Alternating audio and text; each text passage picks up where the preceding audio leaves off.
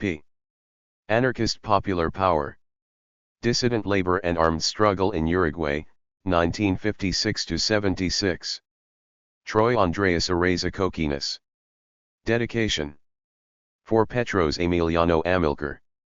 Si molesto con mi canto a alguno que and por ahí le seguro que es un gringo o dueno del Uruguay. Daniel Villietti. Preface. El futuro es el sur. The future is the South. I used this phrase when saying goodbye to friends from Uruguay and Argentina during our communication throughout the pandemic lockdowns. I learned the phrase from Nicolas Coelho, a fellow militant researcher, an anarchist weirdo in Buenos Aires who has been encouraging me for some time now to relocate to the South. And he is right, the future is the South. Those of us in North America and Europe should be looking toward the global South for strategical and tactical inspiration, and for overall know-how about how to confront crisis situations with dignity and resilience, beyond symbolic gestures and slogans. In the South, they fight to win. The late urbanist and historian Mike Davis made a similar proposition in his 2010 article Who Will Build the Ark? There, he recognizes that poor populations in the global South, those Frantz Fanon called the wretched or damned, have been confronting political, economic, and environmental crisis for generations. Scholars Susanna Draper and Veronica Gago recognize how such a phenomenon is already occurring in the struggle for abortion rights in the United States, where the pañuelo verde, the green scarf that has emblematized those movements in Latin America, is a common presence at protests. In this way, they recognize the uniqueness of a moment in which North American feminists are aprendiendo desde el sur del mundo. 1. If we in the North, especially those damned people internally colonized in the heart of empire, are to have any chance at coming out of the escalating crises in a stronger position than before, then we need to look toward our compass in the South for inspiration. One way to start is by fomenting relationships. My interest in platform anarchism, and more so its Latin American a specificista iteration, comes from such an imperative. 2. This strand of anarchism builds theoretical cohesion around a specifically anarchist organization whose militants participate in social movements with the intention of making anarchist practices hegemonic within them. In the United States especially, platform anarchism is all but unknown. While it has gained mention and traction in some left circles, it remains shrouded in mystery and misunderstanding. For most socialists, whether orthodox Marxist or social democratic, platform anarchists still represent an infantile disorder. This perspective, borrowed from Vladimir Lenin, sees platformists as troublemakers without a plan because of their refusal to enter the state apparatus. Moreover, purist anarchists see platformists as a bastardization of the ideology, sometimes referring to them as anarcho-Bolsheviks. I recall once hearing the comment, "Marxist anarchists, I have no idea how that is possible." While such a position may seem strange to a North American, it makes complete sense in the Latin American context, where anarchists are still credited with having grounded the labor movement and organized left. While the same can be said about the first North American labor unions, this history has widely been obfuscated. In contrast, in the River Plate region, working people seem to know and respect this history because their unions, which are still active and intact, have taught them this.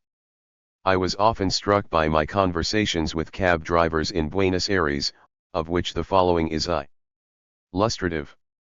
Driver, what are you doing here? Me, I am doing a historical investigation of the Uruguayan Anarchist Federation. They were exiled during the Dirty War and were targeted as part of the pilot operation of P. Lanconder. Driver, those sons of bitches. Murderers. Thanks to an anarchist, we offed the first police colonel of Buenos Aires. Another son of a bitch. Me, yeah, Simon Radovitsky. Driver, yes. Well, this was all before Perón. Perón made the state function for the workers. And he borrowed a lot from anarchists. See Ulcher too. Throughout the River Plate region, anarchists played a key role in the development of populist political projects. In the case of the former, anarcho-syndicalist unions integrated into the government of José Batlle y Ordóñez. 3. Some militants even embraced the label anarcho-batlista. In Argentina, the Peronist infrastructure borrowed from the anarcho-syndicalist model and verticalized it into the state. 4. 2 decades after the heyday of Belle Époque anarchism, Perón's reach was so pervasive that some labor leaders decided to abandon the red and black flag for that of Justicialismo, the Peronist party that centered the descamisa de worker as a subject of rights in the Argentine state. Historically, militants made these individual and collective decisions out of a moral conviction for a better world. They did what they thought was right under conditions of poverty, hyper-exploitation, and neo-colonialism. North American anarchists have not confronted such dilemmas because the left has not provided a clear threat to power in nearly a century. This enables a purist sentiment among leftists who often only discuss strategy abstractly and who are in no way situated in spaces with potential of building toward a mass politics in the rare case that strategy is discussed at all, beyond mere lifestyle and personal politics. In contrast, the Latin American left has made, and continues to make, bids for power. This is a result of their emphasis on strategy, consensus building to identify everyday problems and their structural origins, and the development of campaigns that go beyond lobbying and voting in an effort to transform those conditions. That is not to say that the Latin American left merely ignores the state. In fact, some of the only left-identifying statist projects of the past 2 decades have come from the region. However, there is a broad consensus among the left of the necessity to build mass movements, and what is debated are strategies about how to do so. In such conditions, anarchists have made and remade their politics. Moreover, the institutional left has absorbed anarchist strategy, tactics, and culture. But conditions in Latin America are not unique solely because of the left's potential to claim state power. There is also a uniqueness to everyday Latin Americans' willingness to take risks. When crises intensify, Latin Americans act.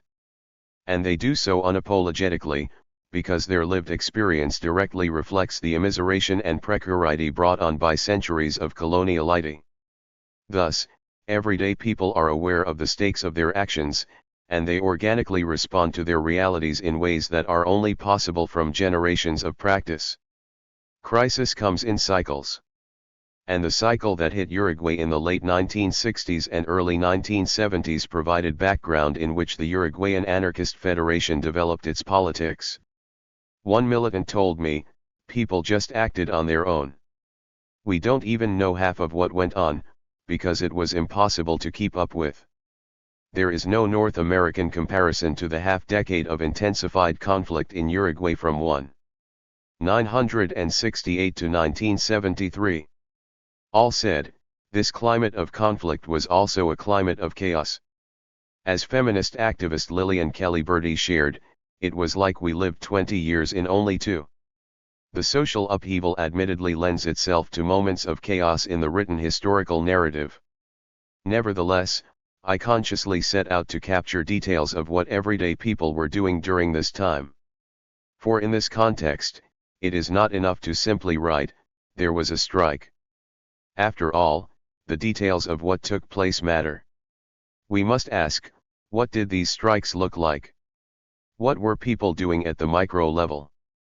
The details can exhaust, and oftentimes the narratives relayed in this book terminate anticlimactically, without winner or loser.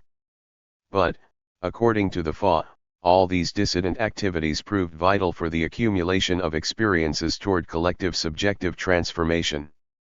As the following chapters hope to show, only through building popular power is it possible to make socialismo. Desde abajo. 1. Susana Draper and Veronica Gago, Las Luchas como Escuela. Jacobin.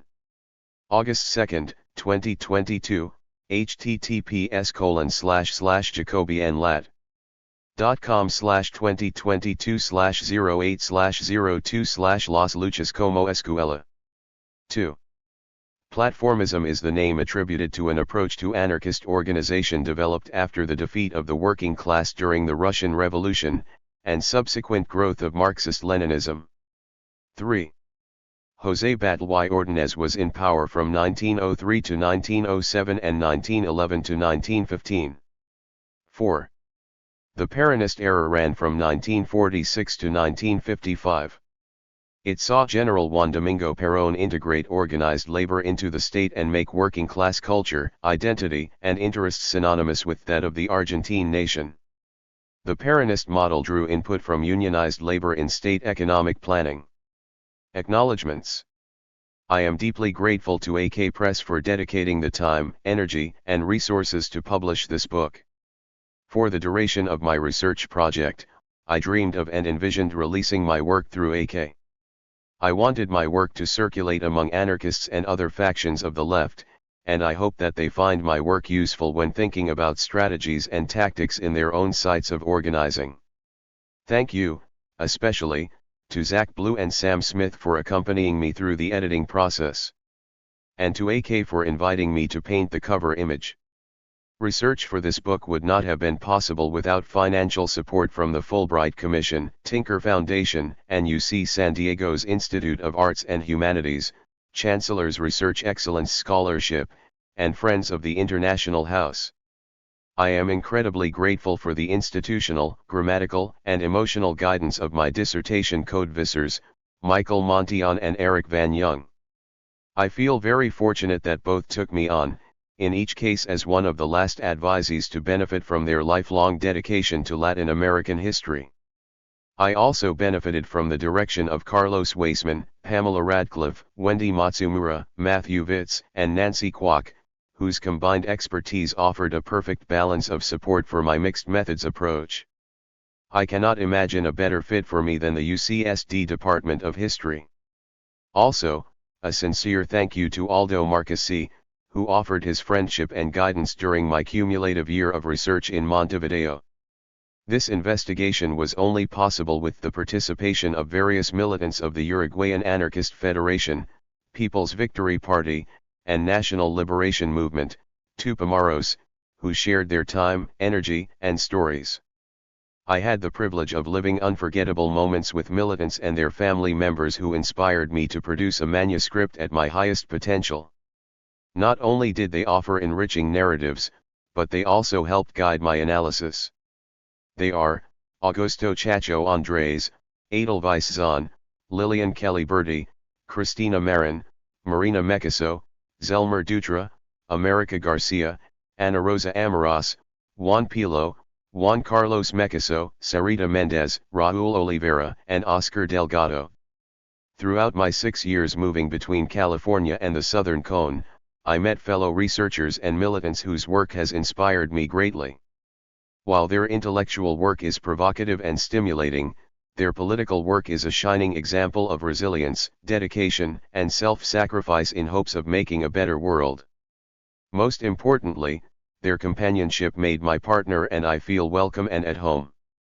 I smile when recalling the days and nights eating, chatting, sharing, strolling, and dancing with Martine, Coelho, Sebastian, Linda, Nadia, Natalia, Purina, Ines, Diego, Nicholas, Marcelo, Rafael, Ana Laura, Vero, Lucy, Vasco, Nata, Segundo, Graciela, and Andrea.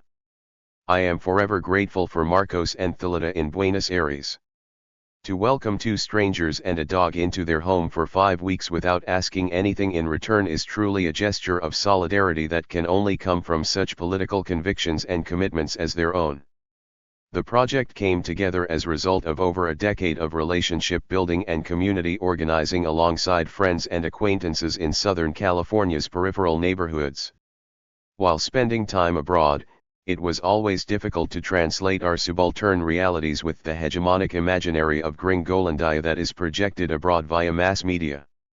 I first learned of the Tupamaros and armed struggle in Uruguay from an audio clip from Costas Gavras's film State of Siege that was included in a full-length record of the Riverside-based hardcore punk band Rogue State. The band's members were from Mexico, Uruguay, the Philippines, and the US. Weird, cacophonous punk bands in the early 2000s Inland Empire microscene account for much of my exposure to revolutionary left ideas. Much of my analysis of race, gender, and class developed organically after sharing experiences alongside my childhood friends, including Roland, Edwin, Kevin, Josh, Nino, Ramon, Cameron, Billy, John, Alexandra, Laura, Anna, Joe, Tomasz, Brent, Fritz, Joanna, Romeo, Huey Itztequanadalo, Andy, Stephanie, Tim, Tamba, and LJ. My experience at Pitzer College was formative in my intellectual trajectory, especially my interest in Latin America and anarchism. I was unaware that anarchism had a place in academia until encountering Professor Dana Ward, who served as my guide and mentor then and thereafter. Throughout this time, I was forced to reflect upon my biracial Chicano identity and situate it among a larger third-worldism thanks to the guidance and support of Laco Tungun, Jose Calderon, and Jamaica Kincaid. Moreover, I expanded my musical, and thus political, horizons as a DJ at the non-commercial radio station KSPC, where I was lucky to share time with Erica, Aaron, and Junior.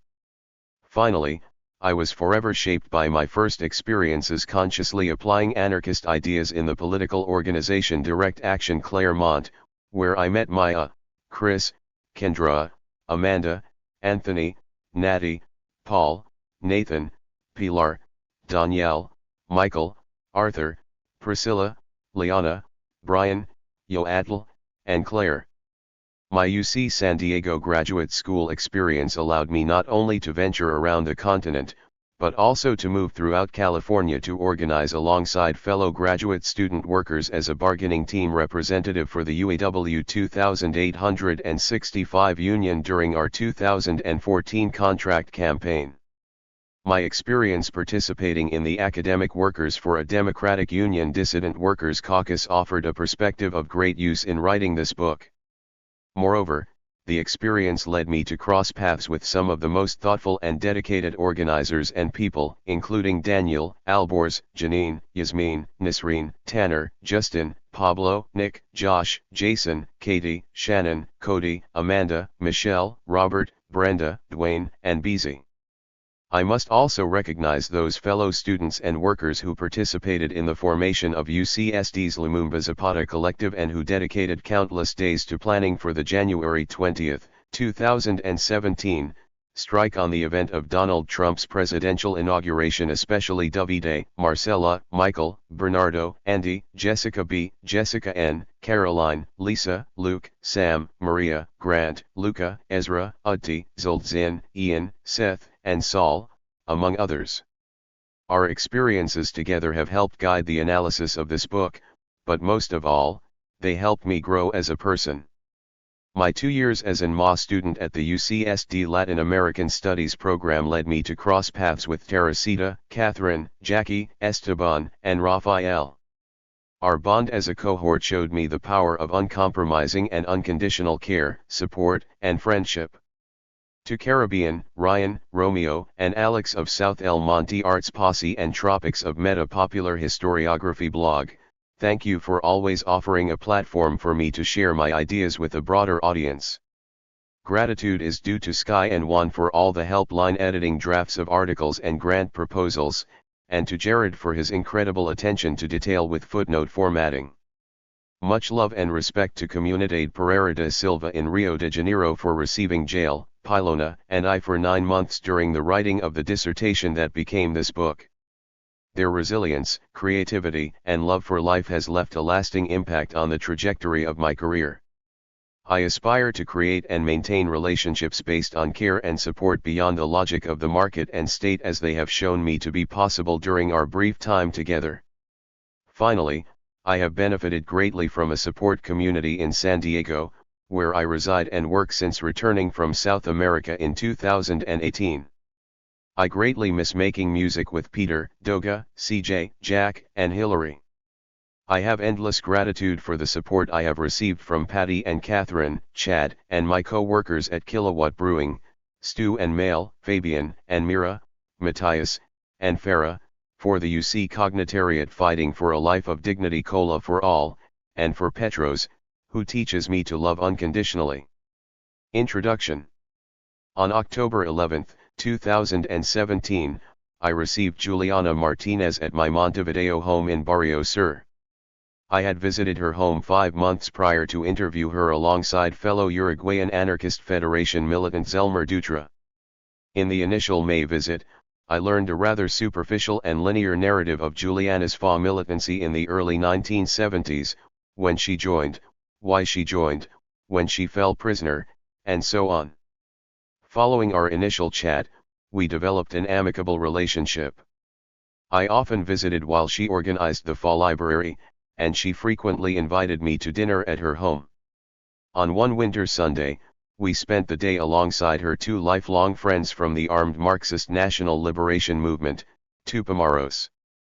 We attended Montevideo's Fine Arts Museum to observe the works of Julio Manchego, a student of the famed modernist painter Joaquim Torres Garcia and fellow member of the FA's armed apparatus, the popular revolutionary organization, 33 Orientals. The October interview was much different. Sitting comfortably in my living room, Juliana communicated more about feeling than chronology. She shared details of everyday life in the OPR 33 safe house where she lived while working at an eyeglass factory, a home that served as a key site for the meetings, propaganda production, and reconnaissance. Juliana gathered information about the daily routines of Sergio Moliguero, a member of a neo-fascist youth organization and son of the owner of the Cyril Shoe Factory where, on April 12, 1971, 308 workers began a campaign for union recognition after José Moliguero insisted that they appear for work on a holiday weekend. The conflict pursued for 10 months, until Moliguero conceded all the workers' demands in exchange for the liberty of his kidnapped son.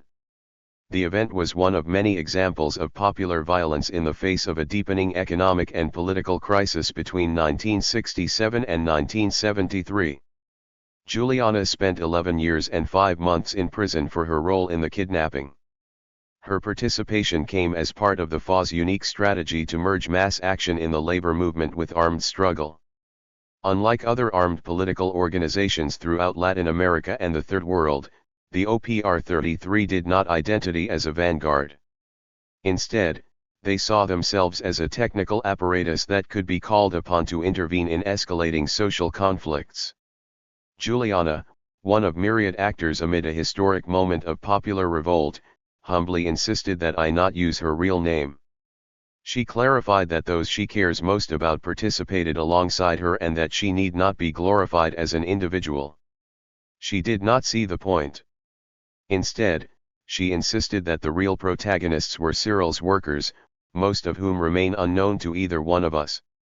Juliana, Cyril's workers, and other everyday people like them who took on a role as historical protagonists proved so threatening to capital and the state that the Uruguayan military intervened in government to suppress them.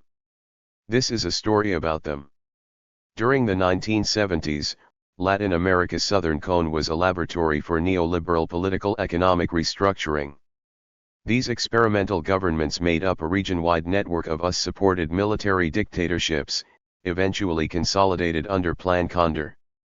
While scholars overwhelmingly represent Augusto Pinochet's Chile as the testing ground for neoliberal policy in retort to Salvador Allende's socialist government, the Uruguayan military coup, established 3 months prior, marked the region's first move toward neoliberal governance in response to mass worker revolt. From December 1967 to June 1973, the half-decade prior to the country's devolution into civic-military dictatorship, the Uruguayan pueblo challenged an increasingly authoritarian political framework and spiraling economic crisis through acts of solidarity, sacrifice, and disobedience. During this era, which the FAR referred to as an era of constitutional dictatorship, Uruguayans saw the implementation of neoliberal political economic reforms alongside an increased use of state violence, including frequent press censorship, prohibition of strikes, growth of foreign direct investment, denationalization of industry, militarization of public space, mass incarceration, and frequent use of torture. By 1973, the state's violent tendencies would coalesce into a civic-military regime. Uruguayan left organizations provided a variety of different, often contrasting, strategies to confront the growing political-economic crisis of the constitutional dictatorship era. I focus on the FA, Latin America's most active anarchist organization, to broaden understandings of the Cold War era political landscape beyond the capitalism/communism and old left/new left binaries that dominate the historiography of the epoch.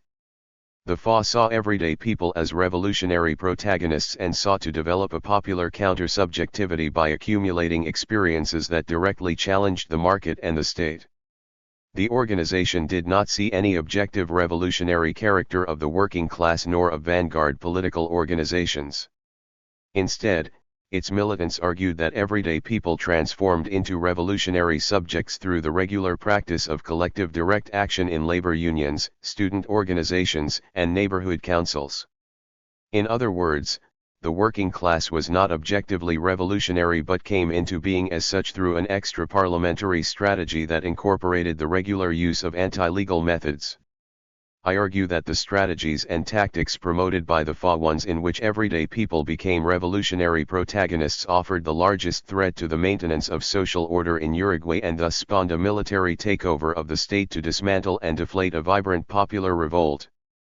At their founding Congress in 1956, the FA broke from regional traditions of anarcho-syndicalism to pioneer a specifismo, a confederation of anarchist militants who participated in and built up popular labor, student, and neighborhood organizations. Advocating for direct action tactics and mutual aid, FA militants set out to make anarchist ideas and practices hegemonic within mass organizations, specifically labor unions. They also created a small armed apparatus to expropriate money from banks, protect workers from police and strike breakers, and kidnap employers. For the FA, a revolutionary project required the empowerment and participation of everyday people who would fight for a new society in their own image. Popular power laid at the foundation of any revolutionary society and, as such, had to be created over time, not taken. Hence the FA slogan, "Create popular power." A study of a specifismo provides a new perspective on forms of resistance at the dawn of the neoliberal era. The prevailing neoliberal ideology encourages a rupture with collective identities rooted in a shared historical experience and/or common reality, and has thus necessitated new organizing strategies for advancing mass political projects. If Latin America's southern cone was the first site of neoliberal experimentation, then a specifismo may very well be considered a foreshadowing of contemporary leftist political strategies in response to neoliberalism. 1. With roughly 80 militants, the FA played a key role in sparking and networking popular protagonism in workplaces, neighborhoods, and school campuses. The FA worked in coalition with the Uruguayan Communist Party, MLNT, and other revolutionary organizations to support a unified left project while simultaneously challenging hegemonic strategies, tactics, and discourses. 2. Unlike other anarchist groups worldwide, which took to individualism and counterculture in response to Marxism's popularity throughout the 1960s, the FA embraced third-worldism and a Marxian class struggle strategy that made them a relevant force among popular social movements. Throughout the constitutional dictatorship epoch of 1967 to 1973, the FA and its dissident labor movement allies controlled one-third of the nation's unions in some of the most lucrative industries, especially in the private sector. The coalition endorsed a set of tactics that echoed everyday people's organic response to the political and economic crisis, one that subverted political parties' calls to use legal institutional channels and one that outlasted the MLNT's armed strategy. At the time of the June 1973 military takeover, unruly labor provided the largest threat to political stability and status quo social relations in the country. This book situates the FA within this climate of worker revolt. FA's anarchy in a 20th-century Latin American context. Argentine historian Christian Ferrer calls anarchism a contrapeso histórico, a historical counterweight. He declares, for the majority of people, anarchism, as a political ideology and communitarian project, has transformed into a mystery. It is not necessarily unknown nor unknowable, but something much like a mystery. Incomprehensible. Inaudible. Unapparent. Ferrer continues, in every city in the world, no matter how small, there is at least one person who claims to be an anarchist. 3. Historian and political scientist Benedict Anderson also recognizes that one can expect to find a small, enthusiastic group of anarchists in every urban center, while communist groups have lost relevance and popularity after the ideology's perceived failure in the post-Cold War era. He recognizes that anarchists' inability to realize their utopian vision in the 20th century has served as both a blessing and a curse. 4. Ferrer conveys a similar sentiment through use of a metaphor. Communism always seemed to be a river current that roamed uncontrollably until a natural estuary, the post-historical unifying ocean of humanity.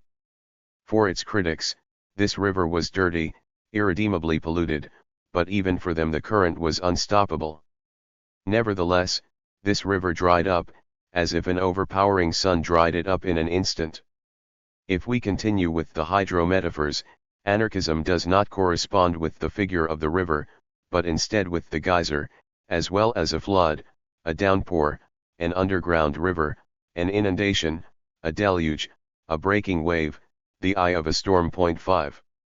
Although scholars can hardly deny the relevance of anarchism in the trajectory of the left throughout the 20th century, few have ventured to provide thorough investigations of the movement after the Spanish Civil War era of 1936 to 1939, which is widely considered the last hurrah for the ideology. 6. As such, scholarship on anarchism in the Cold War era Global South is nearly non-existent. 7. At the turn of the 20th century, anarchists played a foundational role in working-class organizations and culture throughout the continent, especially in Argentina, Chile, Cuba, Brazil, Mexico, Panama, Puerto Rico, and Uruguay. Eugenio Tandinat, a French utopian socialist and follower of Charles Fourier, transported anarchist thought to Uruguay's shores in 1844. There, he linked with recently arrived Italian exiles who shared the experience of fighting alongside Giuseppe Garibaldi in their country of origin. The widespread study of Tandinat's exploits emblematizes a broader trend in River Plate historiography of anarchism, which similarly focuses on its European migrant origins and circulation, especially in Argentina. 8. In 1876, anarchists in Montevideo formed the country's first labor confederation, the Uruguayan Regional Federation of Workers. By May 1911, FORU organized Montevideo's first general strike, spawned by disgruntled streetcar workers who challenged elite notions of progress in the city. 9. In 1911, nearly three-quarters of the country's 117,000 industrial workers belonged to the FORU. 10. River Plate anarchists emphasized organizational decentralization and direct action tactics within the labor movement. 11. This class-based anarchism can be traced to the influence of Errico Malatesta, who lived in Buenos Aires from 1885 to 1889. Malatesta recognized the frequency of victorious strikes in the region, arguing that anarchists could capture that fervor and push workers toward forming a revolutionary consciousness. 12. Turn of the century anarchists worked in coalition with rival political organizations for the sake of strengthening the combativeness of the labor movement. According to historian Geoffroy de Lafourcade, this ubiquitous and flexible quality was a feature of anarchist militancy seldom considered by historians who chronicle its sectarian fortunes. 13. Anarchists' emphasis on working-class militancy has tricked some historians who evaluate the ideology's impact based on its weight in working-class consciousness. For example, Latin America scholar Ruth Thompson argued that economic grievances and pragmatism proved more influential among anarchist organizations than did the ideology itself. 14. But anarchists gained popularity because the ideology directly informed the strategies and tactics used to confront those working-class grievances. Yet regional historians trace the end of anarchist influence to the populist projects of Uruguayan President José Bataillé Ordóñez and Argentinian President Juan Domingo Perón. 15 Although both countries saw an influx of Spanish anarchist exiles who migrated to urban and rural areas to escape civil war and fascism, the Peronist experience in Argentina is commonly cited as bookending the ideology's influence in the region. Indeed, many of these Spanish anarchist exiles in Uruguay became founding members of the FA. But Argentina's experience with Perón and the strong influence of Marxism in Uruguay, whether via the Communist Party or the MLN Tupamaros, have cast a shadow on anarchism's activity throughout the region. Still, little is known about anarchism's role and contribution to Cold War-era mass politics. And this remains the case in spite of the fact that New Left mobilizations sparked an upsurge of scholarly interest in anarchism throughout the 1960s. In 1965, for instance, French anti-authoritarian writer Daniel Guérin proclaimed that state communism, not anarchism, was out of touch with the needs of everyday people in the modern world in his Anarchism, From Theory to Practice. Historian James Joll, who concluded his monograph The Anarchists in 1964 with an obituary to the ideology, was forced to acknowledge that anarchism lived on in the spirit of the 60s. 16 But the initial excitement around anarchism and the New Left primarily acknowledged the ideology's influence in protest and counterculture, more specifically its broader critique of the bureaucratic nature of Soviet communism. More recent scholars such as Arif Derlich and Andrew Cornell have dedicated themselves to showing anarchism's influence on popular revolutionary and social movements, such as the Chinese Revolution and the U.S. Civil Rights Movement. 17 But this type of scholarship is rare to encounter as broader historiographical trends continue to fall short of acknowledging anarchism's existence beyond the Spanish Civil War. The FA's Latin Americanist anarchism broke from turn-of-the-century anarchist thought and practice to remain relevant in the New Left political trends of the time. In this sense, the FA's contributions to anarchist political thought and strategy provide another example that challenges the unidirectional relationship between the global North and South, namely, the FA moved forth a post-nation-state vision for a revolutionary society in an era during which decolonial and anti-imperialist struggles were saturated with calls for nationalism. While the FA incorporated some of this Third World nationalist discourse into their own political outlook in effort to remain relevant with the times, they proposed something beyond the globally prescribed solution offered by the left of seizing state power and transforming society from above. Whereas the post-colonial turn of the 1980s supposedly broke from the tradition of Third World nationalisms, the FA's Latin Americanist anarchism predates such efforts to look beyond the nation-state to resolve the contradictions, challenges, and limitations imposed by the post-colonial condition. Notably, the group advocated for building popular power by growing participation in workplace and spatial conflicts to manifest the relationships and experiences necessary to wage a prolonged battle for the establishment of a non-bureaucratic socialism, one that would forego the nation-state through the implementation of democratic federalism continent-wide. 18 Moreover, the organization embraced Third-Worldism as opposed to rejecting it. In their strategic cultivation of this ideology, the FA would have concurred with scholar Vijay Prasad's observation that the Third World was not a place. It was a project. 19. The FA's unique brand of politics synthesized the region's class-based anarchism with Third-Worldism. The result was an anarchist party that merged traditional anarchism with New Left ideas. While the FA membership consisted of some ex-communists who once collaborated with the group in coalitional political spaces, the primary force behind the organization's political trajectory was likely the real impact of Marxism, and especially the presence of the Soviet Union in the Third World, something that anarchists a generation prior did not have to confront.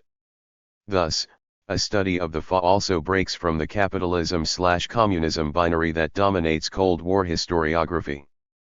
The FA and dissident labor in Uruguay. Uruguayan labor has been highly understudied in both English and Spanish language historiography, especially during the Cold War era. 20 The study at hand borrows from a new labor history framework to focus on everyday people rather than states, institutions, and electoral parties, a lens that coincides with a new Cold War history approach to centering bipolar political power. In its place, This book focuses on a small group of non-state actors who played a key protagonist role in escalating social conflict. Cold War historiography tends to reproduce a unidirectional relationship between the imperial rivals and victims in the Global South. As such, global historical accounts produced by North American scholars tend to maintain a us-centric narrative while confining Global South populations as derivative or reactive, thus failing to account for Latin American left protagonists' production of an upsurge of intellectual, strategical, and tactical innovations specific to local realities situated within a continent-wide struggle. 21. While avoiding such easy binaries, this study also aims to escape the trap of focusing strictly on the FA. As Geoffroy de Lafourcade notes regarding early 20th century River Plate anarchism, the cataloging of explicitly anarchist organizations and campaigns tends to limit our understanding of the ideology's range. 22. Therefore, though this book begins by showing the organization's ideological and strategical contributions within the Latin American New Left milieu, it swiftly moves away to focus on conflicts between Uruguayan workers and management, including native-born employers that arbitrated the relationship between foreign capital and labor. The conflicts also saw significant intervention from the Uruguayan state, both as mediator via the Ministry of Labor and repressor via the police and military. While the state certainly cannot be ignored, everyday people remain central to this study. Upon the FA's inception in 1956, the organization set out to ignite a dissident labor movement by inserting militants into existing union structures. The first successful union battle occurred while the FA was still in formation in 1955, when workers at the Funsa rubber factory went on a 52-day strike to protest for arbitrary firings and to split with their business-friendly union. In 1958, the newly formed union occupied the plant and put it under worker control. 3 members of the FA were elected to key leadership positions. The campaigns established Funsa as a point of reference for other dissident labor currents. Funsa workers forged relationships with fellow autonomous unions within the Inter-Syndical Solidarity Commission. 23. Such unions remained autonomous from the communist-led Uruguayan Confederation of Workers due to conflicting positions regarding the simultaneous holding of political office and union leadership roles, and affiliation with an international labor federation. Throughout the 60s, the FA challenged the communist grip over the labor movement by advocating for labor autonomy and the use of direct action or anti-legal tactics, as opposed to courts and the Ministry of Labor, to resolve workplace conflicts. Recognizing labor unions as mass organizations and thus spaces to build popular power, the FA emphasized participation in workplace struggle as key to the formation of class consciousness. In 1964, members of the FA spearheaded the call to form Uruguay's first nationwide labor confederation, the National Workers' Convention. Within the confederation, the FA aligned with other dissident unionists who challenged the communists' continued emphasis on negotiation, a coalition first evidenced by a 1967 fight plan rejected by the CNT's majority communist leadership. This alliance built upon the relationships established in the Inter-Syndical Solidarity Commission and eventually grew to encapsulate 1/3 of the nation's labor unions in the Tendencia Combativa, which led some of the most dramatic and combative campaigns during the half-decade leading up to the 1973 dictatorship. From July 1969 to June 1973, Tendencia-affiliated unions were responsible for 67% of workplace occupations, 74% of strikes lasting longer than 3 days, and 72% of strikes lasting longer than 10 days. 24. These unions organized prolonged work actions that often rejected legal channels of mediation, a number of which drew solidarity actions from fellow unions. The Tendencia's impact on the labor movement and on greater social relations in Uruguay is undeniable.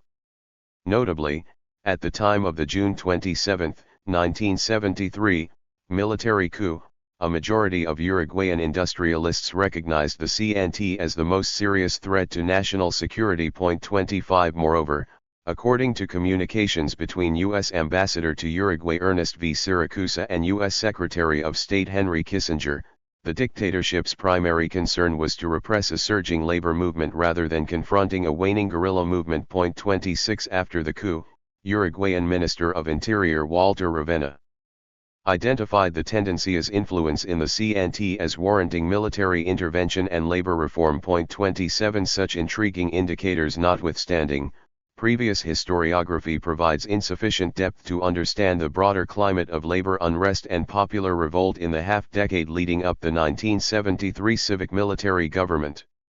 Therefore, the FA is all the more valuable to the present study as both an object of analysis and a conduit to access narratives from this climate of popular social upheaval. The FA and Latin America's New Left. While the term New Left originated to describe the global North phenomenon of a polycentric left that moved away from the Soviet Union's influence and toward analyses of gender, race, culture, and neocolonialism, historian Van Goss explains the global reach of the New Left by defining it as a movement of movements. 28 Yet scholars tend to agree that the New Left was spawned out of a global youth rebellion, as George Kachafikas proclaims. From France to Tunisia and Yugoslavia to Mexico, students broke with traditional political parties of the left and the right and developed new forms of organization and practice. Their unified actions and emergent aspirations were a product of centuries of centralization of the world economic system, but at the same time, they helped define new dimensions to the global culture. New values for international and interpersonal social relationships quickly spread as a result of these movements, values which went beyond what was previously considered possible or acceptable. 29. The New Left is most commonly associated with leftist ethno-nationalist groups, like the Black Panthers and Young Lords, and countercultural youth movements, like the Yippies, that thrived during the late 60s and early 70s in the United States. When broadening to a global scope of the New Left, some scholars have claimed these countercurrents were spawned from middle-class youths who reproduced an en vogue, yet vacuous language of dissent. 30 While these definitions help us understand the New Left's eclectic makeup, they fall short of explaining the particularities of the movement in a Latin American context. Scholars of Latin America generally struggle when applying the term to the continent. For example, Greg Grandin provides a definition of the Latin American New Left as those organizations who expressed a will to act. After various countries' efforts at social reform were met with state terrorism, the Cuban FOCO strategy offered a solution to foreseeable cycles of violence or revolution and counter-revolution. 31 Jonathan C. Brown, for his part, reinforces Cuba's role as exporter of revolutionary ideology and praxis throughout the continent. Brown paints its revolutionary government as the central counterweight to U.S. hegemony in the region. 32 A dichotomy he traces back to Regis Debray's influential text Latin America, The Long March, which advocated the continent-wide use of the FOCO strategy to break from Communist Party vanguardism. 33. Many have since challenged Grandin's guerrilla-centric definition of the Latin American New Left. For instance, Eric Zoloff suggests that Latin American scholars consider the polycentric definition used to describe North America's New Left. He insists that Grandin's narrow definition of the New Left excludes the vast sectors of largely middle-class youth that took no direct part in armed revolutionary activities, yet who were deeply impacted by the cultural and political trends of the time, and allows no interpretative room to address the countercultural practices found on the left, practices that have been silenced by the historical process which has tended to emphasize the overriding significance of armed revolt and repression. The author further proclaims, historians require a revisionist framework that encompasses the non-armed aspects of radical challenges to political and social norms, counterculture practices, new aesthetic sensibilities, trends in film, literature, theater, music, the arts, as well as the impact of liberation theology, and links those aspects to transnational processes, without disaggregating them from the discourses and proximity of violent revolutionary movements. Rather than viewing armed struggle, the heroic guerrilla, as distinct from seemingly non-revolutionary, consumptive practices, we should regard these as twin facets of diverse and intersecting movements that confronted state power, on one hand, and patriarchal norms, on the other. 34.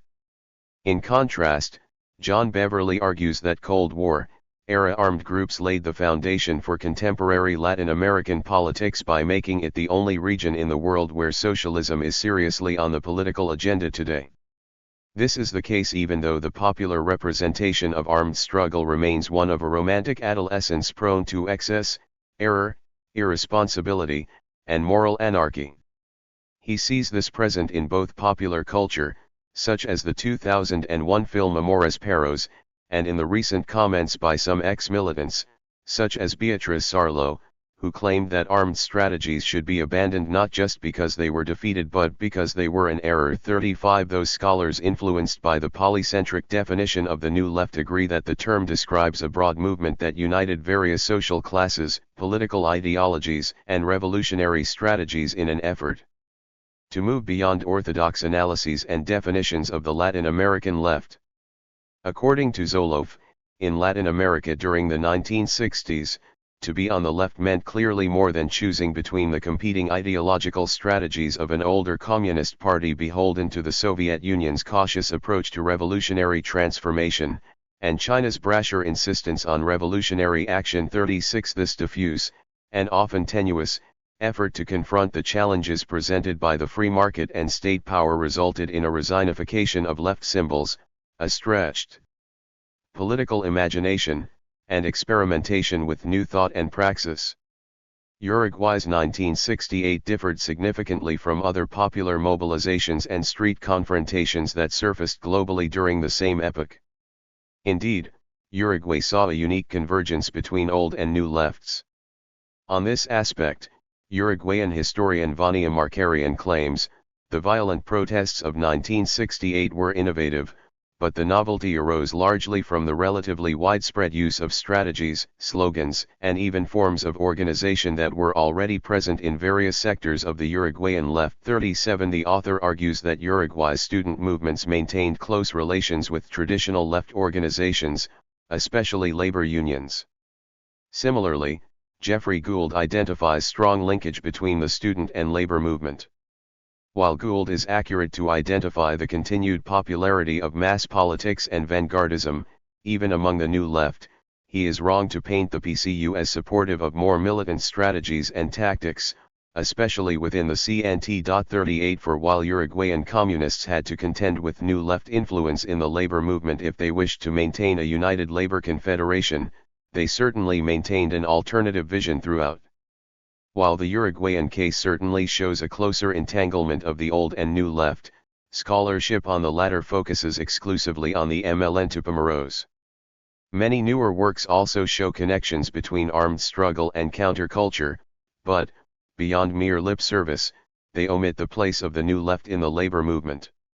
In this sense, they explore armed struggle solely through groups that applied the FOCO model. 39 In Uruguay, the FA and other new left organizations critiqued FOCO while still embracing the need to take up arms. 40 Yet, unlike many of their Argentine counterparts, Uruguayan scholars have not fallen into the ideological trap of painting the new left, especially armed struggle, as separate from the working class. 41 Some North American sociologists even claim that middle classes resorted to armed struggle because their growing expectations that accompanied regional modernization could not be met by the structural limitations of a third world reality. 42 As an example of the crossover between the new left and organized labor, economist Arturo C. Porzekinski's 1974 study shows that working class participation in the MLN Tupamaros doubled between 1969 and 1972, from 17 to 34%. By the time of the June 1973 military takeover, the demographic distribution consisted of 29.5% students, 32.4% professionals, 32.4% workers, and 5.7% other. 43 Moreover, the unidimensional category of student, frequently utilized in dominant historiography, poses issues, as Argentine writer Pablo Passi notes. Indeed, while authors often use the term as a shorthand for middle class, many students throughout the 60s were simultaneously workers. 44 Yet, the relationship between armed struggle and working class sectors continues to prove evasive. For instance, in Aldo Marquesi's recent work on transnational armed struggle in the Southern Cone region, the historian admits that investigation of the topic beyond a local level primarily captures the perspectives and experiences of its mobile middle-class leadership. 45. Meanwhile, the hegemony of the New Left versus Old Left debate has led scholars to give insufficient attention to the eclectic makeup of the labor movement. Beyond the case of Uruguay, scholars have almost entirely neglected to recognize the presence and influence of anarchism among the Latin American and global New Left, a tendency especially detrimental to understanding Uruguay's Cold War-era labor movement. Internal left debates certainly identify the ideology's conceptual and tactical influences throughout the epoch. For instance, in 1971, British socialist Anthony Arblaster recognized an anarchist revival among the international New Left due to its anti-authoritarian character. 46 Similarly, North American anarchist Paul Goodman claimed that anarchism, not communism, was the underlying political ideological current of the 1968 student protests in the United States. 47 Both writers identified a New Left tendency to synthesize Marxist and anarchist politics.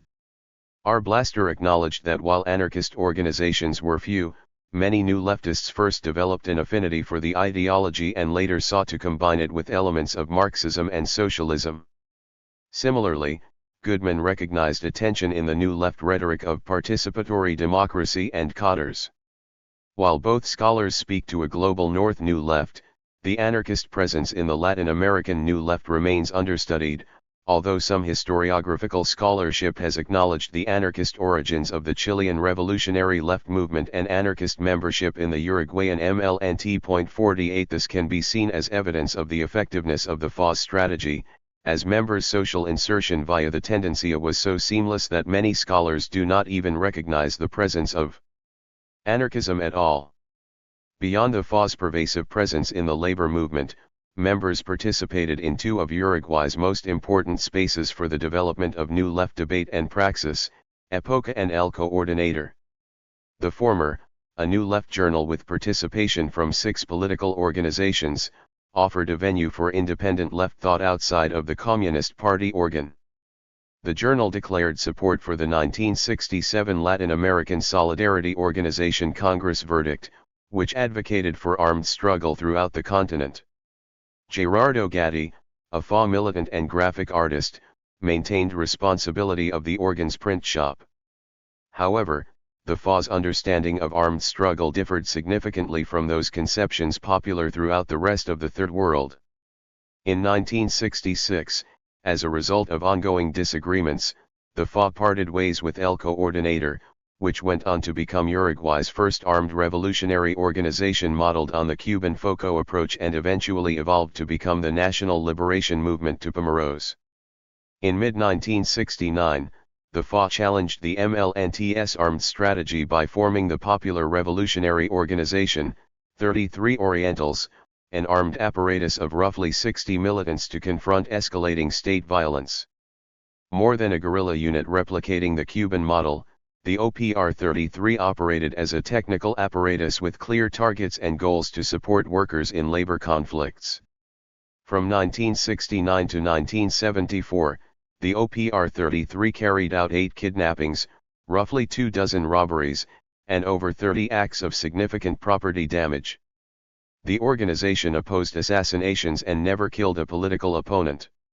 Contrary to the claim that Latin American armed left organizations consisted primarily of naive, young middle-class males waging a belligerent war against the state, the case at hand offers an opportunity to understand a critique and alternative to the FOCO model advanced by an organization that shared an affinity for the use of armed struggle. The FA's strongest presence was in Montevideo's working-class neighborhoods of El Cerro and La Teja, and the Funza Rubber Factory Union. The organization merged a traditional labor union strategy with New Left armed tactics yet remained strictly committed to the former due to its mass political nature. Finally, a thorough study of the FA offers an opportunity to better understand predominant Uruguayan left organizations, the PCU and MLN Tupamaros. The FA's critiques shine a refreshing new light on topics of armed struggle and electoral politics that move beyond those presented by the hegemonic rival organizations themselves and the state, which used a wide brush to paint the entire left as criminals and terrorists. Indeed, while left projects throughout the continent have made significant reforms in the past half-century, they have holistically failed to provide sustainable alternatives to the market and state. Thus, it is becoming increasingly important for historians to explore critiques of the predominant left that come from within the left itself. Sectarian rivalries aside, Jeffrey Gould accurately concludes, the new left provoked a virulent debate. For most rank-and-file militants, however, the debate was less important than the fight for immediate objectives. The old and new left thus had to coexist, even if not in harmony. 49. The FA was certainly a new left organization in the Latin American context. Having formed in the Cold War era with the intention of moving away from traditional anarcho-syndicalism, the FA introduced a novel approach to anarchism that drew influence from historical and contemporaneous ideas and strategies, including Marxism, populism, and third-worldism, with the intention of massifying a will to act. Sources and methods. This study uses a mixed methods approach and draws from a range of different sources. Primary source print documents include left publications, FA internal communications, police reports, and memoirs from state and personal archives. I rely primarily on FA publications Epoca, Cartas de FA, and Campanero to explore questions of the group's ideology and politics. Epoca hosted foundational conversations of a new left coalition that would eventually become the Tendencia Combativa in the labor movement. Edited by the celebrated historian and journalist Eduardo Galeano, the journal served as a platform for 6 revolutionary left organizations, including the FA. After the government shuttered it in December 1967 and outlawed all 6 political organizations, they were forced to operate underground. Cartas de FA, a weekly clandestine bulletin circulated from June 1968 to March 1971, provides the best printed documentation of the organization's public rhetoric during its 3 years operating underground. Roughly 18,000 copies were produced during the first 2 years of publication. Cartas aimed to recruit sympathizers with the FA's position by sharing frequent critiques of and alternatives to the Communist Party's strategy. Some militants eventually abandoned other leftist organizations to join the FA after developing a familiarity with the anarchist strategy and analysis via the documents. Distribution was risky. Indeed, anyone caught with the propaganda was subject to detention and torture. Militants located in the FA's primary organizing sites, like the Funza Factory or Graphic Artists Union, distributed up to 500 cartas in their workplace. However, those not fortunate enough to come into daily contact with revolutionary left comrades would distribute as few as 3 or 4.50. On December 9, 1969, members of the FA expropriated 3 mimeographs from the Orbis enterprise in Montevideo's Barrio Sur. As a result, publication increased to 5,000 copies per week. 51. Campanero served as the propaganda organ for FA's above-ground Popular Front organization Worker, Student Resistance when it was legalized in 1971. The journal picked up where the Cartas left off as a public-oriented press and continued in-depth reports of workplace conflicts waged by unions belonging to the Tendencia. Upon seizing power in June 1973, the military dictatorship finally closed the journal and imprisoned the editorial staff. 52. I use the Cartas de FA and Campanero to offer detail of everyday people's participation in labor conflicts. The publication's editors hope to inspire existing collective organizations to take on roles as protagonists in a struggle against capital and the state by reporting ongoing mobilizations, thus providing a counter-narrative that normalized struggle as part of everyday life.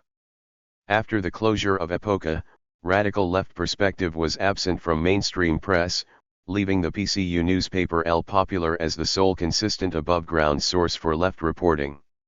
Whether due to self-censorship or political opposition to the mobilizations over ideological differences, the PCU organ often omitted details of popular militancy, leaving Cartas and Campanero as the only documentation of many of the popular mobilizations taking place during these years. 53. I combine FA publications with rival Communist Party publications to reconstruct data and narratives of the labor movement. I also utilize PCU daily press organ El Popular to quantify labor conflicts between May 1968 and June 1973. While the daily suffered frequent censorship and often its editors chose to omit details of more confrontational tactics for ideological reasons, The paper dedicated at least a full page to covering labor conflicts regardless of the union's affiliation. The extensive press coverage lends an opportunity to explore both quantitative and qualitative differences between PCU and tendencio-affiliated unions. Moreover, the paper also offers the opportunity to juxtapose the party's analysis and strategy with that of the FA. FA internal documents including member profiles, planning maps for armed operations, analyses of labor actions, to-do lists, letters, internal discipline records, union records, and more play a critical role for reconstructing the FA's inner culture. These documents were preserved in the personal archive collections of Juan Carlos Mecaso, Martín Ponce de León, Hector Rodríguez, Ricardo Villaró, and Hugo Cors. In the case of the former, the contents were hidden in a secret compartment behind a safe house wall for 14 years while FA militants were imprisoned or in exile during the military dictatorship of 1973 to 1985. I have interviewed 27 members of the FA who have shared in-depth personal narratives to elaborate on the events covered in the documents. Due to the overrepresentation of men in the historiography of the Cold War and New Left, I intentionally sought out women participants to represent over half my sample. Interlocutors guide me to relevant primary sources and help bring meaning to documented events by offering intimate details of personal experiences.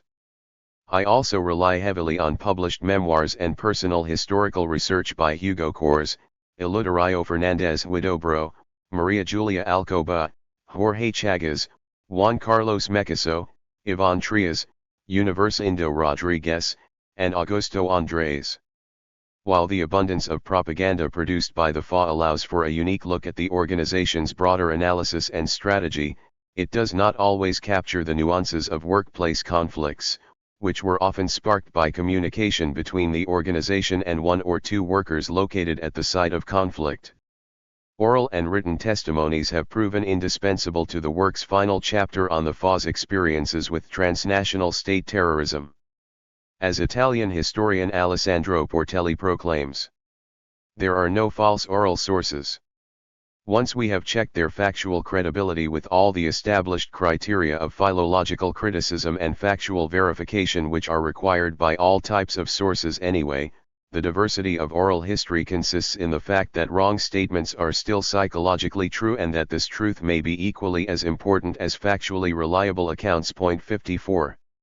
Thus, oral testimonies allow for a more nuanced and detailed understanding of events captured in police reports, news articles, and intelligence documents from the actors' subjective viewpoints. The final chapter relies primarily on declassified correspondence between the U.S. Embassy in Uruguay and the U.S. State Department. While the chapter departs from its predecessors by focusing on the state as core protagonist and the militants as acted upon, it shares testimonies from some of the few survivors of Automatus Orletti, a clandestine detention, torture, and disappearance center in Buenos Aires where 34 members of the FA/RO were murdered. Together, we co-produce a narrative analysis. Conceptual framework. While each chapter focuses on a different element particular to the FA, such as ideology, structure, strategy, and / or micro-level protagonism, this book pivots around the organization to gain a window into how everyday people participated in a rapidly escalating social war. To this end, the present study offers special attention to micro-narratives and micro-gestures in attempt to capture their activity within the framework of intrasyndical debates around strategy and tactics at the union leadership level. Here, I draw upon the scholarship of Howard Kimmeldorf, who argues that labor history should move between union politics and everyday people's behavior. He recognizes that labor history has been tainted by the unfair assumption of workers as either revolutionaries or reformists, a binary he traces to the positions of Vladimir Lenin, who argued that workers would follow their proletarian instincts if the vanguard party could at least neutralize bourgeois hegemonic thought, and economist Selig Perlman, who argued that workers were inherently conservative and would naturally reject all radical doctrine in the absence of Leninist agitators. Regarding these assumptions, Kimmeldorf jokes, Lenin's proletarians were too stupefied by bourgeois thinking to complete the journey, while Perlman's trade unionists were too pragmatic to even begin at 55. Thus, bread and butter labor struggles lead to polarizing and different conclusions. For Leninists, every act of worker resistance, no matter how small, marked a challenge to the system itself. For Perlman, workplace demands represented rearguard actions aimed at protecting diminishing economic opportunities in the face of a rapidly changing free market. Faced with this dichotomy, new labor history moves away from unions to study working class identity and consciousness in everyday spaces, such as churches, bars, music halls, social clubs, and the home. However, Kimmeldorf offers a caveat that is instructive for the chapters that follow. A new labor history should indeed recognize working class subjectivity beyond the union, but it must not veer too far from unions as popular expressions of working class interests. 56 Indeed, in the case of Cold War era Uruguay, unions remained key spaces for everyday people's protagonism. This study is largely guided by the Italian communist Antonio Gramsci's concept of hegemony, specifically what he called the war of position. For Gramsci, revolution in Western Europe did not only require taking state power, or what he called the war of maneuver. Whereas the Soviet Revolution succeeded merely by claiming control over the state, in Western Europe civil society upheld liberal values of the market and state even under conditions of crisis. Thus, bourgeois ideology gained legitimacy or hegemony, and the ruling class's ideology became the social common sense of everyday people. For Gramsci, the question of revolution not only revolved around taking state power but massifying counter-hegemonic socialist ideas. Moreover, the counter-hegemonic position itself becomes a battleground for rival factions among left groups, who struggle to win working-class hearts and minds toward their respective strategies and tactics. In pre-dictatorship Uruguay, the Communist Party maintained hegemony over the labor movement yet remained habitually threatened by everyday people's growing militancy as they disobeyed, undermined, and/or rejected PCU hegemony in at least one-third of the country's unions, where workers elected tendencio-affiliated leadership. This threat increased in times of crisis, when the party had to take more aggressive positions and embrace more aggressive tactics to keep up with a growingly combative base. In turn, the FA set out to foment antagonism with the state, capital, and union officials to direct workers' discontent into an organized and prolonged fight plan for mass social transformation of everyday life. In a recent FA text titled Pueblo Fuerte, Poder Popular desde el Libertario, the organization declares, "The old socialists talked about creating a new civilization, Che made it popular to speak about the hombre nuevo. Durruti said that we will bring about a new world in our hearts. These things all allude to values of a new form of living, of new social relations. If history has taught us anything, it is that this is not produced from above, but it requires the creation of a new social subject, and the active participation of the subject itself is fundamental for their transformation.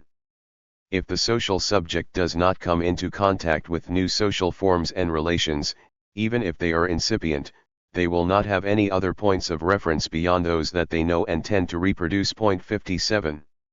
While the PCU gave precedent to the war of maneuver and prioritized an electoral strategy, the FA emphasized the war of position and aimed to make anarchist strategy and tactics the primary counter-hegemonic force among the poor. Building upon Gramsci, this study also borrows heavily from the analyses moved forth by autonomist Marxist currents in 1960s and 1970s Detroit and Turin. Autonomist Marxism challenges the Marxist-Leninist idea that the working class comes to fruition via affiliation with the vanguard party. Autonomists argue for a bottom-up model of organization centered around working class culture and working class struggle as the driving force of history. They argue that direct action, whether in the workplace or the social sphere, brings the working class into being by realizing a collective counter-subjectivity that exists inherently due to their class position vis-a-vis capital. The argument draws from a debate in Marxist scholarship about how the theorist understood the category of working class as a class in itself or a class for itself. 58 In the words of E.P. Thompson, "The working class did not rise like the sun at an appointed time. It was present at its own making. Class happens when some men, as a result of common experiences, feel and articulate the identity of their interests as between themselves, and as against other men whose interests are different from theirs. 59. CLR James and Rhea Dunayevskaya, union and community organizers who formed Detroit's Johnson Forest Tendency, advanced an autonomous reading of Marxism to describe the high degree of self-organization and wildcat strikes among workers in the automobile industry. They challenged the notion that workers fell victim to a logic of domination and could not move beyond a cycle of spontaneous action followed by reformist negotiations, and thus that they required leadership from an intelligentsia class. 60 CLR James and Grace Lee Boggs's influential text Facing Reality embraces workers' capacity to define and wage struggles in their own interest, especially their capacity to expand the class struggle to include questions of race and gender based on their own lived experiences, rather than due to party leadership influence. 61 In their view, this occurs regardless of a contradictory discourse and worldview that merely reproduces hegemonic power relations while clashing with workers' lived realities. Fellow Detroit-based historian Martin Glaberman captured workers' mass refusal in wartime strikes, the struggle against the no-strike pledge in the UAW during World War II. There, he examines workers' behavior when faced with the political demand to sacrifice time and wages for the war effort. While these workers overwhelmingly identified as patriots and supporters of the war, this was the period in which the Union carried out the highest number of wildcat strikes. 62 As such, workers acted outside of their collective organizing body and acted on their own terms to face reality, even if their worldview seemed contradictory. The autonomous Marxist analysis inspired party dissidents in the face of an increasingly technocratic and authoritarian Soviet Union that became more visible globally after the 1956 invasion of Hungary. According to CLR James and Grace Lee Boggs, one of the greatest achievements of the Hungarian Revolution was to destroy once and for all the legend that the working class cannot act successfully except under the leadership of a political party. If a political party had existed to lead the revolution, that political party would have led the revolution to disaster, as it has led every revolution to disaster during the last 30 years. 63. For James and Boggs, control over production means control over workers, and thus one of the modern state's key functions is to incorporate trade unions into it. While communist-led trade unions mediated a relationship of domination between the state and labor under capitalist social relations, a transition to bureaucratic socialism thereafter results in the submission of labor to the interests of the party. Italian autonomist Marxists labeled their current as operaismo, or workerism. Italy in the 1960s saw a group of academic sociologists and union organizers coalesce around the journals Potere Operaio and Lotta Continua. In his seminal article The Strategy of Refusal, written amid this intellectual and political ferment, theorist Mario Tronti declares, "Exploitation is born, historically, from the necessity for capital to escape from its de facto subordination to the class of worker-producers. It is in this very specific sense that capitalist exploitation, in turn, provokes workers' insubordination. The increasing organization of exploitation, its continual reorganization at the very highest levels of industry and society are, then, again responses by capital to workers' refusal to submit to this process. It is the directly political thrust of the working class that necessitates economic development on the part of capital which, starting from the point of production, reaches out to the whole of social relations. From the very beginning the proletariat is nothing more than an immediate political interest in the abolition of every aspect of the existing order. As far as its internal development is concerned, it has no need of institutions in order to bring to life what it is, since it is nothing other than the life force of that immediate destruction. It doesn't need institutions, but it does need organization. Just as there can be no classes before the workers begin to exist as a class, so there can be no revolution before the destructive will that the working class bears within itself, by the very nature of its existence, takes solid form. 64. Moreover, such an argument should not be pigeonholed as the charge of autonomist Marxists alone. Drawing on similar logic, sociologist Alain Touraine argues for an approach centered on the study of social action, or social movement. He declares, If we often feel uncomfortable with the idea of a central social movement, it is because we are still influenced by a long tradition which identifies social movements and political action, that is, organized action aiming at controlling state power. The idea of social movement interprets very powerfully the attempts of society to liberate itself from power. 65. The autonomist tradition recognizes capitalist exploitation as pervading human relations outside the factory, especially the home and urban spaces. Italian Marxists adjusted their analysis after the country experienced mass deindustrialization throughout the 1970s. The autonomia movement advanced the concept of the social factory, which linked housework, affective labor, cognitive labor, and globalized informal labor with capitalist production arguments most notably articulated by Marxist feminists. In the formative 1972 text The Power of Women and the Subversion of the Community, Maria Rosa Dalla Costa and Selma James declared, "She could refuse to produce. In this sense, she constitutes the central figure of social subversion.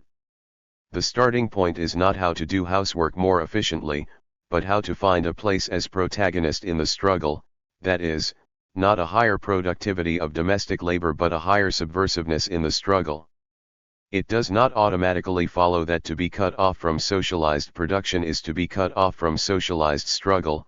Struggle, however, demands time away from housework, and at the same time it offers an alternative identity to the woman who before found it only at the level of the domestic ghetto. In the sociality of struggle, women discover and exercise a power that effectively gives them a new identity.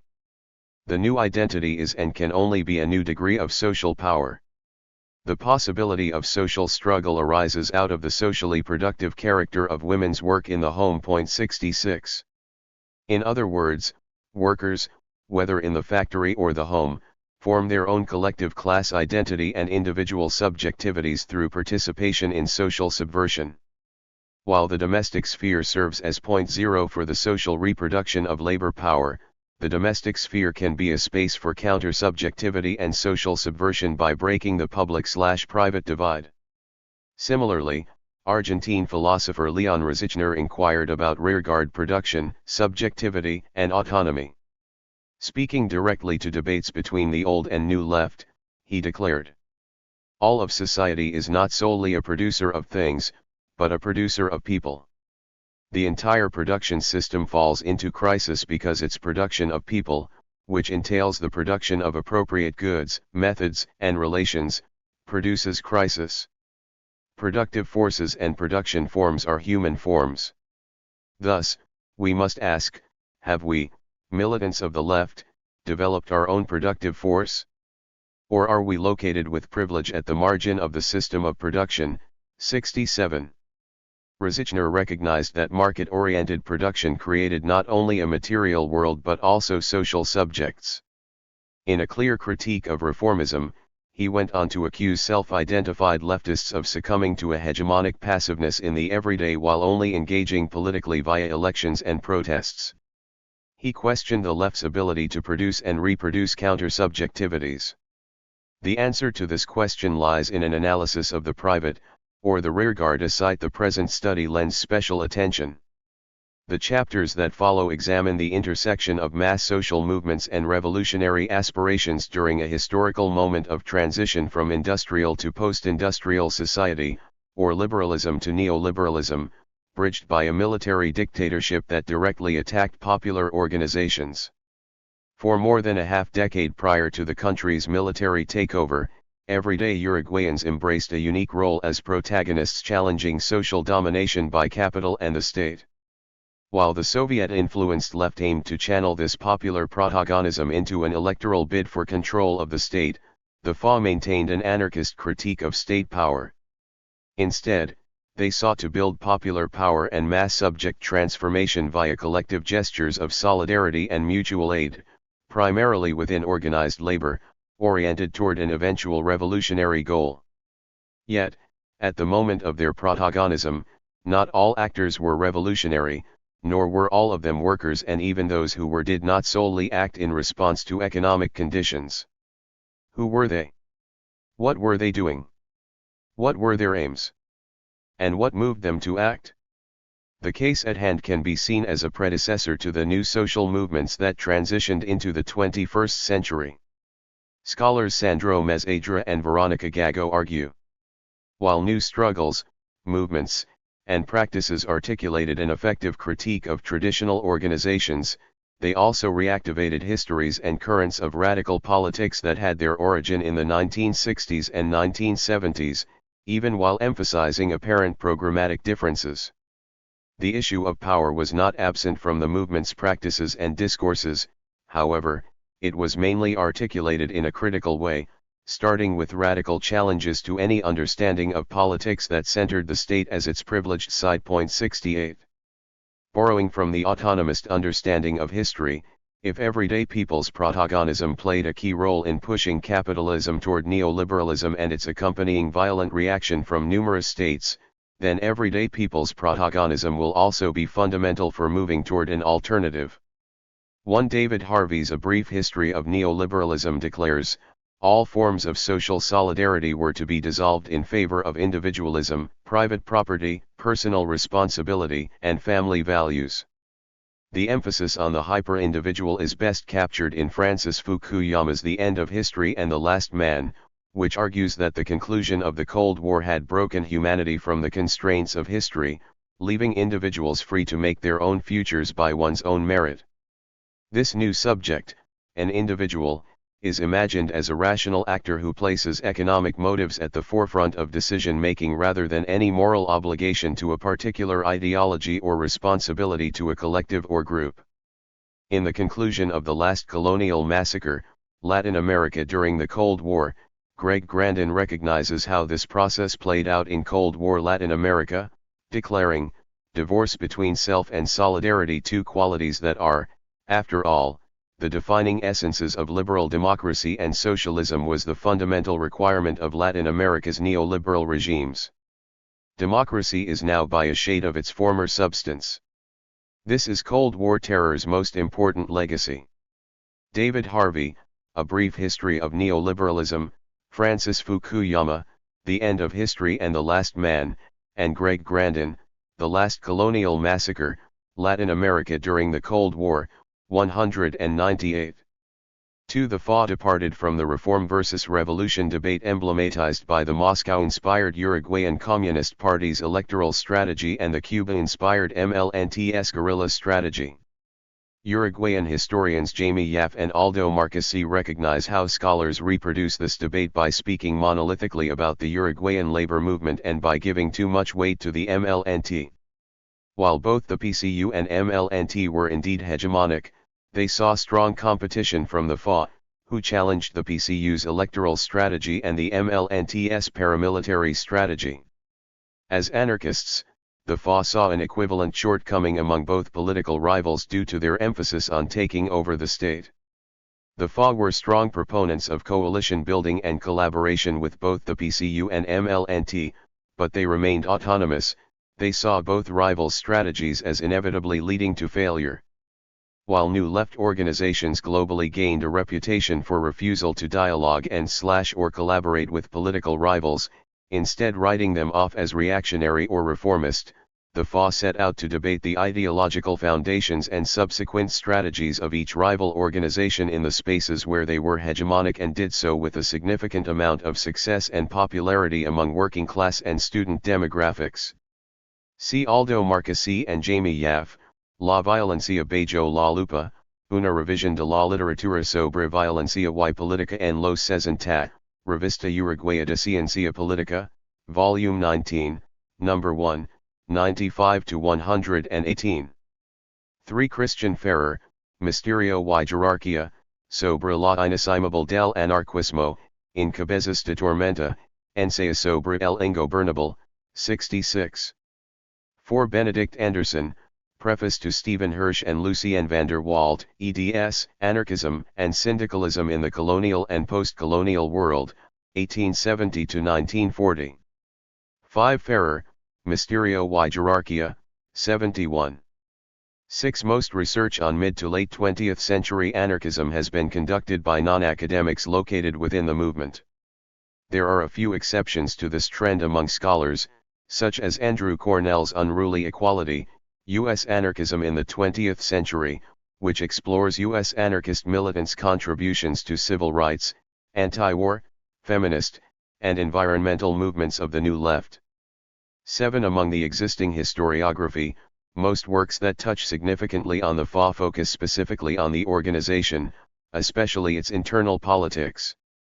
They are especially interested in the organization's ideological contributions syncretizing anarchism with Third World Marxism and their unique conceptualization of armed struggle. Texts include Rodrigo Vescovi, Anarquismo y Acción Directa en Uruguay, 1968-1973, and Daniel Augusto de Almeida Alves, Arriba los que luchan. Sindicalismo Revolucionario y Luta Armada. A Trayectoria de Federación Anarquista Uruguaya, 1963, 1973, unpublished Ph.D. Dis, Universidade Federal do Rio Grande do Sul, Porto Alegre, 2016. Rafael Viana da Silva's recent dissertation compares anarchist responses to dirty war dictatorships in Argentina, Brazil, and Uruguay. While the study is unique in offering a comprehensive examination of regional anarchism in the Cold War era, it is still primarily concerned with internal debates and dynamics within the movement. Rafael Viana da Silva, Anarquismo Latinoamericano, Estudio Comparativo y Transnacional das Experiencias en Argentina, Brazil, y Uruguay, unpublished Ph.D. Dis, Universidade Federal Rural do Rio de Janeiro, 2018. Many ex-militants of the FA have contributed well-researched studies of the time period and organization. While they intersect archival research, interviews, and personal anecdote to provide rich narratives, they often lack analysis and thus may be better categorized as primary sources rather than historiographical contributions. See Raúl Oliveira and Sarah Mendez, Hugo Kors, La Memoria Combatiente, Iván Trias, Hugo Kors, Pasión y Rebeldía en la Izquierda Uruguaya, Hugo Kors, Memorias de la Resistencia, Iván Trias, Gerardo Gatti, Revolucionario, Augusto Andrés, Estafar un banco que placer. Y otras historias, Juan Carlos Mecaso, Acción Directa Anarquista, Una Historia de FA, Volume 4. 8. James Baer, Anarchist Immigrants in Spain and Argentina, José Moya, Cousins and Strangers, Osvaldo Bayer, The Influence of Italian Immigration on the Argentine Anarchist Movement, Quillian Voss, trans, libcom.org, https://libcom.org/library/influence-Italian-anarchist-movement-Osvaldo-Bayer, originally published in Gli Italiani Fuori d'Italia, Bruno Bazza, ed. Pasquale Muñoz, Antonio Laredo, Aletazos de Tormenta. 9. C. Anton Rosenthal, The Arrival of the Electric Streetcar and the Conflict over Progress in Early 20th Century Montevideo, Journal of Latin American Studies, Volume 27, No. 2. 10. Carlos Rama and Angel J. Capelletti's Anarquismo en America Latina dedicates a chapter to the political ideology's development in Uruguay. The chapter recognizes the ideology's strong influence in literary circles, especially playwrights and poets, on both sides of the River Plate. Moreover, the authors paint a picture of frequent migration, communication, and exchange among anarchists in the River Plate beginning as far back as the ideology's arrival.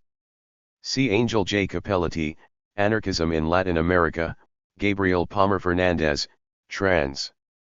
11. Geoffroy de Lafourcade, Federative Futures, Waterways, Resistance Societies, and the Subversion of Nationalism in the Early 20th Century Anarchism of the Rio de la Plata Region, EIAL, Volume 22, No. 2.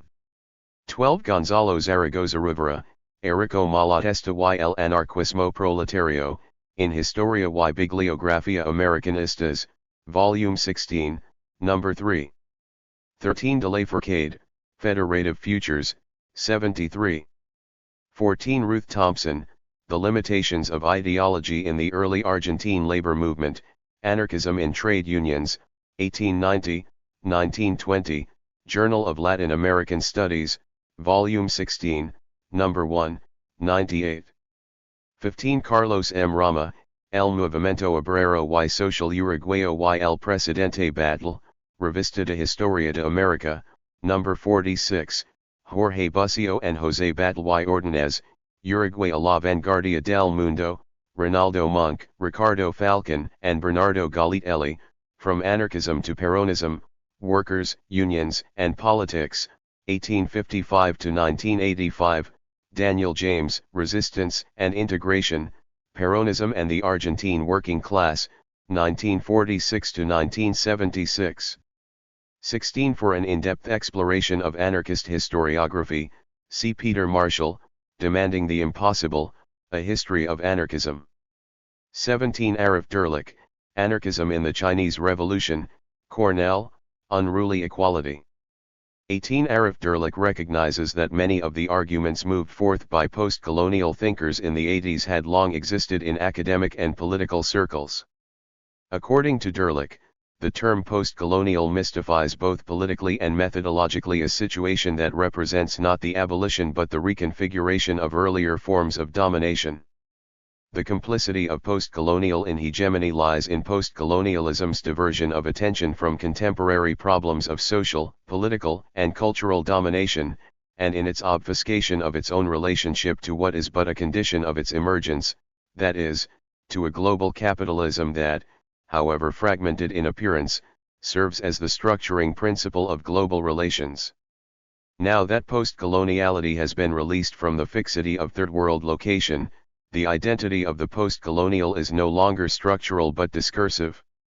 Whereas post-colonialism has arisen out of the postmodern condition of global production unity, specifically deterritorialization, and the disappearance of a global center of capitalism, third-worldism developed out of an attempt to link social movements throughout the global south. Arif Derlich, The Post-Colonial Aura, Third World Criticism in the Age of Global Capitalism, Critical Inquiry, Volume 20, No. 1. 19 Vijay Prashad, The Third World Idea, Nation, May 17, 2007. 20 Rodolfo Poraniz La Historia de la Clase Obrera y los Sindicatos en el siglo XX, Experiencias y Aportes provides a brief, yet informative, macro-level labor history of the 20th century. The work, produced in collaboration with the PIT-CNT, focuses primarily on the various attempts to unify the labor movement under a single confederation. The work relies primarily on secondary literature for the first half-century, then turns to memoirs and auto-historiography for the Cold War era. While the work remains a helpful guide for understanding labor movement quantitative and qualitative turning points, it does not help us further understand everyday people's protagonism nor the actual functioning of state institutions. Similarly, Robert Jackson Alexander and Eldon M. Parker's A History of Organized Labor in Uruguay and Paraguay offers a wonderful chronology of the CNT's formation and identifies key tendencies and moments within it. Jackson Alexander, a foreign agent of the AFL-CIO's Anti-Communist Free Trade Union Committee, ventured to various Latin American countries to collect information on dissident communists within the labor movement. Both works have offered an important foundation for writing the work at hand. Other scholars have offered enlivening works focused on the histories of specific unions. For instance, Susana de Manzane's edited volume A CSE Forjo la Historia, Acción Sindical y Identidad de los Trabajadores Metalúrgicos en Uruguay shares a detailed narrative of the development of Uruguay's metal workers' union. The union, a communist party stronghold, underwent a series of splits in some key industries, such as radio-electricity, where workers broke away to form an independent union with a more combative spirit. The union also saw significant radicalization by the eve of the military takeover. Most of these works were produced by historical protagonists themselves. Yamandu González Sierra, an ex-FA militant and historian, presents a detailed history of FUNSA in Un Sindicato con Historia. The book relies heavily on oral testimonies from both officers and rank and file to recount some of the union's key moments. Iván Trias, another ex-FA militant, produced two biographies of FA-affiliated unionists: Gerardo Gatti, a graphic artist, and Hugo Kors, a bank employee. The works triangulate between personal experience, archival data, and oral testimonies. They have provided substantial detail regarding the relationship between the FA and labor unions, especially those at small and medium-sized plants. Hugo Corr's unpublished Sobre la Tendencia Combativa offers a wonderful sketch of the dissident interlocal coalition, the Tendencia Combativa, but only presents brief description and profile of each union. Mario Tonarelli and Jorge Chagaz's El Sindicalismo Uruguayo Bajo la Dictadura, 1973–1984 details the June 1973 general strike and the next 2 years of union politics. Both union officers, they especially succeed at capturing the dialogue between the state and the labor union movement in the months leading up to and after the military takeover. See Rodolfo Porani, La Historia de la Clase Obrera y los Sindicatos en el Siglo XX, Experiencias y Aportes, in Trabajo y Utopia, No. 22, 18, Robert Jackson Alexander and Eldon M. Parker, A History of Organized Labor in Uruguay and Paraguay, Susana Dominzine, ed. ACSE Forjo la Historia, Acción Sindical y Identidad de los Trabajadores Metalúrgicos en Uruguay, Yaman de González Sierra, Un Sindicato con Historia, Iván Trias, Hugo Corrs, Pasión y Rebeldía en la Izquierda Uruguaya, Hugo Corrs. Sobre la Tendencia Combativa, CEIU, Hugo Corrs Archive, Jorge Chagaz and Mario Tonarelli, El Sindicalismo Uruguayo Bajo la Dictadura, 1973–84. 21 Gilbert Joseph and Daniela Spencer's edited volume In From the Cold has encouraged historians to move away from assessing blame for the Cold War and instead toward examining how people fought at local levels, or contact zones.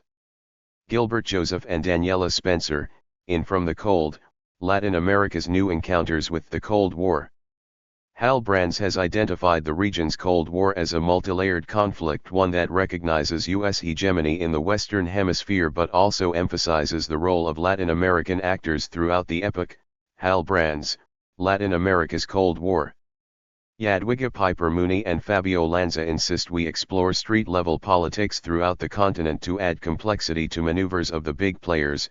Jadwiga Piper Mooney and Fabio Lanza, Decentering Cold War History, Local and Global Change, 3. Tanya Harmer has called this approach the Latin Americanization of the Cold War.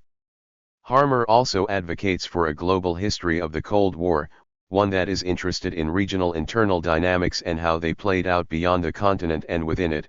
Tanya Harmer, The Cold War in Latin America, in the Routledge Handbook of the Cold War, Artemy M. Kalinovsky and Craig Daigle, eds. 133–48. 22 De Lafourcade, Federative Futures, 73. 23 Autonomous Meat Packers Federation, Union Obrera Textil, BAU, Gas, FOEB, AEBU, Adium, SU Automobile, FOMY, ADER, UECU, Vendedores de Diarios y Revistas, F Ferroviaria, CO Alpargatas, APPU, FUSI, Papeleros y Cartoneros, AC Iteras, Telecomunicaciones, Vidrio, General Electric, Bakers, CM Navals, etc. 24 Proportions taken from a personal data set compiled from archived editions of the Communist Party daily newspaper, El Popular. The data set consists of 550 recorded work actions between July 1969 and June 1973. While official numbers are indeed much higher due to press censorship, the PCU paper dedicated page 5 of each edition to reporting on labor conflicts. 25 Howard Handelman, Labor-Industrial Conflict and the Collapse of Uruguayan Democracy, Journal of Inter-American Studies and World Affairs, Volume 23, Number 4. 26 U.S. Ambassador to Uruguay Ernest Siracusa, Telegram 2164 from U.S. Embassy in Uruguay to U.S. Department of State, SUBJ, Defense Minister's View on Current Situation, Montevideo, July 13, 1973, U.S. Department of State Office of the Historian, https://history.state.gov/historical documents/FRUS1969-76VE11P2/D337. 27 U.S. Ambassador to Uruguay Ernest Siracusa, Telegram 2164. 28 C. Van Goss, A Movement of Movements, The Definition and Periodization of the New Left, in a Companion to Post, 1945 America, Jean Christopher Agnew and Roy Rosenzweig, eds. Van Goss, Introduction, A Movement of Movements, in the Movements of the New Left, 1960 to 1975, A Brief History with Documents. 29 George Kachafikas, The Imagination of the New Left, A Global Analysis of 1968, 18. 30 Jeremiah Suri, Power and Protest, Global Revolution and the Rise of Détente, Paul Berman, A Tale of Two Utopias, The Political Journey of the Generation of 1968, Forrest D. Colburn, The Vogue of Revolution in Poor Countries. 31 Grandin, Last Colonial Massacre, 15. Other scholars share a similar definition of the New Left, including Ricardo Melgar Bell, who defined the New Left as groups that glorified violence and distanced themselves from the political traditions of opposition movements that came before them, whether Marxist, reformist, or pacifist. Ricardo Melgar Bell, La Memoria Sumergida, Martirologio y Sacralización de la Violencia en las Guerrillas Latinoamericanas, Movimientos Armados en Mexico, Siglo XX, Volume 1, Veronica Oikian Solano and Marta Eugenia Garcia Ugarte, eds. 37. 32 Jonathan C. Brown, Cuba's Revolutionary World. 33 Regis Debray, Latin America, The Long March, New Left Review, number 33. 34 Eric Zoloff, Expanding Our Conceptual Horizons, The Shift from an Old to a New Left in Latin America, Contracorriente, Volume 5, number 2, 51. 35 John Beverly, Rethinking Armed Struggle in Latin America, Boundary 2, Volume 36, number 1, 48-49. Christina Gerhardt's recent book, Screening the Red Army Faction, Historical and Cultural Memory, also makes a point to write against mainstream media representations of Germany's Red Army faction and other armed left organizations as driven by sex, drugs, and rock and roll. 36 Zoloff, Expanding Our Conceptual Horizons, 52. 37 Vania Markarian's Uruguay, 1968, Student Activism from Global Counterculture to Molotov Cocktails, 152, explores the relationship between youth counterculture and the Uruguayan left. 38 Jeffrey J. Gould, Solidarity Under Siege, The Latin American Left, 1968, American Historical Review, Volume 114, Number 2. 39 Clara Aldrai, La Izquierda Armada, Ideologia, Ética y Identidad en el Tupamaros, Arturo Porzekinski, Uruguay's Tupamaros, The Urban Guerrilla, Aldo Marquesi, Latin America's Radical Left, Rebellion and Cold War in the Global 60s. 40 The broader critique of Foucault initially came from within the New Left itself. Samuel Farber, a Cuban anarchist exile and author of The Politics of Che Guevara, Theory and Practice, criticizes Che and Foucault's strategy for never having been interested in growing a social revolution among the working class and instead holding a technocratic interpretation of communism. Trotskyists in the United States made an abundance of pronouncements regarding the MLNT's strategy. Among them, Martin Glaberman critiqued Regis Debray for representing Foucault as a panacea and for neglecting to find a role for urban working classes in Latin America's capital cities. Similarly, Frank Roberts claimed that a movement without deep roots in the working class, roots which enable it to defend itself with the threat of massive strikes, can prove an easy prey to direct governmental violence. Martin Glaberman, Regis Debray, Revolution Without a Revolution, in Speak Out, April 1968, Frank Roberts, The Tupamaros, Rise and Fall, in Socialist International. 41 Maria José Moyano, Argentina's Lost Patrol, Armed Struggle, 1969 to 1979. 42 C. Samuel Huntington, Political Order in Changing Societies, Ted Gurr, Why Men Rebel. 43 Porzekinski, Uruguay's Tupamaros, 29. 44 Pablo Pazzi, Por las Sendas Argentinas, LPRTERP, La Guerrilla Marxista, 11. 45 Marcus C., Latin America's Radical Left, 15. 46 Anthony R. Blaster writes, there has been some kind of revival of anarchism. I put it as loosely at that, since while there has been a modest though appreciable revival of specifically anarchist groupings, what is of much greater importance has been the revived influence of anarchist thought and attitudes on the left generally, among many who neither call themselves anarchists nor would want to. Anthony R. Blaster, The Relevance of Anarchism, Socialist Register, Volume 8, 59. 47 Paul Goodman remarks, the wave of student protest in the advanced countries overrides national boundaries, racial differences, the ideological distinctions of fascism, corporate liberalism, and communism. Needless to say, officials of the capitalist countries say that the agitators are communists, and communists say they are bourgeois revisionists. In my opinion, there is a totally different political philosophy underlying it is anarchism. Paul Goodman, The Black Flag of Anarchism, New York Times Magazine, July 14, 1968.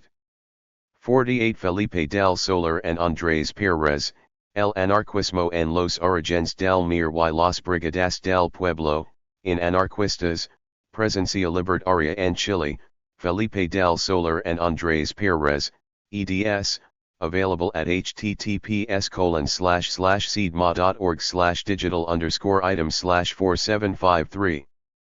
49 Gould, Solidarity Under Siege, 370. 50 Ana Rosa Amoras, Interview with Author, Montevideo, May 10, 2017. 51 Zelmer Dutra, Prologo, Contexto en que aparecen las cartas, in Cartas de Fa, Volume 1, 10.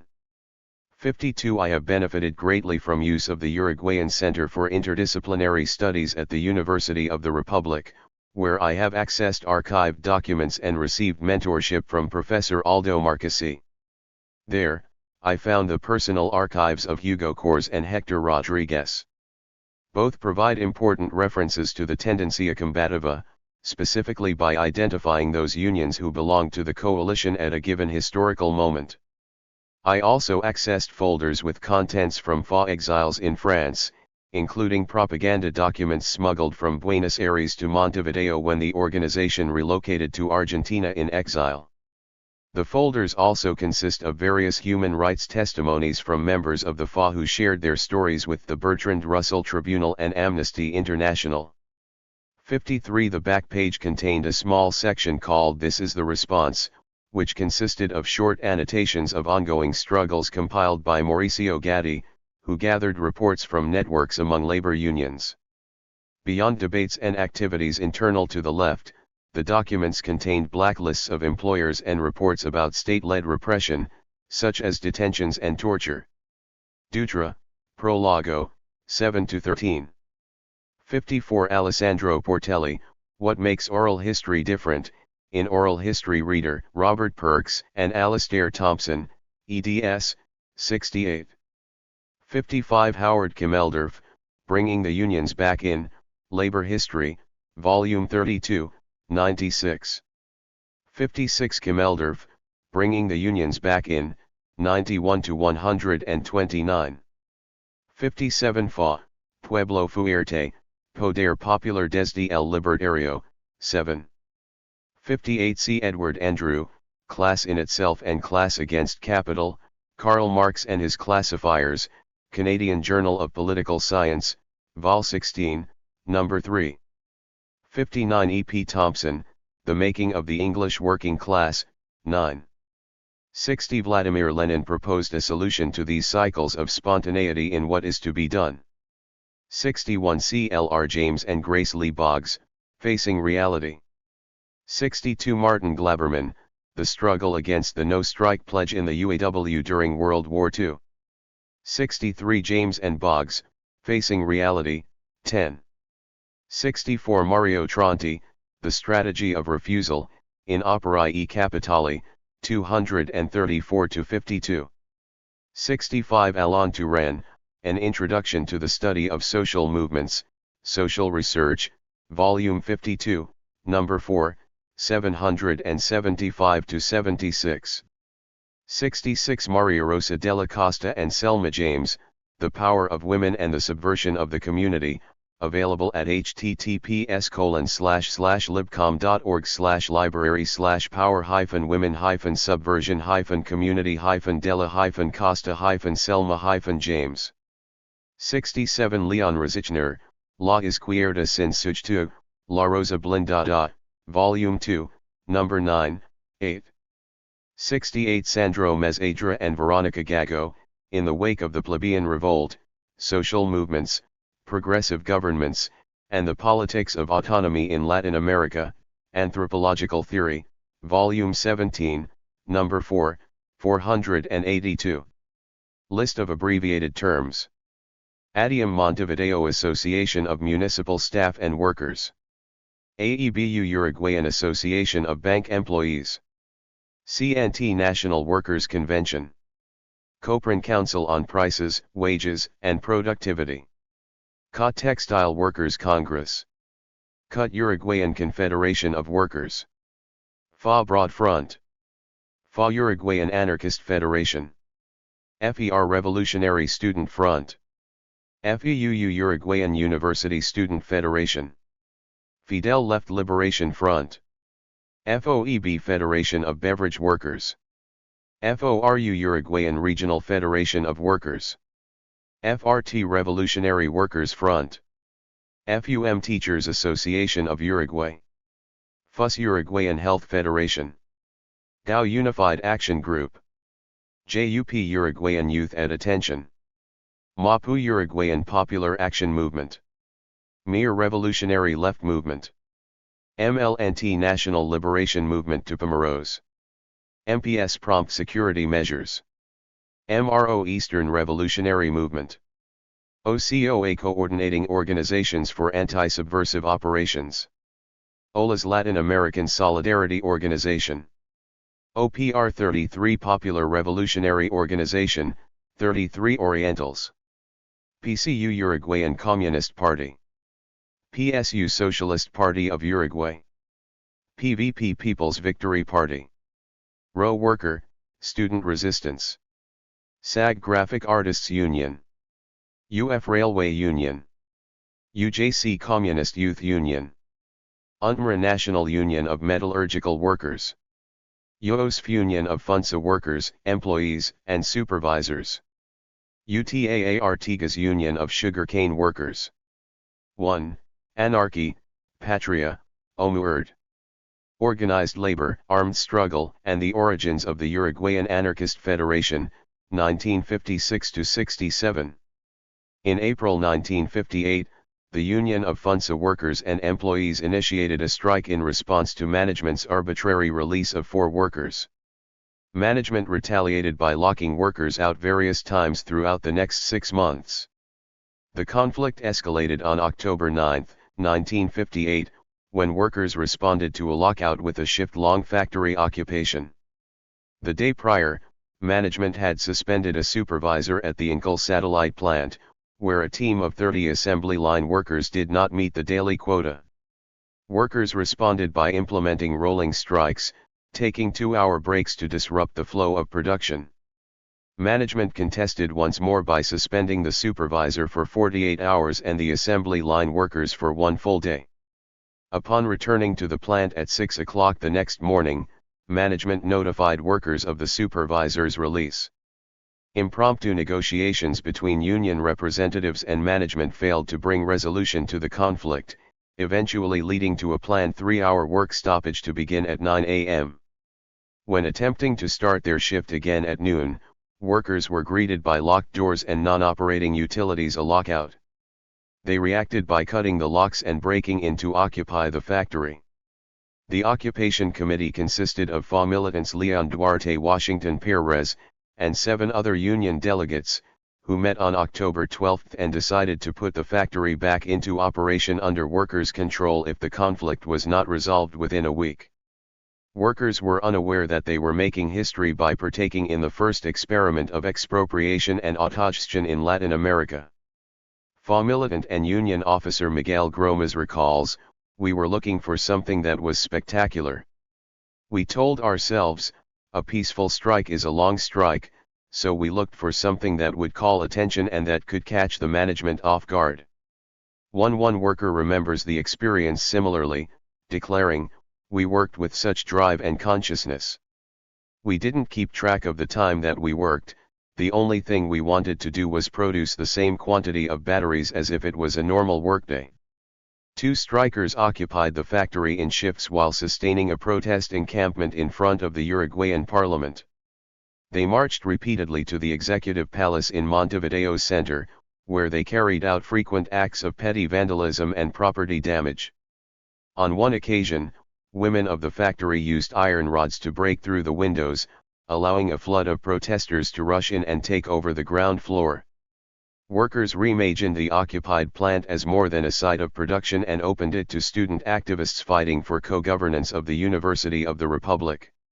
Over 100,000 students participated in the campaign that eventually claimed victory with the 1958 Organic University Law, which established a democratic process for administrative leadership's election by students, faculty, and alumni. Amid the struggle, FUNSA workers demonstrated solidarity by providing 14 company-owned delivery trucks as barricades in Plaza de los 33, where students clashed with police while occupying the university. The trucks carried banners that read, "Workers and Students United and Onward." After 3 days of worker self-management, the factory bosses, under pressure from investors, returned to settle the conflict. The workers gained a 33% daily wage increase and management reimbursed all suspended workers with back pay. The occupation fostered solidarity among supervisors and manual workers alike.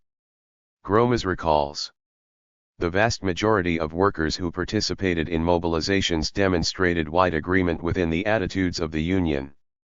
Without this, we would not have been able to mobilize 1,300 to 1,500 people in the street.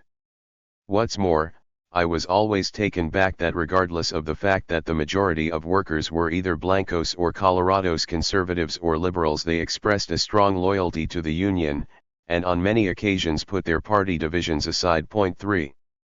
Recognizing the supervisor's sentiment, Duarte reached out to them, a liaison that eventually led to expansion of the membership base to all 2,200 plant workers, thus birthing the Union of FUNSA workers, employees, and supervisors.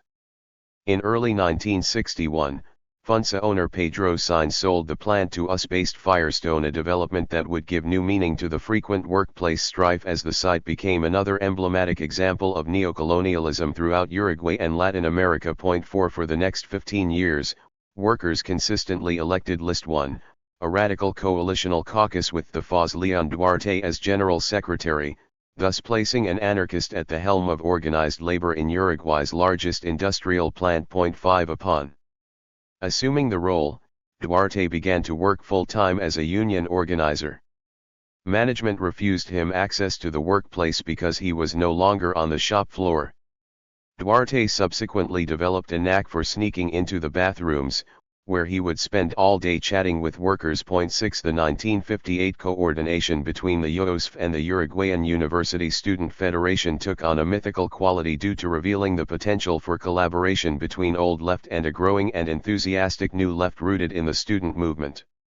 While this encounter proved hopeful, FEUU Secretary-General Alfredo Arandoni and Secretary of Union Relations Hugo Cors, both FA militants, produced a 1958 report on student-worker relations in which they argued that the FEUU remained supportive of labor struggles from afar via public statements but fell short of an active relationship between themselves and the community. They suggested increased engagement with the labor movement through student attendance at union meetings, rearguard support, and coordinated strikes. 7 Through such encounters, the FA aspired to grow a relationship between the old and new left. What matters here is the FA's position vis-a-vis fellow left organizations and its contributions to founding the country's two most important left spaces over the next decade, El Coordinator and the National Workers' Convention. While the FA eventually declined to participate in the former due to its distance from popular movements, the organization remained committed to the latter despite remaining a minority position within it. Latin Americanist anarchism, a break from tradition. The Cold War era brought economic, social, and political crisis to Uruguay. The country's ranch economy meat, wool, and hides came to a halt after international demand plummeted at the end of the Korean War. Rural production remained steady at 90% of total exports throughout the post-war epoch, yet the total proportion of primary production for export fell from 49 to 26% from 1941 to 1961, numbers that continued to plummet throughout the 60s. The decline in exports brought crisis to a national economy that financed its large state bureaucracy, progressive welfare system, and import substitution industrialization on the earnings brought in from the rural sector. As foreign markets reoriented toward Australia and New Zealand, landowners refused to invest in new technologies and agricultural stock, thus further accelerating the decline. 8.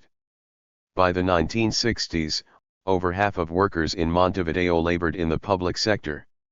Uruguay's famed proto-populist president José Battleguay Ordóñez established this trend by using government employment as reward for patronage and in exchange for social peace.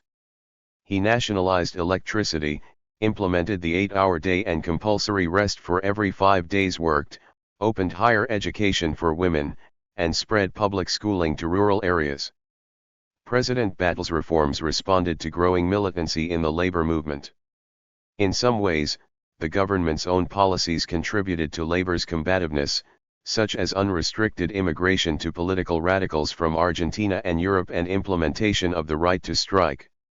According to historian David Struthers, Battle expanded the functions of the state to a position of neutrality above classes and sought to maintain an equilibrium between an antagonistic organized labor movement and the increasingly more vulnerable urban industrialists by concessions to each, while conserving and strengthening the independence of the political system through its capacity to mediate. 9. Struthers goes on to argue that Uruguay's urban immigrant working class lacked party loyalties and thus identified with anarcho-syndicalism, which forced Battle to make concessions for the sake of integrating labor into the state infrastructure. Between 1908 and 1911, Uruguayan labor carried out over 100 strikes, accounting for over 500,000 workdays lost. While Battle famously blessed the 1911 general strike, he was forced to develop a progressive platform for his government and his Colorado party due to anarchists' hold over the unions and their influence over workers' refusal to vote. 10. Anarchists would eventually lose control of the labor movement due to internal splits over relationships with the Soviet Union, which resulted in the formation of another confederation, the Uruguay Syndical Union, in the 1920s. The tension was eventually compounded by the 1931-38 dictatorship of President Gabriel Terra, who censored left press and deported many labor leaders.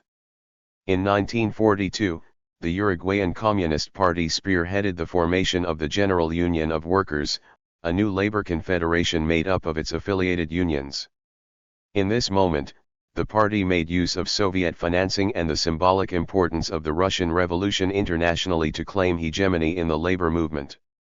In 1943, the UGT supported the law of wage councils, which formed a body made up of 2 representatives from the executive branch, 2 representatives of commerce, and 2 representatives from labor to see forth the implementation and adjustment of the minimum wage.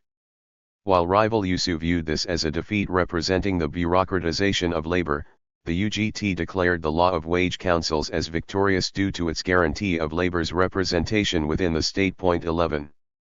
The law of wage councils would come to influence the party's line regarding social transformation and the state for the next 3 decades.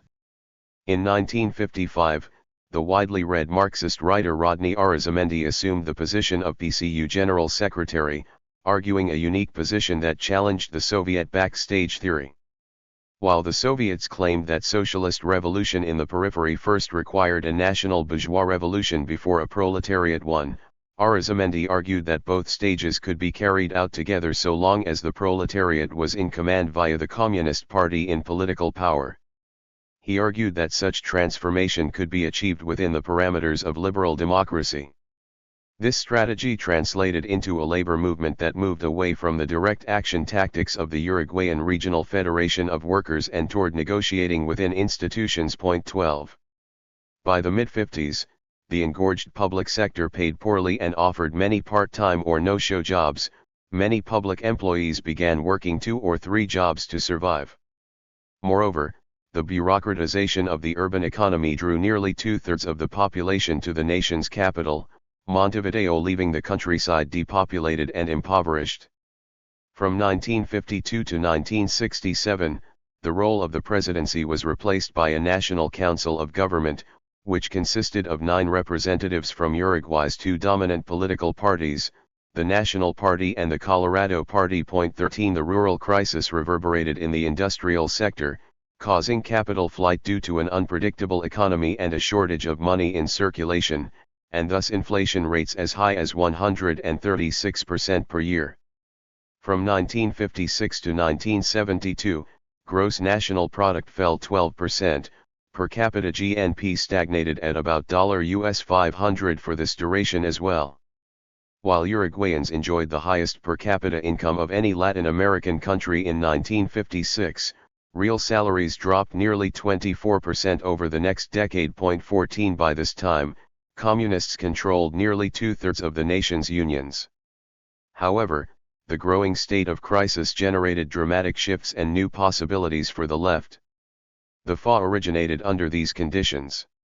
From April 14 to May 5, 1956, Uruguayan anarchists held the National Anarchist Plenary Session. The PNA responded to a call from the International Anarchist Congress held in Paris in 1949 to create worldwide anarchist organization. At the time, Uruguayan anarchists participated across a range of organizations and popular fronts, including the Gremios Solidarios, Cero, Loteja Free Athenaeum, Anarchist Youth, and the newspaper Voluntad. The Solidarity Unions formed in the early 50s with the intention of maintaining autonomy from the communist-led UGT. Instead, they coordinated among themselves to promote the use of direct action tactics in the labor movement. While they did not openly identify as anarchist, they had strong participation from both native-born and exiled anarchists from Montevideo's working class El Cerro, Loteja neighborhoods. 15 The Cerro, Loteja Free Athenaeum formed in 1952 as a result of growing militancy among unions and the need to organize a variety of them to coordinate labor actions. While the Athenaeum declared itself politically neutral, local anarchists used it to spread their ideas and tactics to residents and fellow militants. The Anarchist Youth formed in the 1940s as a student organization within the FEUU. They belonged to the Tercerismo movement, a broad-left anti-imperialist coalition that refused to align with either the US or Russia. 16 Finally, the publication Voluntad was established in 1938 as an alternative anarchist perspective to the FORU's anarcho-syndicalism. In 1954, the paper moved away from individualism and embraced organized anarchism when a cadre of youths from the newly formed Cerro, Loteja Libertarian Group entered its editorial board. In the mid-50s, the paper had upward of 2,000 subscribers and was sold in more than 200 newspaper kiosks. By 1956, the militants would be located at the heart of a historic labor conflict in El Cerro's meatpacking industry, which also drew support from 8,000 industry workers who marched for over a month from Anglo Refrigeration Plant in the northwest city of Fray Bentos. Anarchist militants from these 4 spaces became the nexus of the Uruguayan Anarchist Federation. 17. On April 14, 1957, the FA welcomed delegates from Argentina, Brazil, Chile, and Cuba to participate in the first ever American Anarchist Conference in Montevideo. 18 This was an effort to bring together representatives throughout the hemisphere to promote Pan-Americanism in opposition to both United States and Soviet imperialisms. Attendees recognized the continent's shared language and historical experience of colonialism as unique globally and positioned the region at the vanguard of a post-national identity. They critique small nation nationalism as reactionary, bellicose, and antithetical to an international culture, arguing instead that anarchism provided the only appropriate response to Cold War imperialism. The attendees proclaimed, "As Americans, we denounce the subdivision of the pueblo in exasperated nationalisms as a key instrument for economic exploitation, political oppression, and cultural disintegration of the continent's inhabitants. As anarchists with our international character, we will fight against existing states and superstates." 19. The conclusions of the American Anarchist Conference foreshadowed a pan-American, anti-imperialist, anti-Washingtonimism perspective that eventually became hegemonic among the Latin American New Left after the 1959 Cuban Revolution. 20. Moreover, before the widespread use of armed struggle throughout the continent, FA militants Alberto Mecaso, Enrique Constilla, and Pelado Laranaga carried out the first bank robbery in Uruguay at the Banco La Caja Obrero in Paso Molino on July 4, 1958. The small sum of money they appropriated was used to finance the FA's print organ, Lucha Libertaria. 21. Yet, the 1959 Cuban Revolution would eventually impact Uruguayan anarchism in an unforeseeable way. Whereas anarchist organizations throughout the hemisphere questioned the revolution's legitimacy or treated it indifferently, the FA declared critical support. In October 1960, the FA issued a statement titled, "Why do we support and what do we defend about the Cuban Revolution?" declaring, "We, who remain committed to a libertarian socialist program and who know that the Cuban Revolution is not, at least in this moment, the type of popular revolution that we previously promoted, believe that it can constitute the opening for a Latin American way towards socialism and freedom. For what it is today, and for what it could go on to be, we must defend the Cuban Revolution here and throughout Latin America." 22.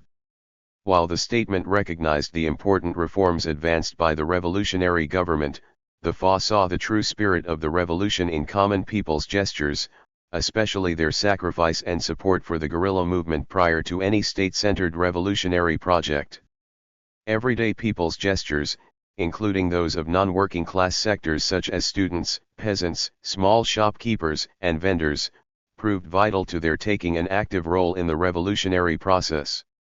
Thus, the Cubans' FOCO model proved that a small guerrilla cell could advance from the countryside to seize power and make revolution in the capital.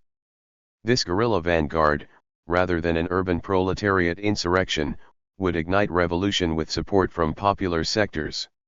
Although FOCO challenged the Marxist-Leninist party vanguard, it still relied on the protagonism of a small group of people to act as revolutionary leaders. And while FOCO dissented the Communist Party as the harbinger of revolution, the FA would eventually take issue with the guerrilla vanguard as well. Nevertheless, the FA's view of Cuba's significance highlighted a statement brought before the United Nations in which the authors refused to accept the false binary between East and West, declaring capitalism negates man, and communism, with its totalitarian conceptions, negates the rights of man. That is why we are neither. The FA recognized this third way as the vanguard for Latin America and the world. The FA's declaration of support went on to draw upon lessons from the 1936 Spanish Revolution, mainly the lack of solidarity among the Latin American left beyond proclamations of sympathy. It drew parallels between the occurrences of 1936 and 1959, such as the role of outside intervention by capitalist and communist global powers. Instead, the FA declared that the only way to avoid the liquidation of the Cuban Revolution to both communist states and parties was to amplify solidarity among the Latin American non-aligned left. 23. The FA's position on Cuba drew inspiration from orthodox Marxism, populism, and democratic federalism. While they recognized that the state-centric Cuban Revolution contradicted anarchist principles, they saw it as a potential stepping stone towards stateless socialism, or what Marx referred to as communism. Moreover, Tercerismo's emphasis on non-alignment and positive use of the term third position showed influences from regional populism, including Peronism, which initially drew upon symbols, discourse, and strategies of turn-of-the-century Argentine anarchism, specifically the figure of the descamisado poor, rural, racialized internal migrant who settled in the urban outskirts of Buenos Aires, Rosario, and Córdoba to find work in a growing domestic industrial economy.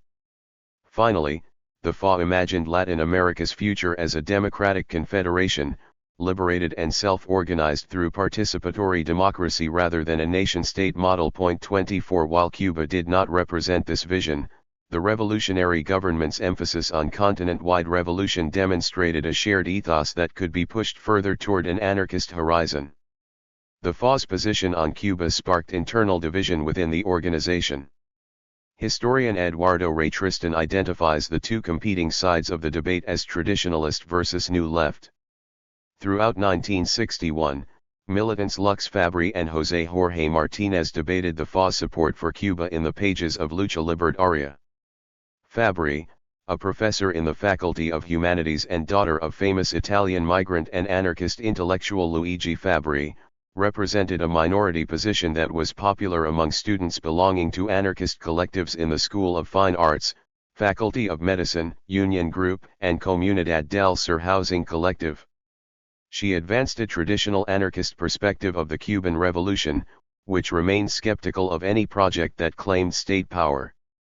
As such, the position critiqued Fidel Castro's affinity for state capitalism, growing totalitarianism, one-party rule, and relationship with the Soviet Union.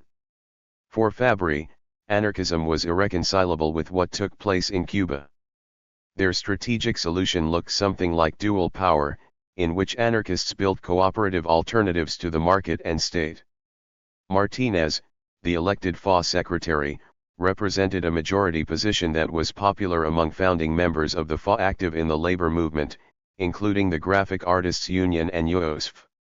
He argued a new left, or third-worldist, position that saw the principal contradiction as one between imperialism and liberation. 25 Influenced by dependency theory, he viewed any bid for anarchist utopia to be impossible without intervening in a global system of extraction and exploitation, one in which the global core directly benefited from the underdevelopment of the global periphery by accessing cheap resources and labor. He believed anarchists needed to update their politics to be attuned to the rising ride of third-worldism globally. These contrasting perspectives strongly resembled contemporaneous polemics between old and new left Marxist currents. 26. The debate concluded in May 1962 with a strong reaffirmation of the FA's majority position in an announcement in Lucha Libertaria. The statement referenced militants' experiences organizing in the Tercerismo movement and emphasized a commitment to an anti-imperialism that rejected both US and USSR expansion into Latin America. The FA's position nodded toward en vogue conversations in coalitional organizing spaces, especially the student movement, where supporters of Tercerismo opposed the Moscow-imposed prescription for revolution via stages, especially the replacement of old oligarchy with a new one and Marxist-Leninism as the sole representative of socialism.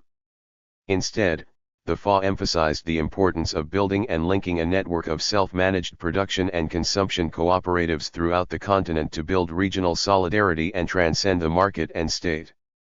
Popular liberation struggles throughout the Third World were a step in this direction. 27 Most importantly, the FA's position on the Cuban Revolution inspired a re-evaluation of their domestic strategy in Uruguay, such as the defense of popular organizations as the only true revolutionary protagonists, advocacy for a united left around points of unity, shared sensibility, compromise, and a search for theoretical and ideological inspiration beyond European models. 28 These interventions established a unique mass political strategy rooted in a synthesis of traditional anarchism with Third World liberation, which entailed moving beyond the concept of a universal subject and its relationship to the market and state, and toward the incorporation of a structural analysis of global politics, one in which the wretched of the earth had unique relationships with the global world system outside of the Marxian dialectic but nonetheless served as revolutionary protagonists.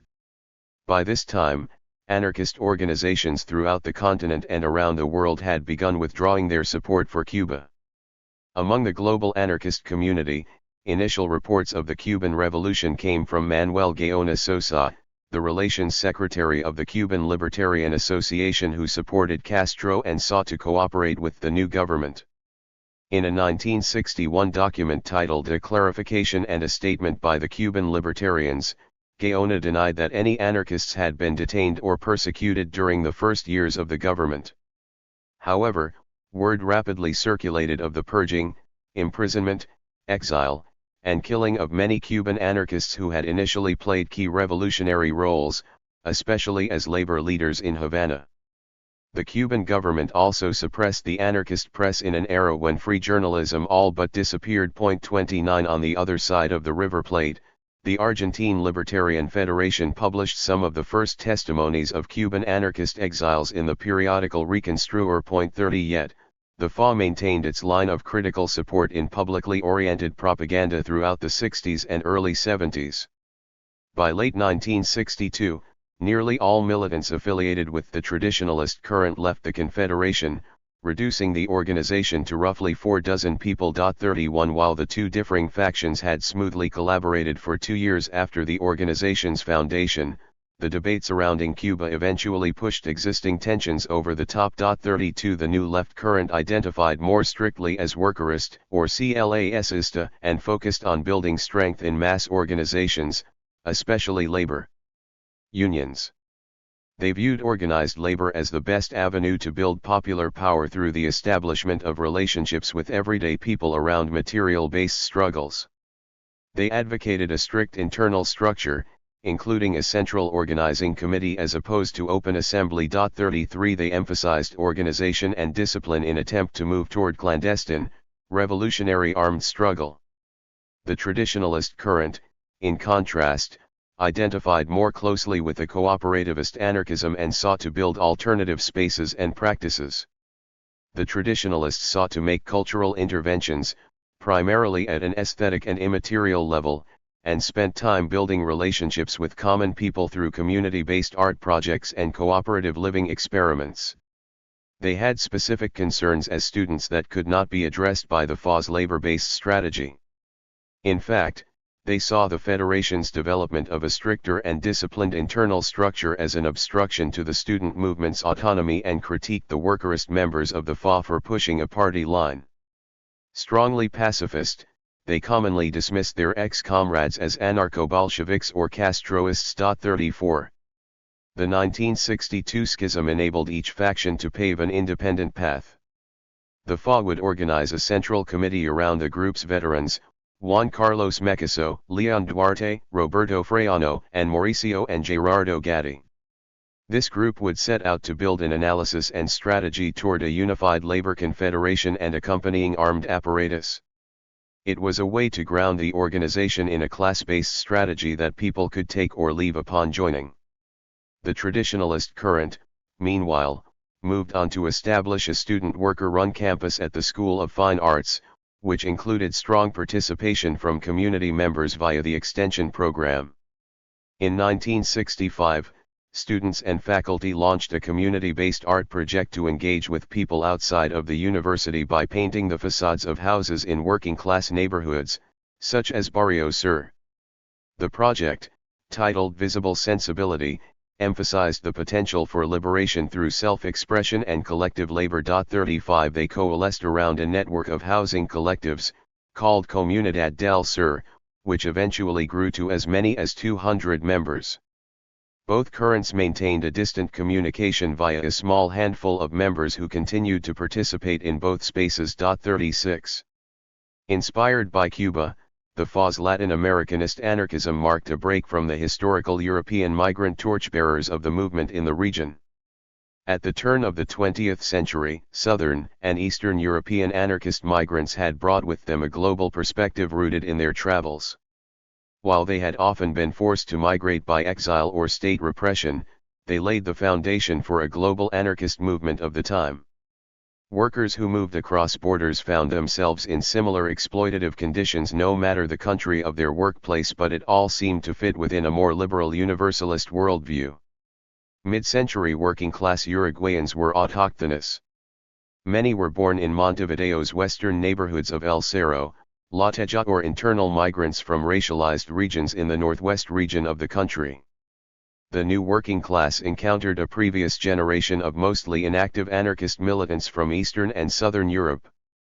Although they borrowed from the analyses of their immigrant elders, their life experiences were situated more strictly within the realities of mid-century Latin America and Uruguay, and they knew little beyond their local realities aside from media representations, including the excitement of poor people globally for the success of the Cuban Revolution. The FA could not ignore that reality and thus grounded its anti-imperialist position firmly in the fervor surrounding Third World liberation. Words separate us, action unites us, El Coordinator and the National Labor Convention. In mid-1962, 400 sugarcane workers marched from Bella Union to Montevideo, traveling 600 kilometers from the northwest corner of Uruguay. In the 1950s, sugarcane workers began organizing to challenge widespread abuse by employers under the guidance of Raúl Sendic, a young lawyer and member of the Socialist Party of Uruguay. The Artigas Union of Sugarcane Workers grabbed public attention when they began coordinating frequent marches to Montevideo to demand rural labor reforms, specifically an 8-hour day, minimum wage, and expropriation of 30,000 hectares left by absentee landlords. After waging a regional campaign for nearly half a decade, they marched to Montevideo to gain more visibility. These marches revealed the tension between the countryside and Uruguay's predominantly urban population. Authorities detained upward of 400 people during the UTAA March of 1963.37. The cane workers' struggle inspired radical left organizations in Montevideo to come together in a coalition consisting of Peasant Support Movement, Eastern Revolutionary Movement, Revolutionary Left Movement, FA, and minority factions within the Communist and Socialist parties. Meetings consisted of left militants who would become key figures of the revolutionary left over the next 15 years, including Raúl Sendic, Eleuterio Fernández Huidobro, Andrés Cultelli, Aber Mahias Colazo, José Mujica, Washington Rodriguez Belletti, Eduardo Pinla, Canario Long, Jorge Torres, Gerardo Gatti, and Vivian Trias. 38 They first gathered in late 1962 after the government implemented prompt security measures, which established a state of emergency and suspended constitutional rights. The measures prohibited work actions, banned the right to assembly, enforced curfews and press censorship, and enabled authorities to detain and interrogate members of labor unions and political organizations. Under these conditions, Sendic recognized the urgency of forming an armed organization for worker self-defense after repeated experiences with state and paramilitary violence during UTAA marches and rallies. The coalition initially drew inspiration from the revolutionary struggles in Cuba, Algeria, and Vietnam. Its members also saw themselves as a frontline response to the rise of neo-fascist groups that had gained traction during the recent economic downturn, many of whom frequently carried out physical attacks on members of leftist organizations, especially youths. 39 Identifying the imminent threat of a military coup, the coalition began to meet frequently to develop a provocative but unpopular analysis. Huidobro recalls the militants having come to the following conclusions in those meetings: Uruguay will have the same destiny as the rest of Latin America. There will be hard social conflicts, hard repressive measures, and likely coups d'états. There is a need to prepare for self-defense, at the very least. There is a need to adapt, invent, and prepare, to think about new responses and new crossroads. 40 Such perspective led those in the coalition to prepare for what was seen to be an inevitable armed conflict with the military. Those early meetings saw the first mention of stockpiling weapons from the local shooting range and resulted in the formation of El Coordinator, Uruguay's first armed left organization. To ensure all participating organizations maintained autonomy, the coalition operated around 6 points of unity. Each organization would maintain independence in anything that did not come from coordination with other groups within the coalition. Organizations could freely collaborate with one another outside of the coalition. Participants would keep secret all information about membership and resources. Organizations would share any information regarding security and intelligence within the coalition, but there was no obligation to share anything else. Organizations would maintain their own political line and their existing affiliations with political organizations or labor unions, in which obligations to El Coordinator were only mandatory in cases of actions and other coordinated efforts. and acceptance of new groups to the coalition would require unanimous support and would require that such group participate in at least one military action. 41 The coalition aimed to transcend left sectarianism and united under the phrase of co-founder Raoul Sendic, who declared, "Words separate us. Actions unite us." 1 year later, Uruguay would be plagued by rumors of military takeover while sandwiched between dictatorships in Argentina and Brazil.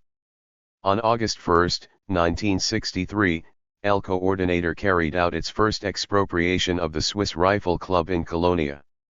Members ventured 170 kilometers northwest in a Volkswagen van and returned with 20 1934 shotguns, 5 1908 shotguns, 2.22 rifles, 1 Martini rifle, and 3,700 bullets. 42 In Christmas season 1963, El Coordinator organized a series of expropriations under the name Operation Manzanares, in which members robbed a series of food delivery trucks belonging to the grocery chain Manzanares and distributed the food in the working-class Montevideo neighborhood of Barrio Cerrito. Between 1963 and 1966, El Coordinator carried out a handful of similar actions, which they signed under the name Hunger Commandos. Such actions gave rise to the group's reputation as Robin Hood guerrillas. The coalition also organized various acts of vandalism, particularly against US-owned private firms as a means of denouncing U.S. intervention in Uruguay. When Uruguay broke diplomatic relations with Cuba on September 18, 1964, militants ignited bombs at More McCormick Lines, ITT, Bayer, and Coca-Cola, leaving some of the first references to the name Tupamaros. 43 In the first week of May 1965, in protest of the U.S. military invasion of the Dominican Republic, militants set off bombs at US-owned firms PepsiCo, Coca-Cola, International Harvester Company, General Electric, Colgate-Palmolive, All American Cable, and Western Telegraph. 44 These actions served as practice for what later became a more experienced and cohesive guerrilla movement.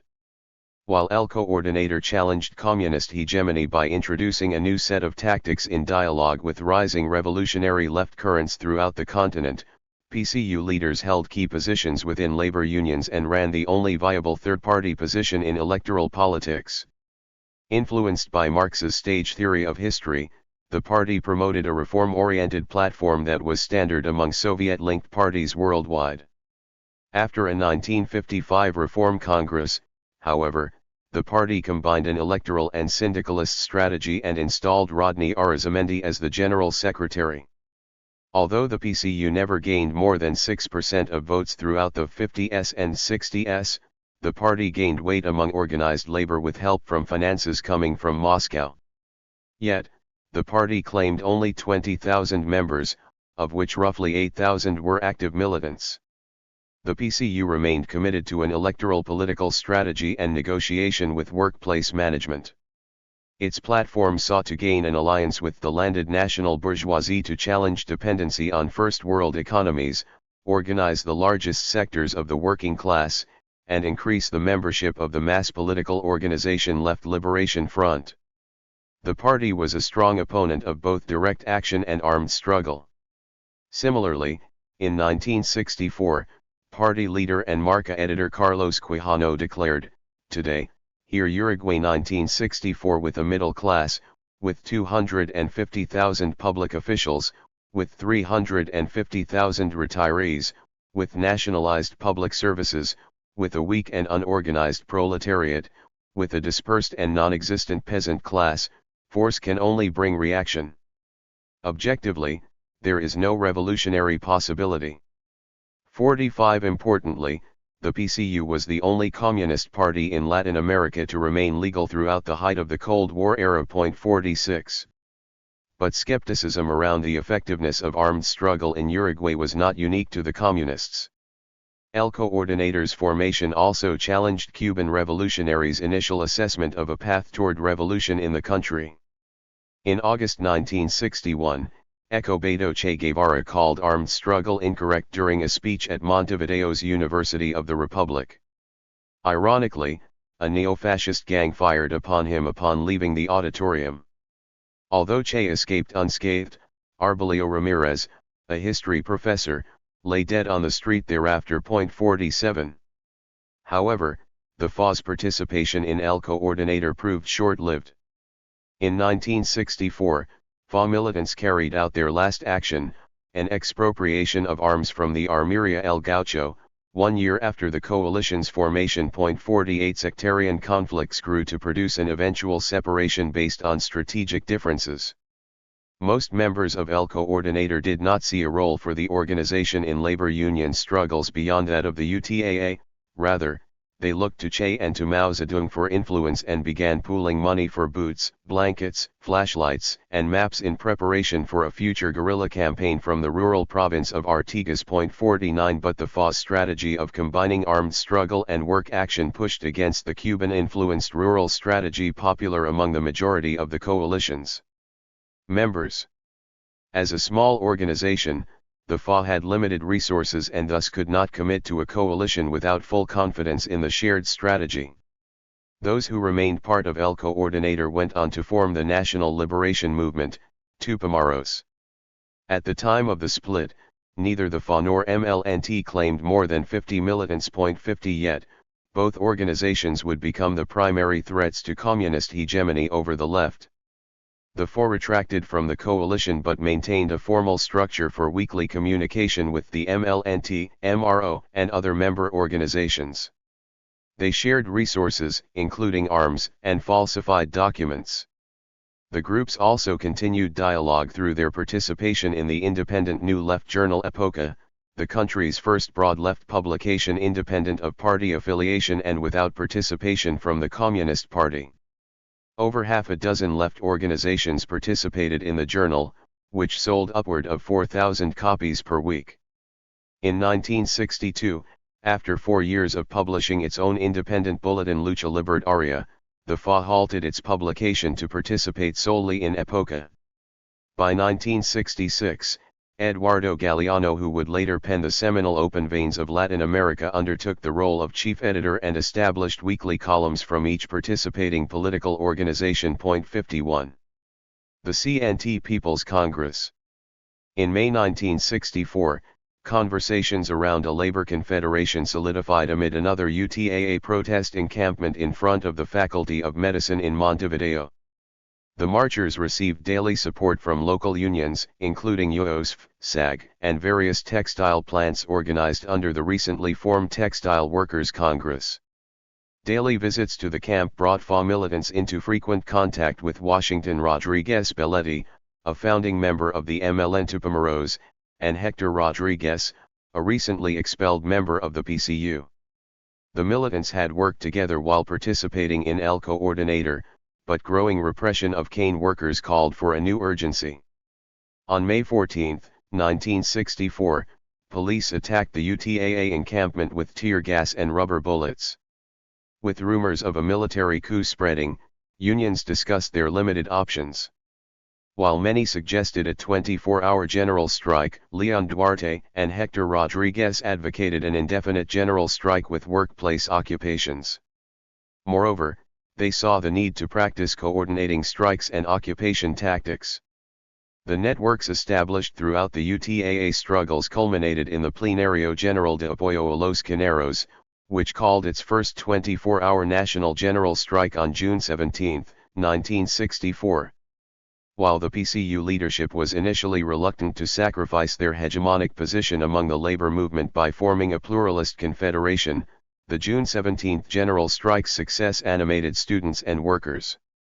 A week later, 65 unions followed the lead of UOSF, SAG, COT, and the PCU-led Workers' Central of Uruguay to convene and discuss the formation of a nationwide nonpartisan labor confederation. By September 27, 1964, the dialoguing unions elected the first representative table of the CNT. Regarding the Confederation's founding, Gerardo Gatti declared, "The march for land, the lack of solidarity and, in some cases, clear sabotage through a recurrent use of the same methods by the police repression suffered by UTAA having gained responses solely from peace activists and some supporting organizations, the debate that all this sparked, the growing threats to union and public freedoms, the worsening economic situation. These were all factors that incited discussions about the necessity of a convention. Point 52. The convention would eventually agree to organize toward a general strike and National Day of Action for April 6, 1965.53. FA militants Leon Duarte, Washington Perez, Gerardo Gatti, and Hugo Cors saw the formation of a labor confederation as key to coordinate actions between labor unions. Due to the confidence Gatti and Duarte had won among autonomous unions over the past decade, they played an especially unique role in shaping the CNT. 54. Indeed, it required quite a bit of credence and poise to build trust across political differences that had real material consequences for everyday people who bore the brunt of these decisions.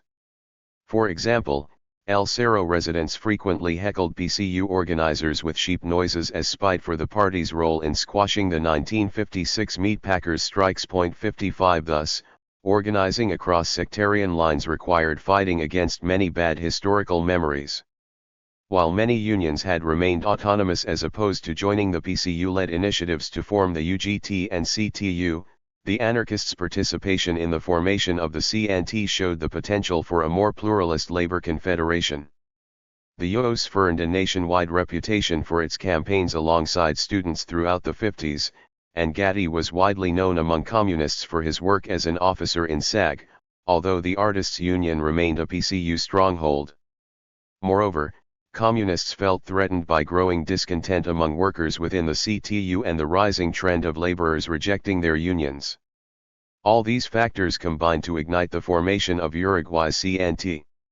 The CNT's genealogy could be traced to three prior attempts to build nationwide labor confederations: the Uruguayan Regional Federation of Workers, the General Union of Workers, and the Union Confederation of Uruguay. 56. For Gatti and other FA militants, the FORU served as a shining example for how to network and coordinate different labor unions around a central body, but played too much of an ideological function for anarcho-syndicalism, which could not sustain itself politically after facing strong state-led repression.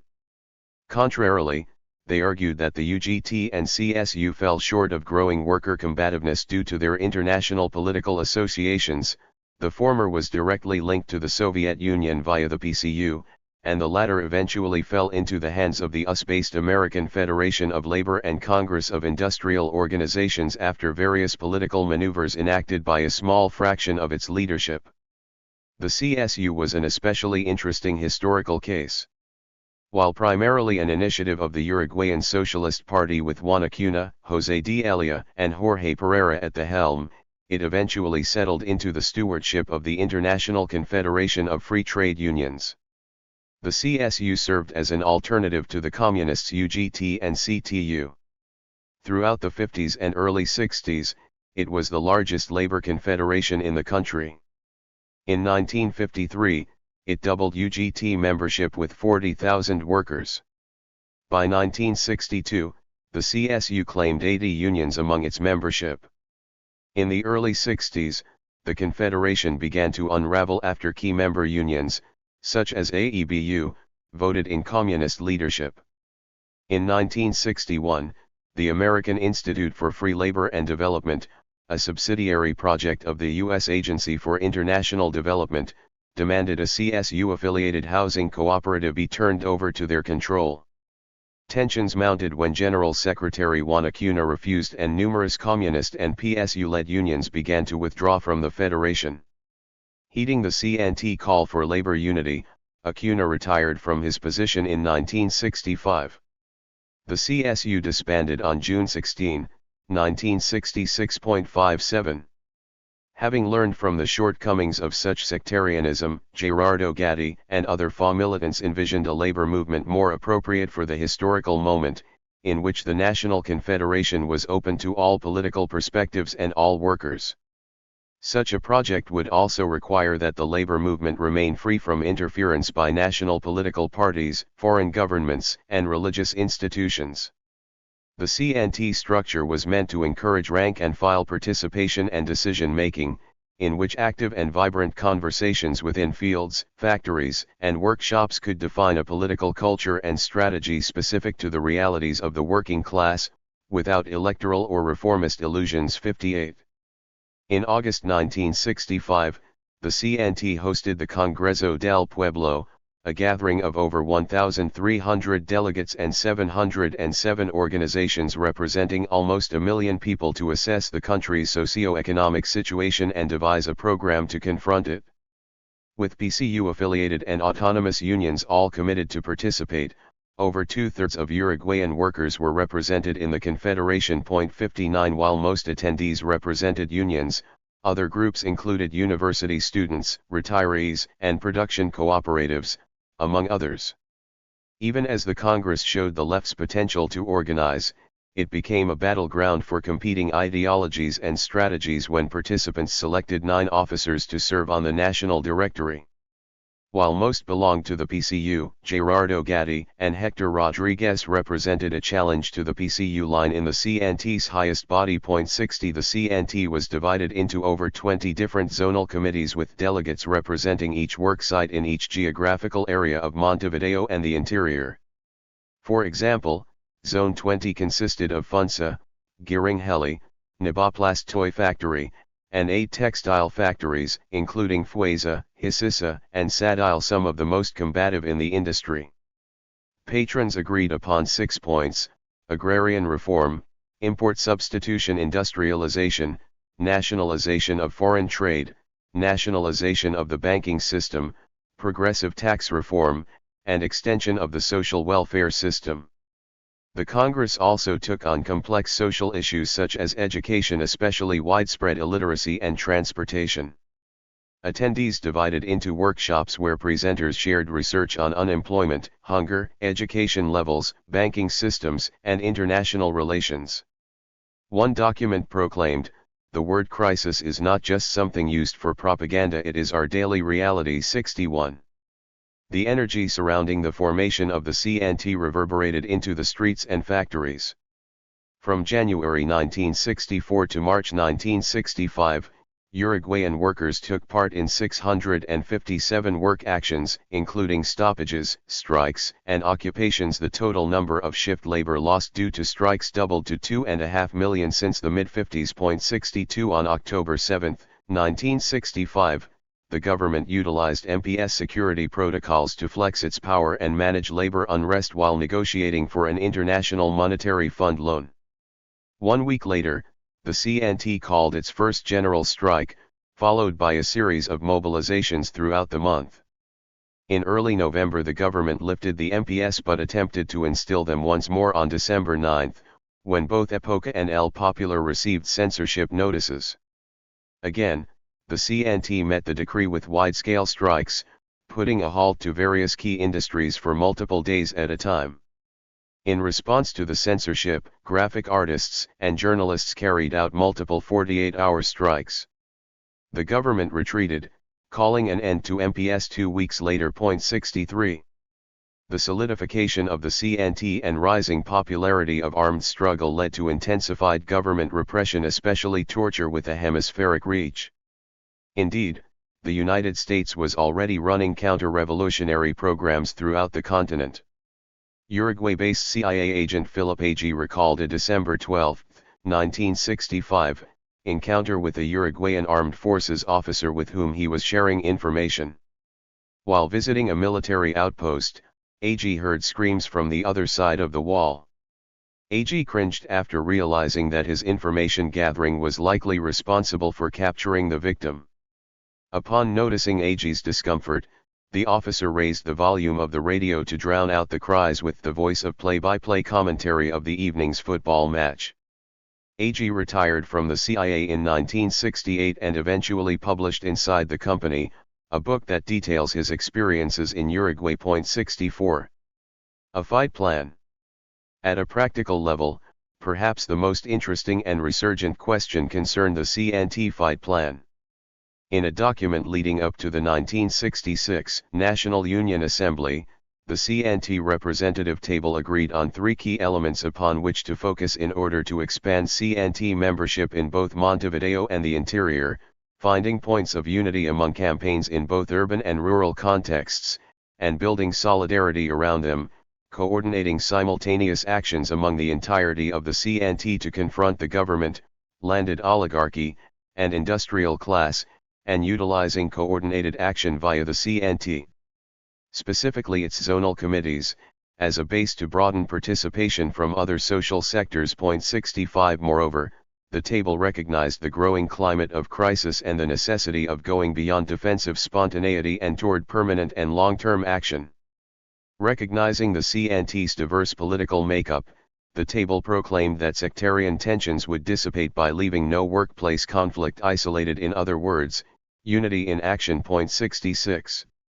The FA saw the CNT as having the potential to galvanize every sector of popular Uruguayan society and turn them into revolutionary protagonists. 67 The CNT fight plan closely paralleled the FA's own political vision of building popular power, albeit without the strong anarchist rhetoric commonly used only within the organization. Moreover, the anarchists left a strong footprint in the Federation's trajectory, most notably Constitutional Article 49, which prevented CNT officers from simultaneously holding government positions.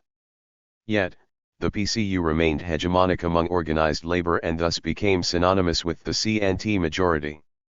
While the CNT maintained lofty standards of non-sectarian solidarity in rhetoric, this would not always play out practically.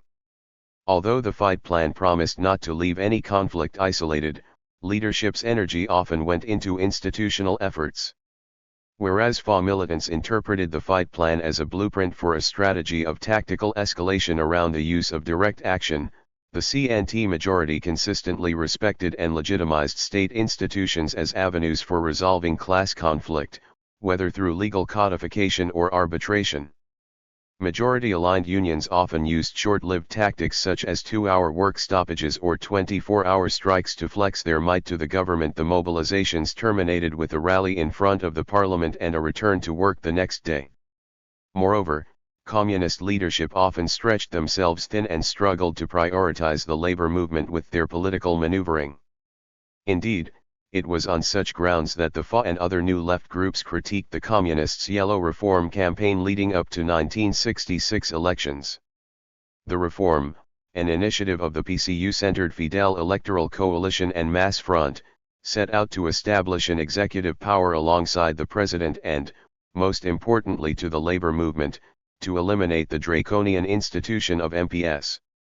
Like Fidel's presidential ticket, the bill gained support from just over 5% of voters. 68 The PCU participated in advancing the reform while simultaneously involved in the formation of the CNT. In Marca, Hector Rodriguez declared, "They have thrown out the idea to confront reactionary reforms with popular reforms. It seems to be a way to enter into distracting games around constitutional reformism. Reformist projects isolate, confuse, and divide." 69 Similarly, Jacinto Ferreira proclaimed, "To enter into the game of struggling over one reformist project or the other is confusing to workers. It entails entering into the politicking and obstructive game of the bourgeoisie. We are not opposed to reforms in order to remain apolitical but because they do not help the process of unification."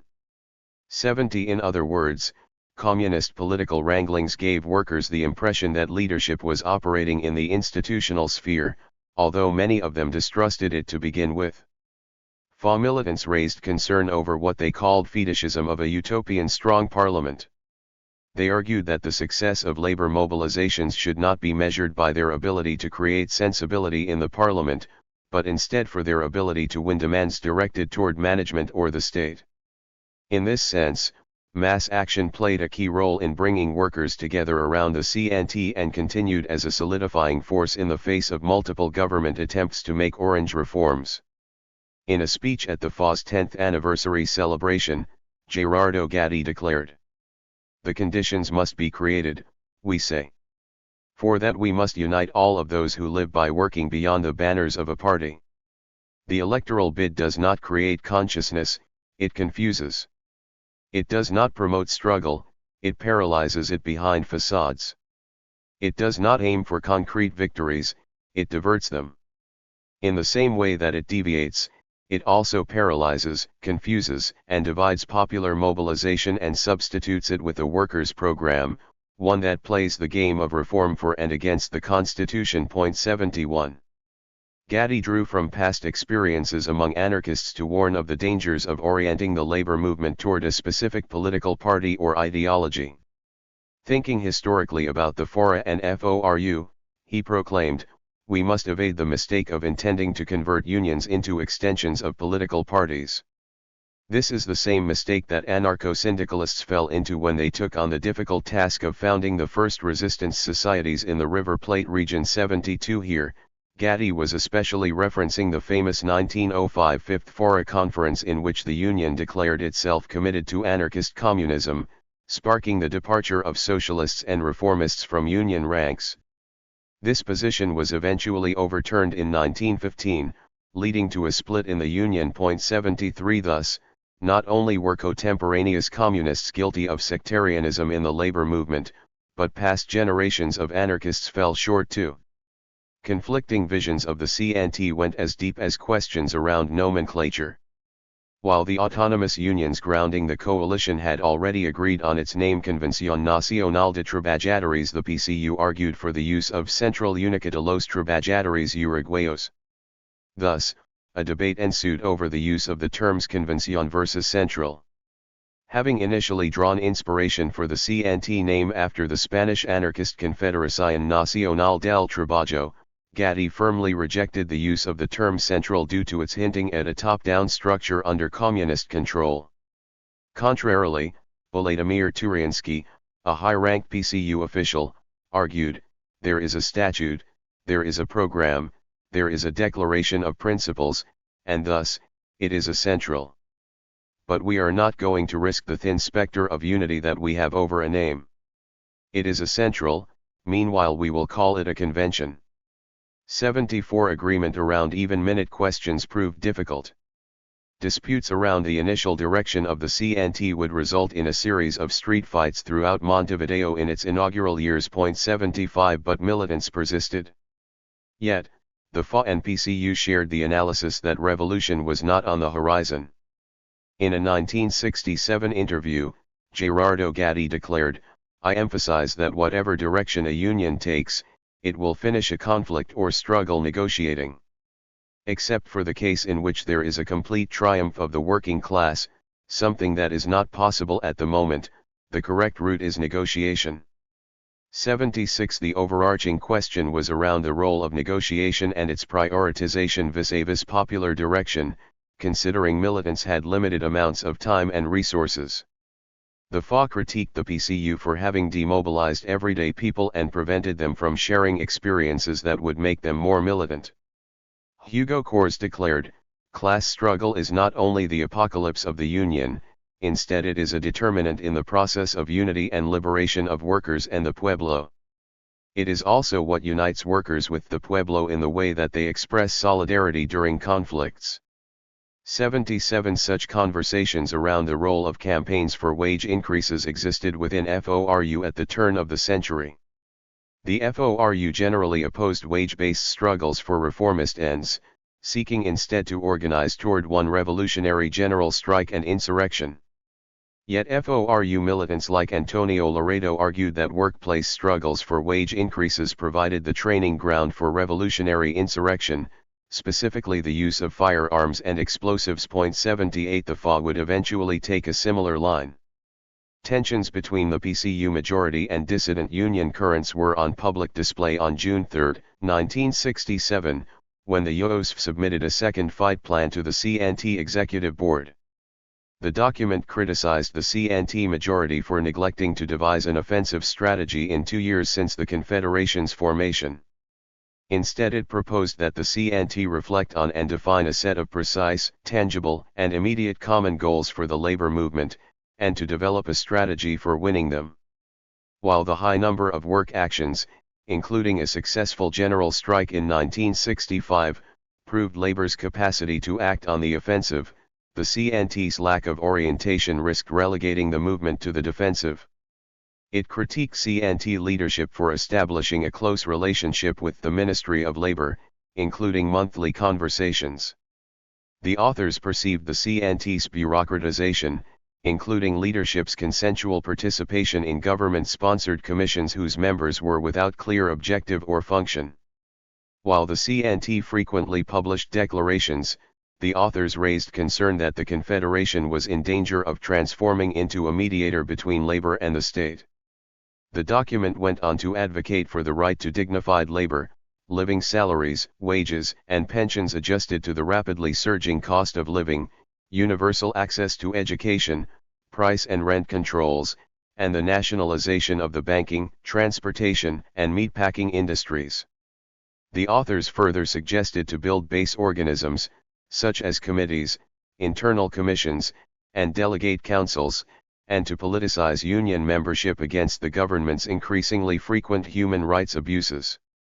Finally, the document concluded by advocating for the use of popular direct action as a means of raising mass consciousness, declaring, "We must decide between politicking, red tape, mediation, dialogue, having our CNT run by management, or an offensive fight plan that foments consciousness by way of direct action."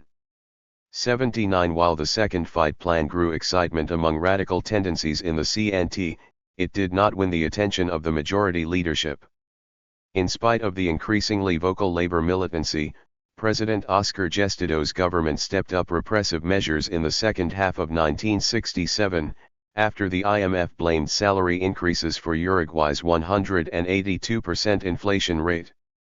Moreover, the country's key industries fell into steep economic crisis after the United Kingdom banned meat imports from the region due to an outbreak of hoof and mouth disease. In August, the government prohibited the annual meeting of the Permanent Congress of Trade Union Unity of Latin America and the Caribbean from convening in Montevideo. The same month, the military responded to labor conflict by occupying Montevideo's port and postal service headquarters. On October 9, the government implemented MPS amid renewed IMF conversations and a growing labor conflict among public bank employees. In turn, the repressive measures forced the closure of El Popular, Marca, and Verdad, a weekly bulletin published by graphic artists and journalists, amid a 114-day strike during which 200 workers lost their jobs. By the end of the month, 9 AEBU leaders and 4 workers were imprisoned. 80 In November, 4 FA militants studying to become teachers at Montevideo's Normal Education Institute would be detained and interrogated for affiliation with the MLNT. 81. Meanwhile, the UOSF second fight plan gained little support among the CNT Executive Board. On the evening of October 9, the CNT Executive Board met to discuss suspending a CNT-wide general strike in solidarity with bank workers. After receiving news of the MPS decree, however, the Secretariat reconvened to call for a general strike on October 11. The strike enjoyed great success, with shutdowns in some of the country's most hard-to-organize industries. 2 weeks later, after the CNT threatened another 24-hour general strike, the government lifted MPS. Years later, when Hector Rodriguez reflected on the double meaning of the strike's success in the face of an indecisive CNT leadership, he expressed confusion at the Communists' hesitation to mobilize in support of AEBU, a striking union whose PCU-affiliated caucus ran the union backed by 10,000 members in recent elections. While AEBU's leadership faced an uphill battle to achieve wage increases in the public sector, Rodriguez suggested broadening the scope toward a prolonged campaign for an increase in national minimum wage instead already outlined the UOSF second plan. He concluded, "This has all occurred because the CNT majority does not believe that we are in a frontal attack with reactionary forces and that there is no risk of a political crisis. If we keep silent, if we don't revise and correct our approach, we can fall into defeatism and demoralization without any reason to do so." 82 A similar pattern would reoccur over the next half-decade. Cuba, an ideological victory and symbol of revolutionary subjectivity. Beyond the domestic questions, Uruguay's left milieu would also continue to draw influence from events abroad. While the FOR rejected Foucault's strategy and directed political militancy toward the formation of the CNT, the organization remained attuned to national and continental conversations around armed struggle and continued to support Cuba.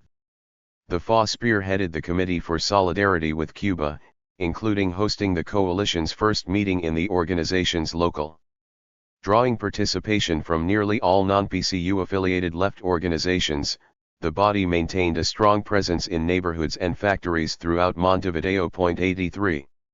Yet the FA's strange bedfellow relation to Cuba was not unique, as communists also drew influence from the island. The PCU initially greeted the Cuban Revolution warmly but remained opposed to augmenting an armed strategy in Uruguay. In 1963, PCU General Secretary Rodney Arizamendi declared, "We are an echo of the Continental Revolutionary Movement, which is bursting forth, fighting against imperialism, with its eyes on the victorious struggle of the Cuban Revolution. We are a single force, whose heart beats in the Cuba of Fidel Castro." 84. While the party maintained allegiance to Moscow and continued with an electoral strategy, it also kept in close touch with the Cuban revolutionary government. In frequent meetings between Rodney Arizamendi and Fidel Castro throughout the early 60s, both leaders agreed that armed struggle was not an appropriate means for achieving revolution in Uruguay due to the country's flat geography and high urban concentration.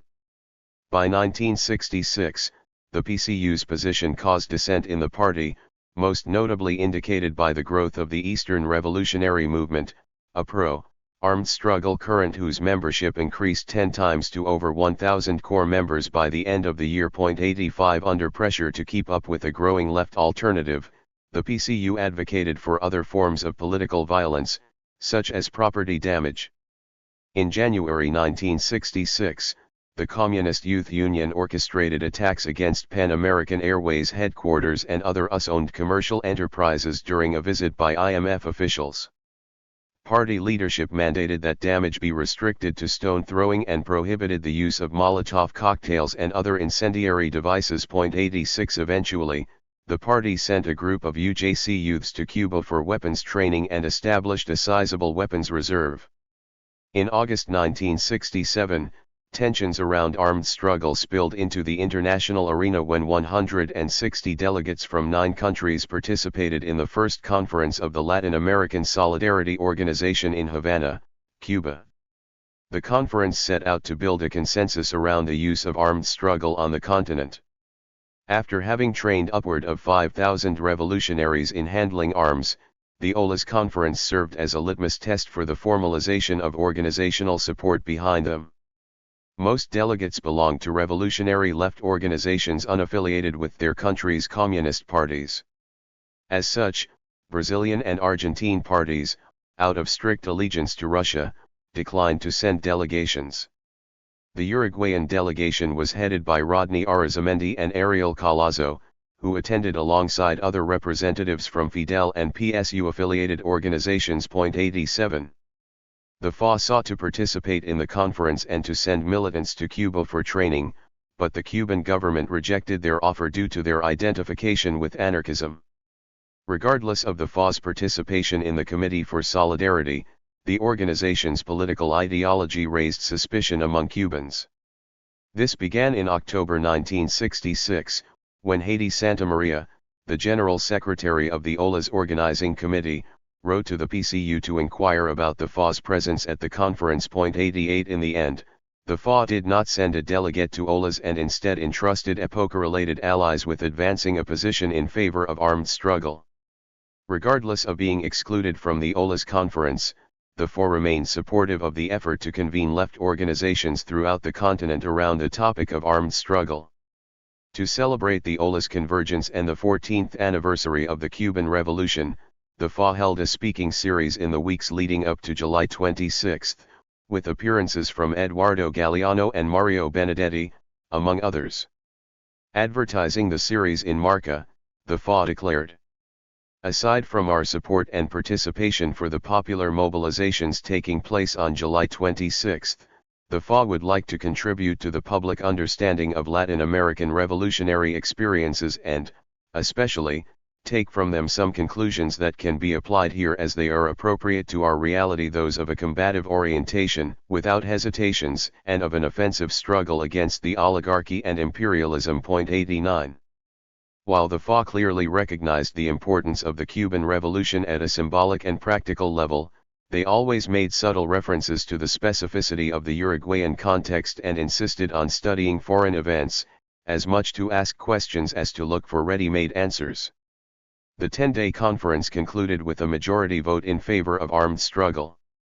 Diverging on questions of country-specific conditions, the Uruguayan delegation split down the center regarding the viability of an armed strategy and provided political theater throughout the Congress when Arizamendi and Collazo would break out into frequent screaming matches over their differences. 90 of the 24 delegations in attendance, only the PCU and Venezuelan Communist Party did not support an armed strategy. While the former split its vote, the latter outright rejected armed struggle and was banished from further participation after accusations of Moscow-inspired sabotage. 91 The 20 points published at the conference conclusion generalized the FOCO strategy as viable throughout the continent. 1 point proclaimed, armed struggle is the fundamental line of Latin American revolution, and all other forms of struggle should serve, and not impede, this fundamental line, which is armed struggle. 92. While the FA opposed vanguardism, whether rooted in guerrilla organizations or political parties, the organization welcomed the OLA's verdict as a victory against the PCU's reformism and the hegemony of communist parties throughout the continent. Eager to spread the word of the widespread support for armed struggle, the FA requested permission from Galeano, Epoca's chief editor, to use the organ's press to run off over 20,000 copies of an OLA's special edition bulletin that included the first publication of Fidel Castro's closing speech circulated in Uruguay. 93 The special edition set out to fill a void left by the lack of coverage in the PCU's paper, El Popular. The FA saw the OLA's agreement as an ideological victory that established a continent-wide bloc in opposition to the electoral path toward revolutionary goals. Thus, Cuba served as a symbol of a Latin American path toward socialism via armed struggle. However, the goal of a continent-wide revolution via armed strategy soon encountered doubts following the capture and execution of Che Guevara in Bolivia, exactly 2 months after the conclusion of OLA's. His death put a halt to the unbridled optimism brewing among the Latin American revolutionary left just a few months prior. According to historian Aldo Marquesi, Che's murder marked a shift toward new repertoires in armed struggle, more specifically toward urban guerrilla warfare, and a geographic relocation of the focal center of armed struggle from Central America and the Caribbean to the southern cone. 94 It also sparked an internal battle among the left around the meaning of his life and ideas. For the FA, Che served as a moral example due to his commitment to igniting a revolutionary protagonism in common people throughout the continent. 95 Whereas the OLA's conference concluded that it was the duty and right of Latin Americans to make the revolution, Che best embodied this ethos by taking on that responsibility subjectively. Che's concept of the hombre nuevo, one who would embody a communitarian attitude, represented a revolutionary mass subjectivity that the FA set out to inspire through the accumulation of experiences among the Uruguayan working class. The 1968 FA pamphlet series Rojo y Negro would eventually dedicate significant text to an anarchist perspective on Che. In an article titled Miguel Bakunin y Escobedo Guevara, and dos épocas una misma intransigencia revolucionaria, FA militant Gonzalo Garcia compared Communist Party responses to Che with Marxist and social democratic critiques of Bakunin during the mid-19th century. Whereas Bakunin ventured throughout Europe to participate in popular struggles, including various riots and street fights with authorities, Che had led a guerrilla campaign throughout the global south. Both embarked on a mission to spawn popular insurrection. Moreover, both saw a key role for peripheral spaces, such as Southern Europe and the Third World, and populations, such as campesinos and day laborers, in inciting revolution. 96. The pamphlets also contained various creative writings commemorating Che, such as a poem by Idea Villarino and song lyrics by Carlos Molina, both fellow travelers of the FA. Villarino's poem expressed her disbelief at Che's death and insisted that he remained alive in the political work of revolutionaries throughout the continent. The poem radiates tenderness and compassion, for which she was already known as part of Uruguay's Generation 45 literary movement alongside Mario Benedetti and Angel Rama, among others. Molina's lyrics declared Che immortal due to the righteousness of his ideas. Upon returning to the River Plate region after a European tour, the famous anarchist Payader was arrested in Dorrego, Argentina, at the annual festival of gaucho tradition for singing a song about Che. 97. While communists faced backlash for dismissing armed struggle, the party claimed Che Guevara as a martyr. Their resignification of Che stirred controversy among revolutionary left organizations who labeled the party as disingenuous and deceitful. The four responded by republishing a reflection from Bolivian Communist Party member Mario Monge, who accompanied Che in his guerrilla campaign in the Bolivian highlands. The text, originally published in the magazine Punta Final in February 1967, decried the PCB's neglect of the guerrilla campaign. The FA addressed the incongruences in the PCU's narrative of PCB participation in Che's Bolivia campaign, while the PCU's El Popular claimed that the PCB's Central Committee offered direct assistance to the guerrilla offensive. Monge proclaimed to have no organizational support until a few months before Che's murder. 98 As subsequent communications would confirm, the FA published such declarations to push the party further left rather than to merely slander. The OLA's decision sparked a closer relationship between the Cuban revolutionary government and the pro-Cuba MRO. In October 1967, the MRO began accepting Cuban money to assist in propaganda campaigns supportive of the Cuban model. They utilized the funds to set up numerous clandestine guerrilla training programs in the interior and to rebrand EPOCA as an organ for the OLA's platform.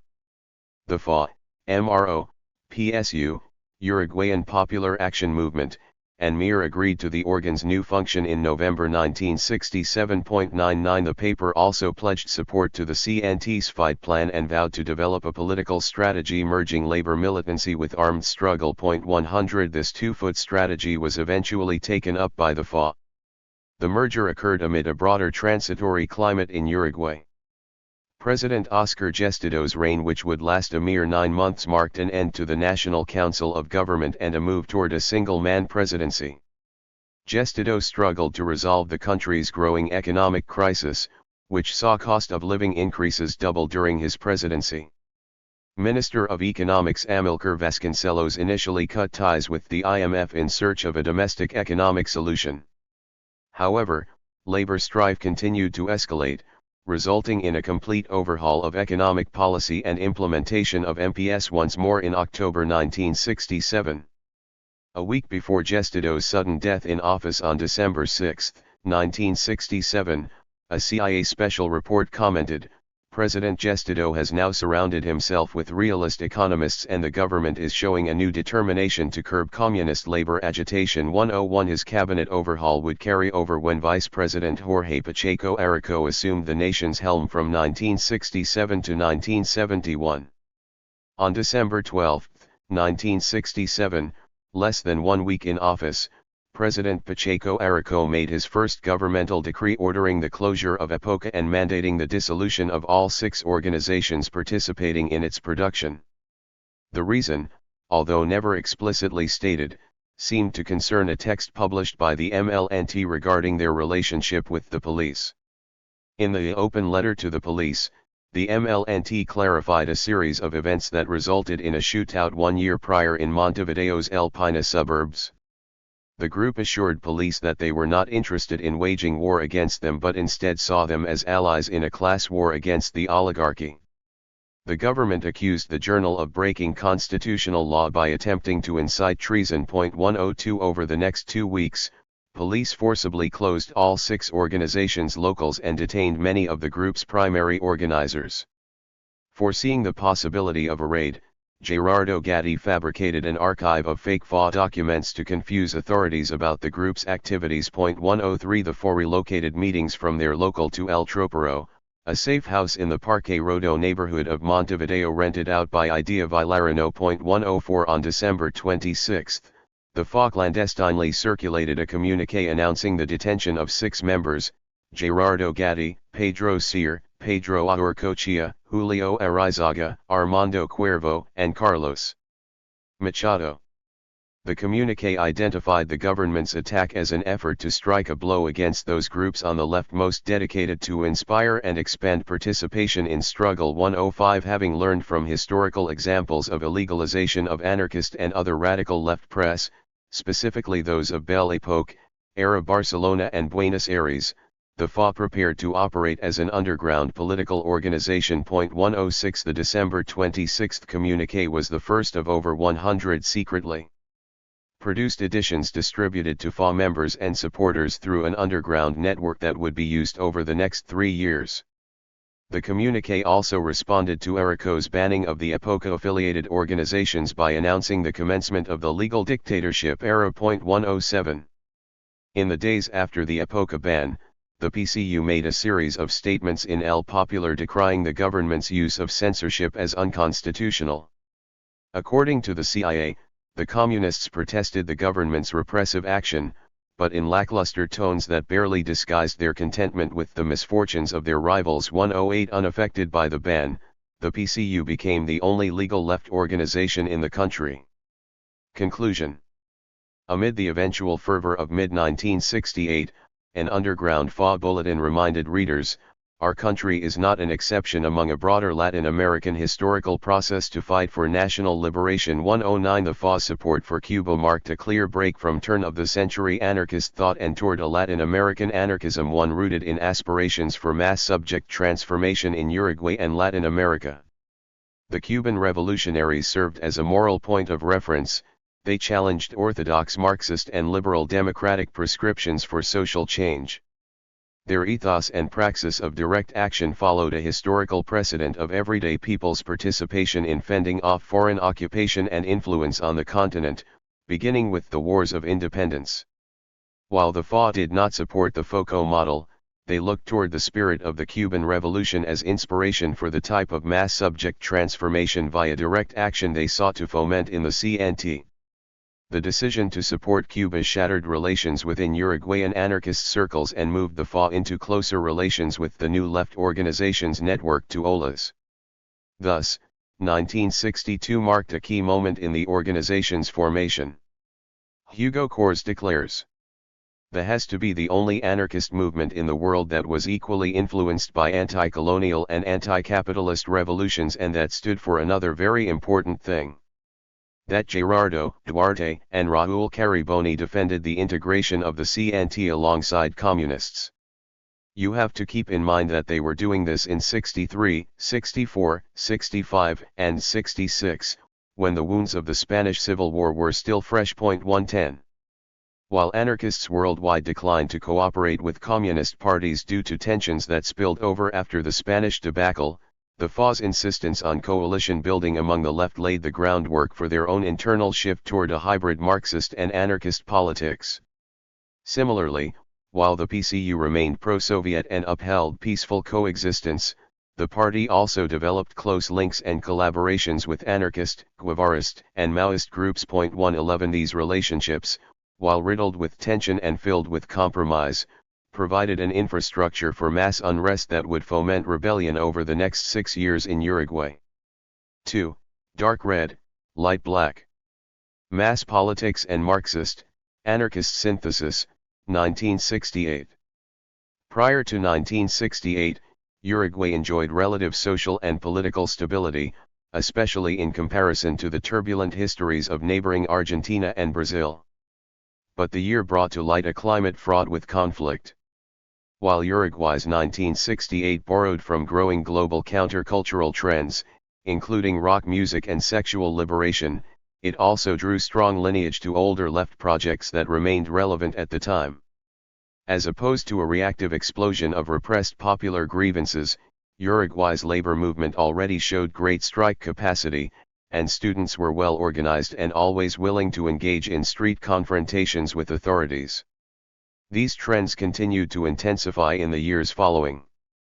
In this way, Uruguay, like the rest of the Global South, played an avant-garde role in shaping what became the Global 60s.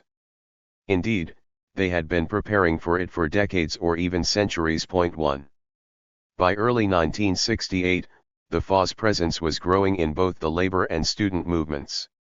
However, the organization's illegal status required the construction of a clandestine infrastructure so that militants could remain in dialogue regarding their activities in these movements. Veteran militants remained in contact at El Tropero in Montevideo's Parque Rodó, but they hoped to purchase 2 safe houses with organization money, to avoid further endangering Idea Villarino, who had taken enormous legal and financial risks to secure that hideout. In March 1968, the FA decided to begin robbing banks.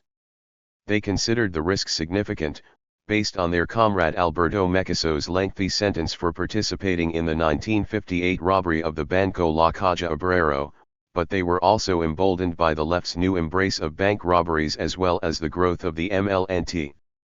On March 11, 1968, a cell of 6 FA militants ventured to Union Bank of Uruguay in La Teja, located on the neighborhood's main boulevard, where a significant number of FA sympathizers labored. They had already documented general patterns in the area alongside help of the bank's employees themselves. Upon arrival, a surveillance team looked out for a group of loitering teenagers that frequented the street corner. The cell planned the arrival to coincide with closing hour. Prior to the bank's closure, a worker knocked on the main entrance to notify the team it would be left open for them to enter. The bank tellers exited through the back door, leaving the security guard alone on site. Workers previously warned the militants of his hot temper, "Be careful with the feisty Gallego, he can make your life miserable." The operation faced complications because of the militants' work schedules. The escape team, which consisted of 2 textile workers from La Aurora factory, were summoned to work an hour overtime. After finishing their shift, they scoped out a nearby avenue to intercept and steal a vehicle. Upon stopping the first option, the worker entered the vehicle to find it was an automatic transmission. Bewildered by the modern setup, the militants agreed to leave it and opted for another. As the operation proceeded, 2 militants stealthily entered the bank armed with iron rods. Within seconds, the duo exited calmly to the escape vehicle with the bank's entire cash deposit, only to wait nervously for an hour with bags of money in hand as the militants struggled with the car's many quirks. The engine went out twice, and the brakes required a forceful jab to stop. To make matters worse, the escape occurred at rush hour and demanded frequent braking amid bustling traffic. The occupants rocked violently back and forth as FA militant and bank worker Hugo Kors pressed and released the brake. Kors, meanwhile, was flying high after the successful expropriation from an industry to which he belonged. It was a cartoonish spectacle. At every jerky stop he bellowed, "Arriba los Calichan." Upon opening the bags at El Tropero, the militants found that the bills were worn and damaged, and they spent the following days repairing them with cellulose tape. Kors' phrase would become the FA's rallying cry, and it is today used by social movements throughout the continent. Point 2. Over the next 5 years, the FA carried out 10 successful expropriations, including operations at 6 banks and 4 private firms. Point 3. While the organization remained committed to class-based strategy and continued recognizing workers to be the traditional protagonist of social transformation, as seen by the historical left, their embrace of anti-legality, specifically armed struggle, moved them to the category of a new left organization. In the case of Uruguay, the term New Left gains an added level of complexity when recognizing the PCU's preparation for armed struggle and embrace of counterculture, the MLNT's nationalism, or the FA's vanguardism. Thus, the year 1968 marked a turn toward political hybridity, coalition, and synthesis in which the entirety of the Uruguayan left underwent significant transformation, thus becoming something new. The FA was no exception. While the FA clearly demonstrated what historian Greg Grandin identifies as a will to act, the organization shared the new left characteristics of coalition building and hybrid politics. They experimented with a synthesis of traditional Marxist and anarchist politics. They did so not only to remain lockstep with en vogue ideas of the time, but also because a more autonomous reading of Marx fit neatly within their understanding of the role of workers, or the masses, in revolutionary transformation. For the FA, revolution could not be achieved via policies from bureaucrats, nor did it have anything to do with individual escapism by moral imperative a la counterculture.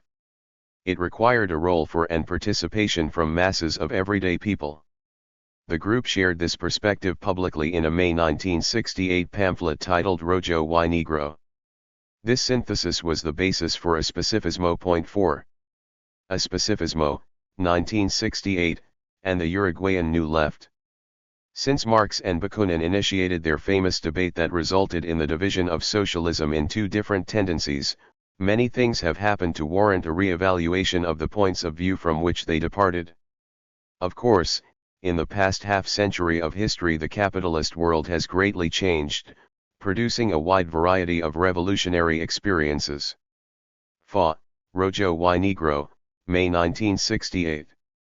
On May 1, 1968, Uruguayan students and workers marched down Montevideo's streets commemorating the murder of the Chicago martyrs. The CNT used the march to underscore impacts of inflation, which had led to price increases of 137% in 1967, and another 64% by May 1968.5. The crisis affected students too. The FEUU condemned the government's refusal to release annual budget funds to higher institutions, and high school students protested price hikes in their government-subsidized bus fares to and from campus. The latter had recently coalesced around the Coordinating Unit of Uruguayan High School Students, a popular organization run by the UJC. The annual march shared similar characteristics with those previous May Day gatherings throughout the 60s, including sporadic rock throwing at buses, a few dozen arrests, and the presence of UTAA sugarcane workers, who joined the march after caravanning from Artigas. However, the 1968 May Day mobilizations continued for the next month, when high schoolers rejected municipal authorities' proposal to lower bus fares, demanding instead that they extend subsidized transportation to the entire population. 6 Marches and skirmishes became a daily occurrence in the nation's capital. Amid the May fervor, the FO released the first edition of Rojo y Negro under Gerardo Gatti's editorial direction. The 144-page pamphlet aimed to synthesize anarchism and Marxism, and to situate the FO among the contemporary Latin American New Left currents. The FO recognized the working classes, specifically the labor movement organized under the CNT, as the vanguard of revolution. According to the FO, the past decade of political struggle in Latin America proved the need for a vanguard across the continent. They drew examples from Cuba, Guatemala, Colombia, and Venezuela, where radical left organizations developed unique relationships with popular movements and steered them toward the embodiment of a revolutionary character. In all 4 cases, radical left groups also steered popular movements away from domestic communist parties, whose allegiances to Moscow limited their political activity to electoral politics and reformism. 7 Whereas anarchism historically rejected the Marxist-Leninist conception of a vanguard, recent Latin American history proved its necessity. The first few pages of the pamphlet contain the following lines. The Latin American left has formed itself by mechanically transferring blueprints based on conceptions that developed in very different conditions and has almost always assimilated them without any serious critique, as if to recognize them as holding an infallible universal value. We cannot continue to justify the survival of stale dogmas that have caused costly sectarianism and have contributed to paralyzing false propositions. In the vast revolutionary processes taking place in the Third World and Cuba, one encounters some manifestation of a vanguard, which is proving capable of dissolving these negative attitudes that have accumulated a growing baggage of historical experiences that do not match up with the classic theoretical outlines. 8. However, labor did not assume this role objectively. Rather, it came into being through normalizing the use of direct action tactics within the Confederation. In other words, the successful unification of labor under CNT served as an important first step toward the establishment of a broad conversation, but plenty of work remained to define a common strategy and identity independent of those prescribed by the state's definition of what it meant to belong to a union. According to the FA, the dominant classes tremble at pressure from the labor and popular movements, not at elections. That is why they take repressive measures against them and their publications. They do not target reformists whose positions uphold and conserve the current system. 9. Direct action and confrontation served as means to accumulate experiences necessary to form a class vanguard. Such confrontations provided key learning experiences for workers, who could only understand the logic and functioning of the class enemy by confronting it head-on. Moreover, state repression would forge new solidarities among workers, who would act collectively and selflessly to sustain the fight, thus undergoing a process of transformation into a revolutionary subject. Therefore, revolution was not the product of a single moment but instead a long process of social transformation.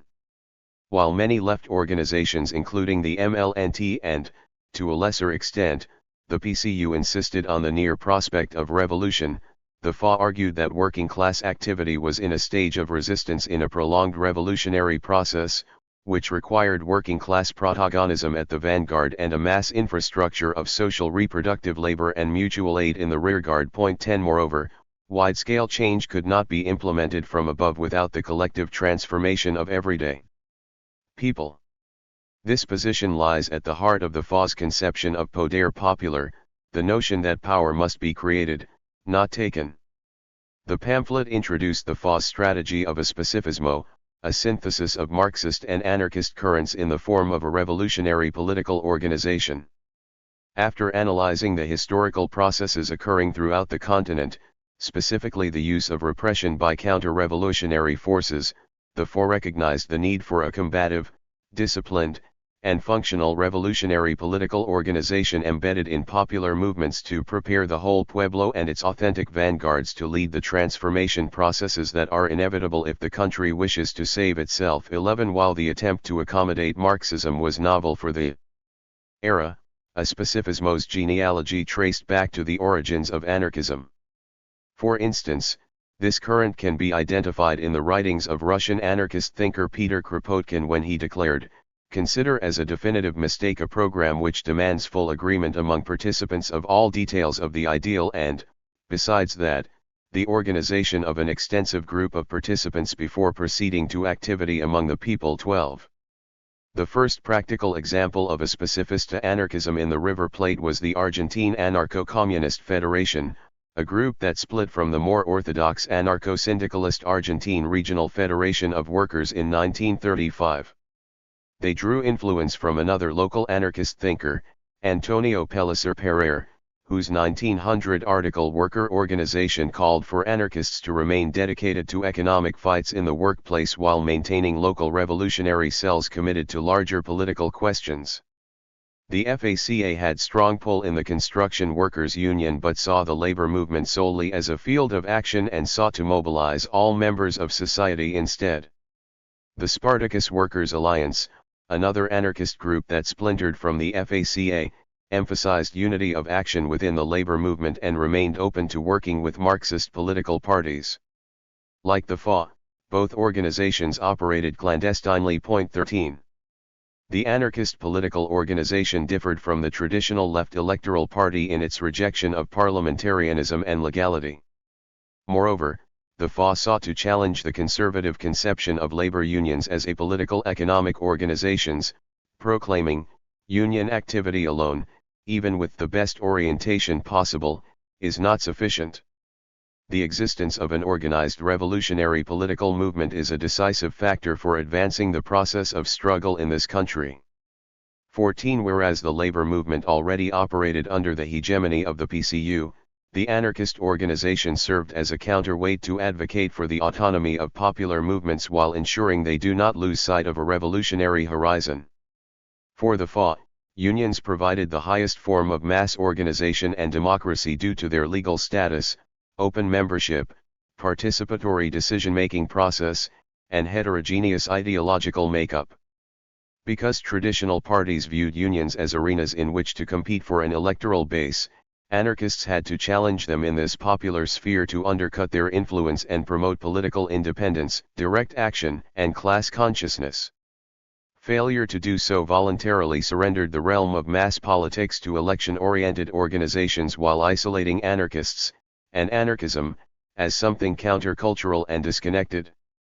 This emphasis on mass action and political organization paralleled analysis and strategy of contemporaneous Italian autonomist Marxists like Mario Tronti, who later reflected, workers' struggles determine the course of capitalist development, but capitalist development will use those struggles for its own ends if no organized revolutionary process opens up, capable of changing that balance of forces. 15. the four recognized that anarchism had gained a poor reputation globally for having lost its class struggle origins in exchange for countercultural practices. However, rather than revise the ideology, they set out to reconceptualize it based on merging the thought and praxis of its forefathers with that of the Cuban Revolution. They saw Cuba's use of the colors red and black as a resignification of the historical anarcho-syndicalist flag. The old red and black flag of the anarchists. Its vital attitude. Its libertarian communism. That is its vital message. But along the way anarchism has taken up a negative meaning, one that is not valid: individualism, spontaneity, anti-organizational, community constructivism or cooperativist or syndicalist or educationalist, a sectarian ideology, an unliberating sclerosis. Well, the old anarchist flag has been planted by new hands. It is the flag of the Latin American Revolution, the red and black of Fidel, of Camilo, and of Che, that of July 26, of the assault on Moncada, of the guerrilla in our continent. It is that of the old and new causes for socialism and freedom, for anti-imperialism, and for anti-capitalism. That of forging a new man and a new society. In this way we are setting out to be one more of the little motors behind the broader popular movement that will march toward revolution in our country. 16. The FA also referenced Ola's discourse to proclaim its commitment to building left unity via collective action. They included a text from Felix de la Hoz, director of the Cuban School of Revolutionary Instruction, who emphasized a unity in action among the Latin American left. De la Hoz challenged Communist Party claims that unity was required prior to action, proclaiming instead that unity came into being via collective action. Thus, he stressed the importance of a consensus to act as opposed to bringing together broad and diverging positions, which could only lead to concession-making and moderation. 17 The Cuban critiqued the Argentine and Brazilian Communist parties for relying on broad political fronts that included representation from the national bourgeoisie. Moreover, both parties argued that the masses were unprepared to take up arms and that armed struggle would only induce a military takeover of government. Instead, they argued the party's role was to organize the masses to prevent a coup while striking up political allegiances with centrist parties, whose complicity would be necessary in the case of a coup. 18 For de la Hoz, the party subordinated the working class to the national bourgeoisie. In a final effort to align the FA's vision with that of the Cuban Revolution, the back cover of the pamphlet bore the following quote from Fidel Castro: "The world does not need guiding countries, nor guiding parties, nor guiding men. The world, and more than ever, our Latin American world, needs guiding ideas." The FA's anarchist party set out to formally fuse two ideologies considered incompatible for nearly a century. While the global North New Left organically merged anarchist and Marxist ideas and praxis, the FA's Latin American anarchism set out to create a formal synthesis at an organizational, rather than personal, level. Bankers' strike and June 68 prompt security measures. Social tensions heightened as students continued marching and key industries remained in conflict beyond May 1968. In June, workers at the ANCAP utility plant occupied the La Teja refinery, causing a nationwide gas shortage. The visuals of street protests and gas queues inspired the Pacheco Araújo government to present the Formula Lanza, a series of wage increases meant to curb the escalating mobilizations. The PCU and other moderate currents in the labor movement embraced the formula, promoting it as a triumph for workers. However, while the formula offered some sectors substantial gains, others, particularly those that fought most fiercely, suffered harsh retaliation. Faced with a permanent lockout in response to a 4-month strike, workers at General Electric conceded a significant pay loss for strike days and the firing of all union officers for the right to return to work. 19 In recognizing that concessions frequently coincided with escalated repression, many workers saw the moment as ripe for turning up the heat against the government and their employer. The Association of Uruguayan Bank Employees rejected the government's gesture and remained on strike, initially as a gesture of solidarity with ANCAP refinery workers. AEBU had earned a combative reputation as early as 1962, when dissident workers pushed contract negotiations to a strike, as opposed to previous practices of quick-to-settle bargaining.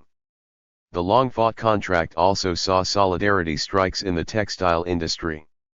By 1964, AEBU leadership moved away from its white-collar identity to situate itself more closely to the labor movement. In 1968, Banca official workers voted for the FA and MLNT-led Lista 1955 caucus, making Hugo Kors the president of their public sector-wide union. The 1955 caucus later won the private banking sector union elections in 1969, giving them full control over organized labor in the financial sector. The FA viewed AEBU's recent election of Kors as proof that state repression had radicalized workers rather than disempowered them, and that further tactical efforts would build a tighter, more cohesive movement. 20. In response to the government's Formula Lanza, AEBU's new leadership distinguished itself from the old guard by rejecting the proposal on the grounds that it did not meet the living wage minimum agreed upon by membership. Moreover, AEBU leadership denounced the formula on moral grounds because it offered a higher percentage increase to white-collar bank workers compared to other working-class sectors. In stride with AEBU leadership's combativeness, a June 6 General Assembly elected to continue the work stoppage and coordinate efforts with a planned teachers' strike in July 1968.21. The bank workers braved intimidation from police units, who surveyed the assembly from inside and attempted to detain union officials upon approval of the strike's extension. 22 Later that same evening, President Pacheco Arico invoked Article 168 of the new constitution to implement prompt security measures. Minister of Labor Manuel Flores Mora proclaimed, "I cannot be thankful enough for the kind disposition and seriousness of CNT leaders and leadership of other unions. But my good nature, and theirs too, has been taken advantage of by the attitude of minority groups whose ignorant proposals and whose solvent behavior have made this extraordinary regime necessary." 23 He went on to assure that the MPS targeted isolated groups that make it impossible to dialogue with workers and encourage jungle law within the student movement, burning cars and whatnot. 24 He was directly referring to the FA and other organizations in the new left milieu. Similarly, Minister of the Interior Eduardo Jimenez de Arequega declared, "The measures are meant to defend public order from the climate of violence unleashed in the streets that does not represent the real interests of the working class." 25 Scholars Howard Handelman and Vania Markarian both recognize the June 1968 MPS as a direct response to bank workers' mobilization. 26 Police forces detained and interrogated various FA militants in attempt to find AEBU leaders, who began hiding in various safe houses upon escaping detention after the assembly. Authorities laid siege to FA strongholds, such as the School of Fine Arts and Normal Education Institution, where swarms of riot police units, along with attack dogs, surrounded students and demanded information. The mainstream paper El Diario echoed the government's hostility, declaring, "The government's undeniable obligation is to combat, and more than anything, prevent anarchy." 27 To further curb the escalating class conflict, Pacheco Arico introduced a bill for the creation of the Council on Prices, Wages, and Productivity, which froze wages, fixed prices, and allotted a state-sanctioned mediator to labor management negotiations. Between June 1968 and November 1971, the government maintained MPS for all but 3 months. 28. The repression exacerbated divisions within the left over how to respond.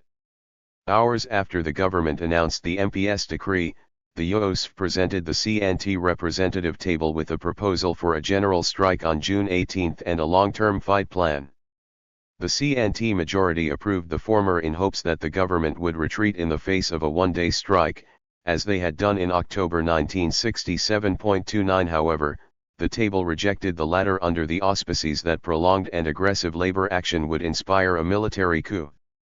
They instead suggested waging a legal struggle alongside progressive members of traditional parties in the parliament.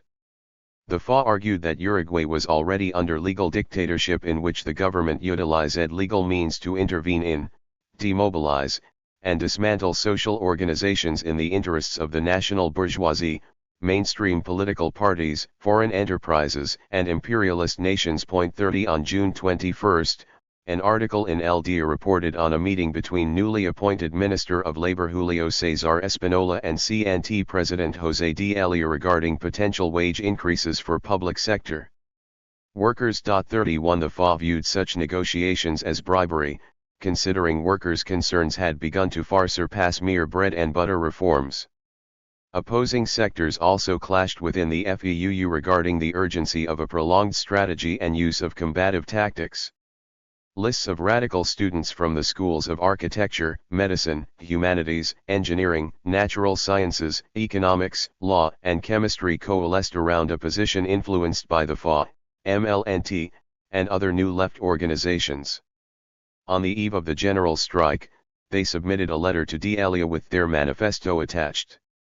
The statement concluded, FEUU should return to the path of its earlier days, with the values and tactics, to confront the reactionary police and the legal dictatorship that governs both us and the labor movement. 32. The June 18 general strike offered an opportunity for more combative unions in the CNT to set a precedent. On the eve of the larger action, the UOSF initiated one-hour rotating strikes and occupied the plant. The Textile Workers' Congress called upon their 12,000 members to barricade themselves inside their workplaces as a self-defense mechanism against police, who now had the green light to arrest and slash or use force against strikers under MPS law. 33 The general strike kicked off a month-long push with daily rallies and street actions by students and workers.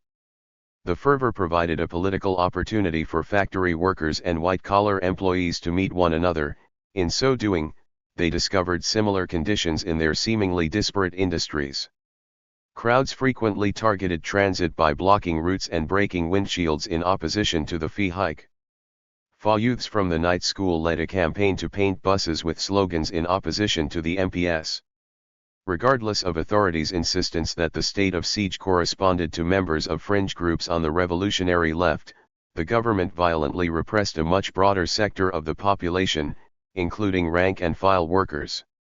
Amid the unrest, the government began drafting hundreds of public sector bank workers and civil service workers into the armed forces. 34 Police squadrons patrolled public banking headquarters, such as the central bank, mortgage bank, and stock market.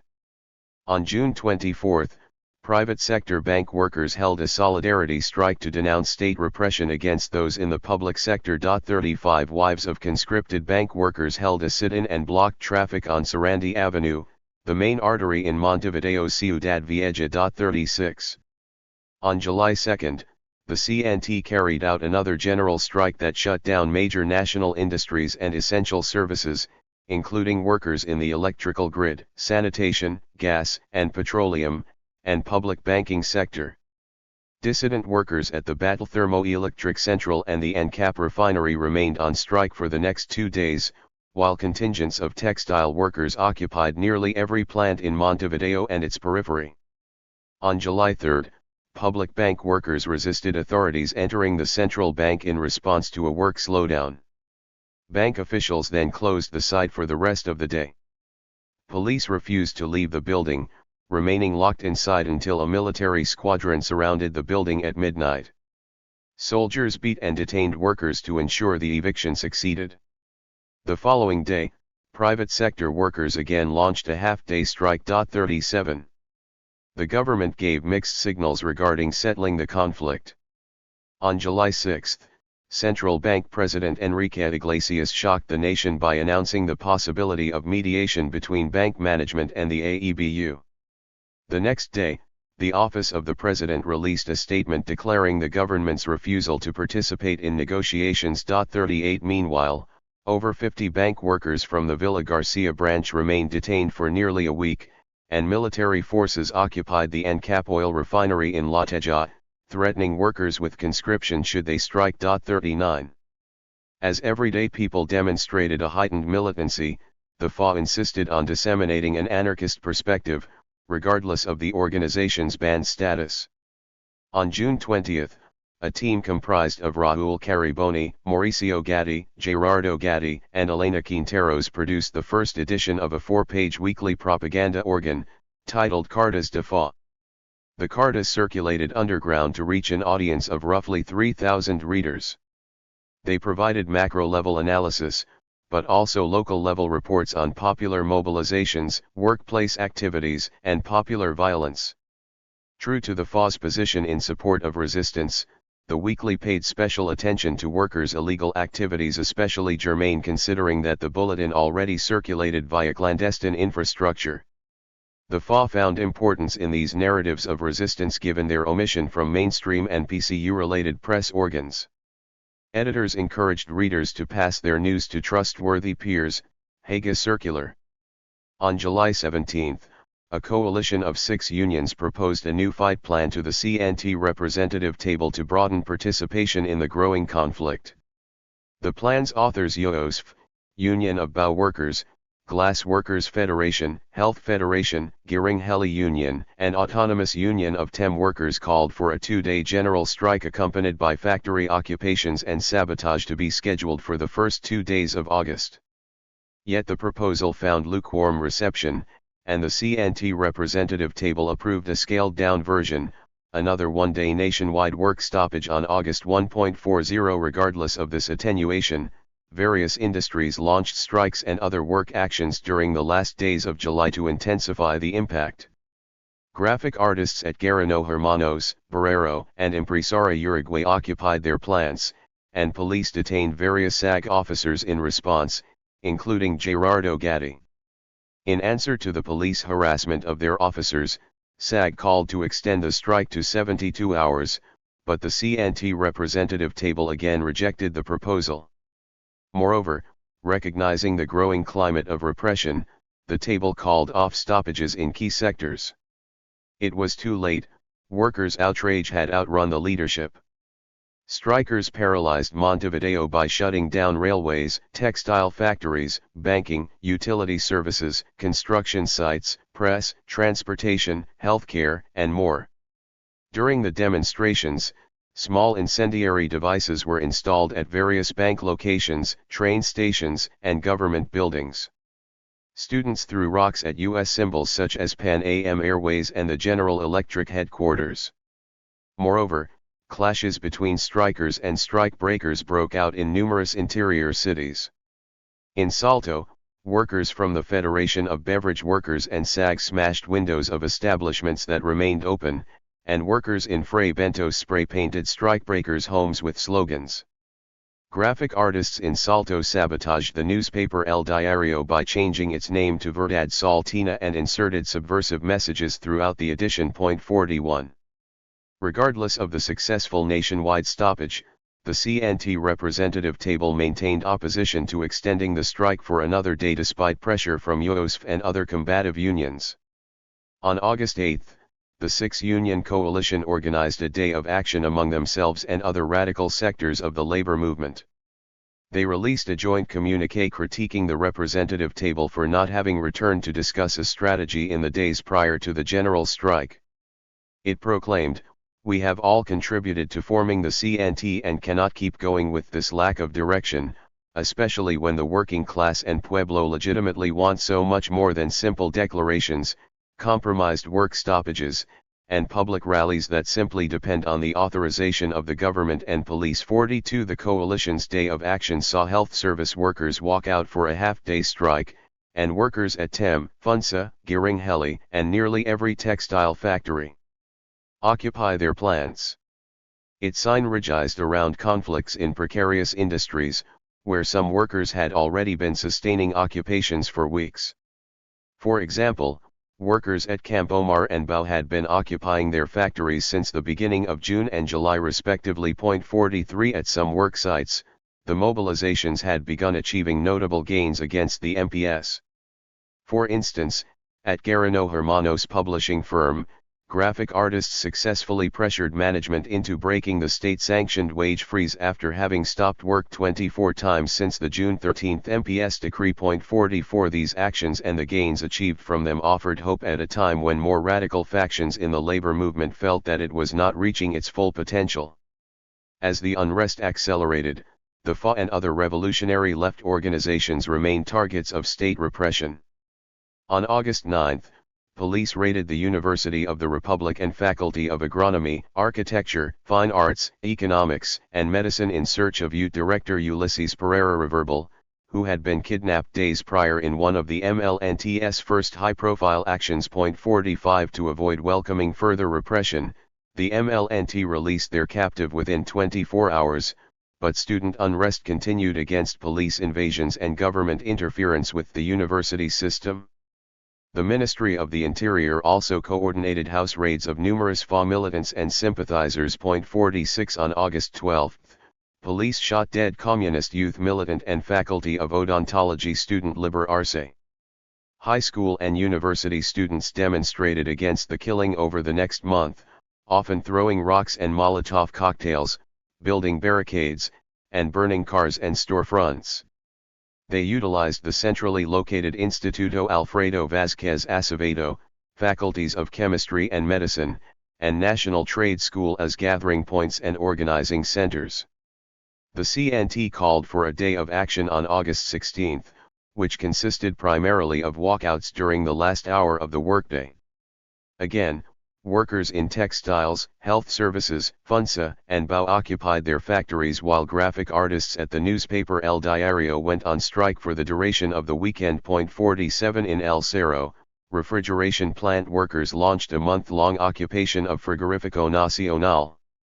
Local high school students successfully warded off police evictions, even though a FA militant from the Faculty of Medicine was hospitalized with severe head injuries. 48 Some laborers clearly won the confrontation.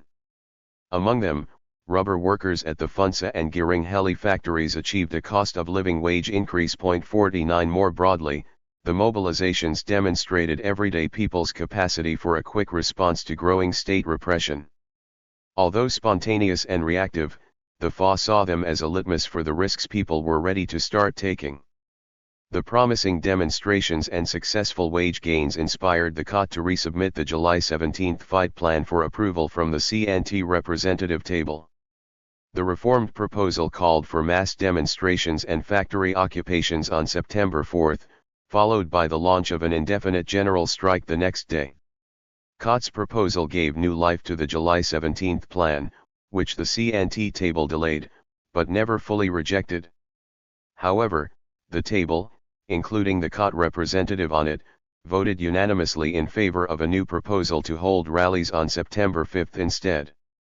One table representative proclaimed, "There are paths already being paved at the level of Congress 50." While this news frustrated the more radical faction of the labor movement, they were far from finished with agitating for further escalation. The September 5 day of action again sparked intense confrontations with police and spawned two clear nuclei of social unrest, the Faculty of Medicine and El Cerro. The former, home to nearly a dozen FA-affiliated students and staff members, served as a gathering point for sieges on the Legislative Palace due to its proximity to the structure. It also hosted a first aid room to service students injured during battles with police.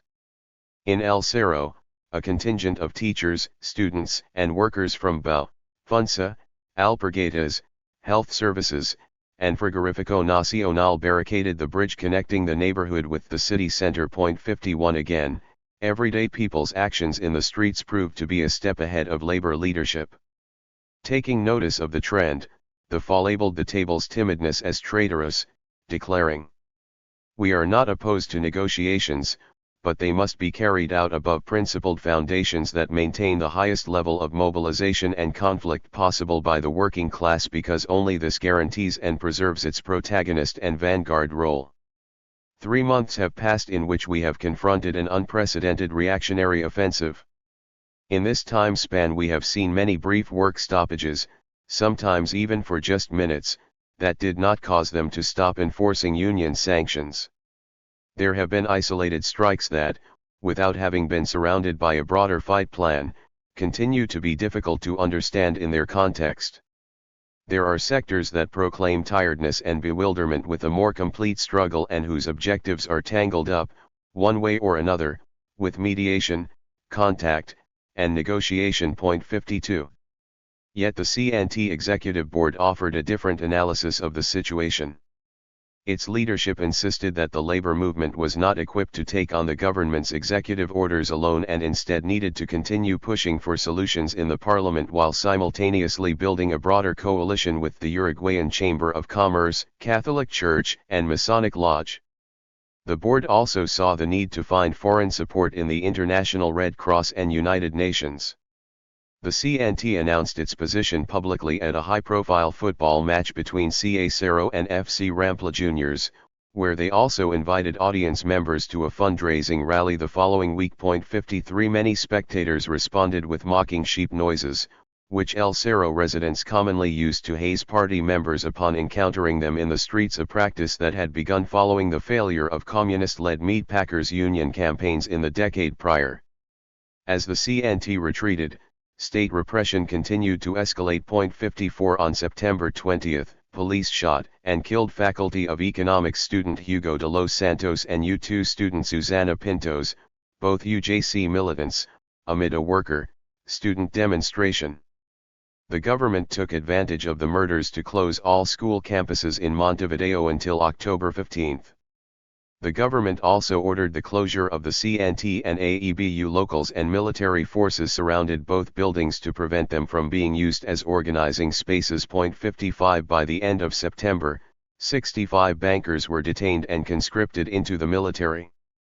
Union officers, primarily from the AEBU, testified to having experienced home raids, physical violence during interrogations, and threats to their family members. 56 Repressive tactics previously reserved for agitators were now being used on everyday people, and they were feeling the heat.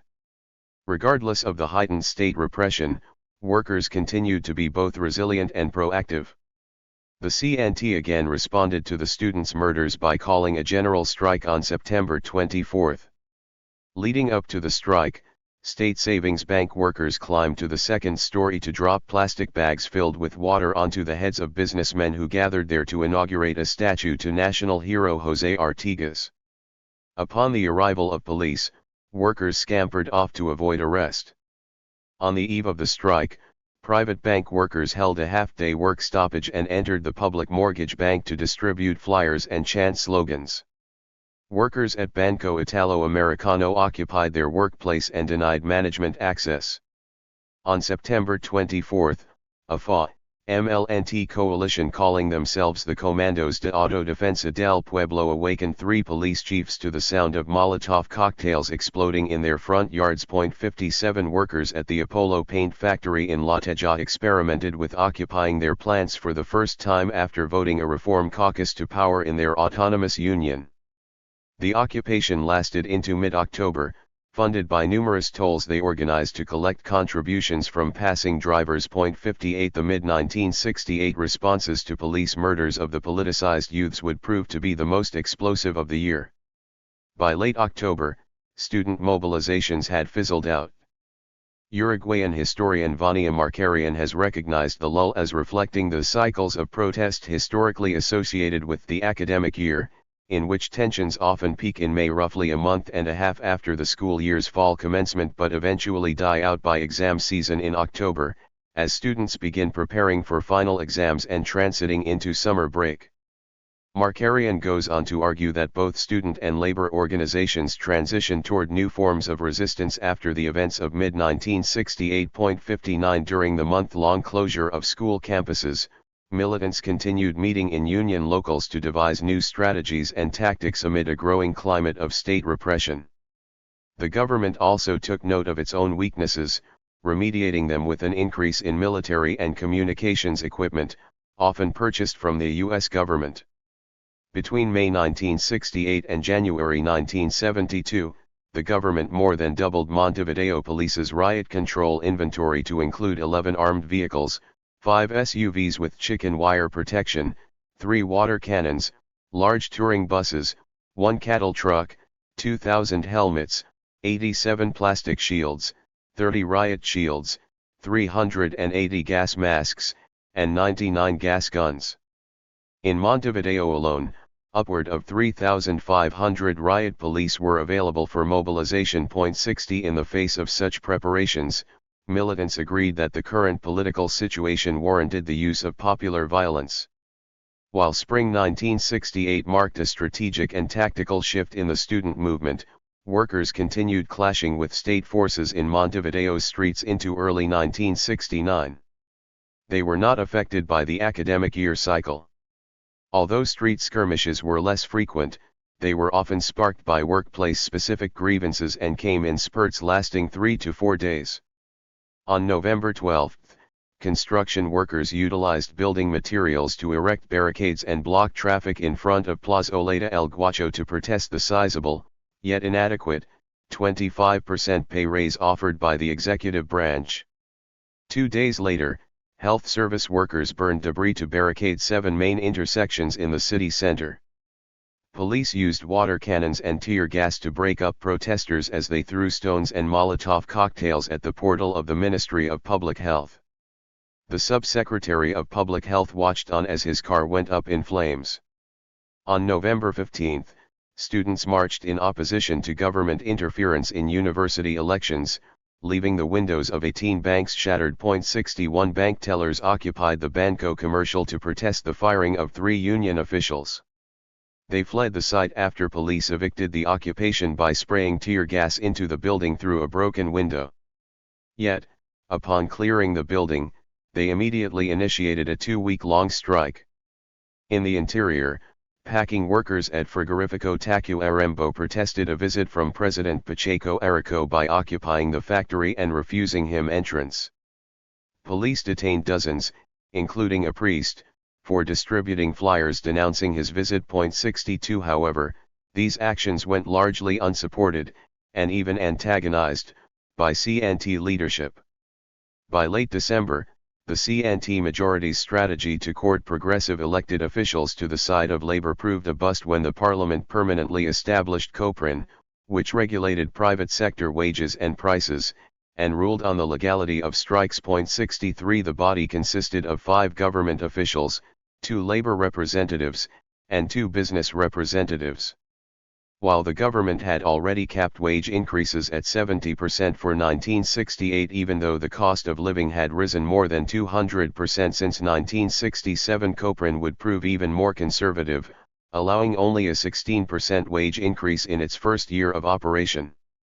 Within the first 6 months of its implementation, the CNT representative table recognized, every resolution of the COPRIN has been a resolution against the pueblo authorizing increases in prices and limiting increases in wages, a clear redistribution of income in favor of the dominant classes. 64 Furthermore, in effort to drag on conflicts and usurp union resources, management frequently missed COPRIN arranged meetings but suffered no consequences on behalf of the body. 65 Yet, COPRIN's formation would reflect one of the government's few half-hearted attempts to curb labor conflict in a manner that included voice from its leadership.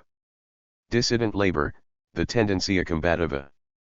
Repeated experiences with bureaucratic shortcomings spawned a coalition of unions under the direction of the FA, Eastern Revolutionary Movement, Unified Action Group, Uruguayan Union Action, 22 de Diciembre, and Revolutionary Workers' Front. While Epoca's prohibition sought to break up the growing popularity of the 6 revolutionary left groups, their social insertion in labor and student movements enabled the relationships with one another to be sustained. ASU was perhaps the most interesting fit within the coalition. As the Uruguayan national branch of the Confederation of Latin American Christian Unions, ASU shared a strong anti-communist sentiment with the FA and other new left organizations. In its 1952 founding Congress in Santiago, Chile, the CLASC set out to form a Christian humanist union to combat Marxist anti-humanist, and anti-Catholic, dogma. Moreover, they shared a similar critique of communist bureaucracy, arguing, unionism is a way in which workers can take their destiny into their own hands and transform all of society. 66 While these groups shared a common communist opponent, they would coalesce more around shared strategies and tactics. They would eventually form a dissident coalitional faction within the CNT, called the Tendencia Combativa. 67 According to Hugo Kors, adherents to the Tendencia came together around 3 points: to fight bureaucratization within the CNT, to challenge manipulation by political parties, and to maintain independence at an international level. 68. The FA and the GAU carried most weight within the coalition. The GAU officially formed in April 1969, but existed informally after the banning of MAPU, a social Christian organization with strong influence in COT, AEBU, Association of Electrical Workers, Teachers Association of Uruguay, and the FEUU, especially the Faculty of Engineering. 69 The FA had a special connection to Hector Rodriguez, GAU's most high-profile unionist and COT representative to the CNT Executive Board, via FA militant Raúl Cariboni, his half-brother. Rodriguez was expelled from the Communist Party in 1951 after accusations of derailment and having a cult of personality. Upon his departure, party membership among textile workers dropped from 517 to 19.70. The textile industry remained one of the most lucrative national industries throughout the 60s, employing upwards of 25,000 workers during high season. 80% of its workforce women.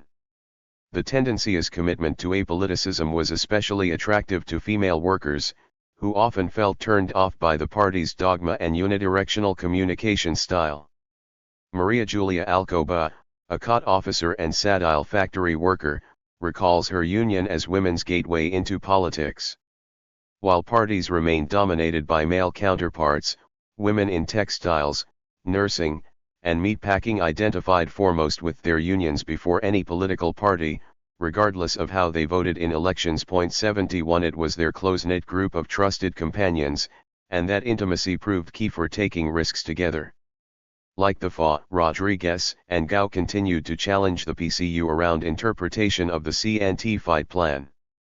While GAU did not set out to spark revolution or take state power, they advocated for a plan of escalation toward an indefinite general strike for the freedom of political prisoners, nationalization of key industries, and termination of wage freezes and MPS security measures.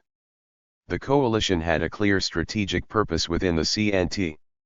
The majority line, represented primarily by the PCU and Christian Democratic Party with 397 delegates, sought to organize, unify, and structure the working classes and organize them behind progressive political candidates.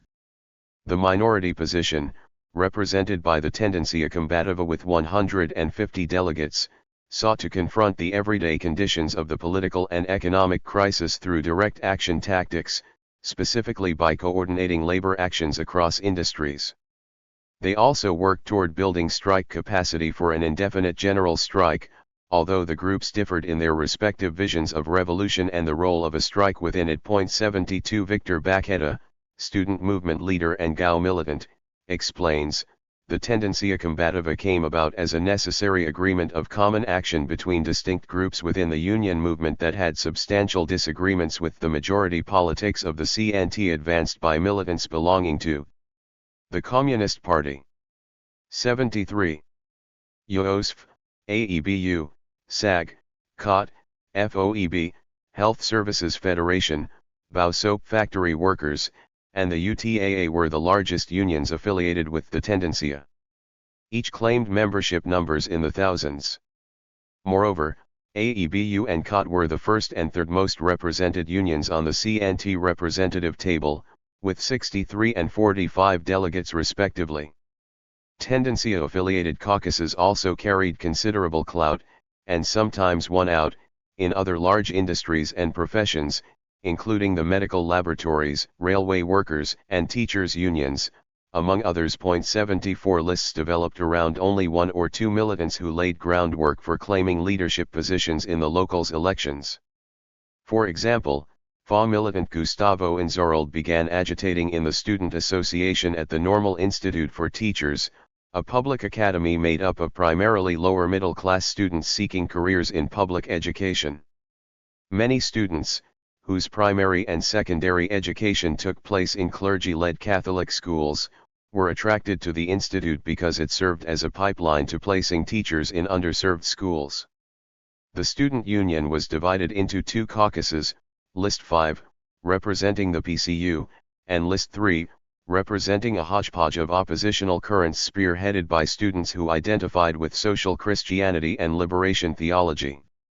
Inzarolde moved forth the FA's positions within List 3, but his work was guided by an anarchist analysis of his immediate circumstances. His job as a List 3 militant was to win support for List 3's politics, not to win over people to anarchism. Yet, he would develop close relationships with List 3 rank and filers and leaders who he would eventually bring into the FA, such as Elena Quinteros, Yamanda Gonzalez, Hugo Casariego, Lillian Kelly Berti, and Sarah Mendez. 75. Like the experience in the textile industry, some of the most important Tendencia-affiliated unions formed after splits with their PCU majority leadership. Throughout the 50s and 60s, the communist-led National Union of Metallurgical Workers gained a poor reputation due to its frequent disciplining and or purging of dissident caucuses. For example, Trotskyist factions existed in UNMRA-affiliated factories like Inlasa and Nervion until the 50s but gave up on organizing after being frequently run out of work sites and reprimanded by union leadership for distributing dissident propaganda. In June 1966, Javier Uslenghai, a Trotskyist worker from the bridge factory, publicly denounced UNMRA in Epoca for having demobilized workers in preference of negotiations with management. 76 Similarly, members of the Social Catholic ASU spearheaded the formation of the Autonomous Union of General Electric Workers in 1958. The SEAJ spent the duration of the 60s in conflict with management and repeatedly used occupation and street confrontation to ward off police and strike breakers. In 1961, FA publication Lucha Libertaria recognized SEAJ as among the nation's most militant unions. 77. Many autonomous unions were born of schisms in reaction to PCU management of the CTU. For example, the Autonomous Union of TEM Workers formed in July 1963 after membership voted 245 to 61 to disaffiliate from the communist-led UNMRA. SAOT moved toward the radical left after losing a 1961 strike, during which workers became disenchanted with the UNMRA after receiving little support for the work action. The ASU had a strong influence in the decision to disaffiliate. By 1964, SAOT allied with the SEAJ to form the Executive Board of Radio Electricity, which eventually welcomed participation from fellow autonomous metal worker unions at SIAM Saratoga, Castells Ferraz Malt, Regusai and Volmanote, Philips, Radisxa, Galileo, Warnersdalen, APSA, and FAMSA. 78. The Tendencia gained a unique stronghold in small, newly formed union locals such as Cyril, Sixa, and Manzanares, Divino, Portland Cement, Atma, and BP Color. All would wage dramatic and important conflicts between 1970 and 1973. Minority, but nonetheless influential, cadres of Tendencia-linked militants also existed within PCU-led unions, such as leather workers, shipbuilders, various agricultural workers, chemical workers, UNMRA, sweet factory workers, newspaper vendors, and utilities workers. 79 Throughout the mid-60s, PCU leadership often struggled to call an end to strikes because workers disobeyed their orders and refused to work until winning their demands. In May 1968, a CIA special report on the Uruguayan left recognized, workers have on occasion accused the PCU of putting the party's safety and interests over those of the union's 80. Although not all member groups within the Tendencia oriented themselves toward revolution, the FA viewed the coalition as necessary to link together organizations with shared principles and tactics. Moreover, the FA recognized the limitations of unions on account of their open membership and mass character. Indeed, such an eclectic membership base inevitably stripped unions of any outright revolutionary potential. Nevertheless, the democratic structure of unions allowed an opportunity to form caucuses around shared values and to fight to win most of the membership's support for more combative tactics. Those experiences would then radicalize workers, ideally toward a revolutionary politics. In a communiqué titled Sindicato y Tendencia, the FA declared, "The union cannot serve as a sufficient base to construct a revolutionary movement. That is why, if we are going to advance a line of combative action among the masses, aside from participating in a union, we must come together to form a tendency." Participation in the tendencia requires the acceptance of a set of principles that can be shared among companions who hold different ideological backgrounds, which also clearly entails certain exclusions that are essential if we are going to achieve the minimum basis for operational coherence. 81. The wide-ranging coalition of blue-collar, white-collar, and peasant workers enabled a unique and broad-reaching network that embodied an ethos of solidarity unionism, namely, one in which unions share resources and support one another via solidarity, strike, boycott, and sabotage. The coalition's diverse and multi-sectoral makeup required creative and innovative approaches to strategy and tactics.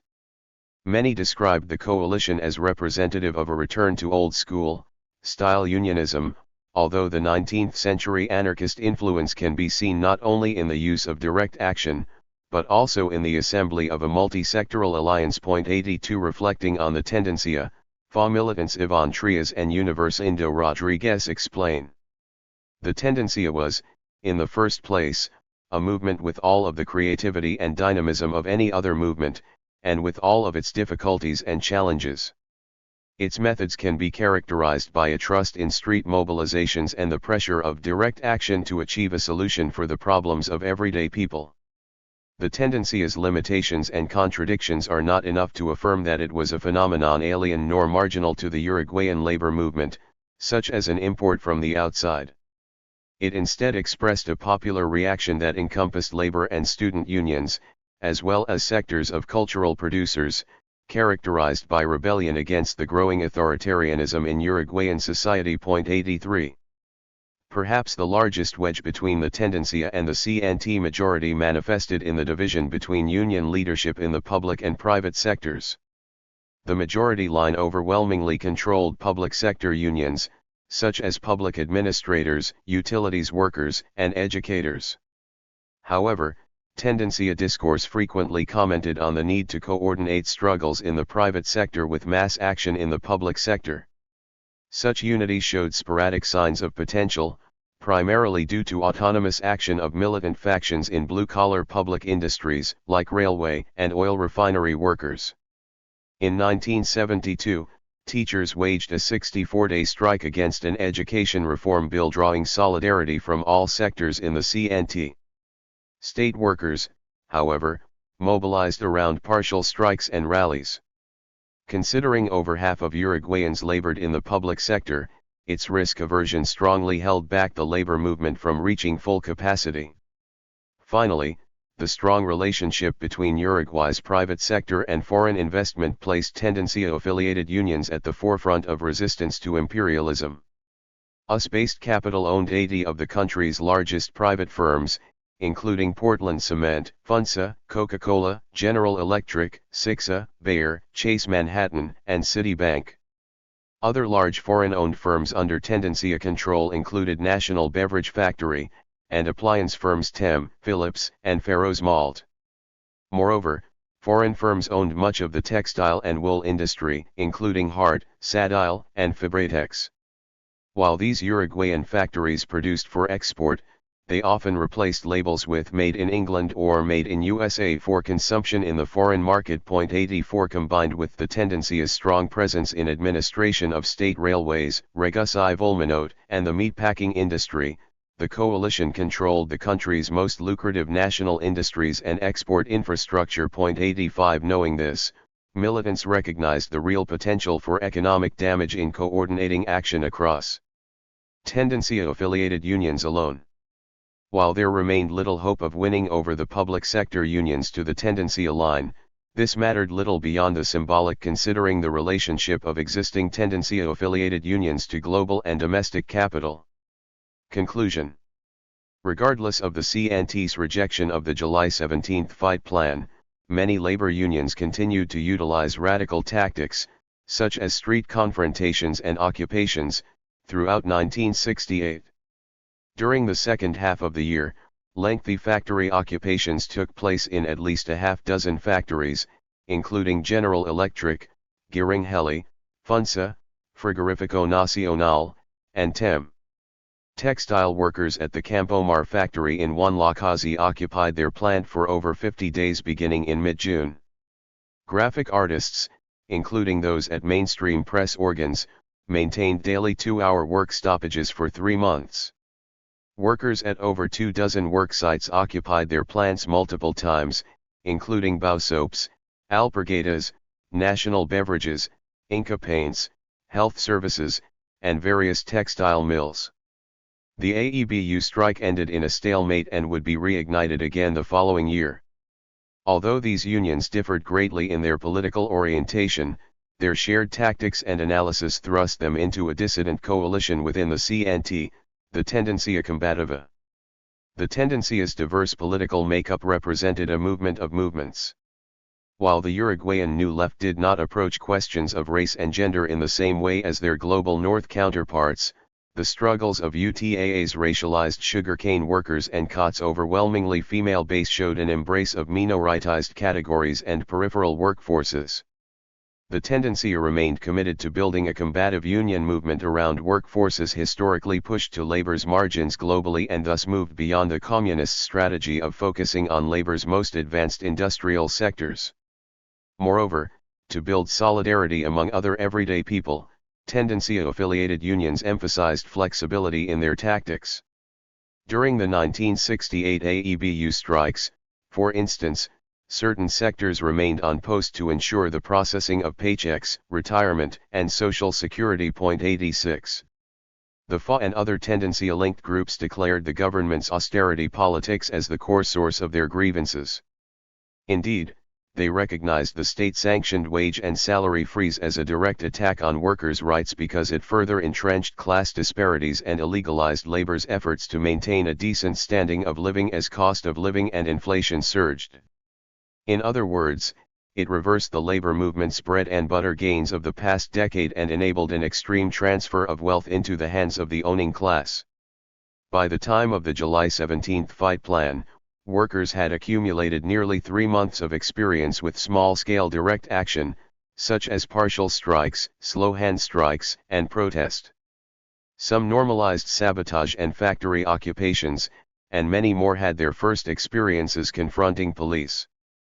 For the FA, these experiences served as a foundation upon which to build toward more militant forms of escalation, such as an indefinite general strike. But such goals required planning and coordination to unite around a common and combative strategy against both the politics of austerity and MPS. The FA frequently denounced the labor movement's tendency to rely on spontaneity, or reactiveness, which could only lead to the isolation of more combative unions without a clear proactive role for the rest of the labor movement.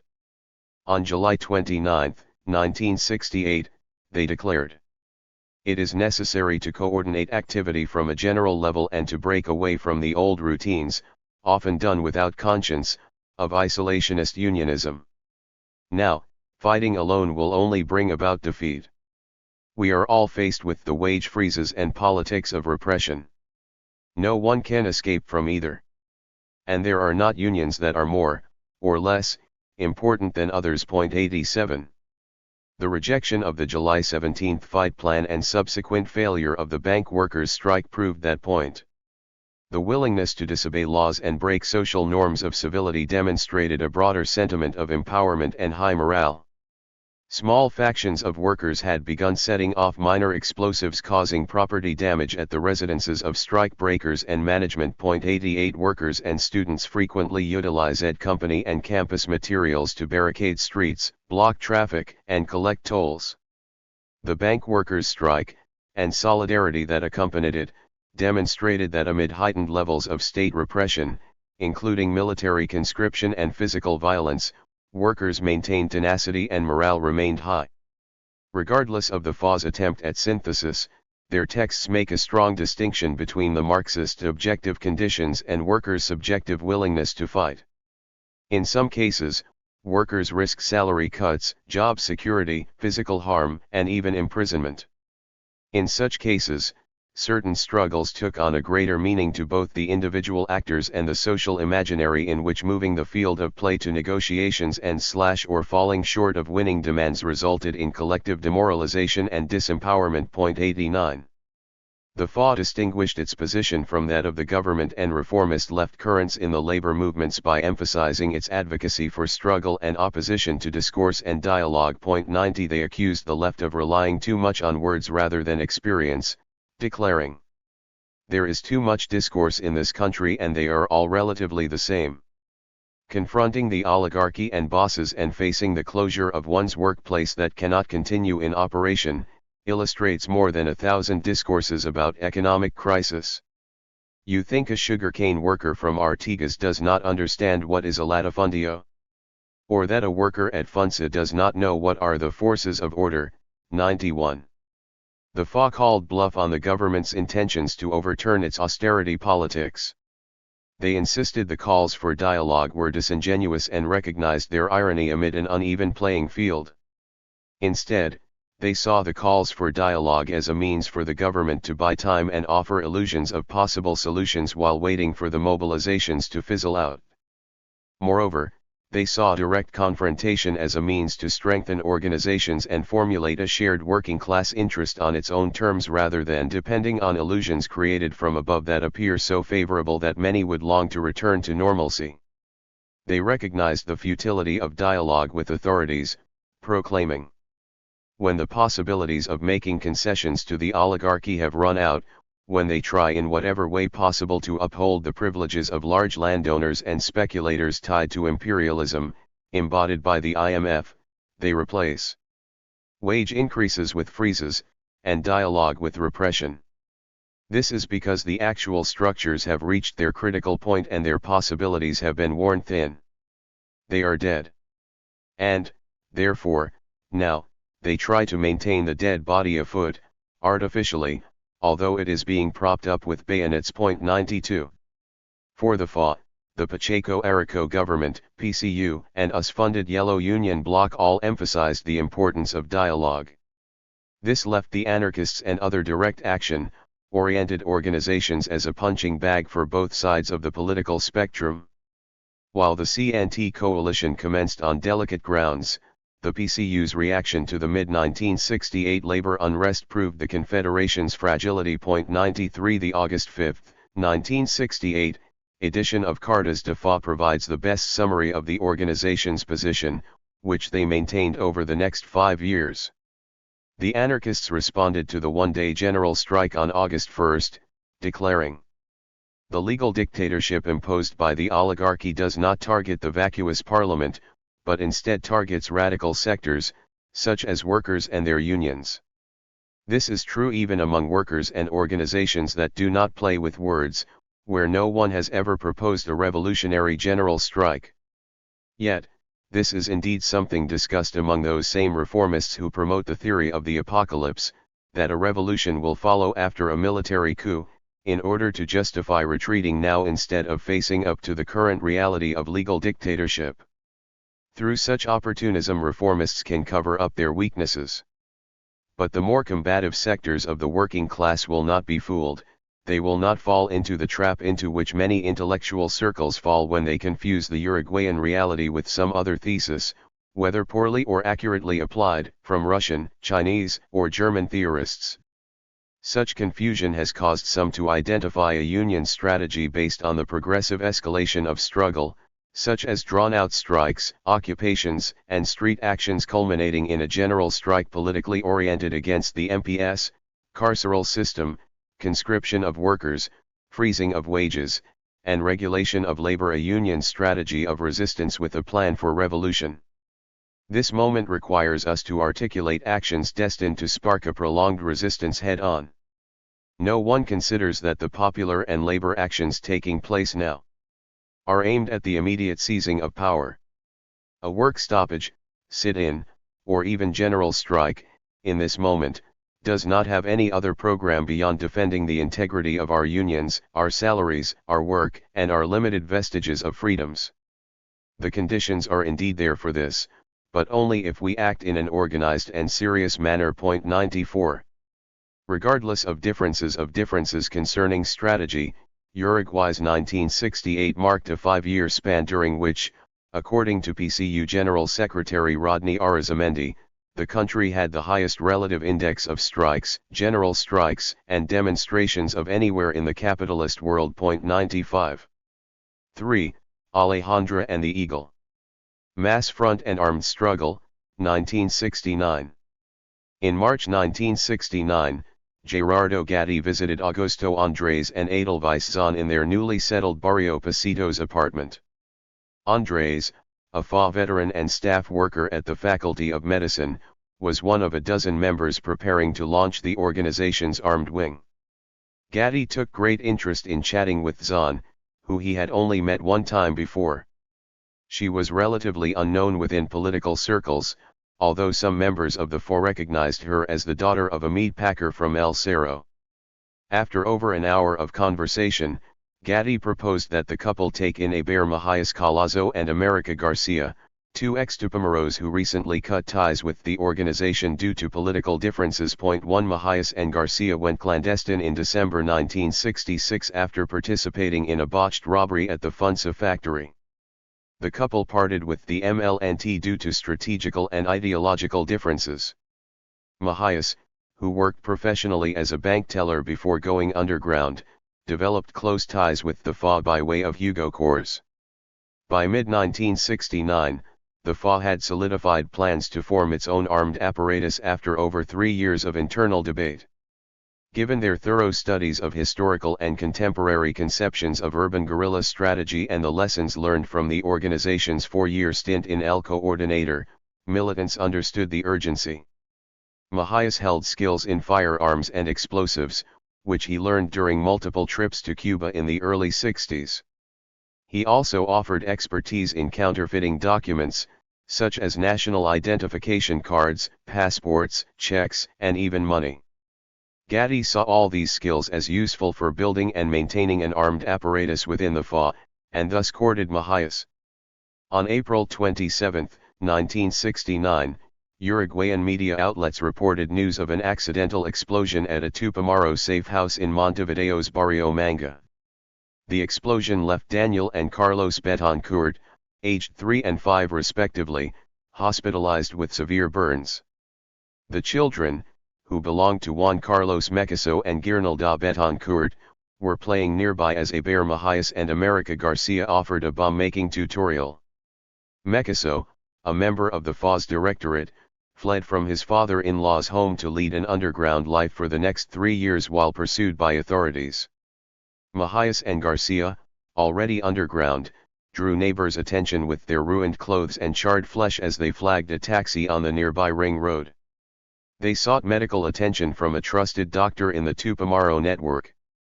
Daniel Betancourt, who arrived home minutes after the explosion, found his daughter amid a panic attack as she huddled over her burned children. He transported his daughter and 2 grandchildren to Pereira Russell Hospital before being detained by police for interrogation.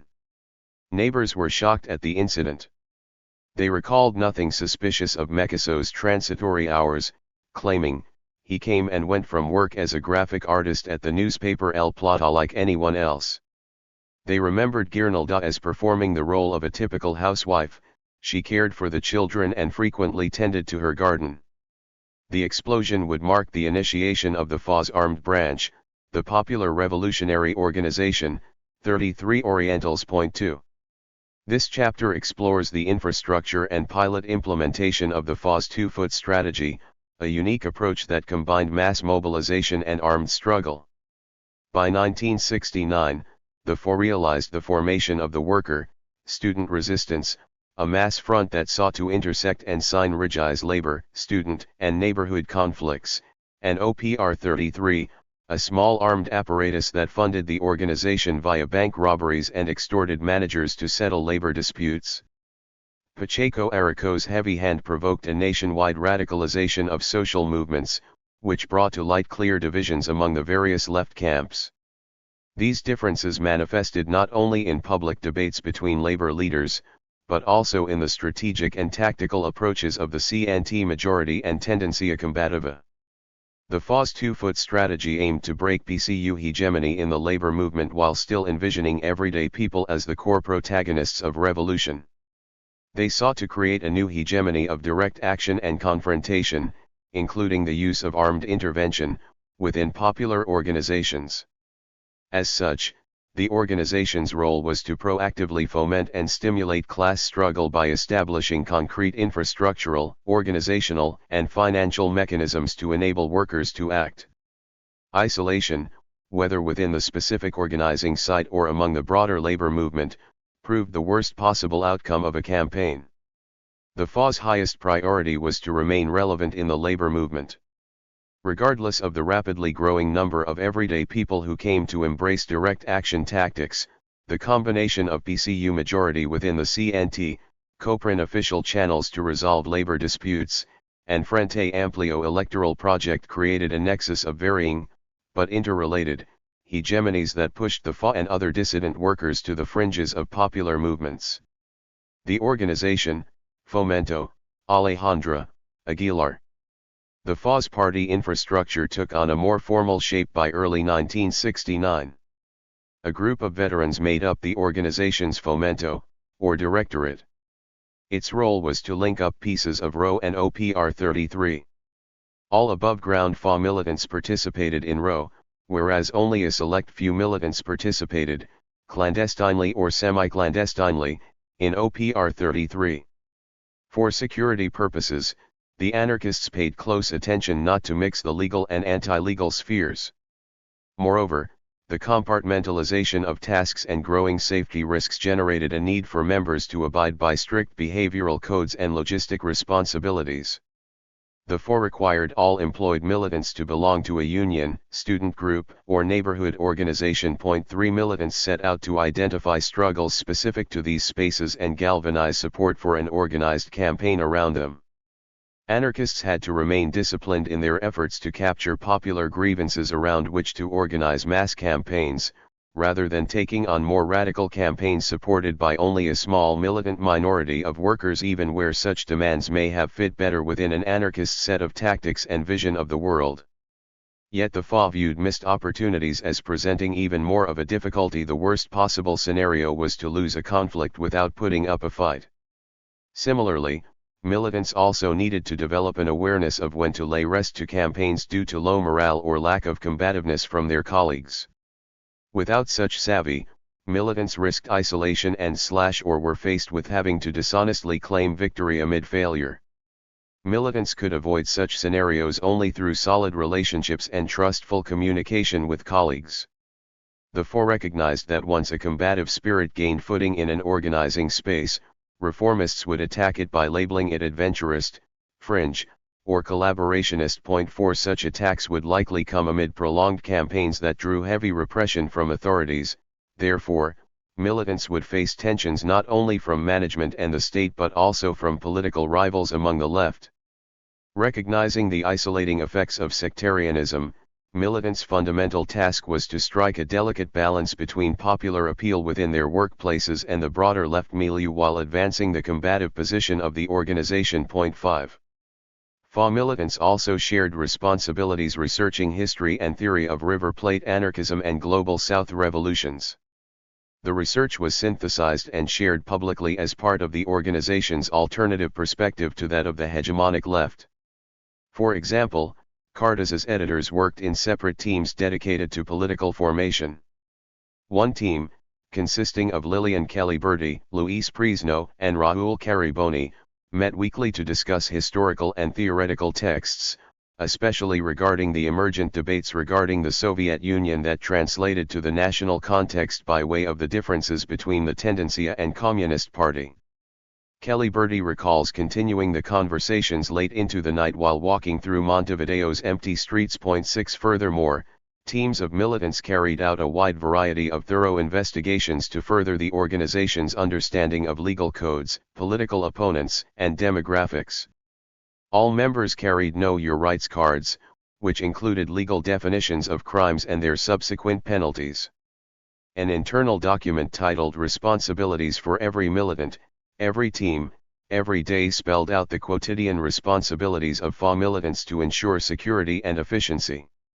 Militants' tasks required close attention to the everyday spaces in which they navigated, including documentation of sites of police presence, recognition of behavioral patterns of local bosses or political elite figures, and identification of suspicious vehicles. Point 7.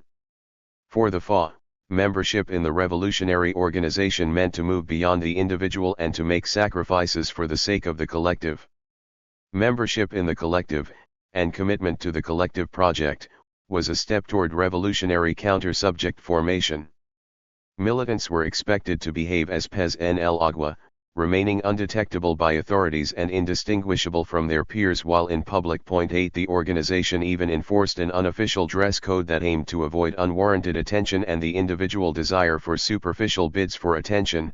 Beards, long hair, and shabby clothes were highly discouraged. Point 9. In this way, the FA's anarchism shared much more in common with Latin American Marxist and Third World liberation organizations than it did with anarchist tendencies in the global North. Point 10. Fomento, the Directorate. The FA Directorate consisted of veterans Gerardo Gatti, Mauricio Gatti, Juan Carlos Mecaso, Hugo Cors, Raúl Cariboni, and Leon Duarte. They focused primarily on building strategy, producing analysis and propaganda, mounting connections between the labor and student movements, and coordinating actions between the popular and armed fronts. The Directorate differed significantly from its Trotskyist democratic centralist counterpart in that RO and OPR 33 cells could discuss their proposals and decide among themselves whether to accept tasks.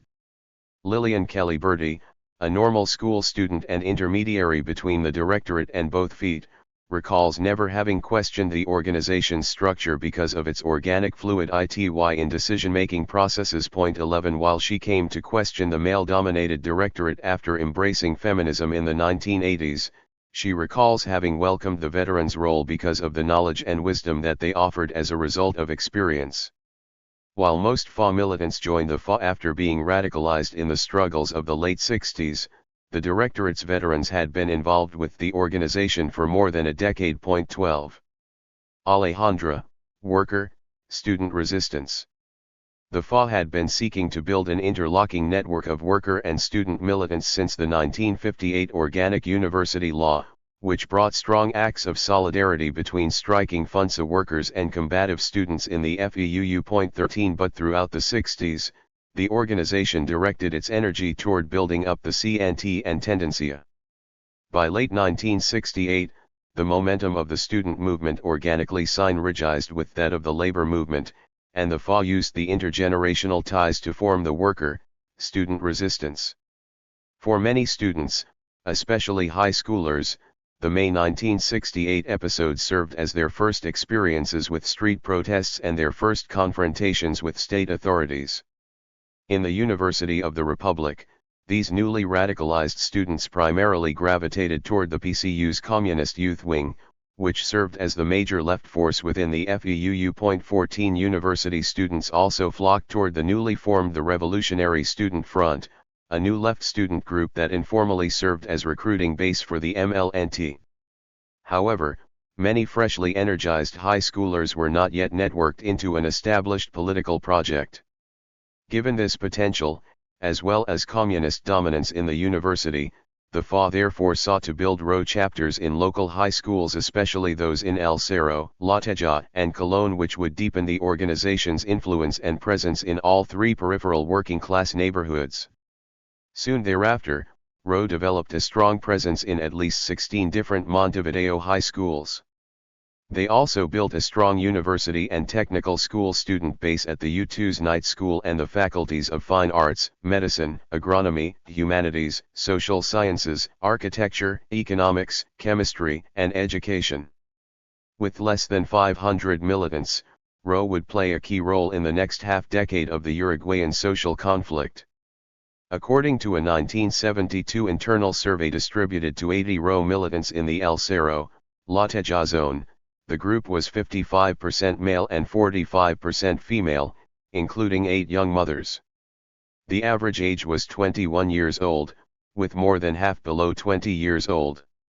The youngest militant was 16, and the oldest was 35. Over 62% were students, and 20% of the students held a job as well.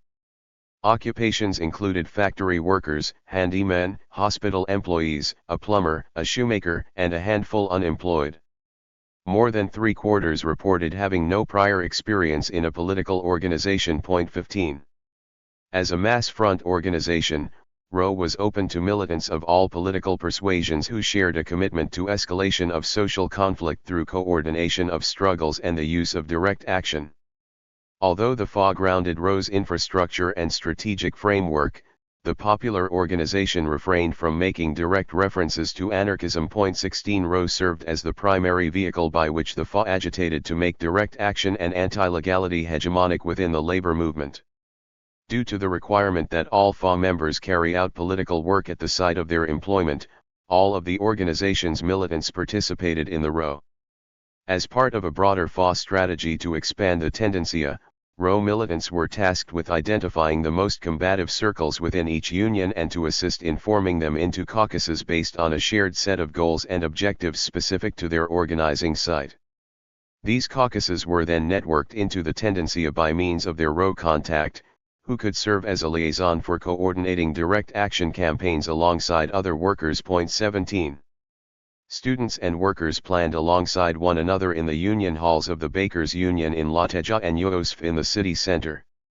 The Bakers' Union had been an anarchist stronghold since the beginning of the 20th century, while the Yoosf local served as a headquarters for other rubber workers' unions, like Giringheli and Fineza, as well as for many other centrally located unions who did not have their own local, including TEM, Sixa, PepsiCo, FUS, Cyril, and at least a dozen more.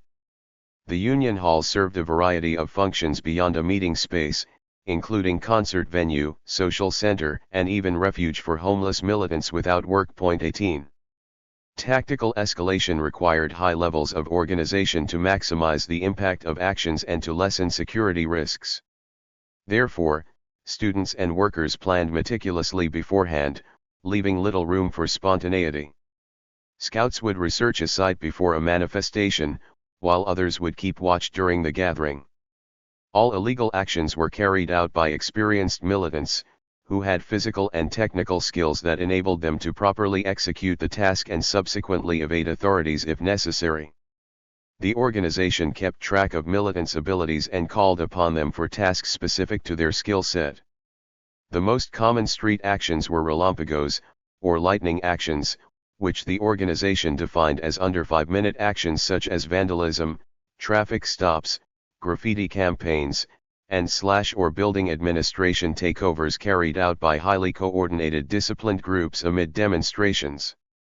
The organization expected each participant to commit to their respective roles and see the actions through. 19. Due to the limitations of networks insular to the union world, the worker-student coalitional strategy proved important. Maintaining the tendencia's infrastructure required popular participation beyond union officers and rank and file. While union officers primarily dedicated themselves to planning and bureaucratic responsibilities, rank and filers balanced between their workplace responsibilities, assembly participation, and mobilization. This often led to the neglect of research, information gathering, propaganda distribution, and more. RO thus completed many of these quotidian tasks as a gesture of student solidarity with the labor movement. For example, in El Cerro a RO team produced a thoroughly researched profile of the neighborhood, including the location and hours of shift changes of all factories in the area. The profile included locations and operating hours of schools, bars, and cafes. Militants referenced the neighborhood profile when outreaching to workers and members of the community. For security purposes, many internal documents were signed off as CNT, Commission Juvenile and dated 1965. Some were written exclusively in code. 20. This was a security protocol in preparation for the potential seizure of documents by police raid. RO also participated in various local neighborhood organizations, such as the Support Committee for Popular Struggles in Lateja and the El Cerro Neighborhood Commission, which represented upward of 45,000 families. The former represented a coalition of workers, students, and shopkeepers who alerted the community of local social conflicts by painting on walls, whereas the latter served as a renters' union. The RO encouraged a proactive role for those outside of the organized labor infrastructure, especially students, amas de casas, small vendors, and the unemployed. The FA's initial vision for the mass front came after realizing the limitations of labor unions and the necessity to build a rear guard based on mutual aid and collective social reproduction. Unions, including combative tendencies within them, fell victim to a structure that prioritized salaries and other workplace issues, and thus struggled to incorporate participants beyond their membership base. An April 1970 communiqué declared, "There are many people in the neighborhoods who are not members of labor unions but who are prepared to fight, and who have organized among themselves to do so. The tendency realistically cannot provide a backbone for this reality. Instead, we should develop the coordination of activities among groups who share our tendencies within the same zone or neighborhood, and thus open a real possibility for all those who wish to participate in the struggle to do so whether or not they are affiliated with a union, non-unionized factory or shop workers, students, unemployed, and amas de casas should have the chance to participate in the fight." 21. Uruguayan left organizations broadly sought to connect with students, but the FA's call to unemployed youths and amas de casas were especially unique. Some scholars have identified the left's failure to challenge traditional gender roles as marking an epoch of regression during the 50s and 60s. 22. For example, the PCU's El Popular continued to depict women in the domestic sphere, including weekly columns dedicated to cooking recipes and beautification. While the FA did not promote a discourse of gender liberation akin to early 20th century anarcho-feminism, which promoted free love and liberation from the domestic sphere, the organization saw amas de casas as protagonists in a broader class struggle and sought to find a role for them within RO's rearguard support network. Similarly, the RO recognized women and shopkeepers in La Teja for offering support behind industrial conflicts, declaring, "They have given a hand to those who are fighting for the dignity of all of us. There is a role for everyone, and there is no place for any one person to come away feeling like a hero. There is no such thing as an isolated act. With every act we construct something bigger." 23 women played an increasingly important role as part of the FA's Prisoner Solidarity Network, in which mothers and spouses transmitted information and transferred care packages to imprisoned loved ones as repression increased. 24 Thus, unemployed and non-wage workers, including small shopkeepers, prefigured a non-market-oriented and solidarity-based economy through their gestures of mutual aid. The protagonists' multi-sectoral categories consolidated as El Pueblo. The FA, like other contemporaneous left organizations in the River Plate region, borrowed heavily from populist discourse to redefine popular protagonism beyond the term working class. While anarchism had a rich history of organizing popular sectors outside of the Marxist purview, such as peasants, street peddlers, and vagrants, the regional term pueblo also carried anti-imperialist notions. Argentine philosopher Escobedo Laca calls the term an empty signifier, so much so that it could be defined and redefined to incorporate sectors ranging from peasants to middle classes in the name of a shared political objective. 25 While the FA's use of the term recognized the importance of a broad alliance of protagonists, the organization still centered labor conflict as central to social transformation. This differed greatly from the strategy of the MLNT. While the Tupamaro similarly recognized all sectors of the poor as revolutionary protagonists, they did not have a clear role for the working class prior to the organization's Marxist-Leninist reformation while exiled in Chile in 1973. 26. Finally, the worker-student coalition sometimes created tensions between both groups. Augusto Andres recalls students' response to the campus closures in September 1968. Pacheco closed the middle schools, high schools, and the U2 so the youngsters invaded the faculties. Up until then, control of the campuses was the responsibility of unionized staff workers.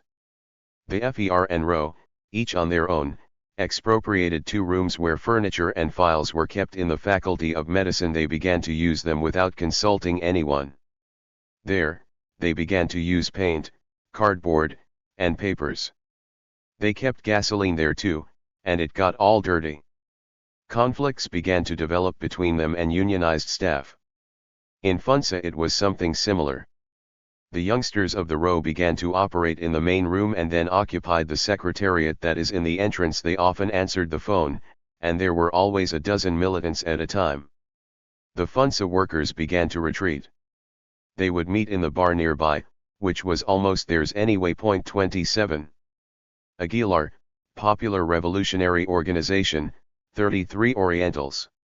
By mid-1969, the FA established OPR 33, a small armed apparatus that began with roughly 20 militants. Unlike RO, all OPR 33 militants were also members of the FA. More than a guerrilla wing, OPR 33 served as a military technical apparatus, with clear targets and goals within existing campaigns and social conflicts. The FA's directorate modeled OPR 33 after the Spanish Civil War era Iberian Anarchist Federation, a confederation of small affinity groups that carried out direct action and political work parallel to the National Confederation of Labor. While rumors throughout the 1930s ran wild of a FAI dictatorship within the CNT, militants such as Francisco Escaso and Buenaventura Durruti, who had participated in the Nosotros affinity group, insisted on maintaining the CNT as a politically neutral body for the expression of working-class interests. In a 1933 FAI meeting, Durruti had declared, "The FAI advises the workers of the CNT to be prepared for any eventuality. You control the factories and the places of work. Remain with them. Do not abandon them. Let the councils of workers and technicians start to operate the factories. They will be the basic organizations of the new social and libertarian economy. The anarchists will fulfill their duty, as always, by being the first in combat. A defensive posture means the failure of every insurrection. The occupation of the factories without coordination with forces outside is doomed to failure in isolation." 28. In this way, anarchists would provide a complementary armed function to the revolution while maintaining workers as its core protagonists. OPR 33's genealogy can be traced to turn-of-the-century debates among the transatlantic Spanish-speaking anarchist community in the River Plate. 29 OPR 33 militants worked in cells of 3 to 6 members who all performed tasks and contributed to the same specific function. For security purposes, militants did not know other members outside of their cell. 30. The branch possessed no more than a dozen pistols and 5 shotguns, and most had only practiced shooting on 2 or 3 occasions. However, members were well versed in street fighting and often carried bats and pipes on them, which they sometimes used to combat scabs and members of fascist organizations in retaliation for attacks on workers, comrades, and family members. The FA took a very strong stance against killing political opponents, an opposition not so much moral as strategic, given the tendency of the broader population to misinterpret assassinations. In other words, the social psychological impact of assassination tactics was bound to lose the support of the public, and such circumstance was never worth the risk. 31. The FA was very particular about OPR 33 recruitment, which kept membership low, especially in comparison to the MLNT. One militant recalls having recognized OPR 33's unique makeup upon meeting MLNT militants in jail. The latter consisted of a mixed bag of socialists, communists, liberals, and Christian Democrats, many of whom were drawn to the organization out of altruistic interests. 32 recruits for OPR 33 were invited based on their trustworthiness rather than their knowledge and comprehension of en vogue arguments around left strategy and armed struggle. The FA intentionally recruited fellow workers who demonstrated an affinity for militant direct action into the OPR 33.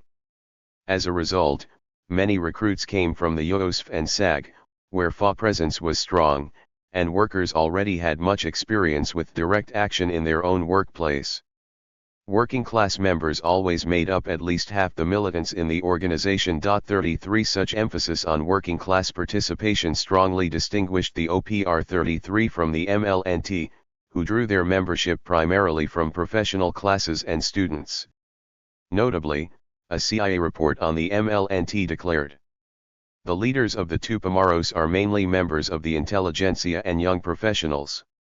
The great majority of recruits over the years probably have come from the ranks of university students. To some extent, it appears to be a case of sons and daughters rebelling against their fathers, as many of the terrorists come from relatively advantaged and at times prominent families. 34. While the CIA's pseudo-Freudian analysis may be better read as a projection of their own insecurities and internalized patriarchy, they accurately recognized the well-off background of a sizable number of MLNT militants, who found their political feet in the university rather than the labor movement. OPR 33 militants were held to high standards of discipline because the FA acknowledged the potential for disequilibrium within the group as a result of building and maintaining armed cells. The organization was highly cognizant of the broader New Left tendency to fetishize armed struggle as the sole path toward transforming into a revolutionary subject, which often bred a sense of elitism among guerrilleros. 35 Juan Carlos Mecaso recalls seeing Tupamaros flaunting their weapons, keeping them tucked in their pants while in public.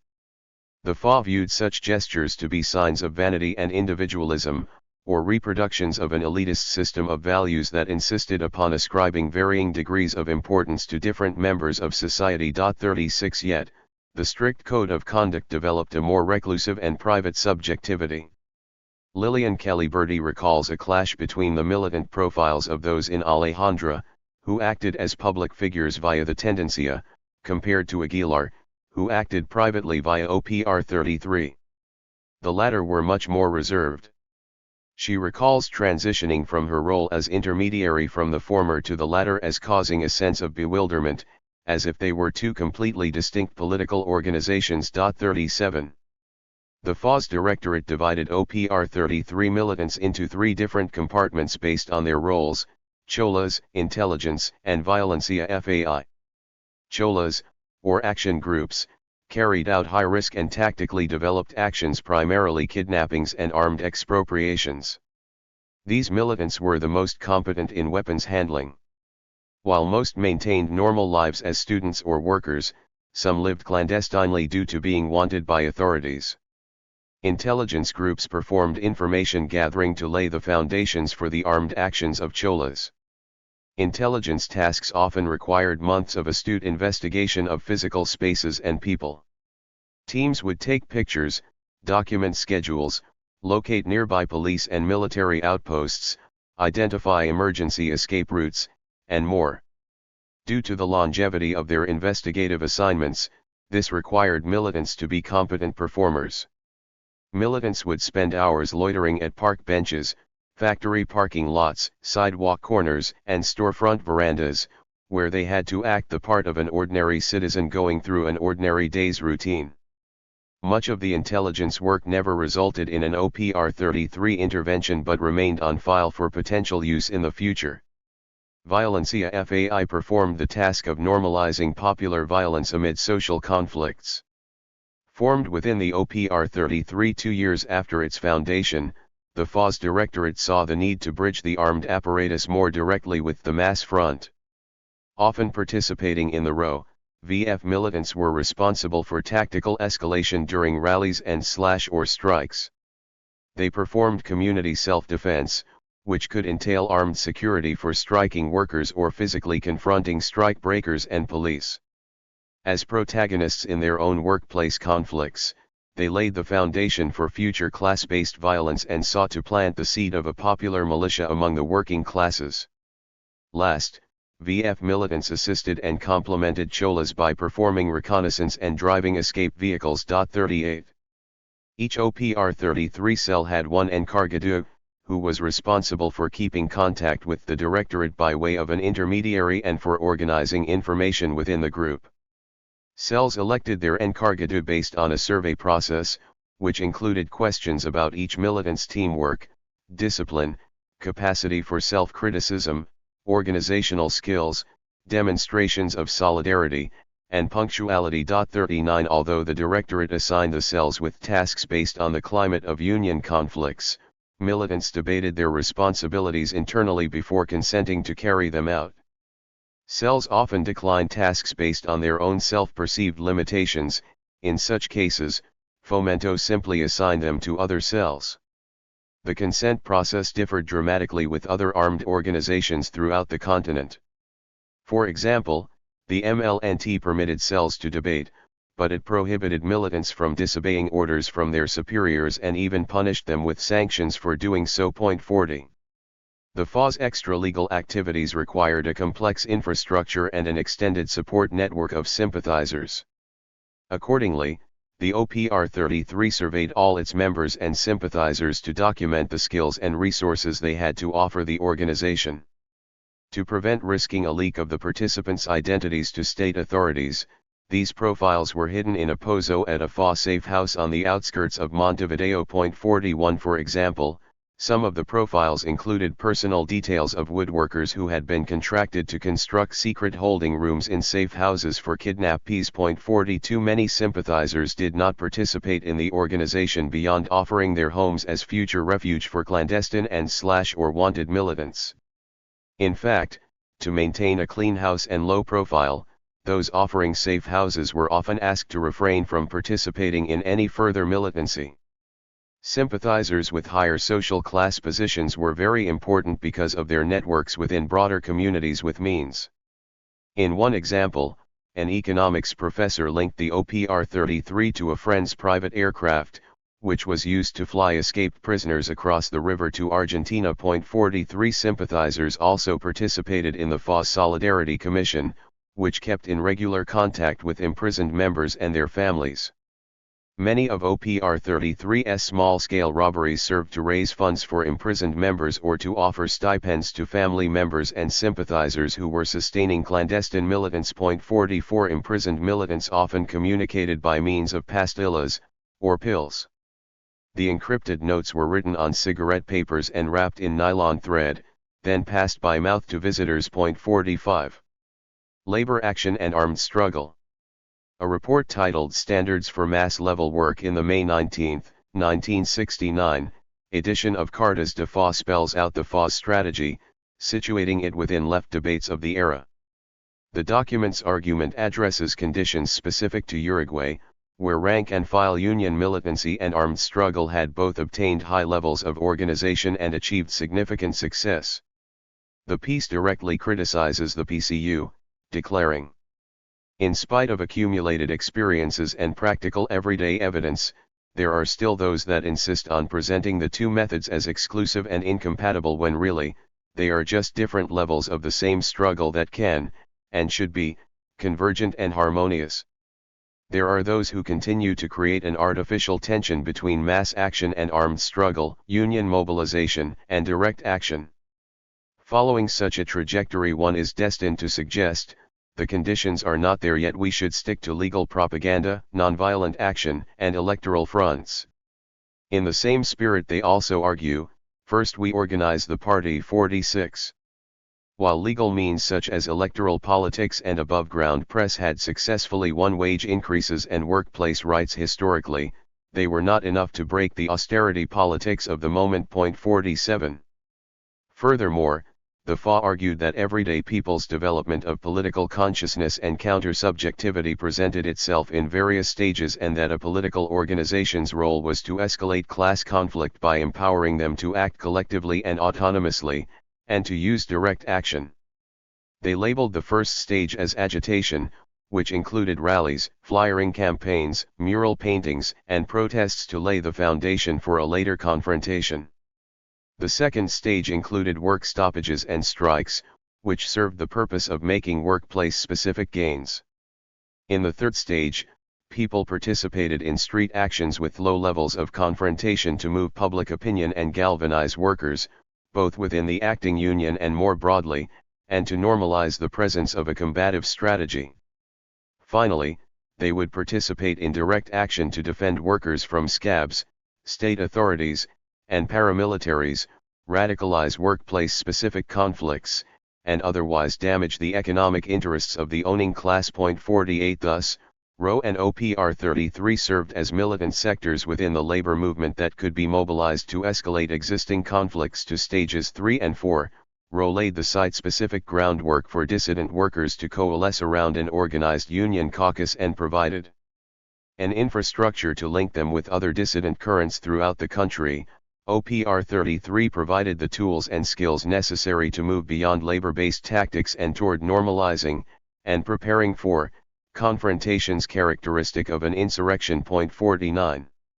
The FA's two-foot strategy was unique among contemporaneous revolutionary groups globally.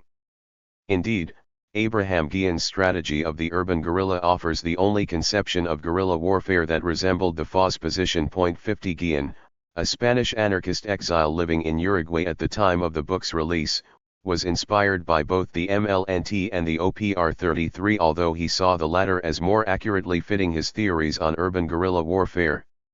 His theory of the urban guerrilla is widely considered the first direct challenge to Che's Foucault theory. Before moving to Uruguay, Guillen had resided in Argentina, where he had written extensively on economics from an anarcho-Marxist perspective.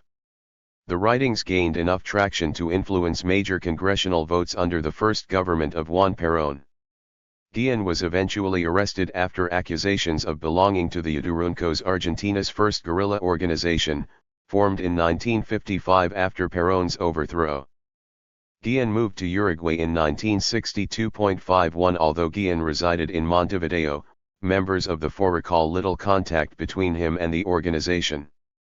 Throughout this investigation, interlocutors referenced only one encounter in 1966, in which Guillen spoke to a crowd of less than a dozen people at the FA's local in El Cerro.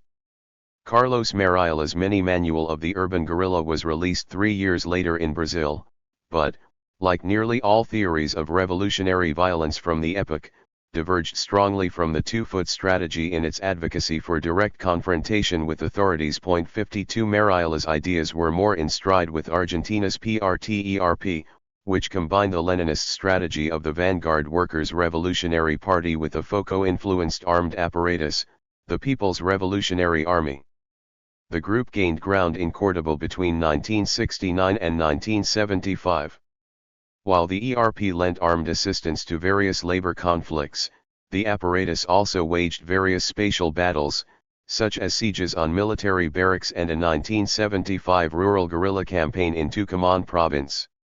Such paramilitary-style operations veered drastically away from the FA's conception of armed struggle. Finally, the two-foot strategy served as a compromise between the even further contrasting strategies of the MLNT and PCU. The MLNT sought to drive a wedge between the masses by forcing them to choose between joining the armed struggle or side complacently with counter-revolution. They envisioned themselves at the vanguard that was accelerating society into a new stage of armed struggle between the masses and the state, one in which previously used tactics of protest and strikes were no longer adequate tools of resistance. Unlike the FA, the MLNT refused to enter forums for debates among the left. Instead, they claimed that they could lead by example in their practice. 53 The MLNT, for its part, rejected the PCU's argument that Foucault tactics contradicted a mass strategy.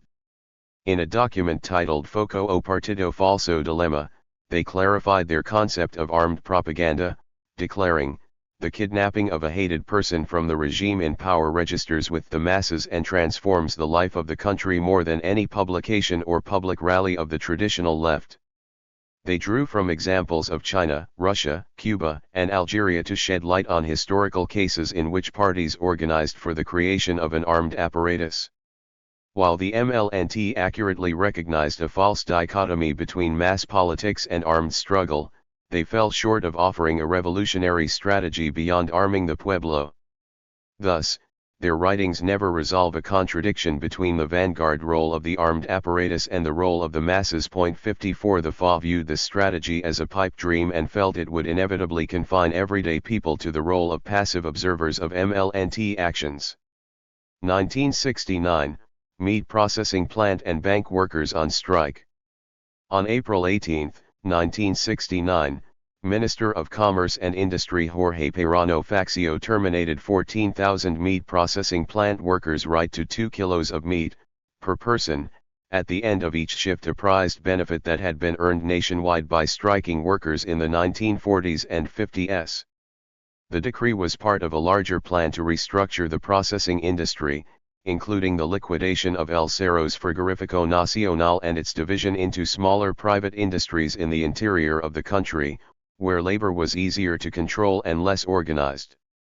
The plan entailed targeting other unionized meat processing plants nationwide, such as Comergin, Cruz del Sur, Sudamericano, Casablanca, and Anglo. Frigorifico Nacional workers responded with a strike and occupation under the coordination of the Autonomous Meat Packers Federation. They also set up an encampment in front of the El Cerro refrigeration establishments in El Cerro, based cooperative of 1,800 workers that collaborated with the government to demonstrate worker support for the new decree. Workers from Casablanca and Anglo, located in the interior cities of Paysandú and Fray Bentos respectively, marched to Montevideo to participate in the protest camp, encountering various waves of police violence along the way. The campsite received support from thousands of sympathizers in the El Cerro, La Teja neighborhoods. The FAS networks in local neighborhoods and middle schools played a key role in offering solidarity to the strikers. The RO implemented roadblocks and peages to collect money from passing drivers. Students carried out daily expropriations of supermarkets and food delivery trucks to gather sustenance for the encampment. One report in Cartas claimed, in the Isles of Manzanares, not a single food product remained.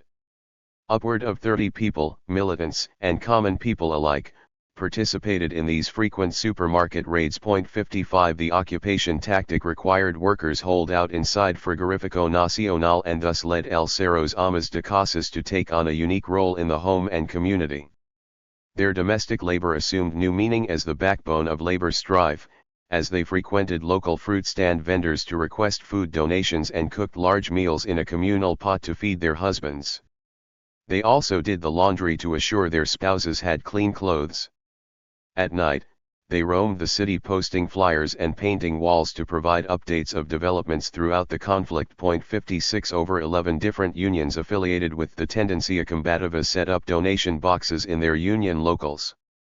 The Railway Union, the site of the RO-affiliated Worker Dignity Caucus, refused to transport cattle and offered limited service throughout the interior, actions undertaken in solidarity with strikers and to pressure the state-owned railway services into paying their withheld salaries from April and May. 57 When companies turned toward trucks to transport meat instead, two were mysteriously set on fire. 58 Not only did striking workers face off against management, but they violently confronted police and strike breakers as well.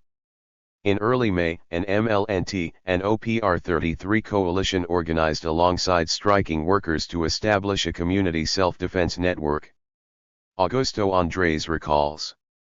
There were moments that resembled an insurrection. There were enormous barricades made with cut-down trees set ablaze. Police on horseback forcing children off the street were confronted by mothers, who struck them with whatever they had in their hands. At nighttime, students dressed in all black climbed the trunks of trees on Calle Grecia and launched steel pellets at police patrols with slingshots. 59 After being evicted from their encampment in front of the Frigorifico Carrasco factory, striking workers confronted police with bats and knives. When the police unit that led the eviction took over their encampment and began using it as a base for further eviction operations, workers laid siege to the site and reclaimed it for their own use. For example, an unclaimed bomb blew up the front door of ex-police commissioner Basiovina's home after he was rumored to be using his newly opened bar as a recruitment center for scabs. 60 In mid-May the CNT held its first ordinary Congress, which shed light on clear strategical differences between the CNT majority and the Tendencia. The gathering brought together 603 delegates representing 71 unions nationwide. The Tendencia introduced its May 1969 Fight Plan, which aimed to coalesce organic expressions of solidarity with the meat processing plant workers into a coordinated plan to fight the broader grievances of workers nationwide, such as the wage freeze, mass layoffs, union busting, and salary cuts. The coalition announced its opposition to the COPRAN and argued for its abolition. It also called for the nationalization of the meatpacking industry and reinstatement of workers' right to 2 kilos of meat. 61 Finally, the Tendencia's plan recognized a serious disconnect between mobilization efforts of private versus public sector workers and sought solutions for addressing it. 62 AEBU issued a statement echoing the plan, declaring, "It is correct that we should not be using a general strike for the sake of it, but it remains incorrect to limit its use solely in the face of a military coup. Doing so puts workers in the defensive against a military intervention, a weapon of capitalism and imperialism." 63 The plan was voted down, 397 to 150, along caucus lines. Instead, the Congress resulted in a CNT-wide strike on June 11, which left Montevideo and the interior paralyzed for one day while resulting in the arrest of upward of 5,000 workers. 64. While the tendencia's motions did not win majority throughout the CNT, its combative spirit grew across industries where its militants maintained a stronghold. In early June, FUNSA workers participated in elections to reaffirm Leon Duarte and Rose List 1 at the union's helm. 65 The PCU-aligned List 5 frequently accused union leadership of adventurism in an intense campaign to change power dynamics, but they fell short with only 15% of the total vote. After the victory, List 1 announced, "Workers should be united against management, the government, and capitalism. Without opportunism and without demagoguery. Against sectarianism and dialogue without struggle. For an offensive fight plan to confront capitalism and its reaction. For solidarity with all workers in conflict, with politically persecuted, and with political prisoners." 66 Aside from the nod to anti-capitalism, statements such as these demonstrate FA militants' propensity to take radical positions without going beyond workers' threshold to lose their support. On June 16, 1969, AEBU assembled for the largest gathering of locals in the union's history. There, they agreed to begin partial rolling strikes at different bank locations to initiate a campaign for a break from International Monetary Fund influence while also supporting the striking meat processing plant workers. AEBU President Hugo Kors, who by now served on the FA's directorate and as vice president of the CNT, remained committed to unifying the CNT around an escalation strategy to break the wage freeze. A day after the assembly, Pacheco Araújo's government implemented MPS for the second time in less than a year, both induced by AEBU's strike call.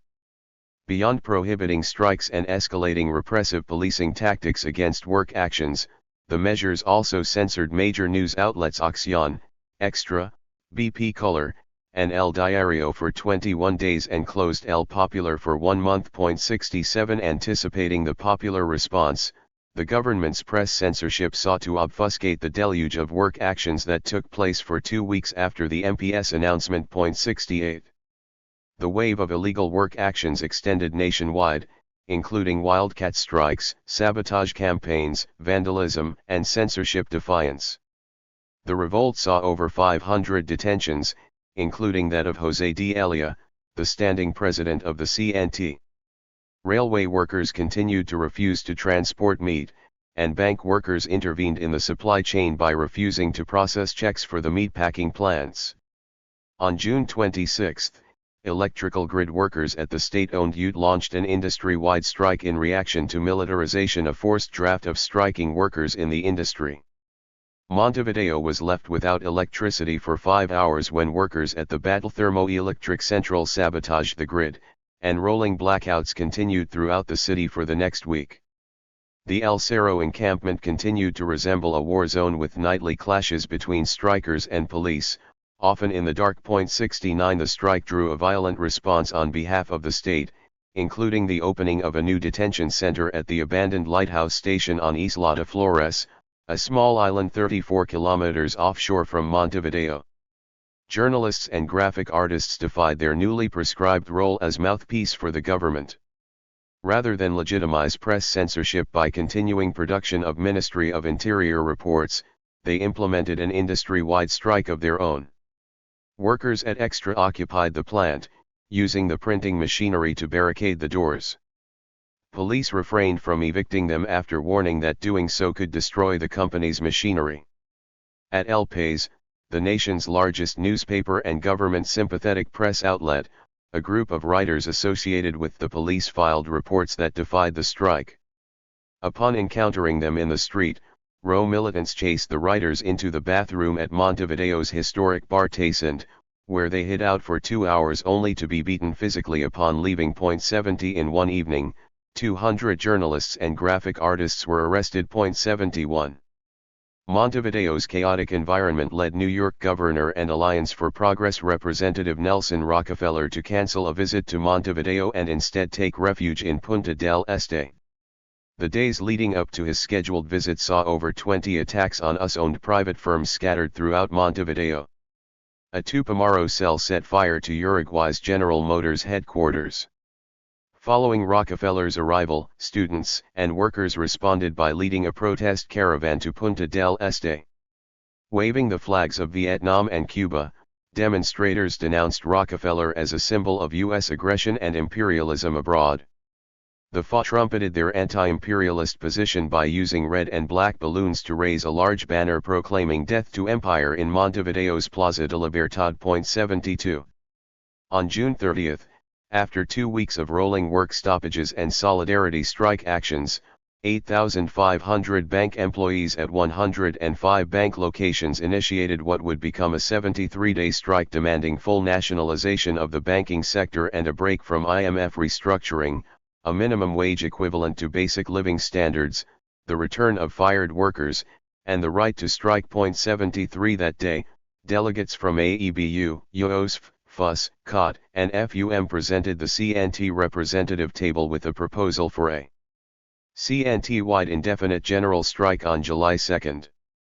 The table voted against the proposal following the lead of the AUTE's chief representative, Volodymyr Turiansky, who announced that the union's PCU-led leadership had called off the electrical workers' strike earlier that same morning. CNT leadership opted instead for a 36-hour strike, during which partial services would be sustained for the first 24 hours. They defended the decision based on the logic of a wear-down strategy. 74 utilities workers later testified that the decision was made unilaterally and without their consultation. Point 75. Martín Ponce de Leon, a GAO militant and AUTE officer at the Battle Thermoelectric Central, proclaimed, "We considered it inexplicable and incredibly erroneous that the AUTE delegation in the CNT voted against a confederation-wide general strike while its own membership was on strike. That united struggle of the whole labor movement, something that AUTE leadership argued didn't exist as a justification not to go on the offensive in 1968, that united struggle that thousands of UT workers were waiting for in the streets and the jail cells. That united struggle never happened not because there were not conditions nor reasons to do so, but because there were people who saw it as tactically inconvenient. Instead, they preferred to wage a struggle that didn't include everyone, just AUTE, so the CNT limited itself to a solidarity strike. Point 76. Turiansky, a PCU militant, proclaimed that the strike had begun as a defensive mechanism against military conscription. While some sectors maintained a strike, many workers suffered detention and forced conscription after being arrested at their homes. He declared, knowing beforehand that the strike would be waged under completely unfavorable conditions. The AUTE Congress of Delegates, having reunited the evening of July 25, elected the only path, the path of dignity. 77. The July 2 general strike saw strong police repression against the nation's most combative industries. At Funsa, striking workers were surrounded by a squadron of 40 military trucks and a small tank while holding a rally outside of the factory. Soldiers fired above workers' heads to intimidate them, striking many of the valves that ran alongside the factory walls. That evening, the Metropolitan Guard detained Leon Duarte at his home. Workers responded the following morning by prolonging the strike and demanding Duarte's release. They initiated daily marches alongside workers from Cuaper, an adjacent textile factory under worker occupation, with whom they barricaded streets and painted delivery trucks and buses with the slogan "Freedom for Duarte, down with the measures." After 5 days on strike, the conflict escalated into a month-long occupation of the plant. 78. In mid-July, the UOSF submitted a letter to the CNT General Secretary reaffirming the June 30 fight plan. 79. On July 15, an OPR 33 cell broke into the National History Museum and expropriated the flag of independence, leaving the following communique. The pueblo responds by recovering the custody of the flag that once waved so gracefully. Under its motto, the first independence was won, freedom or death. Today, Uruguayans again face the despotism of the oligarchy. With the persecution of workers, with terror, by converting Isla de Flores into a jail, they try to silence our protest. Allied with the octopus of foreign interests, they take from the country and increase their fortunes. It is time for this flag to stop being used as a museum piece in the insulting possession of vendipatrias. Now the flag of the 33 will wave again above the popular struggle. 80.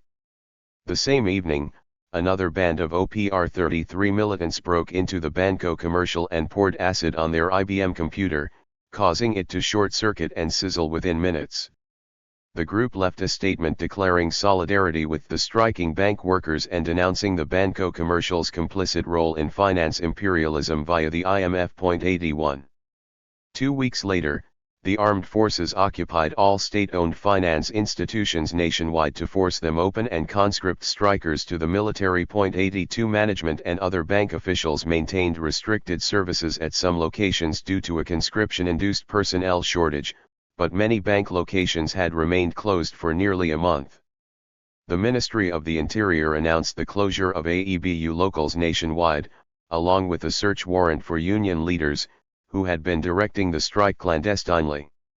Workers responded by targeting management's homes with vandalism and terror. In a series of attacks, they attempted to seal their front doors shut with tar while launching Molotov cocktails through the windows. In response to the military's intimidation, roughly 330 bank tellers returned to their posts in defiance of the strike. By that afternoon, a mob of students and strikers set 2 cars ablaze, the first belonging to Citibank's manager, and the second to the manager of the collection bank. 83. The militarization of the finance district intensified throughout the week, during which the banking industry slowly resurrected. On July 29, a caravan of military vehicles carrying detained bank tellers arrived from interior cities San Ramon and Trained Trace. Authorities increased the number of Montevideo tellers to 427 after mandating they work in the capital's banks or face conscription. The next day, the number of workers increased to 576. Feeling pressured, strikers and students made plans to set fire to more bank managers' homes.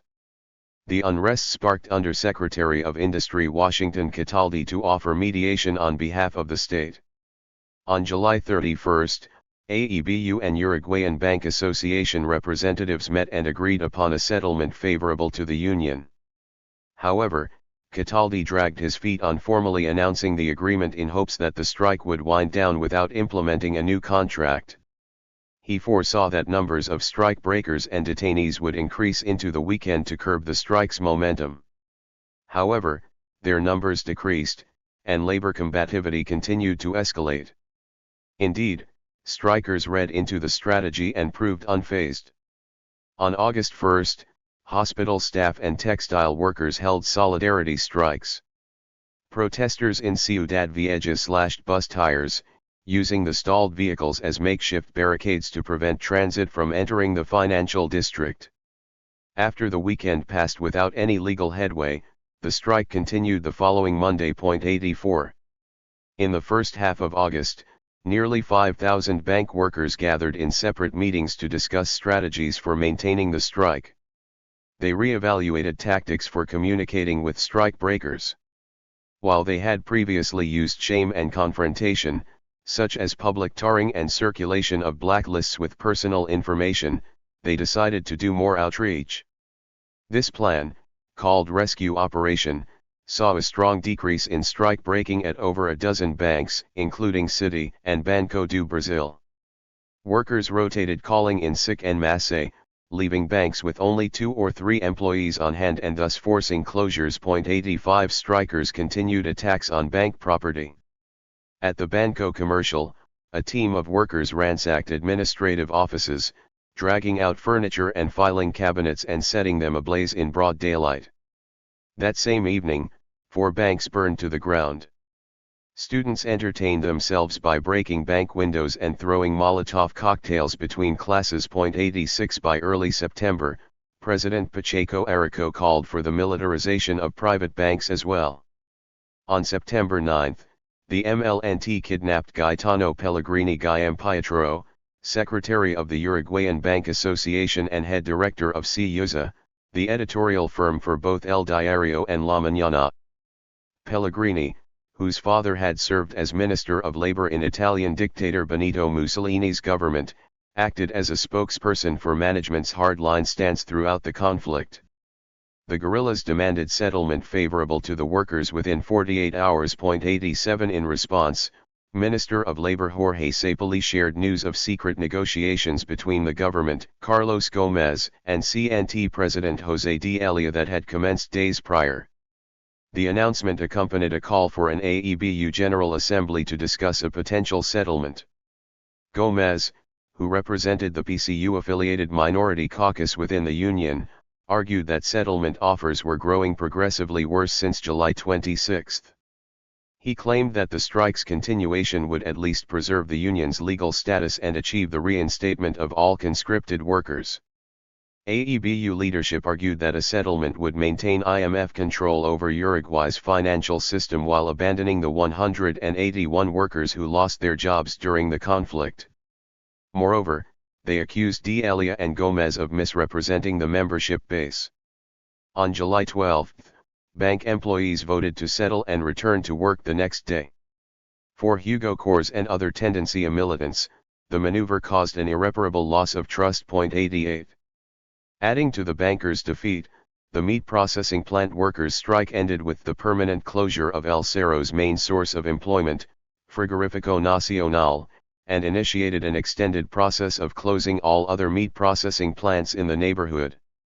Management relocated 900 plant workers to new firms in the interior, where they hoped to take advantage of a rural population desperate for work and lack of union presence.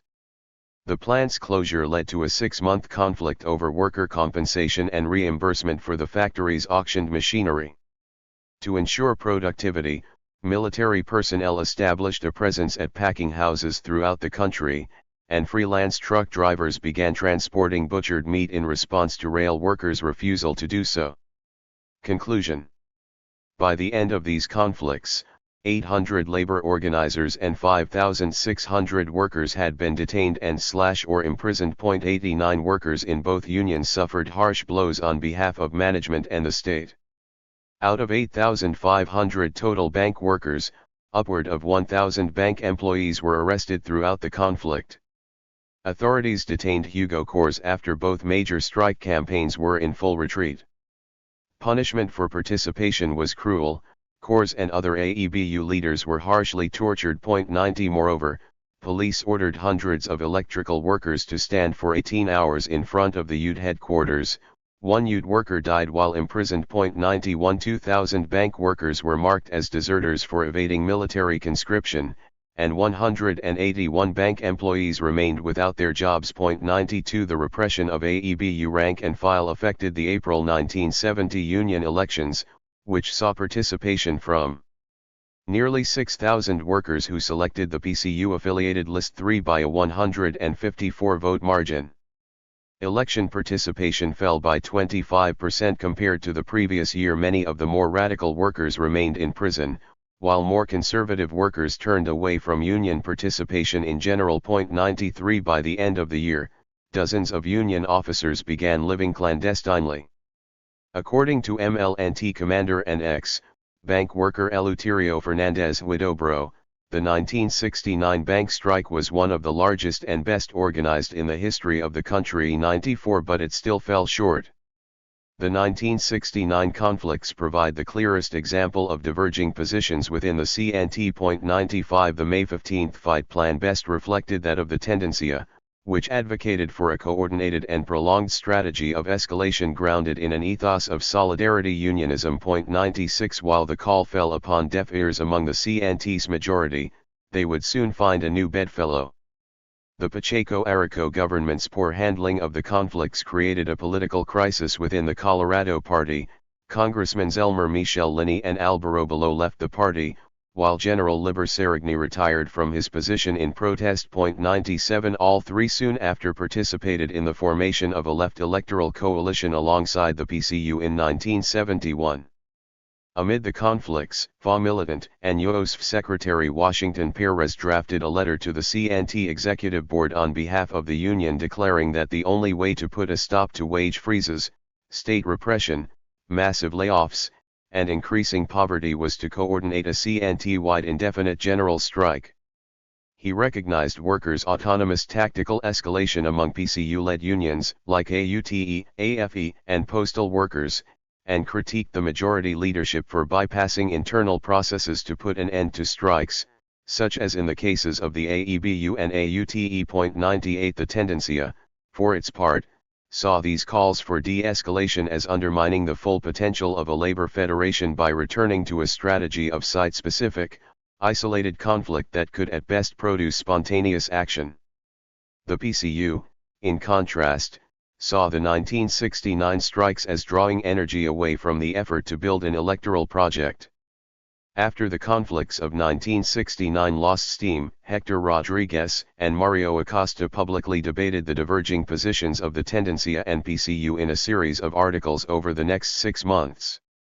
Rodriguez, who published his position in the New Left journal Marca, claimed that support for the 1969 fight plan was a moral imperative and a warranted response to keep up with government repression punch for punch.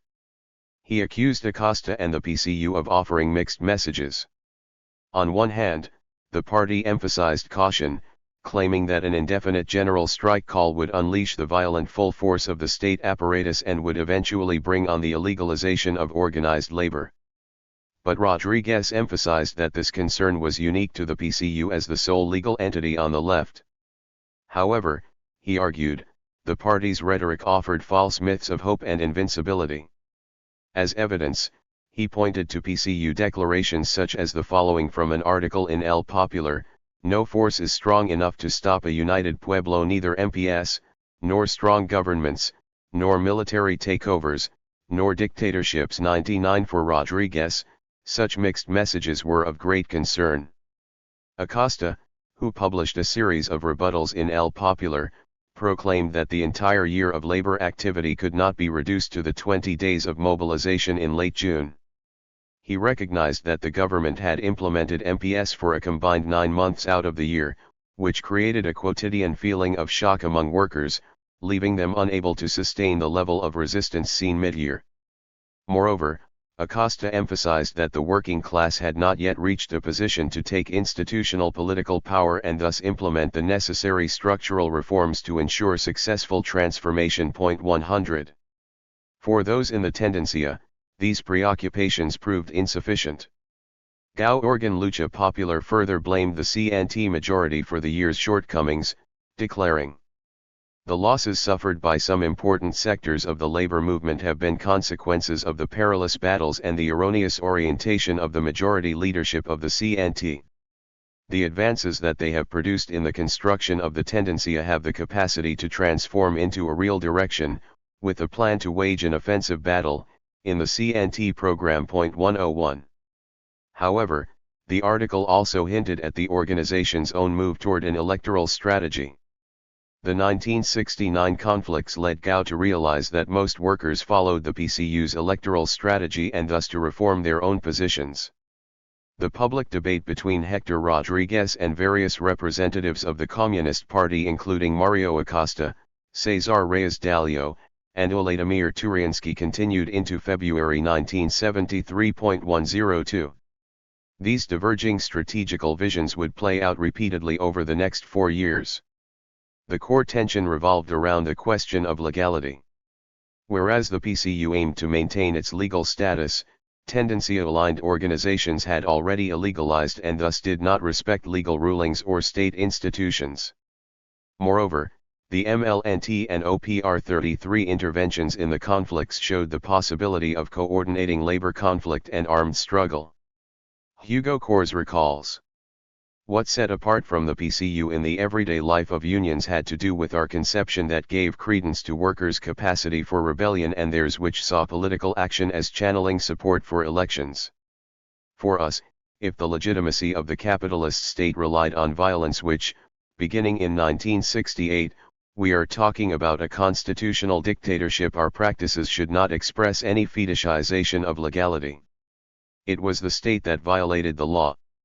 The struggle, as we saw it, was to remain firm against an ongoing persuasion and coercion, the violent deception that upholds domination. 103. Peripheral conflicts and election, 1970–71. In the latter half of 1970, the OPR 33 embarked on a series of expropriations to raise funds for self-sustenance. By this time, roughly a dozen militants had already begun living clandestinely. Of the 5 operations, only one terminated successfully. In December 1970, OPR 33 coordinated 3 simultaneous actions under the name Operation Operatesis. Militants entered the homes or offices of 3 national elites and forced them to fill out checks. 2 of the actions failed, one in numerous arrests, the other in a shootout.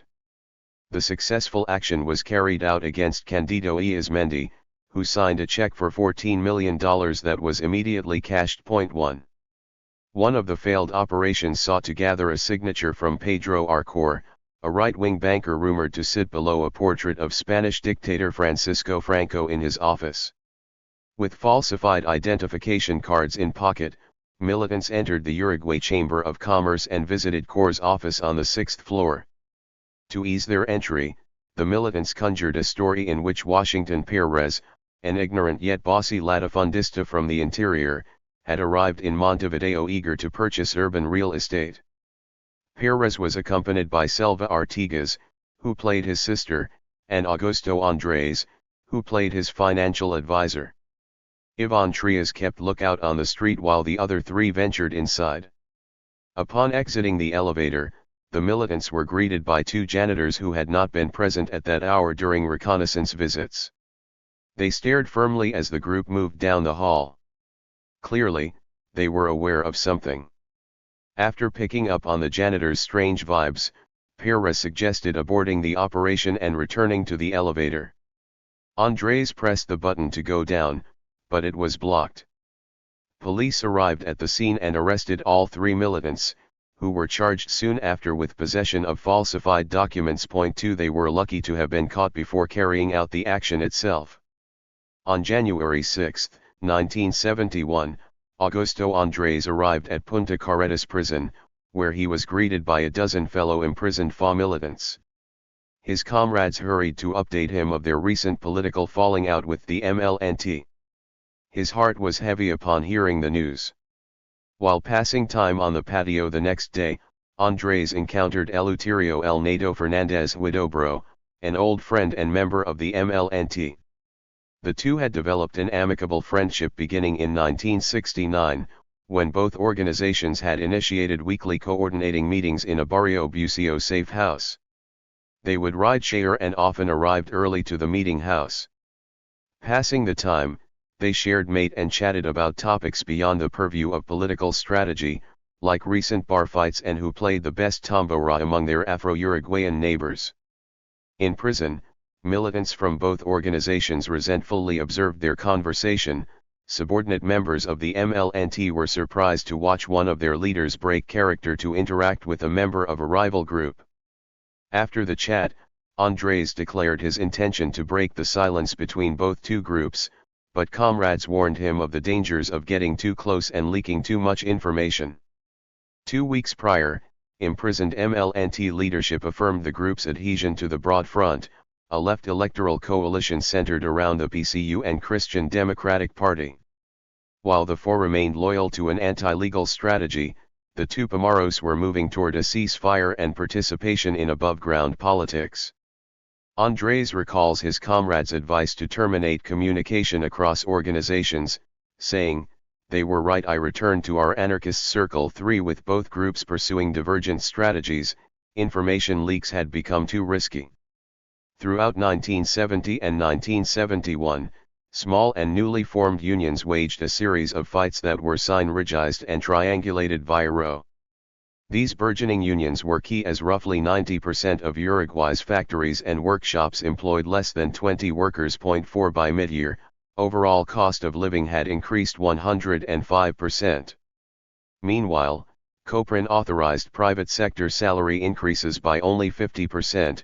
5 workers in some industries saw upward of 31% reductions in real wages. 6 Others feared unemployment as they witnessed management gradually reduce personnel until eventually closing down factories. 7 In El Cerro, unemployment reached 25% in 1971. 8 While owners of small and medium-sized factories scrambled to maintain profit margins, workers challenged massive layoffs, back pay, wage cuts, and union busting. The 1972 year of fury brought the highest number of labor actions in the country's history. Meanwhile, the years 1970 and 1971 are remembered for the successful formation of the Broad Front electoral coalition that laid claim to being the formal representative of workers' interests. While the CNT majority directed efforts toward this end goal, they further neglected to develop an offensive fight plan. Moreover, as a result of their inability to split energies between the electoral and syndical fronts, they left an opening for the FA and other Tendencio-affiliated lists to gain strength within the labor movement, especially among small, newly formed unions waging battles with management for recognition. While the period saw 3 general strikes, it did not see any CNT-wide coordination in the nation's largest industries like in 1968 and 1969. However, the period proved key for grounding solidarities and developing shared praxis among workers from smaller firms. Moreover, the gap between the public and private sector's combativeness grew even larger after a June 25, 1970, law recognized all public workers to be providers of essential services and prohibited them from striking. 9. From 1970 to 1971, Uruguayan workers carried out at least 120 work actions. The 2-year period saw at least 53 occupations, of which 42 were carried out by Tendencio-affiliated unions. The period also saw at least 56 strikes lasting more than 3 days and 36 strikes lasting more than 10 days. Tendencio-affiliated unions carried out 45 of the former and 27 of the latter. Workers at Decovid and Hermanos Carino printing press struck for over 7 months, including a plant occupation at the former. Workers at 6 foreign-owned medical laboratories occupied their plants for over 80 days. COT called industry-wide occupations and 2 weeks of rolling strikes. Workers on Zerzul, a cargo ship, forced the vessel to dock 4 days in Montevideo after workers occupied it and demanded nearly 2 years of back pay. Despite their alignment with the CNT majority, workers at 5 different metallurgy plants occupied them for over 20 days. After management closed the Araiza metallurgy factory due to the accumulation of $110 million in debt, workers occupied it for 10 months. They eventually experimented with self-management for 25 days and demanded the plant's nationalization. The period saw 4 other experiments with autogestion, including multiple days of free train transport and health services. After management fired a union delegate of the Lenacer textile factory, workers defied a lockout, placing the plant under worker control. After management at Bio, Graman, Atenas, and Bayer failed to comply with the Coprin ruling in favor of wage increases, medical laboratory workers at all 4 sites implemented autogestion. Meanwhile, graphic artists at the Catholic news organ BP Color printed various editions under worker control amid a 3-week dispute, during which they utilized the daily editions as a mouthpiece for their perspective on the conflict. Through diverse means, workers were aggressively taking control of their situation. In a March 1971 internal document, the FA affirmed the rising trend of direct action as reflective of workers' growing distrust of political institutions and political parties' capacity to resolve their increasingly harsh economic and social problems. The document proclaimed, "At the level of mass action, the rising conflicts are confirming the validity of popular direct action as an effective response to the situation that everyday people find themselves in at the current historical conjuncture. Neither political repression nor reform efforts have proven capable of restraining mass action and pacifying it in turn for an electoral exit, a proposal offered from above which claims to offer solutions for everyday problems. The gradual radicalization of the class struggle exceeds those previously seen, and they impede the construction of the electoral peace that reformists want to offer, while at the meantime they continue to use repressive measures. Point 10.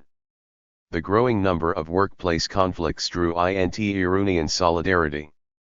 Workers found refuge in the Yosf local, where Tendencia-affiliated locals met to organize over 24 conflicts. In March 1970, over 300 workers at the Giring Heli plant concluded a 2-month conflict with rolling strikes and occupations. The conflict saw a 2-week occupation after management announced the layoff of over half the workforce. Although the plant's workers recently voted to replace the long-standing Tendencia-aligned leadership with a CNT majority list, they looked toward their old guard for orientation in the face of management's offensive. 11 Funsa and BAU workers occupied their respective plants in solidarity, while RO militants gathered students and community members from La Teja, El Cerro, and Colón to set up toll booths in front of the plant in support. In mid-1970, workers at Dcovid used the Yosf local to lay the infrastructure for a 6-month factory occupation. Workers frequently demonstrated gestures of solidarity that transgress left divisions. For example, BAU workers donated $300,000 to 150 striking workers at the occupied Araiza metallurgy factory, although it was run by a majority-affiliated list. Local merchants and neighbors also helped sustain the occupation by donating food and household goods. 12. This coordination proved most fruitful for organizing boycotts. During a 3-month conflict at Atma Plastic Factory, a dozen unions gathered to declare a boycott of the company's products at their workplaces. Funsa workers further crippled production by refusing to deliver essential rubber products to the plant. 13 In August 1970, RO militants organized a boycott of Pepsi products to support 450 workers carrying out 2 months of rolling strikes and plant occupations in opposition to layoffs. 14 Due to the firm's reliance on national infrastructure to transport their products, the RO's strength in the railway union proved especially impactful. In October 1971, RO militants set fire to the Divino mattress storefront in Barrio Sur. After management suspended 23 workers for refusing to comply with a bi-monthly payment plan, plant workers remained on strike for 8 months.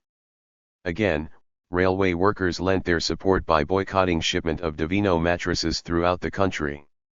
The conflict terminated in favor of the workers, who gained management's recognition of the union, full staff rehiring, and back pay. 15. At Portland, a mill owned by US-based Lone Star Cement Corporation, workers occupied and held management hostage for 1 week in the plant's office. In 1968, workers had formed a splinter union after discovering a bribing network linking union leadership and management. In October 1971, workers discovered the presence of 4 infiltrators from the US-backed Uruguayan Institute for Syndical Education and responded by purging them from the union. In pursuit of their demand for health care and updated machinery at the aging plant, workers first initiated a slow hand strike, cutting production to 10%. 3 days later they occupied the plant using a gasoline tank truck as a barricade. Over the next 4 days, AFE conductors slowed trains when passing the occupied plant and allowed workers on board to circulate flyers and a donation box. The week-long conflict terminated in a settlement favorable to workers' demands, including an extensive workplace health inspection, wage increase, holiday bonus, and retirement severance after 25 years. 16. The frequent and sustained conflicts, Iranian solidarity, autonomous labor action, and community solidarity demonstrated the labor movement's swift recovery from the past 2 years' defeats. Unraveling some of these threads, this chapter explores a handful of labor conflicts that took place at smaller work sites during this period. Whereas Uruguay's left largely shifted focus toward an electoral strategy in preparation for the November 1971 elections, the FA continued to emphasize everyday people's protagonism as the sole means of creating power. While the CNT majority viewed labor action, especially in smaller industries, as peripheral to a campaign strategy, the increasing number of labor conflicts and growing labor militancy proved that workers would not be pacified by the prospect of an electoral win. Moreover, the Coprin's ambivalent role in the face of management's growing antagonism showed the state's limited capacity to resolve a growing hostility induced by economic crisis. Instead, workers confronted their realities by utilizing a variety of direct action tactics coordinated alongside other unions. In support of TEM, direct action at every level. In mid-1970, a medium-sized factory of metal workers organized a combative campaign that drew participation from various Tendencia-affiliated unions while getting little attention from PCU labor officers. On April 16, Minister of Industry Dr. Julio Sanguinetti visited the Canadian and US-owned TEM kitchen appliance factory in Montevideo's Barrio Morones. 17 Sanguinetti arrived with a team of photographers, who sought to capture images of the plant's workers greeting him with warmth while steadily at work. TEM management mandated workers to clean the floors and machines in preparation for the spectacle. Upon the minister's arrival, a voice shouted, "Ora!" to announce a work stoppage. All 500 plant workers responded by leaving the factory and refusing to pose for photographs. One worker described the factory floor as having taken on a deathly silence, in which the minister and his crew anxiously navigated the space searching for an appropriate site to capture a photograph. TEM management responded by suspending all 500 workers for 6 days without pay. When workers returned to the plant, their employers presented them with a pre-written letter of apology and required each worker to sign it before starting the shift, but most of the workers refused. Management retaliated with massive layoffs. 18. In attempt to divide the workforce and curb unrest, TEM subsequently accepted all but 39 of the fired workers back to the plant. All those left jobless belonged to the Tendencia-led SAOT. In answer, the SAOT launched a 112-day strike under the call All, or No One. Rowe supported the effort by organizing a boycott of TEM products and raised money for striking workers and their families by setting up toll booths in front of the University of the Republic. Other Tendencia-affiliated unions demonstrated solidarity through workplace sabotage. Various radio station broadcasters contacted the strikers to notify them that they would no longer offer TEM advertising space on their shows. Workers at Acadike, a gas company, blocked the shipment of 3,000 propane tanks to the TEM factory. Bank tellers initiated a slowdown strike on all TEM-related transactions, refusing to process them for weeks at a time and thus delaying profit revenues. 19 Bus drivers responsible for the route leading to the TEM factory redirected their journeys to avoid stopping there. 20 In all of these ways, the strike offered prime evidence of the potential of solidarity unionism. After 100 days of striking, the conflict saw a wave of tactical escalation. On July 17, Rowe militants launched a sabotage campaign against kitchen vendors who dismissed the boycott. In a coordinated effort, roughly 4 dozen pairs of Rowe militants entered stores on Avenida 8 de Octubre, emulating newlywed couples. While one member distracted the retail workers by expressing interest in certain stovetops and ovens, the other snuck away to pour acid into TEM appliances or paint them with the words, "Fabricated by novice strike breakers." The vandalism was accompanied by a public propaganda campaign that painted "Do not buy TEM products, they might burst" on walls throughout Montevideo, hinting at the potential for malfunction due to the damage induced by the acid. By the afternoon, some kitchen setups began smoking. 2 days later, police responded to the vandalism by arresting over a dozen of the most active SAOT workers in a wave of home raids. Consequently, the Rowe activated its Prison Solidarity Commission in collaboration with families of the detained. Students then embarked on a public shaming campaign by covering Avenida 18 de Julio with union propaganda, leading to various detentions for breach of the peace. On the morning of July 21, workers at nearby factories initiated a work stoppage and convened at the intersection of 8 de Octubre and Corrales, where they met up for a rally alongside workers from FUNSA and COT. After a series of speeches, the mob marched down the avenue toward the city center. However, after proceeding only a few blocks, they met a police barricade. Confined to the street where the conflict initiated, distraught students and workers attacked various vendors who continued to sell TEM products, including Bazaar Lamar, where marchers dragged stove sets into the street to use as a barricade and set them on fire. Others tossed Molotov cocktails into the store, igniting a fire that required 2 fire crews to extinguish.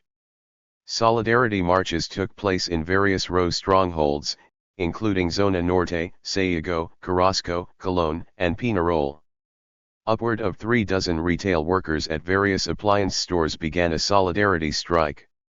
In one march, an OPR 33 militant experimented with a newly encountered Molotov cocktail recipe, which he used to set ablaze a plant manager's car that was parked in front of the TEM administrative offices. 21 As street violence escalated, a dozen TEM workers took refuge in the United Methodist Church and initiated a hunger strike. A banner that hung at the doors of the church read, "Then they spat in his face, they punched him, and others slapped him." 22 Rose saw the importance of maintaining a delicate balance between fighting management and winning public opinion. In this case, workers used nonviolent protests tactics and spirituality to appeal to public morality. On July 24, students at the Instituto Alfred Vázquez Acevedo, Montevideo's largest high school, set up barricades on Avenida 18 de Julio denouncing a recent audit of the public school system. They also declared solidarity with TEM strikers. Upon drawing attention from police, the high school students took refuge in the University of the Republic, where they linked with more strike sympathizers.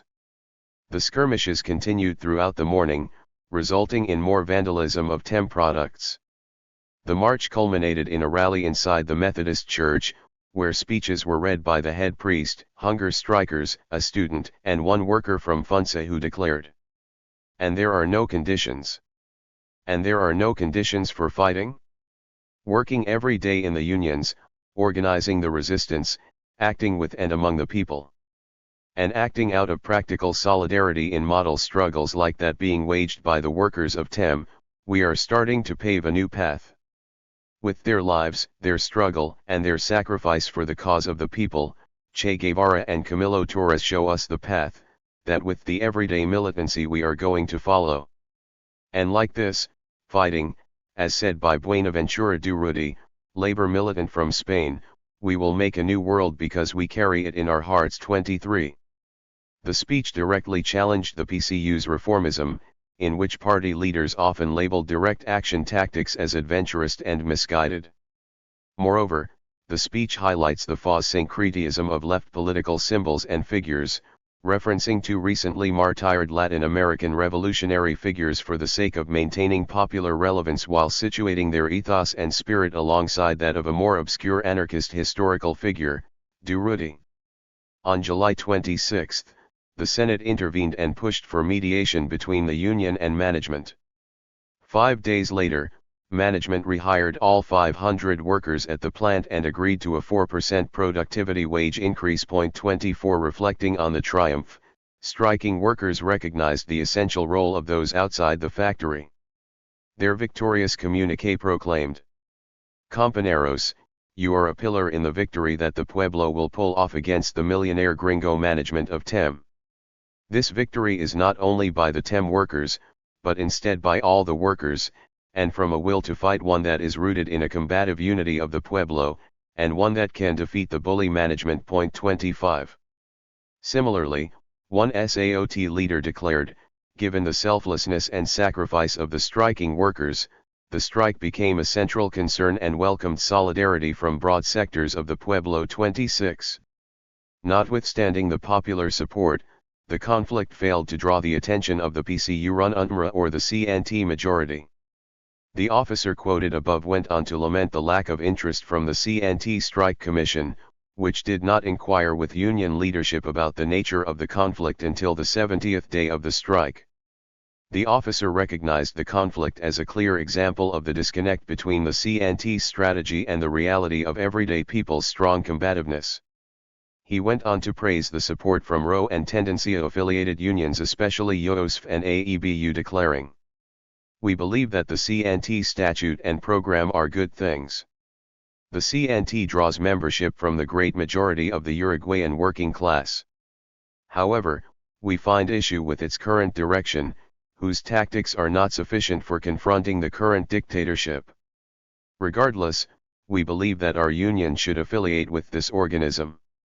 Other unions find themselves in a similar situation, taking issue with the current direction, but they, bank workers, FUNSA, teachers, and textiles, participate in it anyway. 27. Similarly, another SAOT officer proclaimed, "We believe that the CNT does not utilize the full potential of the labor movement." 28. Yet, the PCU's dissatisfaction with SAOT's tactics remained clear. While the party organ, El Popular, covered the conflict in the first 2 months of negotiations within COPRIN, it offered no reporting on any of the illegal actions that repeatedly took place in the final weeks.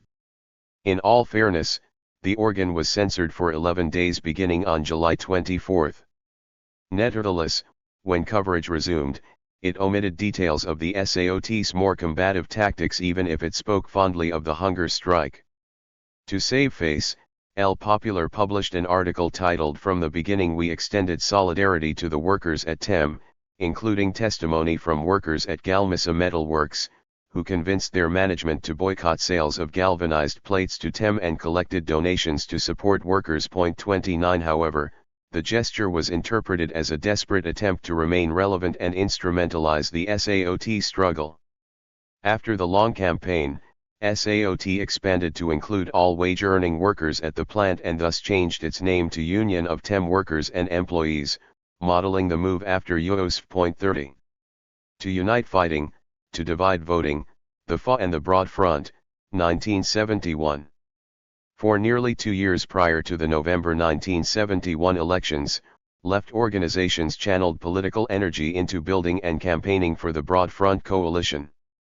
PCU General Secretary Rodney Arizamendi, MLNT leader Mauricio Rosenkoff, and Christian Democratic Party politician Juan Pablo Terra helped marshal the coalition, recruiting ex-Colorado Party member General Liber Serigna to run as the FA presidential candidate.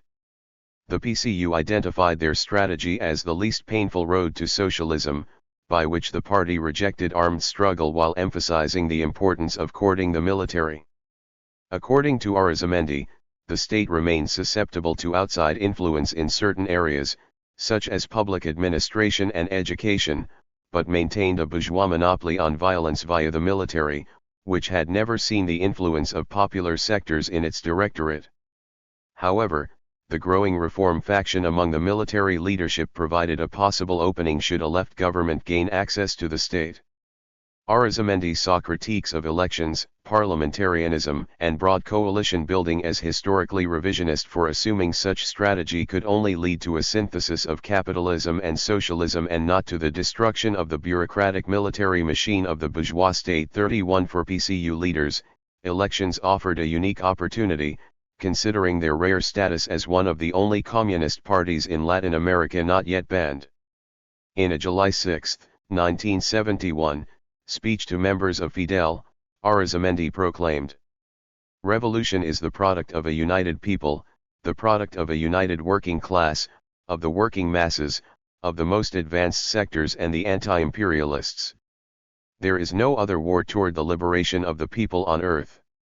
Dear friends, to speak of electoralism as creating a clash between the campaign work and revolutionary work is old news and was resolved forever by Marx, by Engels, by Lenin, by Fidel Castro, by our beloved and dear Compañero Guevara in his old polemics against the anarchists and other infantilistas of the left. 32. The PCU looked toward the Soviet Revolution as an example of a unified pueblo that included peasants, workers, and soldiers.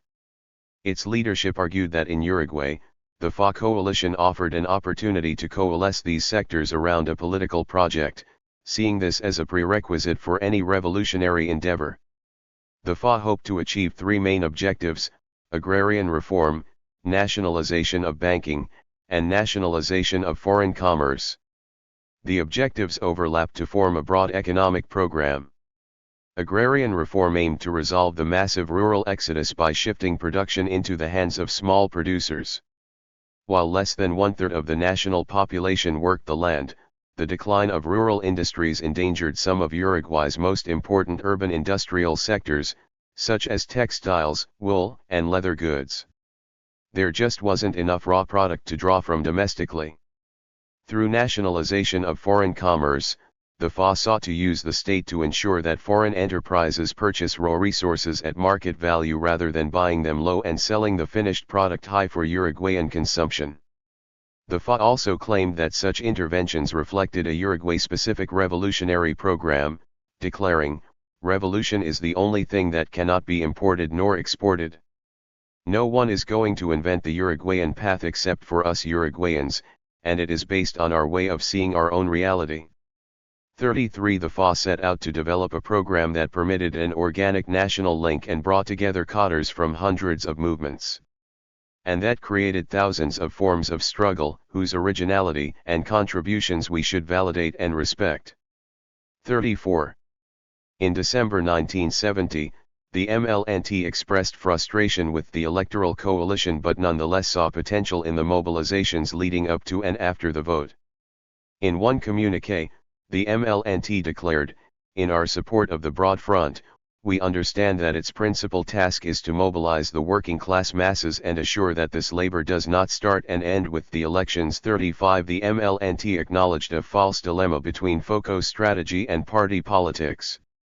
They saw themselves as providing armed propaganda for constructing a political party. In other words, for the MLNT, the armed apparatus served to raise revolutionary consciousness and to express the urgency and viability of a revolutionary moment. 36 Eventually, in October 1971, they agreed to a ceasefire out of respect for the electoral process. The FA held its first public rally on March 26, 1971, commencing the year's campaign around the call El Pueblo Unido.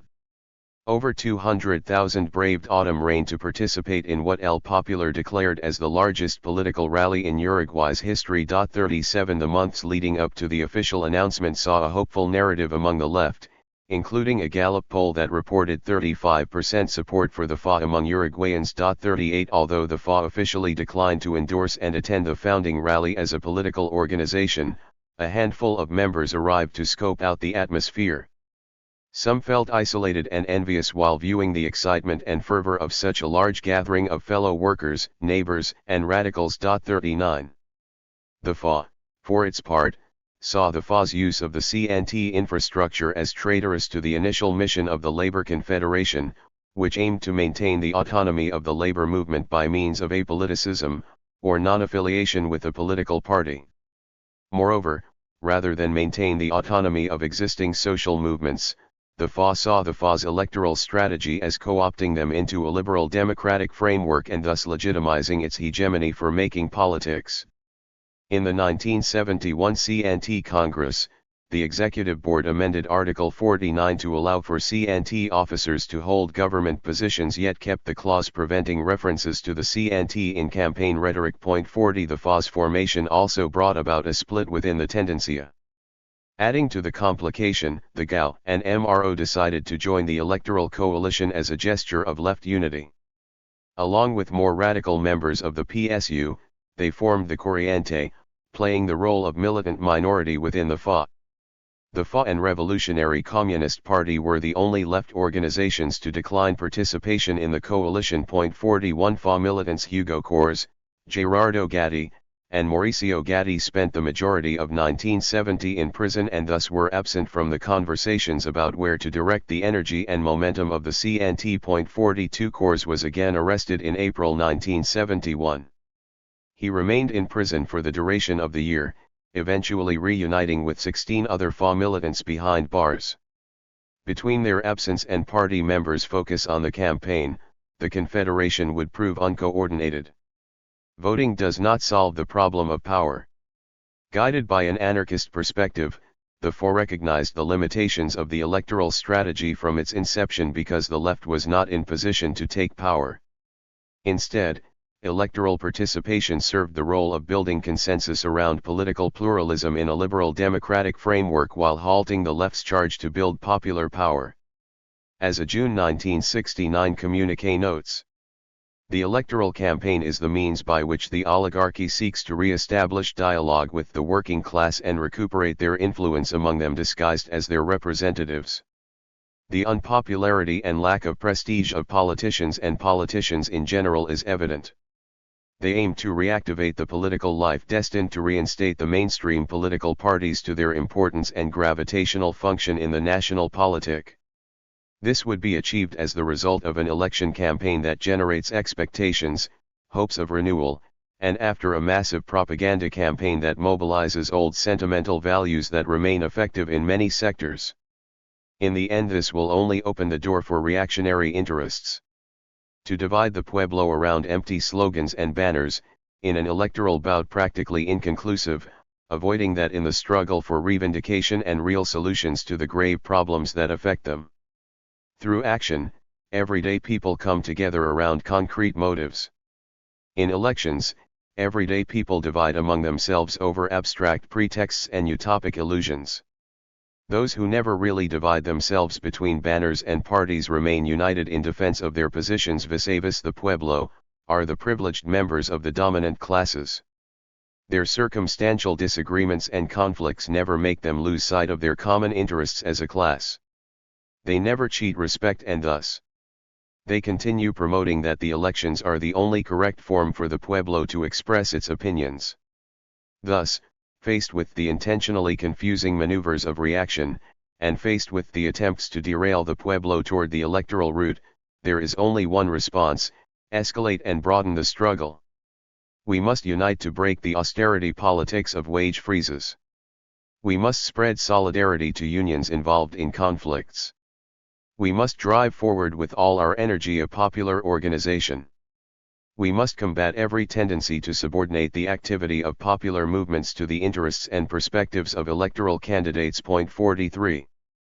Referencing the shortcomings of the 1969 conflicts due to lack of long-term and sustainable escalation strategy, the FA argued that the left remained in a phase of resistance, in which militants were still laying the foundation for a prolonged struggle with capital and the state. Point 44. In other words, everyday people required more experiences as protagonists via direct action and mutual aid to advance further toward the formation of revolutionary counter-subjectivities that could take an active role in the implementation of a new mode of political economy beyond the market and the state. Instead, the electoral route, like Foucault, relegated the population to the passive and disempowered role of spectators. The Broad Front eventually finished third, with 19.6% of the vote. Point 45. They foresaw an inevitable loss in the elections, regardless of rumors of 30 to 40% support based on Gallup poll surveys. They also envisioned such a loss as having devastating consequences on working class morale. Point 46. The FA's pamphlet Tiempo de Lucha? Tiempo de Elección? Directly countered communist arguments regarding the state. The FA recognized that the state has two functions: to provide services and maintain order. Yet, they claimed that the state's primary commitment was to the latter. Most importantly, they argued that the state was not neutral and could not be utilized as an instrument to challenge the interests of the oligarchy and bourgeoisie. Moreover, they looked toward history to claim that any government's attempt to significantly challenge ruling class power would inevitably result in a military takeover. Point 47. The FA viewed the recent struggles at small and medium-sized firms as proof of labor's unity in the face of worsening economic realities.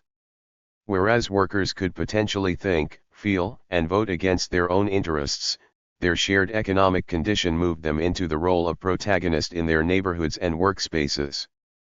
They simply needed more experience to ensure a subjective transition.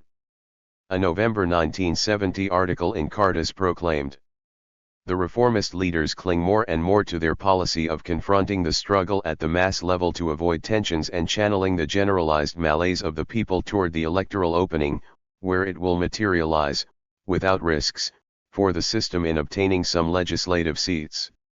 However, under the pressure of increasingly difficult living conditions, people naturally tend to adopt attitudes and combative positions as soon as they are lowered from the unalterable and rarefied climate of union summits to the reality of concrete action between the people.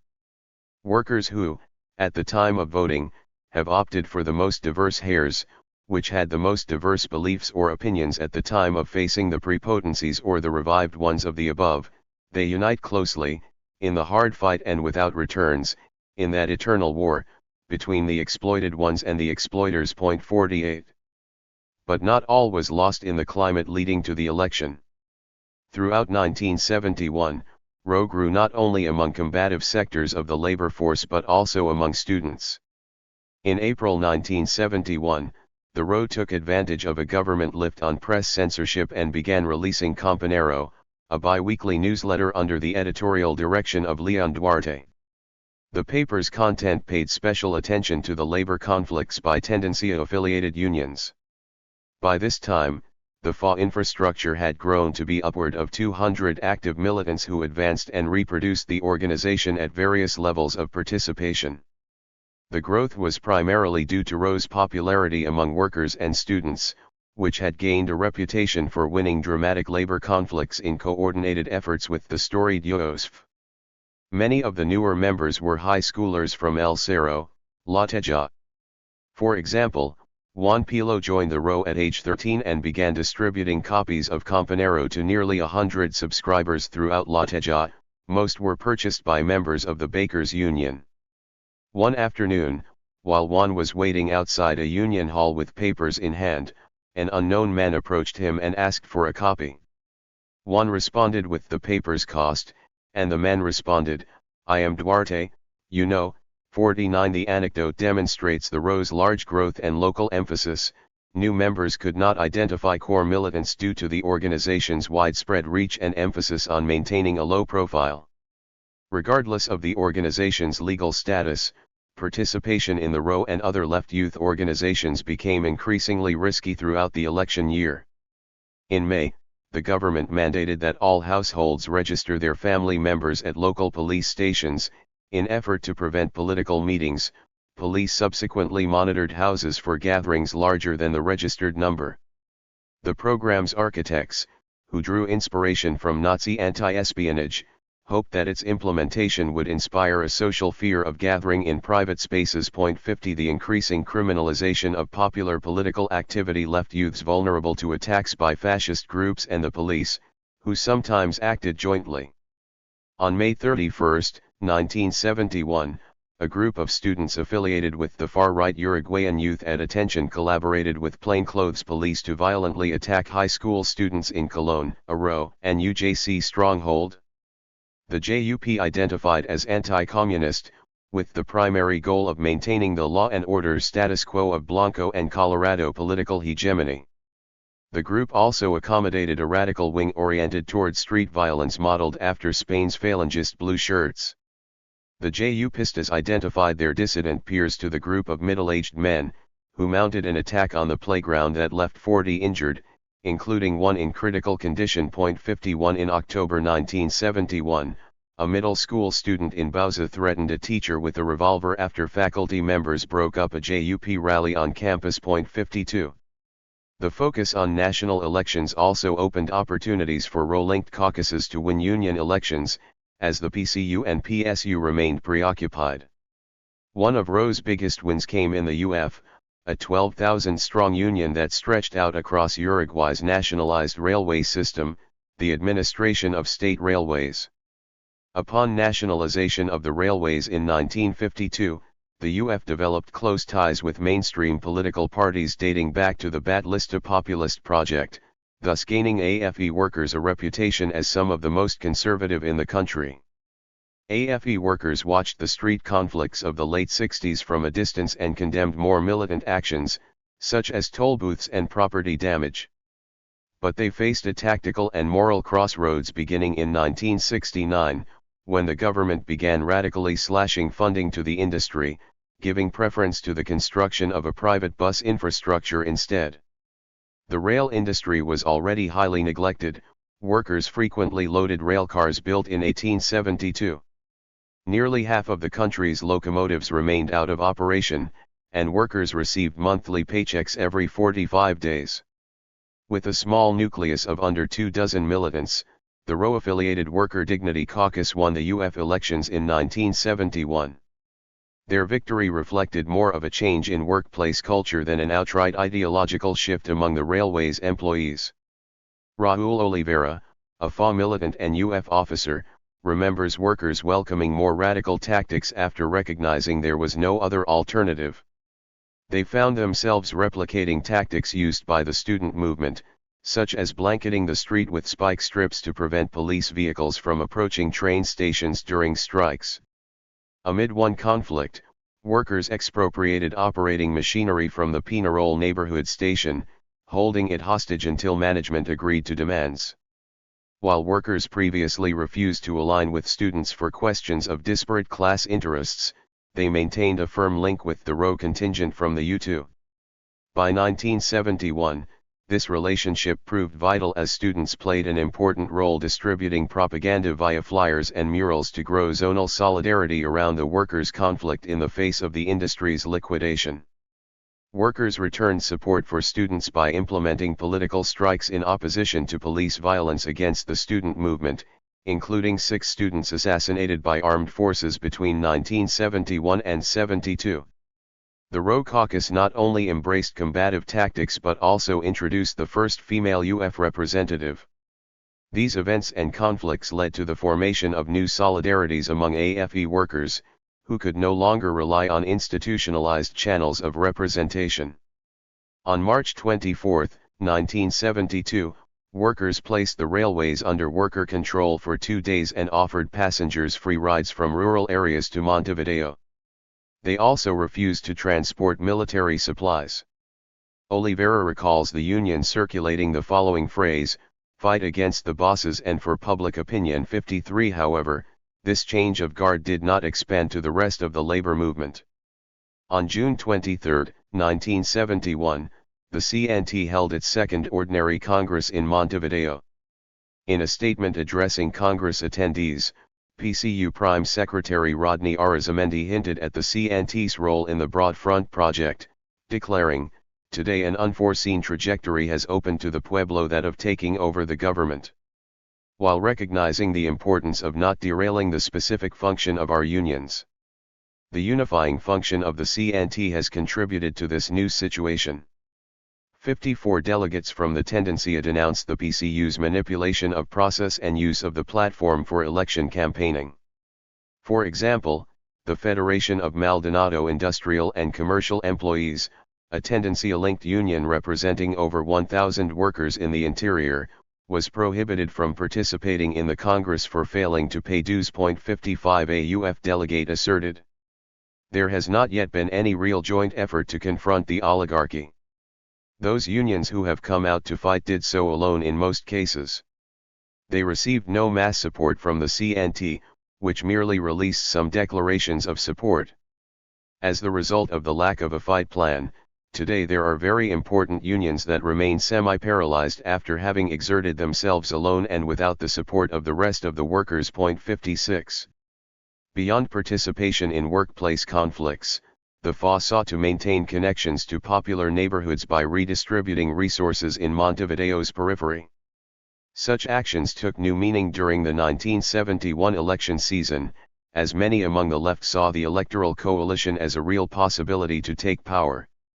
On August 6, 1971, the Dia del Niño, an OPR 33 cell broke into the Plastlit toy factory and began filling large sacks with toys. The expropriation went smoothly and without interruptions, but upon arriving to the distribution point in Barrio Cerrito the operation went poorly. Children began fighting over the toys, and teenagers harassed younger children to take their toys. After a few hours, the FA militants ended the action with a poor taste in their mouths. Some militants returned a few days later to sign off on the action by leaving a photocopied image of the independence flag. A group of mothers came outside to take the flyers and burn them. Others called the police, who sent search teams throughout the city to find Los 33. The militants realized that they had lost popularity in the neighborhood after consistent visits from Colorado Party affiliates who came to distribute spaghetti and blankets in the months prior as part of the electoral campaign. The action would be one of the FA's last neighborhood redistribution efforts, as militants redirected energy and resources into labor conflicts and political prisoner support. As such, the left's overall ability to connect with peripheralized populations appeared to be losing ground. While the far relied strongly on the CNT infrastructure to collect votes, the community's reaction proved that the labor-based strategy had not gained equal footing among the unemployed and amas de casas. All or nothing, the 3Fs and 6A. Yet all was not lost in the labor movement. UOSF would continue to prove itself as an example for smaller unions to replicate. Moreover, they began to work alongside radical union allies more formally, specifically beverage plant workers and health service workers. The coalition would come to identify as Los Tres F, FUNSA, FOEB, and FUS. They would forge a front at a moment in which each local was experiencing its own heightened conflicts. On April 20, 1971, an OPR-33 cell broke into the FUNSA rubber factory to expropriate a collection of arms from management's office. The operation was one of 4 raids to steal arms from known collections of business firms and individuals. 57 A week later, the UOSF published the following statement regarding the locals' role in the growing climate of unrest among small and medium-sized workforces. We have nothing to hide regarding the use of our union hall. It is regulated and public, and we are notorious for what we do here. If a union hall should function as a social club, then it should be a bastion of student militancy and for the people. It should serve as a bastion, like a binding center, for all the FUNSA union to come together with other unions, and with students that invigorate the space with their enthusiasm, with the youth of the pueblo that struggle against its oligarchy. In our local, our beloved local, they have planned, programmed, and pushed forward some of the hardest fought battles and conflicts against the dictatorship. It was the center of restlessness and hopes, of happiness and deception. This is the use of our local, and we are proud and honored that we can serve the student and worker pueblo, as they have served us. 2.58. The UOSF local hosted Sunday afternoon meals commonly attended by community members and guests from ally unions. The support network often extended into Leon Duarte's home, where fellow organizers gathered frequently to seek consultation. 59 The UOSF maintained its commitment to solidarity unionism primarily by offering support for smaller union struggles largely ignored by the CNT majority. Indeed, the union's unique role as referent proved key to moving the labor movement further toward the strategies and tactics encouraged by the FA and the Tendencia. While UOSF remained outspoken in its support for direct action, the union rarely entered conflict with management beyond verbal negotiations. FUNSA's workers largely entrusted and respected Duarte's negotiation skills and remained prepared to act should bargaining efforts fall short. Moreover, most of the union's radical activity concerned moral and political questions rather than bread and butter issues. But that changed as stratification intensified.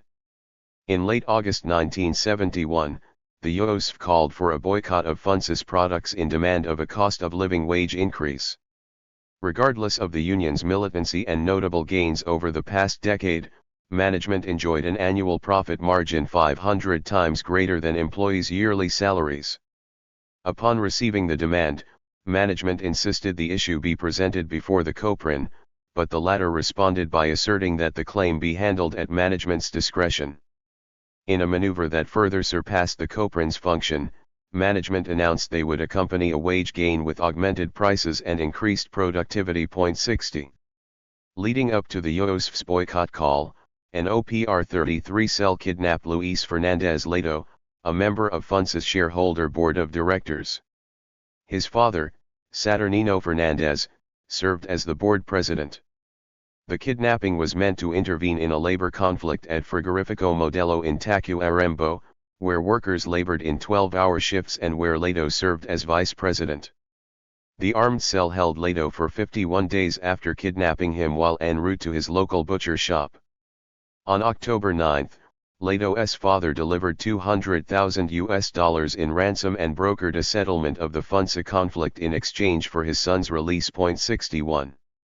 A similar climate of conflict existed in factories organized by the FOEB. On August 12, 1970, over 400 workers at PepsiCo commenced a 2-month strike in response to management's firing of Douglas Lacuesta, a union steward who recently requested management provide workers with boots and gloves. Laquista also served as the Pepsi plant-based locals representative to FOEB, which represented 7,000 workers throughout the industry. The union petitioned Coprin's intervention to remove Chief Director Ignacio Aguirre from decision-making over labor. Aguirre was a frequent collaborator with the Uruguayan Institute for Syndical Education. He sent 6 supervisors to the school in hopes of breaking the plant's union and served as the chief director for TEM. The union accused him of creating the workplace conflict to pressure Coprin into approving the company's outstanding request for price increases. In November 1969, the company's 4 largest beverage producers petitioned Coprin, with Pepsi uniquely threatening a lockout to leverage the request. 62 The union's request drew mediation from the Ministry of Labor on September 3. However, Aguirre left the meeting in outrage before his turn for getting questioned. 63 Instead, company lawyer Daniel Jimenez de Arequega proposed a plan titled Internal Labor Regulation, which banned the distribution of union propaganda within the plant, prohibited workers from leaving their section, mandated workers clock out when going to the bathroom, granted management authority to search the locker room, and forbid the use of the telephone.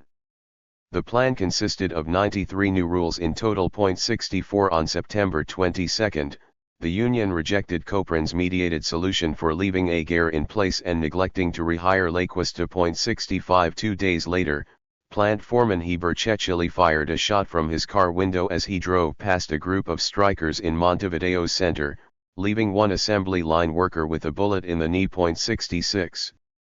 The conflict drew widespread support, including from the CNT, which called for a boycott of Pepsi products and collected over $40,000 in donations from supporters. 67 On September 15, the CNT North Zone held a 2-hour work stoppage, halting production in surrounding textile, metallurgy, and chemical factories.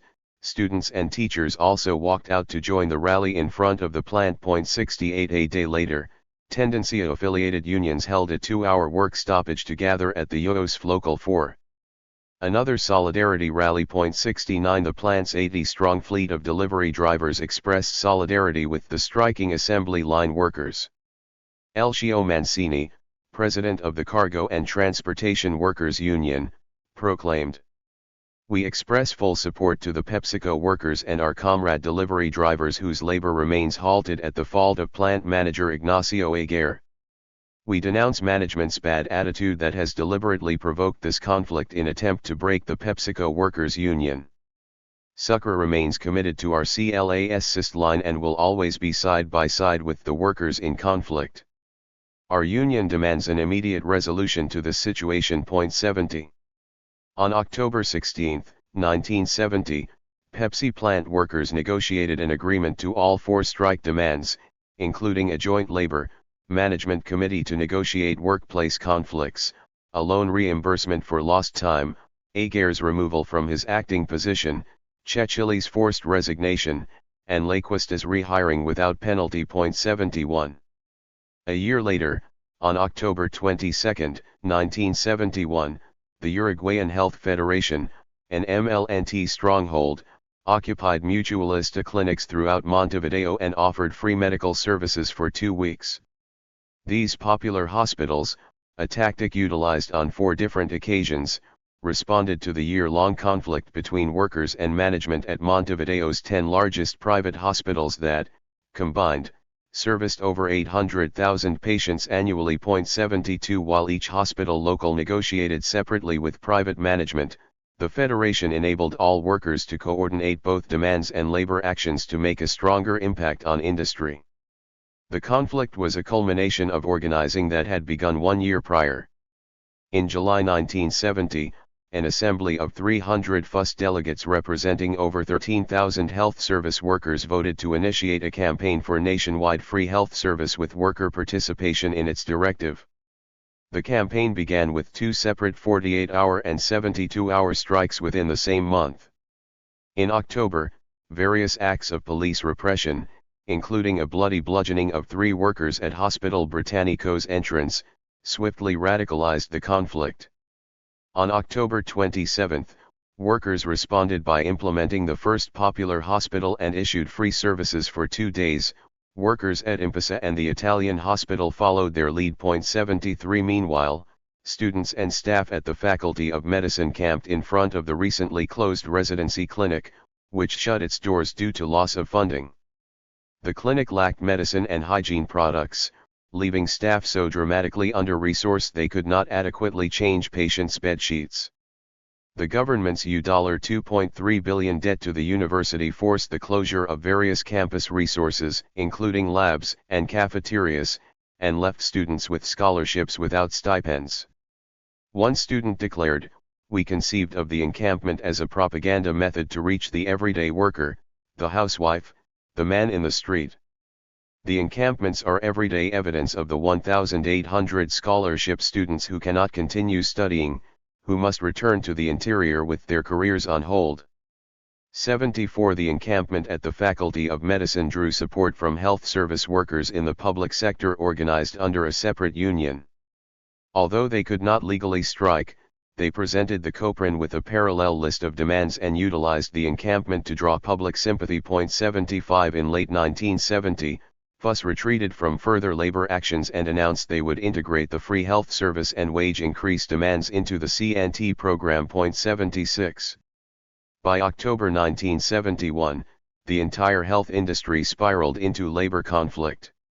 Health service workers protested management's failure to comply with the September ruling by the Coprin, which approved an immediate 27.2% wage increase, the 6-hour day, and a salary bonus for night shifts and skilled labor. On October 26, FUS initiated a campaign for a 50% salary increase as living costs continued to rise. They began by implementing popular hospitals that drew participation from unionized doctors who offered free service to roughly 300 people each day.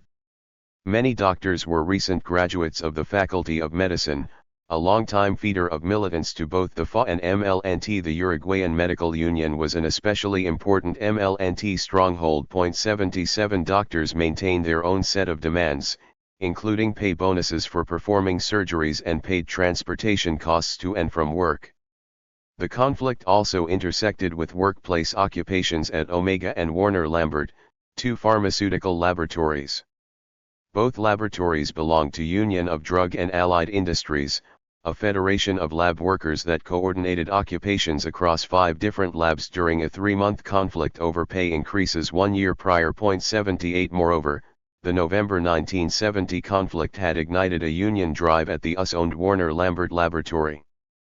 By mid-October 1971, Warner Lambert's 200 workers had maintained a 2-month occupation in protest of management's firing of a union militant for insubordination.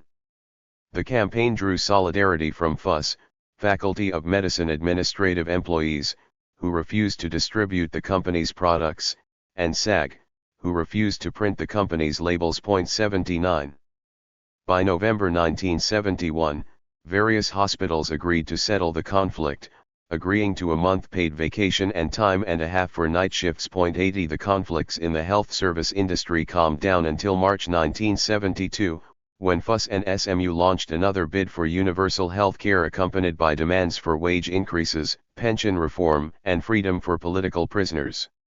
Beginning in October 1972, FUS embarked on a 52-day strike demanding universal health care and back pay from as far back as 1967. Regarding the 1972 campaign, one FUS steward proclaimed, "The current government, while installing fascism through concentration camps, state of siege, violent attacks, torture, and assassinations, on the other hand proposes for the humanization of medicine. The people know that a humanization of medicine is only viable if it is framed in the total change of the structures of the country." 81 The campaign for universal free health service would eventually come to fruition under the Broad Front government in 2005. During this 2-year time span, the three FS established themselves as bastions for a combative unionism. As hotbeds for the FA and the MLNT, these unions had an ideological clarity guiding their actions from the start. But other unions organically developed their combativeness when confronting their immediate situation, and through that process often turned to support from militants like Duarte, Gatti, and Pérez. The close relationships forged at the UOSF local built trust and opened possibilities for OPR 33 interventions in workplaces with little to no FA presence. In mid-1971, 6's 250 pulp and paper mill workers waged a 3-month campaign for union recognition. The plant's North American owner, known throughout Uruguay as Gringo Brown, openly boasted that he had saved up $30 million to bust any unionization efforts. Workers had organized an unsuccessful campaign for union recognition 3 years prior, during which a strikebreaker assassinated 6A employee Urian Correa amid a confrontation at the picket. When management obligated workers to sign off on a contract amendment that would forfeit their benefits, workers responded with another union drive campaign. Brown pushed back by firing the entire workforce. 82. On June 23, 1971, the OPR 33 hatched a plot to kidnap Dr. Alfredo Cambon, a lawyer and legal advisor to both 6A and FUNSA management. Cambon was also founder of the Neighborhood Collaboration Commission, a neighborhood watch organization that collaborated with police units to enforce the recently implemented neighbor registry. 83. Upon taking a trip to Germany, Brown entrusted Cambon with control of 6A. FA seized the opportunity to confront Cambon, having already gathered information on him due to his affiliation with FUNSA. Disguised as a moving crew, the armed cell approached the lawyer's home and greeted him bedside with a 9mm pistol. Upon transferring him to a people's cell, they demanded he contact his family to request they deliver groceries and supplies to the workers' encampment at the gates of the plant. His son soon delivered the goods personally. After 2 days of interrogation, during which Cambon promised to resolve the conflict by the end of August, the OPR 33 released him. 84. To keep up the pressure, 2 weeks later a mob of students and workers set fire to Brown's car while it was parked in front of the Legislative Palace, where he was visiting the Minister of Labor. 85. Throughout the campaign, police shot and wounded 5 strikers, leaving 1 in critical condition. On July 24, 1971, the campaign also saw the death of Heber Nieto, a Rho militant and construction school student, who was shot with a sniper rifle at a toll booth organized to support the workers. 86. Historian Clara Aldrai later discovered that the assassin's .225 Winchester was one of 4 donated by CIA agent Dan Mitrian to the Uruguayan secret police in 1969. 87. 2 days after Nieto's assassination, 16 unions called for an indefinite general strike against state repression. 88. In early August, 6A workers won union recognition. Brown initially attempted to rehire only a portion of the workforce, but this did not fly with the union. Management eventually agreed to rehire the entire staff and pay 40 days back pay with help from a loan by the National Social Security Fund. Regarding the experience, one worker declared, "In the conflict we established a unity among our co-workers, which was something that we did have prior. We got to know one another by sharing mate and meals, and during the sleepovers. This was the most important result of the occupation. There were 80 of us who cohabitated and did things together that we had never done throughout the 10 or 12 years that we had worked together. Now, it is like we are all brothers. We also discovered the support of groups from the outside, like students.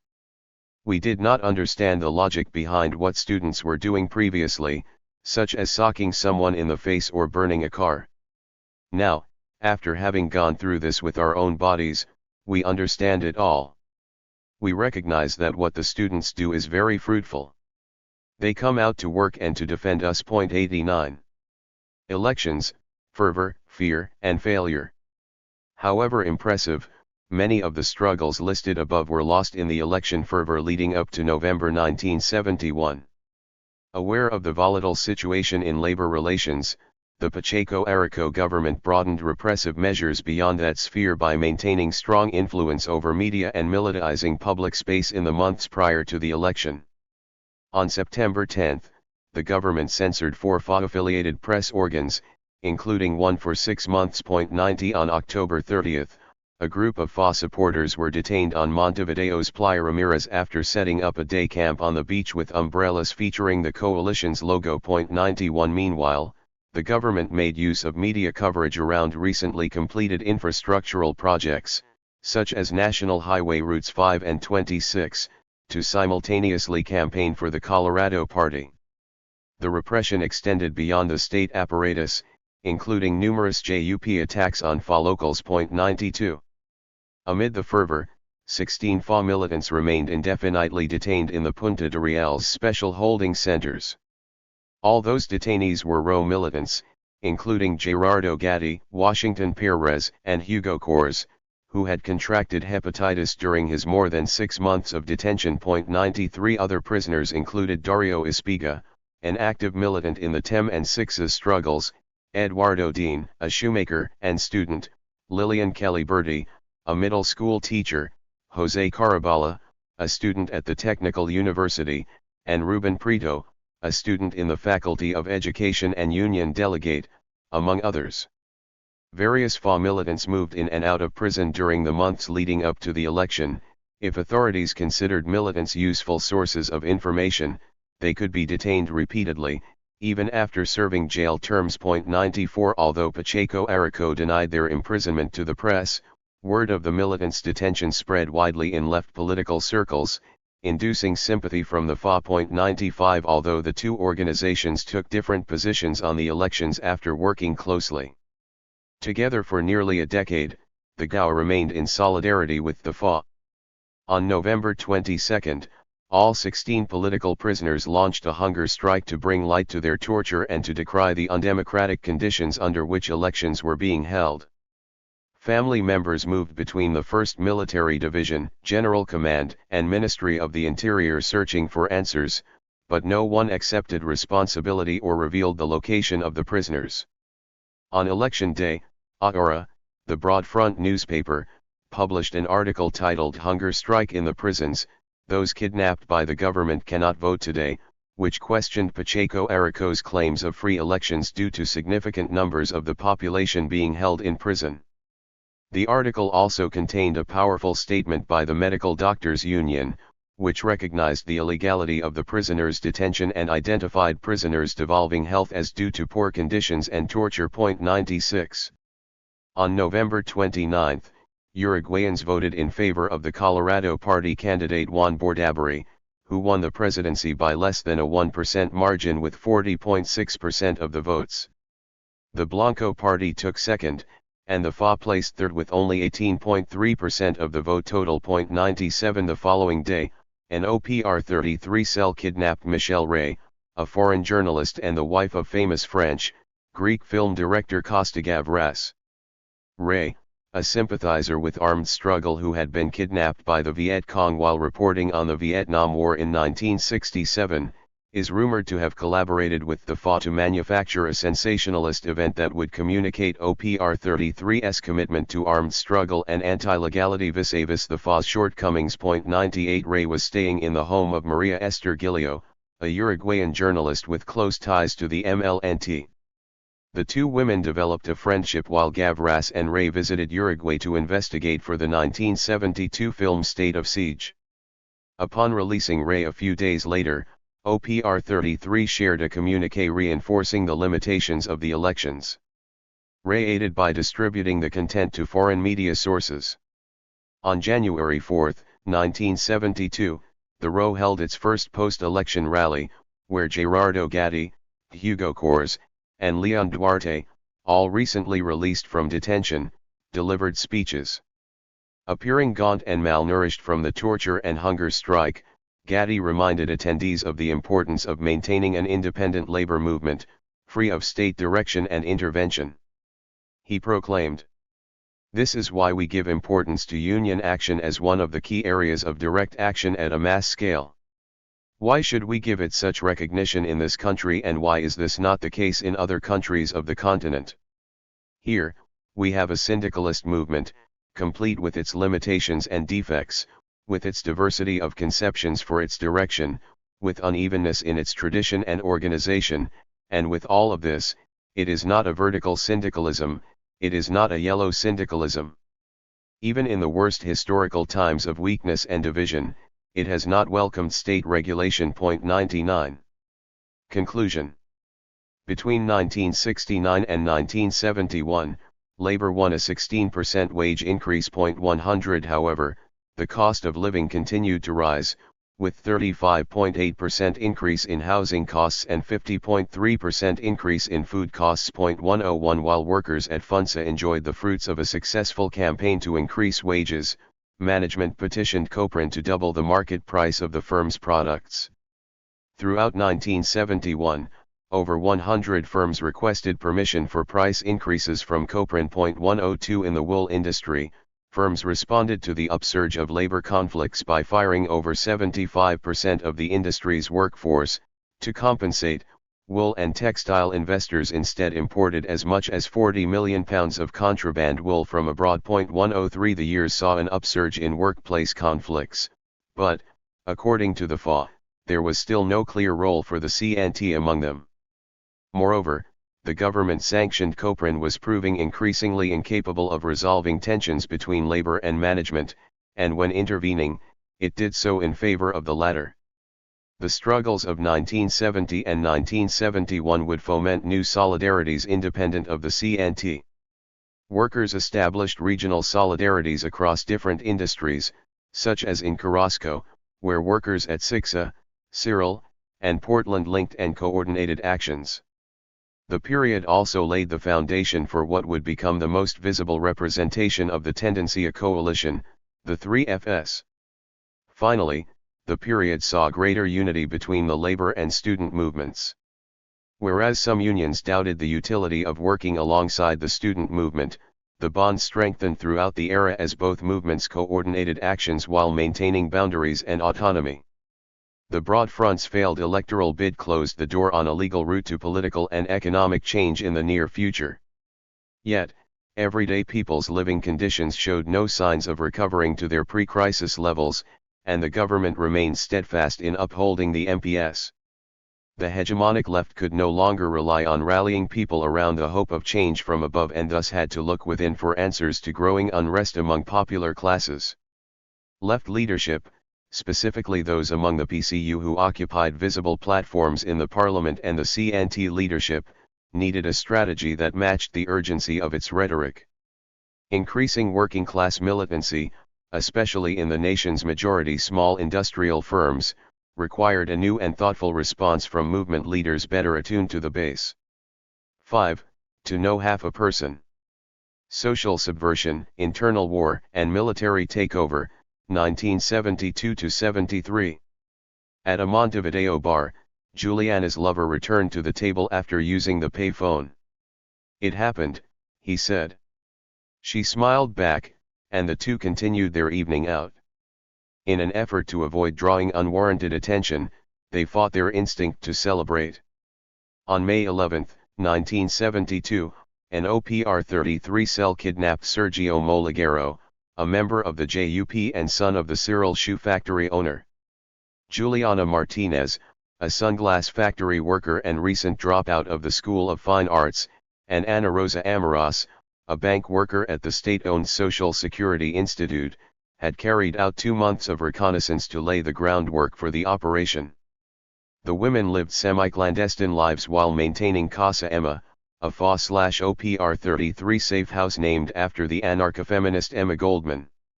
This chapter explores the period between January 1972 and June 1973, when the Broad Front's defeat forced the left to shift focus toward extra-parliamentary strategies, especially within the labor movement. The period saw dramatic changes in the left milieu, such as increased labor militancy among PCU-affiliated unions and a new void created by the Tupamarosa's military defeat in April 1972. While the FOR remained committed to its two-foot strategy, half of its core leadership and the entirety of its armed apparatus was in exile in Buenos Aires by end of 1973. Yet, the brief period of heightened labor unrest reflected the potential of the CNT and the possibility for armed direct action to complement it. This relationship is further explored in the case of the 1972 kidnapping of Sergio Moliguero. In 1972 alone, Public sector workers participated in 134 strikes, 351 work stoppages, and 7 occupations. Private sector workers participated in 130 strikes, 95 work stoppages, and 80 occupations.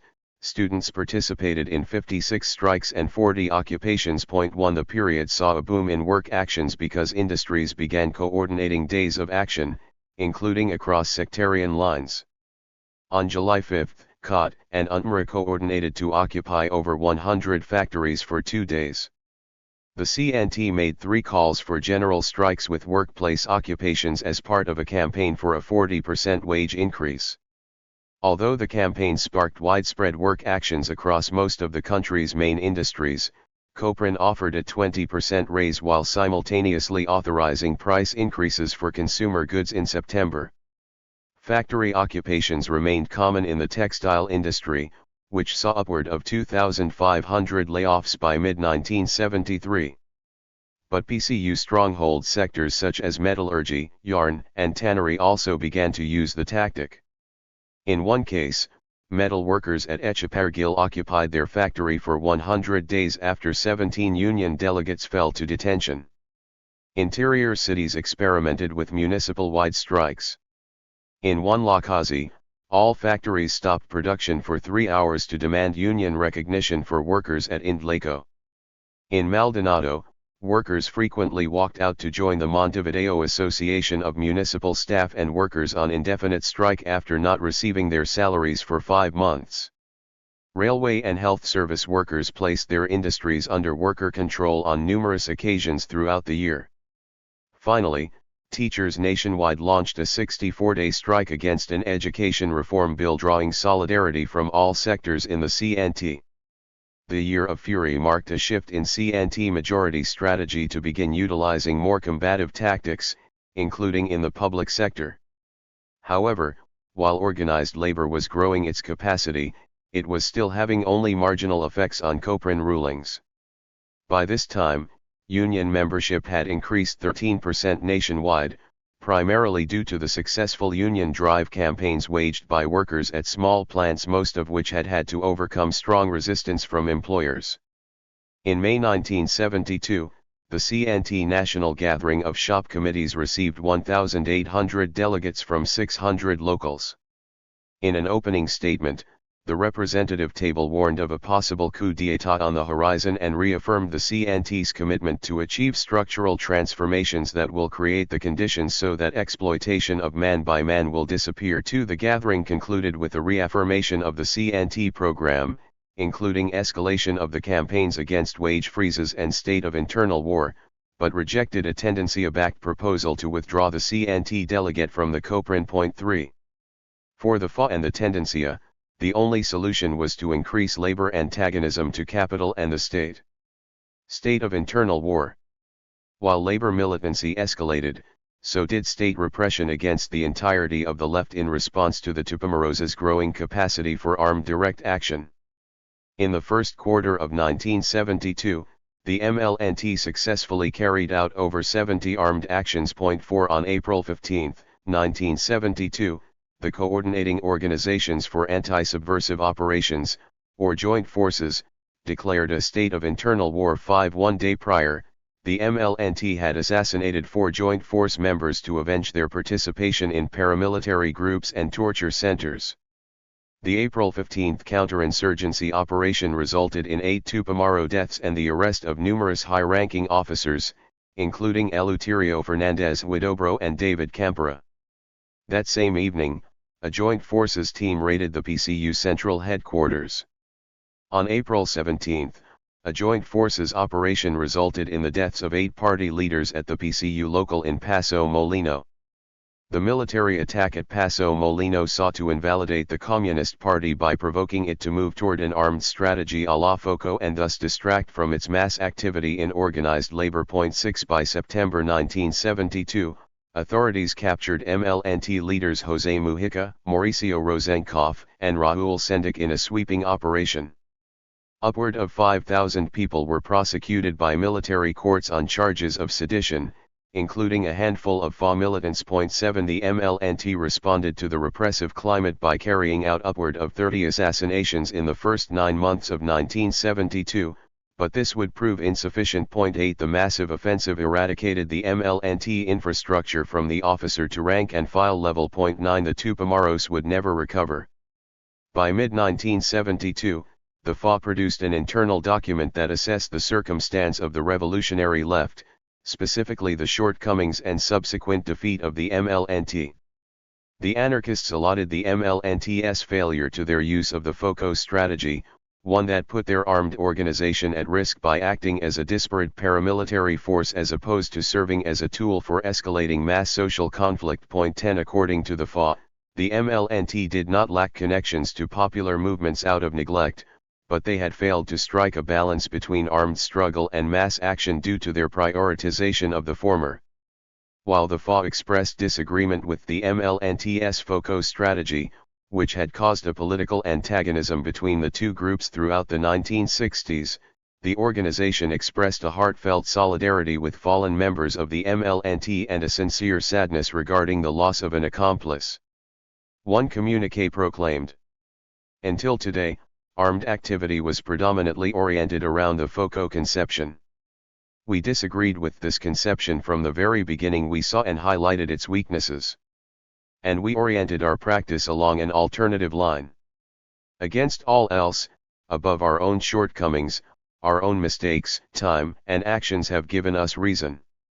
We do not rejoice in seeing so many of our comrades from the MLNT murdered, tortured, and imprisoned after all that marvelous effort they have made to build up a revolutionary movement in the recent years. We cannot be satisfied with the fact that what we predicted years ago is now coming true. Those dead are our dead. Those tortured are our tortured. They are just as much comrades as those comrades of our own organization, who today are now enduring savage torture themselves, and are putting their lives out there to defend the principles, life, and line of our organization. 11. The FA viewed the MLNT as one of the few Latin American revolutionary organizations to move beyond the FOCO strategy, specifically through their use of an urban guerrilla strategy. Yet although the MLNT's tactics represented an attempt to depart from FOCO orthodoxy, they were still informed by and unable to fundamentally break from the strategy throughout their 10 years of activity. 12. The FA offered 4 main critiques of FOCO strategy. First, they critiqued the sense of urgency to initiate armed struggle due to objective conditions, such as the technological underdevelopment of Latin American states, the economic impoverishment of most Latin American populations, and the popularity of revolution in the collective imaginary. This urgent posturing caused expectations of immediate results, which did not manifest aside from various reform-minded concessions in the political arena. 13. Second, the FA critiqued FOCO's assumption that armed struggle would radicalize people ideologically or that worsening subjective conditions would have them join the revolutionary movement despite guerrilla military victories. Thus, military victories did not provide the means for ideological development among the masses. Instead, the strategy converted the idea of insurrection into a grand myth, something achievable upon the advancement of the guerrilla vanguard and thus detached from everyday life. It traced this myth to the earth-shattering events of the Paris Commune of 1871, the Russian Revolution in 1917, and the Spanish Revolution of 1936, which saw the masses running to the streets to construct barricades and defend a set of ideals rooted in a certain revolutionary praxis. In the case of Spain, decades of anarchist organizing in opposition to oppressive factory exploitation, rural servitude, and the capitalist city spawned the formation of schools, unions, social centers, and defense committees that fomented working-class solidarity and identity. But the insurrectionary moment continued to play a role in the left's imagination and to offer a prescription for achieving a revolutionary situation. Whereas collective direct action provided a clear, proactive role for everyday people, FOCO strategy constrained everyday people to the role of witness to a military theater. 14 The FA was not alone in this analysis. Abraham Guillen, the MLNT's guiding strategical influence, argued that the organization's strategy was limited to encounters between the guerrillas versus the army and/or police, which ended up with the people caught in the middle. 15. Third, the FA viewed FOCO as unique to rural areas, where guerrillas could strike and disappear and always stay in movement. While they recognized the MLNT's innovative contribution to the expansion of FOCO to the urban sphere, this did not mean they agreed with it. Instead, urban guerrillas served to complement their rural counterparts by laying the foundation for their eventual arrival to the metropole and thus the final victory against capital and the state. Instead, the FA looked toward historical examples of urban armed struggle in the anarchist tradition, specifically those of Spain's CNTFAI, who built a revolutionary movement strong and broad enough to defend working-class interests. Finally, the FA challenged the action/repression dialectic, or the assumption that generalized state violence would motivate everyday people to action. Instead, they argued that as repression increased, the armed apparatus would assume a more privileged, or vanguard, role.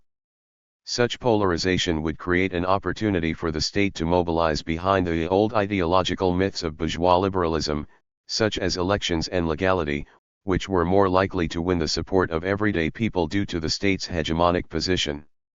The state could therefore isolate the guerrilla. In their view, while FOCO's strategy often gained ground toward national liberation, such as sparking foreign capital flight due to fear of political instability, it only strengthened the relationship between the domestic military and national bourgeoisie, thus doing nothing to challenge the fundamental social relationship under capitalism, the subjugation of labor to capital. 16. The FA's internal document assured that the MLNT's failure was due to their replication of the FOCO model, not the result of their use of an armed strategy. In fact, the FA offered a reassurance of their commitment to armed struggle, declaring, "The process of deterioration is clearer than ever. Nothing indicates, therefore, that we must change our own strategy. Armed struggle takes on a fundamental role." 17. The document concluded, "Are the comrades who have participated in FOCO strategy revolutionaries? Yes. Is FOCO an efficient revolutionary strategy? No. Instead, FOCO is an erroneous strategy that is negative and dangerous for making the revolution." 18. Cyril, Sergio Moliguero, and the Women of Casa Emma. Gender roles in 60s and 70s Uruguay did not undergo the transformative explosion that occurred in places like the United States, UK, and France. Indeed, relative to the swing in 60s, changes in Uruguayan society were quite moderate. Various interviewees referenced miniskirts and hot pants as an indicator of publicly visible changes of the time, but traditional gender expression and relationships remained much intact. Because it remained common to live at home until marriage, youths broadly struggled to find space for sexual expression. Membership to a left organization often required even further compromise beyond the expectations of the home. As noted by Uruguayan historian Vania Markarian, left militants' private lives were subordinate to the demands of their political activities. 19 Militants faced a dilemma in which the utopian horizon conflicted with the crushing reality of a heavily regulated clandestine life, imprisonment, and torture. Women militants recall feeling liberated by their participation in a political project with different goals beyond that of the prescribed role of women in the heteronormative nuclear family, but much of their activity remained in the domestic sphere. This contrasted strongly with myths around highly sensual and sexually liberated guerrilla women. In reality, their political obligations simply did not allow for such a thing. Moreover, the Uruguayan left classist emphasis led it to straggle behind many of the progressive ideas around gender of the time. Even among the left, child-rearing remained expected of the mother rather than shared, and homosexuality was often seen as fragile and weak. Yet, women militants broadly express having felt emancipated through their participation in OPR 33 and other armed left organizations of the time. FA's coordination between Armed Cell and Mass Front is best represented in the May 1972 kidnapping of Sergio Moliguero. Armed operations not only required a complex network for dialogue between those underground and above, but also among intelligence gatherers and supporters who laid the groundwork behind armed interventions. Indeed, such invisibilized and underdocumented labor served as a linchpin for armed organizations throughout the continent. Women protagonists predominantly participated in revolutionary organizations in this way. 20 Like their MLNT rivals, the FA did not advance a clear gender analysis, nor did they incorporate demands for gender equity into a revolutionary vision. Whereas the MLNT saw gendered domestic labor as oppressive and sought to liberate women from this sphere, the FA recognized domestic workers as potential protagonists acting from within the space of the domestic sphere. 21 Women commonly served as encargadas of mixed-gender surveillance cells, which entailed taking on more organizational and cognitive labor, such as filing documents, identifying and solving problems, synthesizing information, and remembering deadlines. 22 While responsibilities followed the normative gendered expectations at the time, female militants recall feeling equal to their male counterparts within the organization due to a general understanding of the importance of all political work, no matter what form, in sustaining and advancing the revolutionary cause.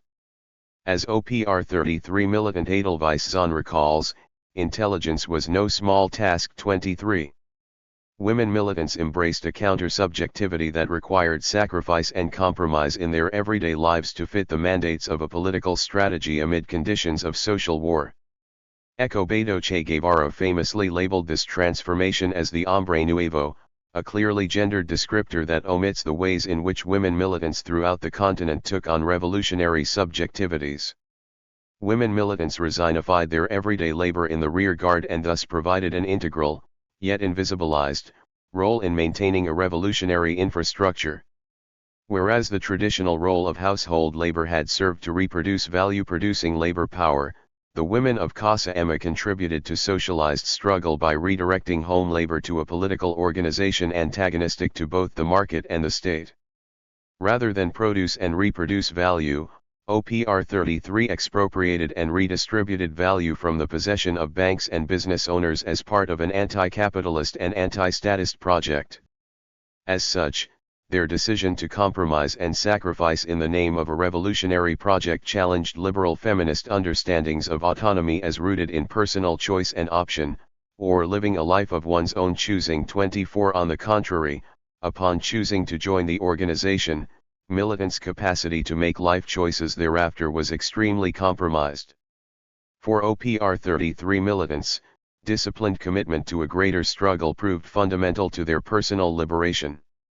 In the case of Casa Emma, militants' everyday life subverted hegemonic gender roles and thus took on a unique counter-subjectivity. Rather than exacerbate a tension between public and private, or calle and casa, women militants labored primarily from the home, albeit with the intention of having a social impact far beyond the domestic sphere. They acted as much more than supporters, their labor was primary and fundamental. 25 Moreover, Uruguayan women's participation in the burgeoning global sexual revolution was a class marker. Most FA militants came from working class backgrounds, and sexual expression was of less concern, at least. Ana Laura Di Giorgi, a historian of Uruguayan feminism, declares, participation in activities that defined a particular youth culture, including the possibilities to enjoy sexual liberation, depended much more on one's class position than the traditions of their family. It required material, cultural, and symbolic resources to purchase modern clothing, to dance to rock and roll in the clubs, to sing in English, to disavow one's father with a mini-skirt, to go to the pharmacy and purchase a pill, and to be capable of not coming home to sleep in one's family home. 26. While some FA militants participated in youth countercultural spaces, particularly among artist and rock music circuits, this was not an overall site of struggle for the group. Women militants recall lukewarm feelings toward sexual liberation and free love. Although some were interpolated by its message and even embodied it in practice, they did not find interest in advancing it as a cause, whether at the mass scale or as integral to the FA's internal politics. It is important to situate women's reproductive labor in the narrative. The OPR 33's kidnapping of Sergio Moliguero in 1972. While narratives of armed intervention in the Southern Cone remain well documented in police files and media outlets, little is known about the everyday lives of militants nor the broad organizational infrastructure within which these actions occurred, especially the key contributions of women. Media representations and scholarly analysis commonly reinforce a gendered hierarchy of labor by rendering it invisible or secondary due to its location in the rear guard. Yet, a study of this labor with attention to autonomy and compromise offers a unique insight into revolutionary left counter-subjectivity at this historical conjuncture of amplified social war. Anaraiza Amoros and Juliana Martinez, the women of Casa Emma. Anaraiza, Juliana, and two male militants made up Torres, an OPR-33 intelligence cell that operated out of Casa Emma, where both women resided. 27 Anaraiza, a bank teller at the state-owned Social Security Bank, began participating in the FA as a collaborator in 1969. Throughout high school, she belonged to the Catholic Association of Students and Teachers, a Montevideo-based liberation theology project led by Father Jorge Techera. The Bank Tellers Union, the AEBU, remained a FA stronghold beginning in 1968 under the helm of Hugo Kors. A fellow bank worker recruited her after a brief conversation about her prior political militancy. She began participating by distributing Cartas de FA, the organization's illegal underground newsletter. Anaraiza also collaborated by storing the cartas and other FA-related materials, such as auto parts and hardware, in her family home. Her father, who served as deputy representative of Rivera Department, held parliamentary immunity due to his role in national politics. As such, her class position deviated significantly from that of other FA militants. In mid-1971, Anaraiza joined OPR-33 and accepted the responsibility for operating the safe house. 28. Juliana joined the cell after 1 year participating in RO. In 1970, she moved to Montevideo from the northeast border town Chuy and began her trajectory as a student at the School of Fine Arts. While Juliana had not been politically active prior to arriving, she was moved to participate in an anarchist political project after her cousin gifted her Daniel Guérin's Anarchism, From Theory to Practice. 29. However, she remembers struggling to comprehend the complex debates surrounding the ideology during student union meetings, where the FA's brand of Latin Americanist anarchism often clashed with a more traditionalist vision popular among fine arts students and Comunidad del Sur 30. She eventually joined RO and participated in various solidarity campaigns with striking factory workers. An intermediary later approached her about taking on intelligence gathering responsibilities in OPR 33. She recalls joining without second thought, even after being warned that participation would likely result in imprisonment, exile, or execution. Juliana moved into Casa Emma in late 1971, soon after dropping out of school to begin working full-time in an eyeglass factory. 31. The quaint house was in Montevideo's Brazo Oriental neighborhood.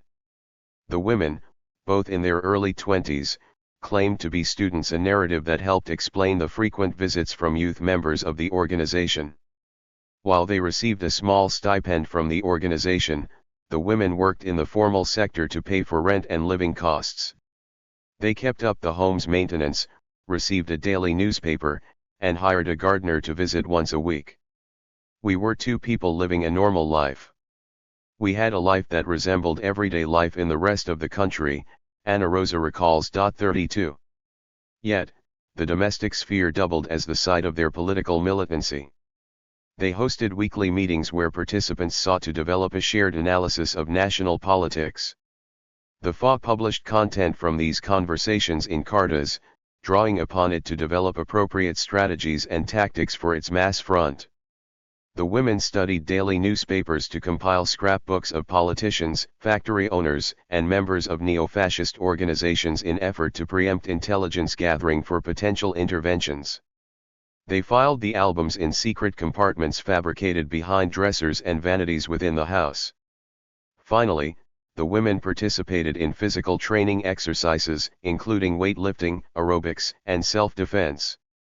Araiza recalls frequently practicing lifting one another up off the ground in a drill to simulate assisting a fallen team member while running from authorities. Such drills and training were part of daily life. The home served as a space of refuge but also required attention to detail to avoid unwarranted attention from neighbors. The women had to pay close attention to symbols and references to politics within the home. Prior to one meeting, when a visiting militant noticed they had decorated a vanity dresser with a red and black ribbon, he demanded they remove it for security purposes should the house be visited by police. 33 Juliana spent hours in front of the house with yarn and a crochet hook imitating hand motions, although she did not know how to knit. She recalls feeling anxiety about household malfunctions that necessitated a repairman or plumber to enter the home. They both developed basic handyman skills in order to keep the house clean, or free of outside presence that might reveal its political function. To this end, the organization also relied on its own network of trusted repairmen who shared common skills and were available on call. 34. Due to security precautions, relationships within the armed cell remained limited. The women knew one another, their neighbors, and fellow members of OPR 33 by way of an alias. But safeguarding personal information was very important for the resident militants and visitors alike because revelations could compromise a fellow militant should another member be caught and interrogated.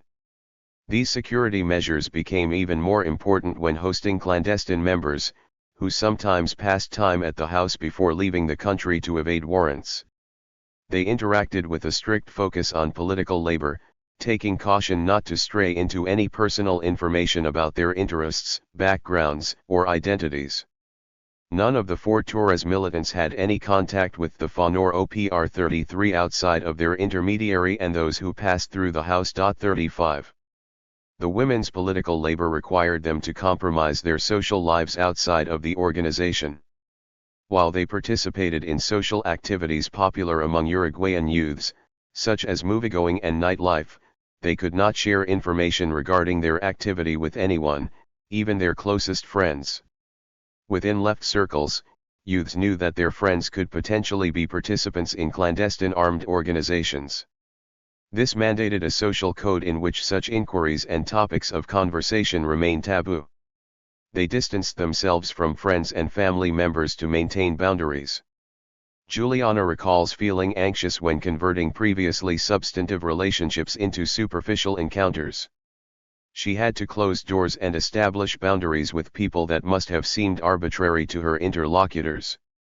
While, to avoid raising suspicions, she remained in touch with people from her past life, she struggled to balance between maintaining the facade of her previous self and her militant counter-subjectivity. Romantic life was even more compromised. The militants' universe of potential love interests was limited to those they met within the armed wing of the organization. They could not date outside of this circle, because sharing information regarding their activities, even within the confines of a romantic relation, could compromise both people's security. 36 This became even more complicated if one member of the couple was fully clandestine. Juliana recalls balancing her relationship with security needs after authorities issued a warrant for her arrest in July 1972. Henceforth, she maintained relationships with her fully legal partner and friends but feared for their safety should authorities come looking for her while they were together. She remembers feeling like she was putting the people closest to her at risk. Sometimes the flow of life brought you into situations in which you would be together with people. The idea was to do so as little as possible, but sometimes it just happened, she shared. 37. Militants sometimes struggled to strike a balance between their desires and needs as individuals, and their responsibilities to the organization. They often felt guilty for not attending worker solidarity actions, such as picket lines and rallies, even when the timing clashed with other responsibilities in the rear guard. 38 Juliana remembers having little time for leisure, and social life could never come before organizational obligations. For instance, she attended one of Montevideo's many beaches only once while living in the safe house, an experience she shared with fellow members of Torres. The day trip brought her a feeling of joy and freedom not replaceable elsewhere in the city. 39 But the feeling was fleeting. Cyril, a fight for dignity. On April 12, 1971, over 300 workers at the Cyril shoe factory began a campaign for union recognition after plant owner Jose Moliguero insisted they appear for work on a holiday weekend. 40 A group of 18 workers from the vulcanization section refused to comply due to having planned a fishing trip together. After Moliguero fired the entire section, the plant's workers responded with a strike. They lamented management's frequent firings, refusal to pay maternity leave and overtime, child labor practices, and denial of break time. Moliguero had gained notoriety for personally entering the women's restroom to mandate workers return to their posts if they took longer than 2 minutes. 41 The sole competitor to Funce's national monopoly over athletic shoe production, Cyril had developed a reputation for using a strong hand. On April 22, Cyril management resolved the strike by recognizing the collective bargaining unit and reinstating all fired workers. 42 Julio Ojeda, the union's elected general secretary, was a Rho militant. He and 5 co-workers served as liaisons between the Cyril union and the FA. 43 Cyril workers looked to the UOSF as a point of reference because of their hard-fought campaign against anti-union employer Pedro Sen, on which account leadership selected Leon Duarte as an outside consultant. They gathered frequently in the UOSF local to meet with members of the Rho, including students from local high schools and fellow independent unions, such as Portland Cement and the Sixa Paper Mill. Although the union had earned recognition, Moliguero continued with draconian measures on the shop floor. Foremen painted the factory walls with tar to prevent workers from leaning on them for rest. They prohibited conversation and penalized workers with 2 hours lost pay if they were caught laughing. On May 14, 1971, management fired 32 underage workers after a law was passed to limit child labor to 6-hour workdays. After over a month of failed negotiations, Cyril's workers again went on strike and won their rehiring after 24 hours. 44 This conflict reignited the membership base to begin pursuing outstanding demands of the company. On August 26, 1971, management closed the plant after 4 months of stalemate negotiations regarding salary increases, workload, maternity leave, and child labor practices. Moliguero, the sole proprietor of the enterprise, enjoyed earnings 1,000 times higher than the average worker's annual salary. Rather than capitulate to a Ministry of Labor ruling in favor of the Cyril Union, Moliguero had opted to simply shut down the factory, firing all 308 employees. 45 Workers had frequently utilized partial and slowdown strikes throughout the negotiations, and they met the lockout with an occupation. After only 3 days, however, police raided the plant takeover and forced workers out at gunpoint. 46 With support from Rho, Cyril workers then launched a boycott campaign against Cyril brand shoes. 47 Moliguero responded by activating his son's networks within the neo-fascist Uruguayan youth at attention to recruit strike breakers. 48 Intimidation became commonplace. Nelson Hardoy, a shift manager and JUP member, provided the names of union agitators to local police, who frequently raided their homes amid the standoff. Demonstrations outside the factory often drew violence from strike breakers. In one case, a JUP member struck a child in the face while he was distributing flyers in front of the plant. Police frequently arrested workers and their family members during public gatherings. 3 workers and 2 minors were detained for distributing flyers. Another 5 workers spent 3 days in prison for painting a wall with propaganda, and a hired driver of a Parafonio was detained for 24 hours. Family members commonly faced harassment from police officers upon visiting detainees. Montevideo's subcommissioner of police once insulted a group of workers' wives, insisting, "Go wash yourselves, filthy women." 49. On December 8, 1971, some 40 workers set out on a 42-kilometer caravan march from the Cyril plant in Santa Lucia, Canelones. Setting out with no destination, the March for Dignity sought to galvanize support throughout the Montevideo metropolitan area. It made stops at various factories in the country's interior, where workers camped and fraternized before arriving to Montevideo. Upon weaving through the city, 11 workers were detained before the march finally settled in Cerro Norte.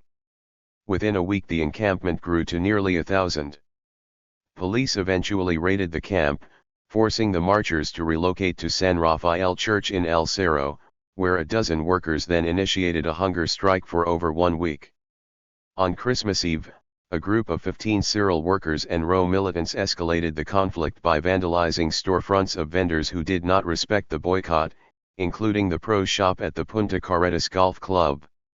The group also used Molotov cocktails to set fire to Casa Sands, Montevideo's oldest sporting goods store, causing upward of $10 million of damage. 50. The conflict continued into the new year. Authorities repeatedly evicted various protest encampments as workers settled and resettled throughout the city. In April 1972, Leon Duarte began closely conversing with Cyril's Row caucus to consider the possibility of an armed intervention on behalf of OPR 33. Duarte's internal report back to the FA acknowledged, "It seems to be that Molagaro, the son of the owner and active shareholder in the company, has been insulting workers, groping female staff members, and encouraging a crackdown on the factory's workforce. He seems due for a kidnapping. It's clearly time to look beyond union action for a resolution of the dispute." 51. Upon receiving confirmation from Cyril's Row caucus, a FA intermediary relayed the task to Torres. Members of Torres unanimously accepted the task of surveilling Molagaro. 52. Juliana recalls, "There was no discussion. It was clear because our job was simply to support the labor movement. There was no doubt among any comrade. And we knew that this kidnapping target had a girlfriend in cane loans." 53. Cyril's workers shared plentiful tips regarding Sergio Molagaro's 1955 Ford Thunderbird and his weekly pattern of visiting the nearby town. The team selected Juliana and Ramon to frequently visit the house and confirm the information. Twice a week, they traveled 60 kilometers each way to pass 3 hours together on a park bench, where they simulated flirting while surveilling the area. They held hands, cuddled, giggled, and played with each other's hair. 54. These gestures reflected a simulacrum of love and intimacy, both of which were limited due to their involvement in clandestine political labor. OPR 33 information teams often feigned romance while scouting targets because public displays of heteronormative romantic love proved least likely to raise suspicion. The frequency of such interactions sometimes resulted in both militants falling in love with one another. After 2 weeks scouting, Juliana's reconnaissance schedule had become aligned with the schedules of Molagaro and that of the owner of the Divino mattress factory, another potential kidnapping target, where workers maintained a campaign for union recognition for over a year. She could not balance all three responsibilities, so she quit the factory job, thus beginning to rely on the organization for day-to-day living expenses. She dedicated herself fully to rearguard political labor. The decision represents a compromise that made her economically dependent on the organization yet independent of market social relations. In other words, she gained autonomy by disavowing her role as a wage laborer while embracing a singular role as protagonist in social subversion. After 5 weeks of surveillance, the team compiled a detailed report identifying Molagaro's commuting patterns and the girlfriend's home, along with important geographical markers in the surrounding area, such as bridges and pastures for hiding. They passed their typed report to an intermediary who they met on a Montevideo side street. 55 Waiting patiently for further direction, Juliana continued scouting at Divino. On May 11, a cell of 4 OPR 33 militants disguised themselves as military servicemen and set up a checkpoint along National Route 11. They had failed in 4 previous attempts, including one in which a risky error led to stopping a local politician. 56 This time, however, the disguised militants successfully detained Molagaro, transporting him to a people's jail in El Cerro, the very jail cell that had held French journalist Michel Rey a year prior. Neighbors would later testify to having heard construction noises from the home nearly a year earlier, but they had given it little thought considering the frequent informal building in the poor neighborhood. 57. The FA subsequently presented Molagaro's father with a list of demands, including back pay for striking workers, school supplies for local students, 100 pairs of jeans, jackets, and shoes for children in a local slum, and publication of the agreed-upon terms in all 5 mainstream press newspapers. 58 Amid negotiations between the organization and Milagros' lawyer, Joint Forces detained Leon Duarte and 3 other FUNSA workers, accusing them of participation in the kidnapping. There, workers responded by occupying the factory for the duration of their 2-week detention. 59 On July 19, Jose Molagero met all demands, and his son was released. Media outlets reported that he was malnourished and had lost 25 pounds due to receiving a daily meal of rice, cheese, and an apple. He decried the persistent playing of protest music, such as Carlos Molina and Daniel Villietti. 60. A day after his release, Joint Forces raided Casa Emma, capturing Anaraiza Amoros and Inilda Silveira Griot inside. The latter, also a FA militant, had arrived the week prior after a warrant was issued for her arrest due to her role as one of Milagros' captors. Inilda's presence would change the patterns of the home. The weekend before the raid, Inilda had occupied the home alone while Juliana and Anaraiza ventured to the interior to visit family, as they did every Sunday. While there, she turned on the stove to get some extra warmth. Soon it began emitting smoke, so she moved it outside. A worried neighbor visited the home, but, to avoid raising suspicion, Inilda did not answer the door. The neighbor, who sent her granddaughter to the home each week for tutoring, became concerned and notified police. In the meantime, Anaraiza and Juliana returned from their getaway. A Joint Forces team arrived hours later and immediately identified Inilda from wanted photos. Anaraiza denied any involvement in OPR 33 and insisted that Inilda was staying at the house after separating from her husband. She failed to convince the authorities but managed to remove a deodorant bottle from the bathroom window facing the street and agreed upon alarm signal, thus warning Juliana upon her return. 61 Before settling back into the home, Juliana ventured to her lover's house to wind down the weekend. Upon returning to the home later that evening, a nearby shopkeeper intercepted her. The shopkeeper, a member of the Communist Party, dashed toward her to give her a wine bottle upon seeing her walk down the street. While simulating a chummy encounter, he warned her that the house was occupied by Joint Forces who awaited her return. She kissed his cheek and continued walking. She escaped into hiding with a warrant out for her arrest after police found documents revealing her identity inside the home. The Casa Emma raid commenced a series of operations that would break the FA/OPR 33's social and material infrastructure over the next few days. Thus, rather than utilize the established network of clandestine safe houses, Juliana would have to rely on family and friends. She soon left for Buenos Aires with a fake passport but felt estranged and feared being captured in a foreign country. Returning to Uruguay 1 month later, she managed to evade capture for a time but was eventually arrested in March 1973. 62. Juliana spent 11 years and 5 months in prison following her conviction by a military court for subversion, accomplice to kidnapping, and possession of fake documents. Anaraiza served 2 years in prison for subversion. Authorities frequently raped and tortured both women while imprisoned. The torture tactics often relied on appeals to affect.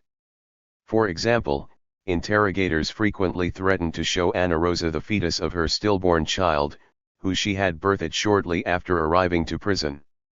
She recalls the difficulty of remaining non-compliant, declaring, "There were things that we knew, like half the person.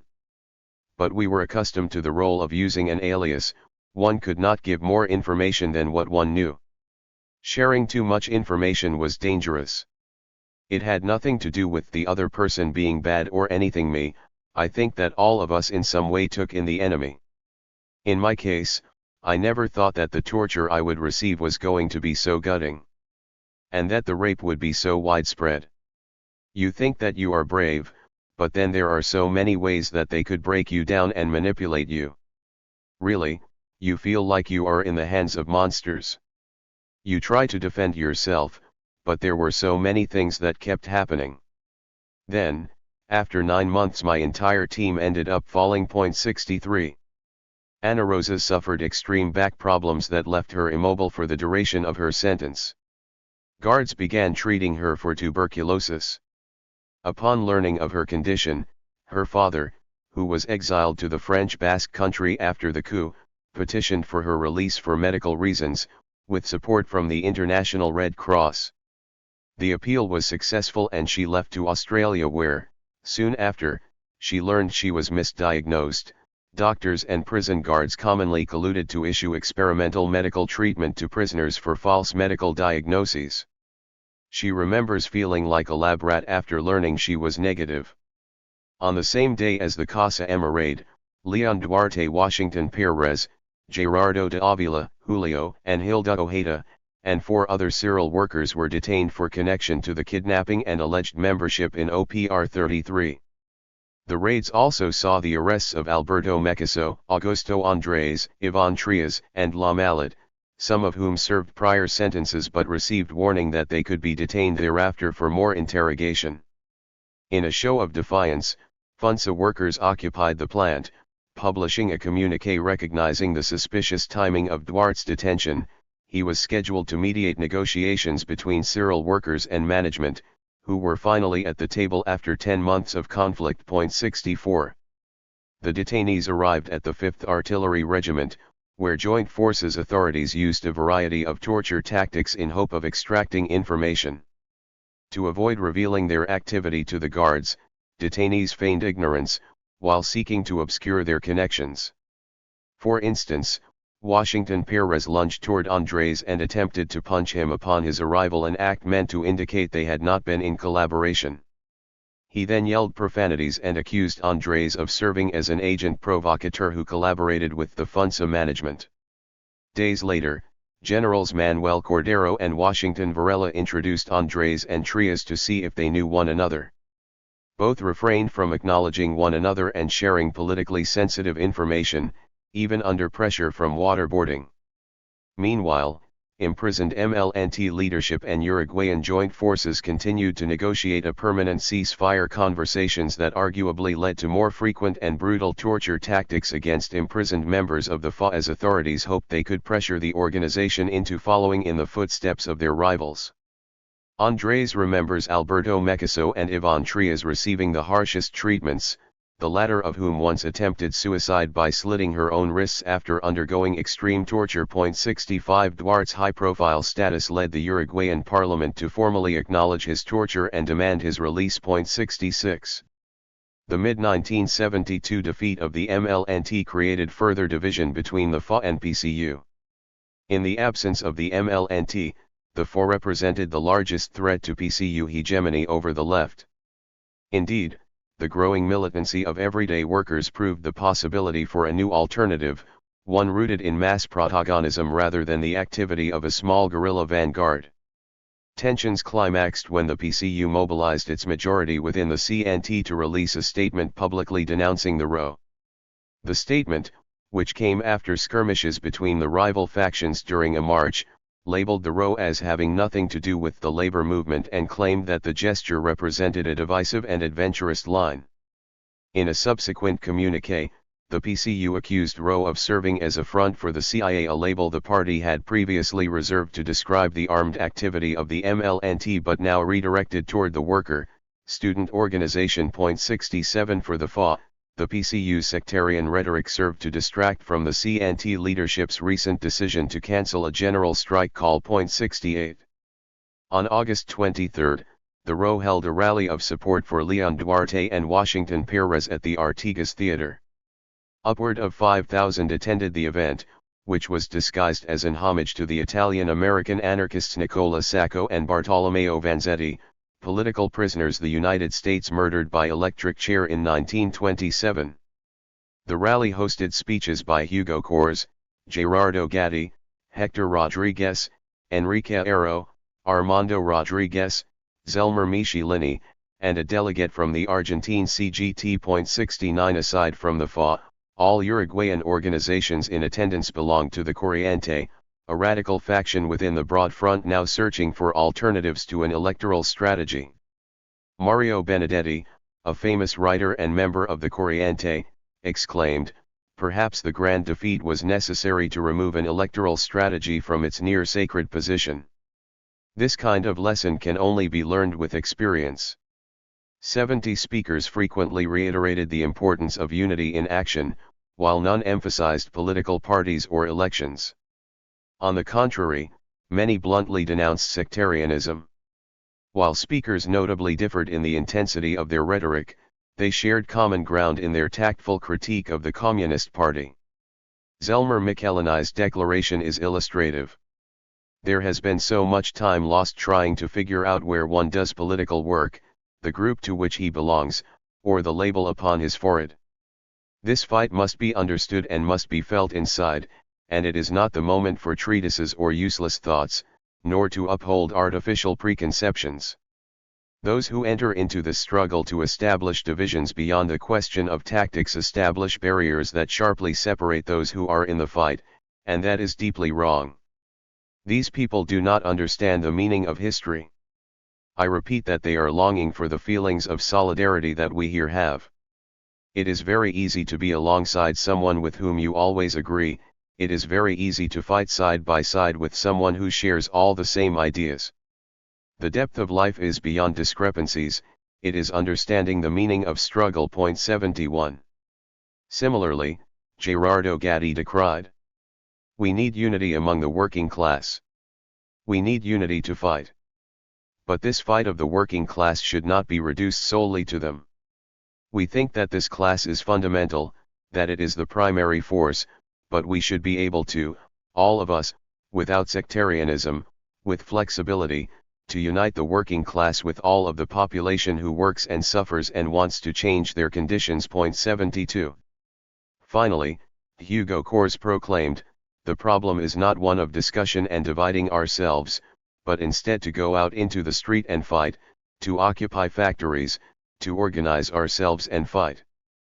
Because we are living in a difficult moment in which we cannot show any weakness.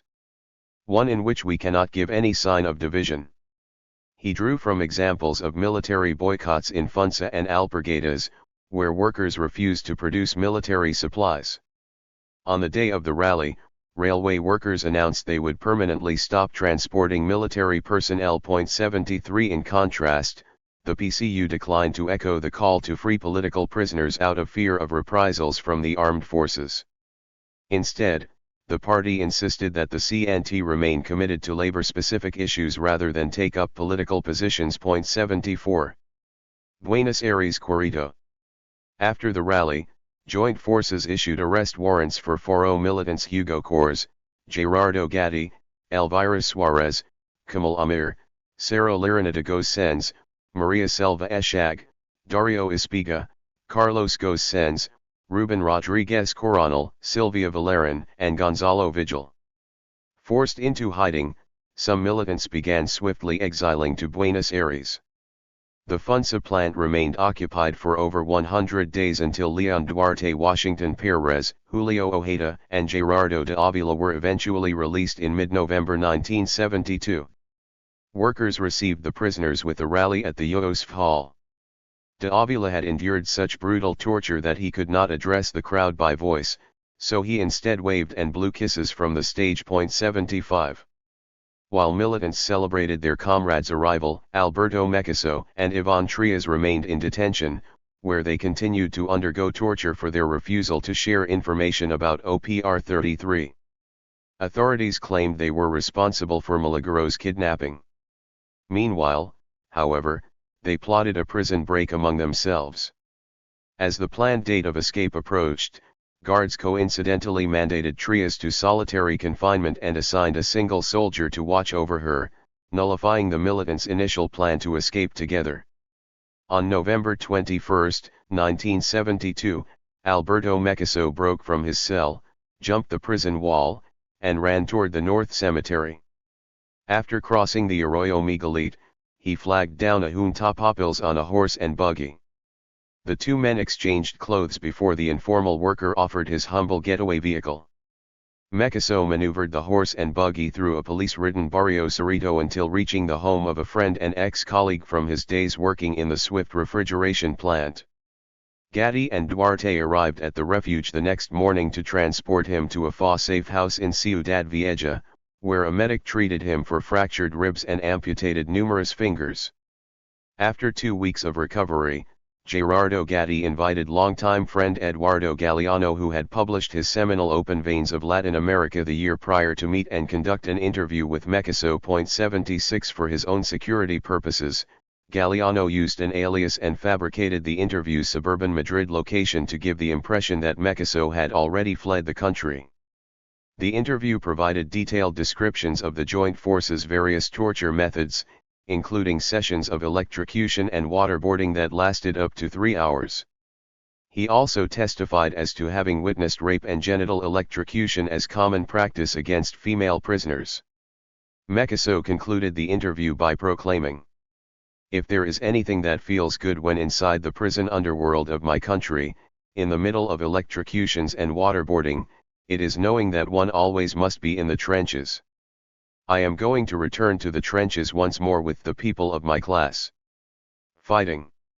There, I am going to reunite with my family and my brother, who is also currently suffering persecution as well." 77. Recognizing the difficulty of maintaining Mekiso's safety within Uruguay, the FA utilized networks from its sympathizers list to arrange for Mekiso's escape to Argentina via private airplane. After 1 month in hiding, Mekiso departed from Uruguay's Melilla airport to Buenos Aires under the alias Alfredo Lizagoyen Cantonet. 1 week later, his wife traveled via commercial airliner under the alias Delia Toribia Rodriguez. 78 Mekiso and other FA exiles spent the next 6 months laying an infrastructure for others to join them in exile across the River Plate. In the face of a coup, general strike. The first half of 1973 saw at least 95 labor actions nationwide, including 33 strikes lasting 3 or more days, 24 of which included occupations. Nearly half the conflicts were waged by Tendencia-affiliated unions. Of the 24 occupations, 7 were carried out by textile unions, including La Industrial, Montegal, and Industria Este. Sixa, another Tendencia-affiliated union, carried out a 36-day occupation. Metal workers showed a growing radicalism regardless of the PCU-aligned leadership, occupying at 4 different work sites. Finally, this era also saw 2 CNT-wide general strikes, including one with over 500,000 participants on June 21, the eve of the coup d'état.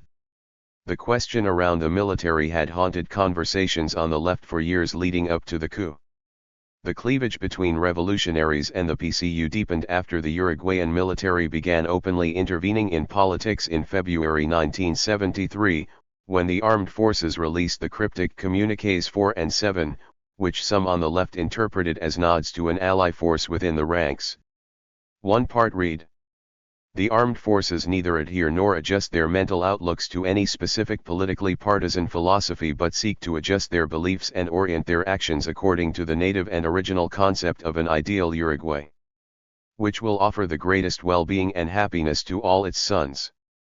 This concept will be achieved with the creation and consolidation in all Uruguayans of the mystique of Uruguayanness, which consists in recovering the great moral values of those who forged our nationality and whose basic facets are patriotism, austerity, disinterest, generosity, honesty, self-denial, and firmness of character." 79.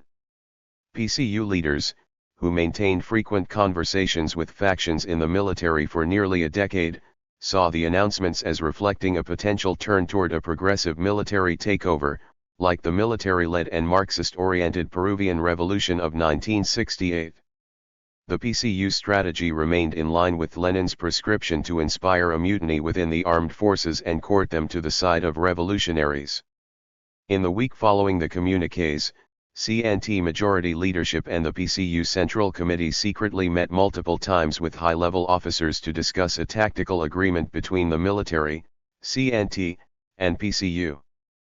Publicly, CNT leadership reiterated its call for a general strike in the face of a coup d'état with numerous public statements. 80 But communist organs repeated, "There is no conflict between civil power and military power, instead it is between oligarchy and pueblo. 81 Party leadership proposed converting May Day 1973 into a festival to celebrate the new favorable political circumstance.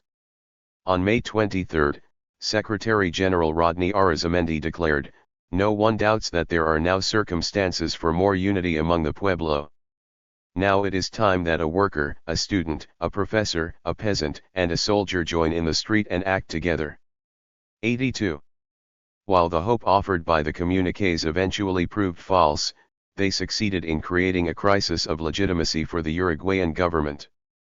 Rather than implement structural reforms to combat the mounting economic and political crisis, which included a 94% rise in cost of living since 1972, President Bordaberry made space for the armed forces as the new locus of power. 83. In early April, the government announced the formation of the National Security Council, a vehicle for involving the military in political decision-making. The body coalesced representatives from all three branches of the armed forces and key government cabinet members. 84. While the February communiques opened frequent dialogue between CNT leadership and Coronel Ramon Trabal, a rank officer with populist sympathies, the government's announcement solidified the prevailing line of conservative General Gregorio Alvarez within the military. On April 9, Cozina blamed the CNT for creating an economic crisis and announced its intentions to modify labor laws, specifically the right to strike. 85. Advocates argued that labor had become too politicized. Thereafter, the military declared their plan for national development to be irreconcilable with the interests of the CNT. 86. In one dramatic move, military officials took over the direction of train services. The UF, which had operated services under worker control numerous times throughout 1972, frequently disobeyed strike prohibitions for public sector workers. While the new military directorate announced their intentions to salvage a failing public transport industry, they also used the industry as a laboratory for the armed forces' further participation in politics. 87. In a scathing critique of the Communist Party's position, the FA highlighted what seemed to be increasingly absurd justifications for a strategy involving the armed forces. Some CNT leaders claimed that military repression had toned down dramatically since September 1972. Perspectives perhaps influenced by deferential treatment from the state. In early May, the Bordaberry government prohibited a row rally in Montevideo. A week later, the joint forces detained Tendencio-affiliated militants throughout the country, including Sergio Benavidez and his wife, Arturo Echenique, and Julio Araiza. 89. Feeling the heat, the FA insisted upon moving beyond Marxist-Leninist dogma, which fetishized a key role for the military. Instead, the anarchists argued that the threat of military involvement in politics was now serving as a chip to coerce consent around labor reform. On May 31, the UOS rejected Cozina's offer to release Union delegate Celso Fernandez in exchange for a public statement in support of anti-labor legislation. The Union made the following declaration: "At this moment, with as much clarity as possible, we convey our position of open and absolute rejection of any law or decree that implies restricting, preventing, or limiting union activity. These are unrestricted and unalienable rights that the working class has conquered in this country in hundreds of tough struggles for union freedoms during almost a century of trade unionism." 90. Moreover, the CNT responded to the labor reform bill with a variety of planned mobilizations over the next 3 weeks. They included a 2-hour work stoppage in the private sector on June 7, manifestations across the banking and meatpacking sectors between June 11 and 15, a 2-hour work stoppage by public administration workers on June 14, private sector worker manifestations in front of Copran between June 18 and 22, a gathering of food service, health service, and bank workers on June 22, and a series of rallies in support of teachers between June 25 and 29. The FA called the response absolutely insufficient given the gravity of the situation. Not only did the itinerary fail to intersect conflicts by allotting industries specific days, but it also failed to synergize energy around existing conflicts in TEM, SIXA, ATMA, Family Services, KTVELI, HISISA, and the Central Bank. All were actively engaged in strikes and occupations. 91. On June 27, 1973, a guard transmitted a government communique throughout the hallways of Punta de Real's women's prison. In order to revitalize the nation, President Bordaberry, Ministry of Interior Colonel Nestor Bolentini, and Minister of Defense Walter Ravenna had signed a decree to dissolve the parliament. After hearing the news, Juliana and a half-dozen cellmates, all Tupamaras, crammed together and gazed out a small window overlooking a workshop across the street. They eagerly awaited any indication of a strike in response to the military takeover. Beginning a decade prior, founding members of the CNT moved urgently to form the Confederation to confront a foreseeable future dictatorship with what they saw as the working class's most effective weapon, a general strike. True to its word, the CNT responded by launching a 15-day general strike. In Lateja, the NCAP chimney was no longer emitting smoke. Essential services, such as electricity, water, telecommunications, and healthcare, operated under workers' control. FUNSA workers occupied the plant and hung a banner from the entrance declaring "Down with the fascist dictatorship." 92 Soon, joint forces surrounded the 18 square blocks of the FUNSA plant, where they remained throughout. Recognizing the symbolic importance of FUNSA within the labor movement, they directed significant resources into repressing the occupation. Faced with a potentially violent confrontation, workers inside kept the lights and machinery running to give the impression of an operating assembly line. They hoped that authorities would refrain from entering if they knew they would be faced with shutting down the complex and expensive machines themselves. In an effort to curb the unrest, the government prohibited public and private assemblies with political ends. 3 days later the government banned the CNT, forced its offices to close, and ordered the arrest and trial of all officers for the crime of delinquency. 93 By the first days of July, the armed forces began clearing out factories and taking them over to prevent workers from returning to occupy the sites. However, workers entered and refused to leave anyways.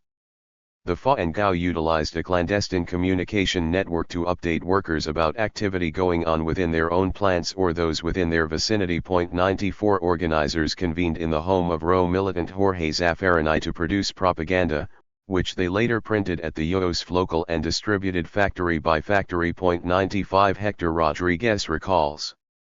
Construction sites resembled piles of iron and concrete. You could only see frozen machinery, immobile.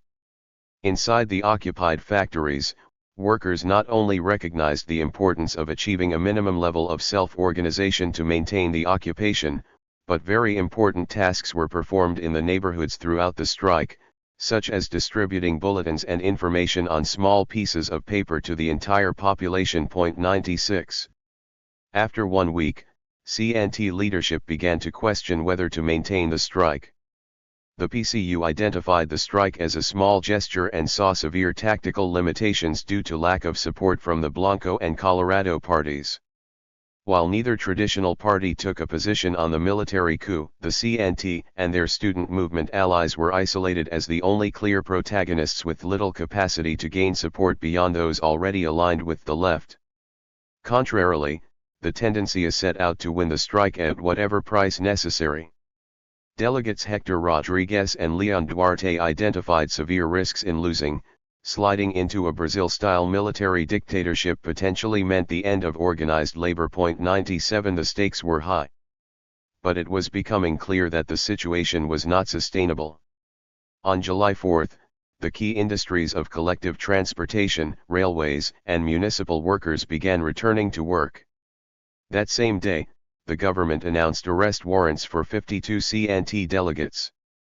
Recognizing the CNT's incapacity to maintain the strike, UOSF officers, including Duarte, began to advocate for negotiating with the military to avoid harsh retaliation on behalf of the state.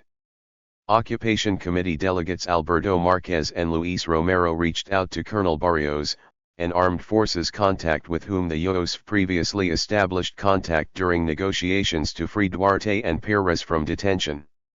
In exchange for ending the occupation, UOSF leaders demanded that no workers be arrested for their participation. Duarte and others recognized that labor was no longer on the offensive but instead fighting to return to pre-civic military status quo. As such, they saw the best potential outcome to be the legalization of the CNT and release of all political prisoners. FUNSA workers exited the plant on July 6 and returned the following day to work. Angry with the decision to end the occupation, workers called for an emergency assembly and unanimously decided to reoccupy the workplace. Joint forces responded by breaking in to remove the workers remaining inside as a symbolic gesture. Recognizing they had no way out, Duarte reached out to fellow Tendencia delegates from Portland, COT, and UNRWA to request further negotiations with the military and plea for the best possible outcome amid a devolving situation. As the Tendencia sought an exit strategy at FUNSA, ANCAP management replaced striking oil refinery workers with busloads of scabs from southern Brazil. Joint forces broke into the homes of bus drivers and forced them to work at gunpoint. Some accompanied workers along their transit routes to curb any attempts of subversion. 98 By the strike's second week, labor militancy had transcended even the most radical of its leadership, who turned to negotiation in the face of an increasingly violent situation. Rather than experiencing an explosive moment of autonomy and self-management, such as the experience in Barcelona in July 1936, Uruguayan workers were isolated and lacking a mass consensus around the meaning of the strike and how to sustain it. On July 11 the CNT representative table called the strike's end. Subsequently, the saga at FUNSA would play a key role in forcing other Tendencia-affiliated unions into submission. As the symbol of the labor movement's most radical potential, the UOSF's defeat marked a turning point in working-class morale nationwide. The general strike sparked the civic-military government to use a variety of repressive measures to break the CNT's infrastructure. In response to the official end of the strike, the UOSF published a statement with ally unions FOEB and FUS proclaiming, "The level of escalation brought on by the occupied factories eloquently signaled the strength and vanguard role of the working class in the struggle for liberation." 99 The document emphasized the existing high levels of working class consciousness and the need to continue to channel such energy into a coordinated fight plan via base-level organizing. The three FS FUNSA, FOEB, and FUS concluded by taking a slight jab at the PCU majority for lifting the strike, declaring, "No union was defeated. What was defeated was a style, a method, and an approach to union labor." 100 In other words, their own participation in calling an end to the strike was not a mere product of the moment, but instead a consequence of lacking in preparation due to a failed approach to organized labor in the years leading up to the coup. While CNT leadership decided not to take advantage of other moments of labor unrest to implement a general strike from the offensive, it was forced into calling one by mandate as a safeguard. This was not an empowering position to be in. The government's punishment for strike participation proved harsh. The PCU's El Popular was closed for 10 editions beginning June 30. Marca and Campanero were closed for 2 editions on July 10.101. On July 4, the government passed a decree permitting employers to fire workers suspected of union organizing, leading to nearly 2,000 layoffs. Unions with a strong connection to the Tendencia suffered disproportionate firing. For example, of the 225 metal workers laid off, 96 belonged to TEM and ATMA, the former suffered more firings than any metallurgy plant in the country. 102 The textile industry was hit especially hard. Combined with the past 2 years of personnel downsizing, over 2,500 textile workers were out of work by September 1973. At the National Beverage Factory, 100 transport workers were laid off and 27 workers were arrested, including the General Secretary and Secretary of FOEB. While FUNSA workers did not suffer any layoffs, Leon Duarte was again detained alongside 2 other UOSF officers. The plant's workers were especially concerned about devolving situations in neighboring plants and responded by sending 0.5% of their weekly salaries to support fired and/or imprisoned workers from Textile Fairs, La Mañana, El Diario, Textile Campomar, Lanacer, AFE, Optilan, Ardea, Sapali, Amdet, TEM, Sixa, and Dike Nacional, among others. 103 The UOSF also raised funds by hosting a benefit concert at the local RO organized a campaign to collect food donations of 1 kilo of meat every Friday. 104 In the 2 months after the coup, Campanero published dozens of interviews with workers who maintained strikes and occupations, and others who had recently lost their jobs. Foro used their press organ as a platform to maintain communication and dialogue, but repression was too great, and they could not realize their goals. Hugo Kors recalls, "There were many people among the row who I never saw again." 105.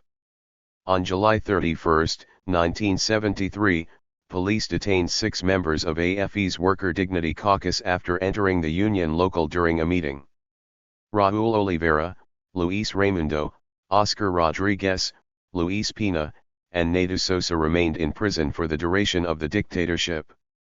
On August 24, the government prohibited all forms of Iranian organizing by way of the CNT 106. Police occupied various union locals, including UNMRA and SUNCA.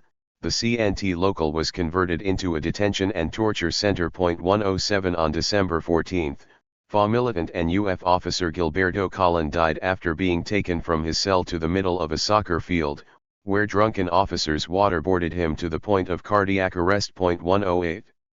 Labor militants continued meeting secretly with help from students, who maintained at least 30 meeting spots on various campuses throughout Montevideo.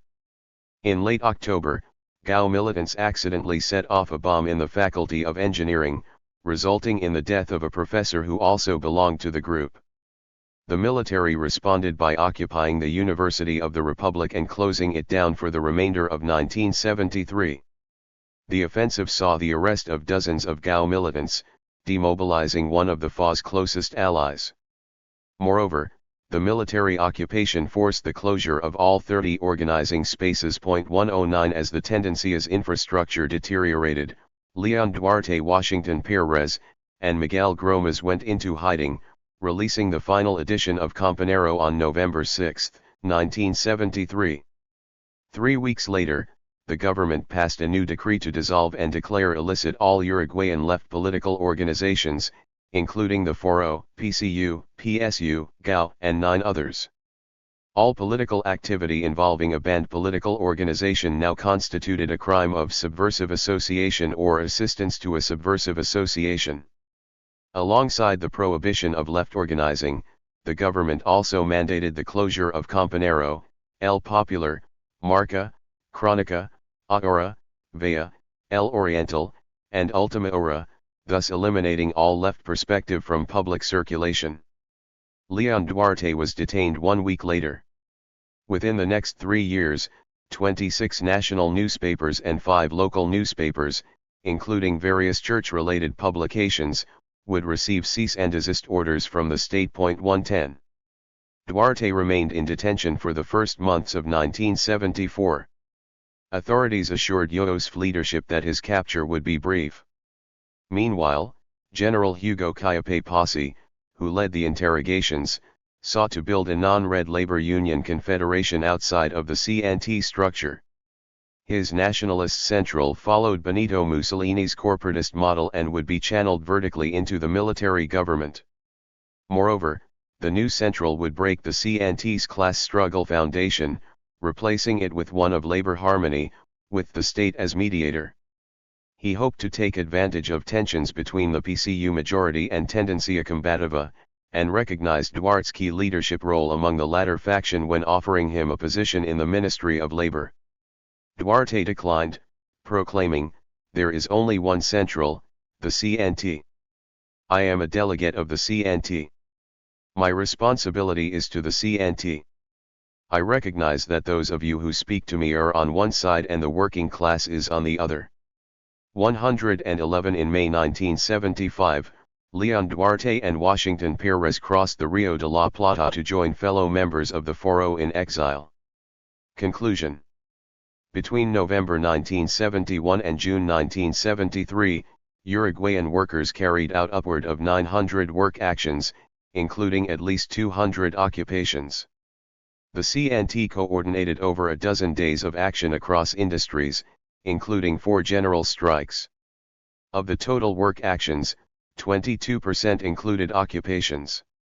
In a dramatic change compared to previous years, CNT majority-affiliated unions accounted for 41% of occupations, 37% of strikes lasting longer than 3 days, and 34% of strikes lasting longer than 10 days. 112 While the FA's electoral defeat forced majority-affiliated union leadership to discover new approaches outside of the electoral strategy, the rank and file demonstrated an impressive propensity to act by foregoing legal processes and embracing direct action tactics. Instead, one of the longest and most dramatic strikes took place at the Cyril factory, where workers waged a 10-month campaign that concluded victoriously after intervention from the OPR 33. The balance between mass protagonism and armed action provides the best example of the FA's two-foot strategy.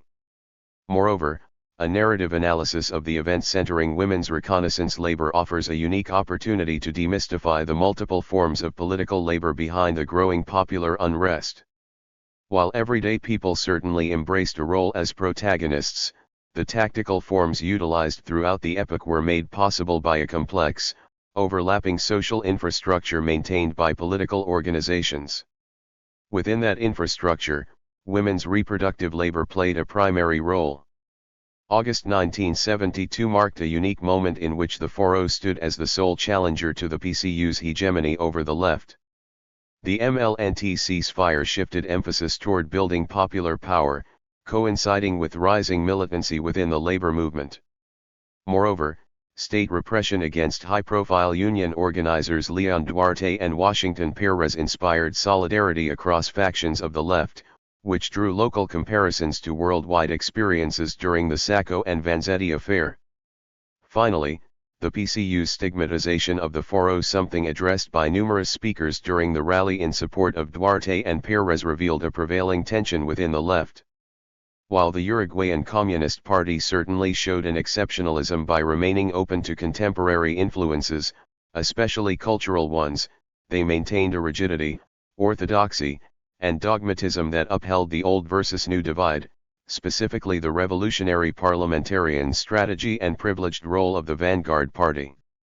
These strategical and tactical differences, and the shifting coalition formations around them, presented clear tensions that proved irresolvable even in the face of rising state repression. Moreover, the historic moment showed potential for a vibrant new coalition outside of the electoral framework, one rooted in mass action rather than voting. The shifting political field clearly surfaced after the PCU announced its position on Communiques 4 and 7 in February 1973 and continued into the June 1973 general strike. Strategic differences between the Tendencia and CNT majority carried over into the 1973 general strike. While Tendencia-affiliated unions demonstrated intentions to force the civic-military government into submission by withholding their labor, the majority-aligned unions representing essential services proved ill-prepared to continue beyond the first week. Arguably, the workers' inexperience with sustaining large-scale work actions left them without the necessary infrastructure to hold out. As such, their return to work left more militant sectors isolated and forced an end to the strike. Thus, while workers showed an increasing combativeness throughout 1972, the PCU's impact remained strong. Regardless, President Bordaberry justified the armed forces' role in government by pointing toward its victory against the MLNT in April 1972. He insisted that the military's participation in politics represented a compromise between chronic anarchy and a true military takeover. 113 The civic-military government prioritized labor reform upon taking power. Minister of Defense Walter Ravenna, for his part, declared commitment to uprooting the Marxist infiltration of Uruguayan society.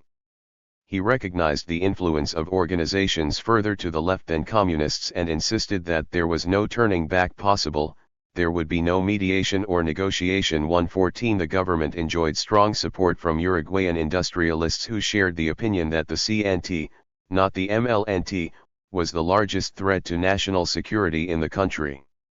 Over half proclaimed control of labor unrest as the government's largest accomplishment. Of those who mentioned the MLNT, nearly half saw the guerrilla movement and labor unrest as part of a coordinated left conspiracy. 115 A phenomenon scholar Jose Nunn has called the middle-class military coup. 116 Over the next 12 years, the US-based AFL-CIO contributed upward of $160,000 annually to form the General Confederation of Uruguayan Workers, a new trade union central in opposition to the CNT. According to a clandestine periodical titled Carta, the U.S. Embassy acted in collaboration with Uruguayan ex-delegate J. Betancourt to bring instructors from Central America to the Uruguayan Institute of Union Education, a local branch of the American Institute for Free Labor Development. 117 As the most important organizations on the Uruguayan left lay in shambles, the outlook for workers proved disastrous. Real salaries nationwide would decrease by 50% in the first 5 years of the new government. 118. 6. The garage was not a garden. Exile strategy, USAID, and the Argentine clandestine detention, torture, and extermination center Automators Orletti, 1973-76. The jungle is very big. There is plenty of room for all the animals. And no one would lack a thing. If everyone were able to work. The animals love the jungle very much. The rivers and the trees. Its land and its fruits. The animals that work have realized that in the jungle there are many things to fix. They gather around a little fire. And they start talking. If someone comes to bother, the owl upon the branches is the one responsible for calling out. One day, without being seen, a hunter arrives in the jungle. Of the jungle, he does not understand a thing. He does not care if the animals lie better. Mauricio Gatti, 1972. In 1974, Uruguay's famed cartoonist Walter Tournier released his first animated short film based on a prison letter from FA militant Mauricio Gatti to his daughter, Paula. 1 The letter and film, both titled En la selva hay mucho por hacer, depict Uruguay as a free territory inhabited by wild animals who cooperate and live in harmony until being disrupted by the arrival of a hunter, who begins capturing them to send to the zoo. Some of the animals identify the hunter and set up an alert network, but they are captured first. They eventually escape the zoo by boat and then return to the jungle, where the rest of the animals have warded off the encroaching zookeepers. At the time of its writing, the narrative translated for Paula the FA's exile strategy, one in which everyday people would overthrow the dictatorship and pave the path for the exile's return. However, this proved to be a fantasy. Alberto Meccaso's jailbreak and subsequent exile led the way for what would become a FA mass exodus to Buenos Aires. Beginning in late 1972, many FA militants were forced underground, while the already clandestine OPR 33 militants began the journey toward Buenos Aires. 2 Most exiles belonged to the armed faction, which found itself isolated as the only armed group in Uruguay after the MLNT agreed to a ceasefire and subsequently suffered mass arrests in April 1972. 3 The FA's strong presence in the graphic artists and bankers unions allowed the organization to counterfeit passports, national identification cards, and even money. 4 Recognizing the importance of working in coalition, the FA made an easy decision to divide forces on both sides of the River Plate. After all, staying in Uruguay meant being forced to operate as a small, isolated organization of a few hundred anarchists. Instead, they followed exiled left groups from throughout the continent to Argentina, the only southern cone country that had not fallen to military rule as of late 1973.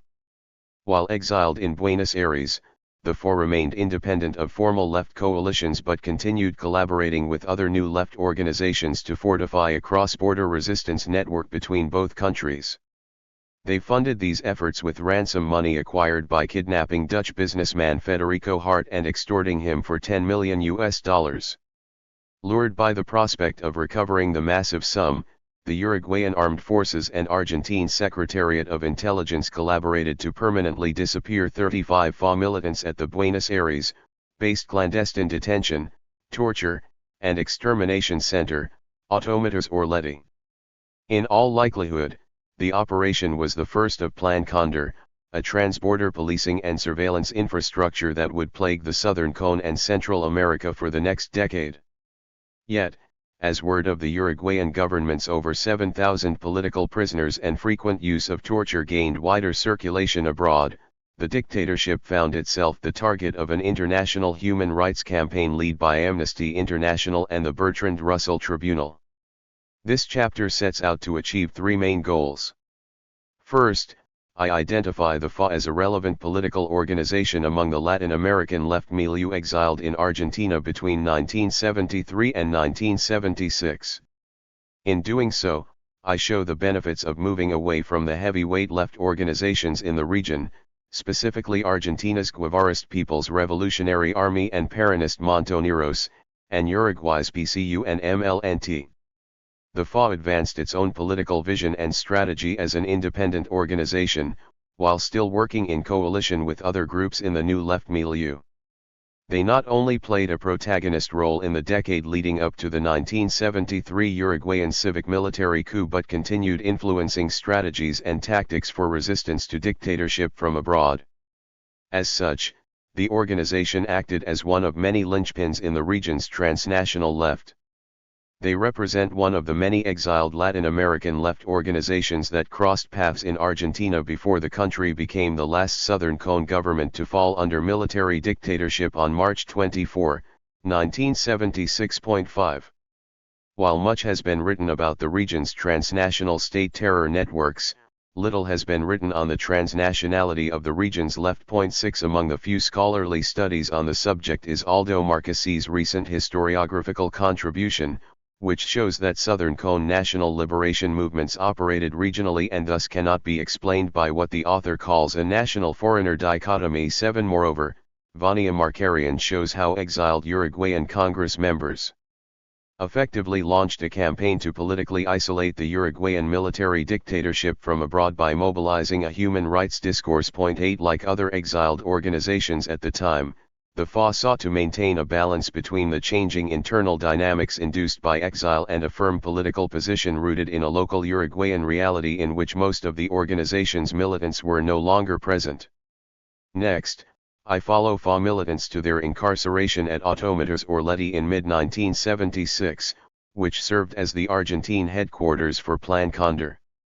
Of the 172 Uruguayans disappeared throughout the Dirty War era, 119 were disappeared in Argentina, 34 of them members of the FA. 9 John Dingas, a Time and Washington Post journalist who extensively covered Plan Condor, has recognized that the operations against Uruguayans in Argentina resulted in the largest group of Plan Condor disappearances. 10 More broadly, the Orletti case demonstrates how transnational state terror came as a response to the deterritorialization of the left post. 1973. Although a small and under-resourced organization, the FA's continued commitment to political coalition building abroad made them an important target of both Uruguayan and Argentine governments. Recognizing the FA's low-profile membership, international obscurity, and strength in the domestic labor movement, the multinational military offensive against them served as a pilot run for Condor. As a result, the FA suffered more deaths than any other Uruguayan organization abroad.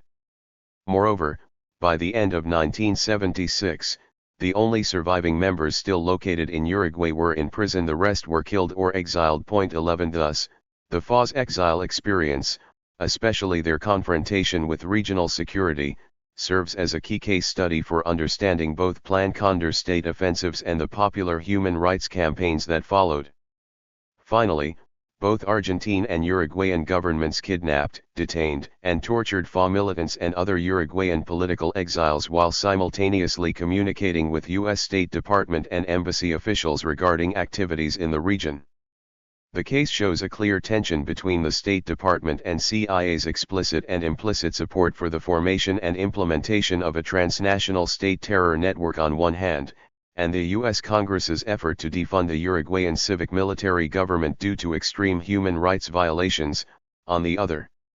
Scholar Catherine Sikink emphasizes that although human rights became central to U.S. foreign policy toward Latin America, they led to a practice of mixed signals due to differing internal visions regarding Cold War strategy. 12 Incongruence within the U.S. government eventually led Uruguay's joint forces to develop an assassination plot against U.S. House Representative Edward Cook and fabricate a raid on a fictitious FA safe house under the code name Chalet Suzy. While the rumored operation against Cook aimed to intimidate U.S. politicians who voiced concerns about human rights in the Southern Cone, the Chalet Suzy spectacle sought to court sympathy and justify continued access to funding from the U.S. Agency for International Development. Both indicate the civic-military government's deception in the face of despair. Coinciding with the Argentine government's escalating belligerence, Chalet Suzy marked a turning point in U.S. discursive support for Plan Condor. The case offers insight into how U.S. congressional politics clearly affect the decisions of foreign governments. While regional governments doubtless enjoyed U.S. assistance and support, they did not serve solely as puppets. In fact, much of their autonomous activity induced tension in their relationships with the U.S. government. Regardless of growing debate around lexicon, the U.S. government maintained significant financial support for both governments throughout their tenure. To endure doing, exile as political strategy. In the months following the civic-military takeover, roughly 60 FA militants fled to Buenos Aires, where they intended to continue advancing an anarchist political project and lay the groundwork for a coalition of left resistance alongside other exiles. Buenos Aires served as more than just a refuge for wanted militants. Alberto Mecaso and 3 others spent the year prior laying an infrastructure for OPR 33 to take advantage of Argentina's democratic political climate to raise money and resources via expropriations. The decision to relocate the OPR 33 to Buenos Aires caused a small schism in the organization. One small team of 4 militants insisted on remaining in Uruguay to wage direct war against the armed forces rather than fight from the rear guard. This group, called El Libertario, argued that the move toward military rule required a reconsideration and reframing of the armed strategy, moving away from the two-foot model and more toward Focusmo. In April 1974, police raided a bar in Barrio Morones that produced a shootout with 3 members of the splinter organization. The exchange saw the deaths of FA militant Julio Laranaga and Officer Nelson Vique, while militants Idilio de Leon Bermudez and Jose Maria Six successfully escaped. The FA's directorate split the organization across the River Plate. Hugo Cors, Leon Duarte, Carlos Coedino, Raúl Oliveira, Mariela Salaberry, and Jorge Zaffarani Perez represented the directorate in Uruguay, which consisted mostly of RO militants who continued organizing at the mass level.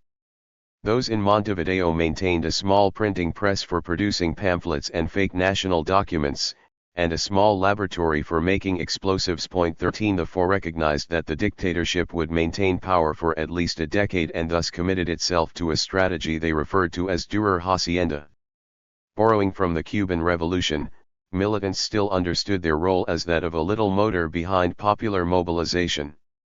Conceptually, they thus viewed their role abroad as one of helping to elevate working-class morale, combating calls for demobilization and surrender, reporting on and making sense of acts of resistance, and maintaining networks of solidarity with political prisoners. 14 They traced the lineage of their political activity to a long history of anarchists waging struggles in places outside of their countries of origin. 15 Practically, the FA prioritized 4 main endeavors that aligned with an overall strategic vision for building resistance, to produce and disseminate propaganda on both sides of the River Plate, to amplify and proliferate an international smear campaign against the dictatorship by drawing attention to human rights, to maintain the use of direct action, specifically property damage against elite holdings, in an effort to demonstrate the dictatorship's permeability, and to establish a communication network for strategic planning around points of unity between exiles and militants back home.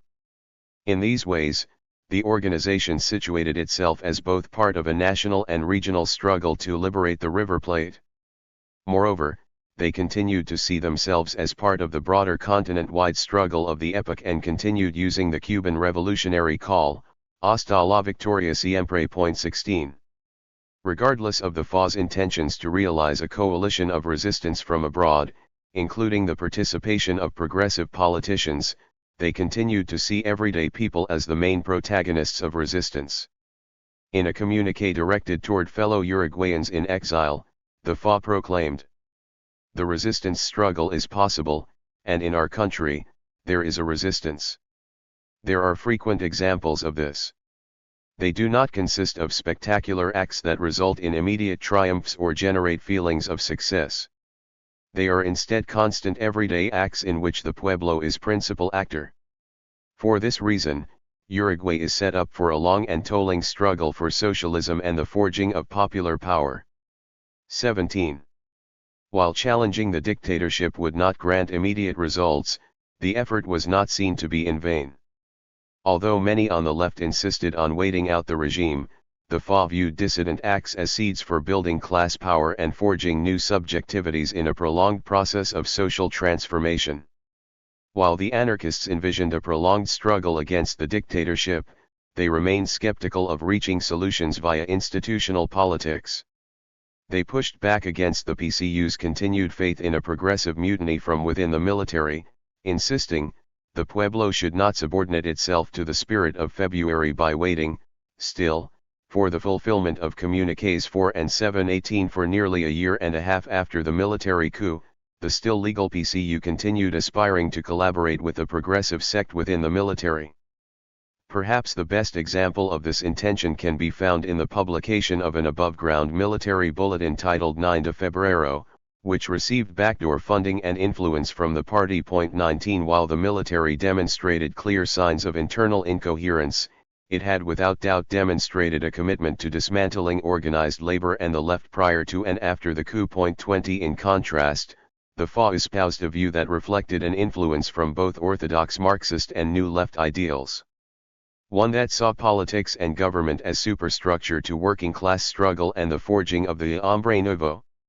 The search for political solutions only disempowered everyday people who had already demonstrated, by instinct, their willingness and knowledge of how to subvert the regime. Thus, the pueblo's organic response to the dictatorship offered an opportunity to accumulate experiences necessary for a transformation of collective subjectivity. With their militants' relocation to Buenos Aires, the FA shared a position similar to that of other exiled left organizations from Uruguay, Bolivia, and Chile who had also moved there as conditions in their home countries proved too hostile. While the Tupamaros stumbled through exile for 3 years before reorganizing around a Marxist-Leninist position and eventual membership in the Revolutionary Coordinating Junta, the FA did not face the same serious challenges of re-evaluating strategy, ideology, and internal organization. 21 The JCR was an international coalition of the Marxist guerrilla organizations including Argentina's ERP, Chile's Revolutionary Left Movement, Bolivia's National Liberation Army, and the MLNT. In 1974, the four groups coalesced around a joint paramilitary strategy in Argentina, the last country in the southern cone to avoid falling to dictatorship. The JCR saw Argentina as host to the decisive battle in the region's prolonged war between guerrillas and the state. Notably, the FA did not join the JCR, due to its continued emphasis on FOCO strategy. 22 In the second half of 1973, the FA instead initiated a dialogue among the entirety of the Uruguayan left, including progressive factions within the Blanco and Colorado parties, in hopes of forming a national resistance front. The conversations marked a noteworthy shift in the Uruguayan left. In November 1973, the Revolutionary Workers' Front and Revolutionary Student Front, two Marxist organizations previously associated with the MLNT, merged into the RO. 23 By October 1974, National Resistance Front conversations eventually solidified into a coalition spearheaded by Enrique Arroyo and Zelmer Michelini in collaboration with the GAU, PCR, and MLNT. The coalition, named the Artiguist Liberation Union, intentionally excluded the PCU, marking a rejection of the Broad Front and an end to communist hegemony within coalitional left spaces. 24 The Broad Front, for its part, critiqued the party for having placed too much hope in organizing a progressive military sector. Arrow especially accused the PCU of tanking the preparation of the 1973 general strike in hopes of reaching a negotiation with military leaders.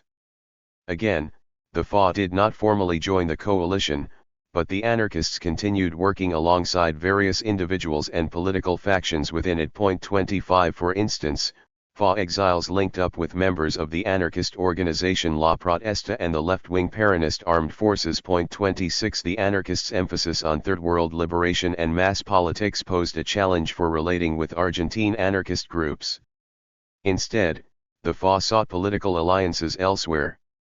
Reflecting on the parallels between the FA and Peronists, Hugo Kors declared, "It had nothing to do with the Peronist doctrine, with the figure of Perón and his unions.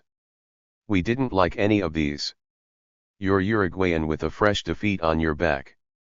And suddenly in a country where a popular movement is going to win after 18 years. Their emotional drive was appealing to us.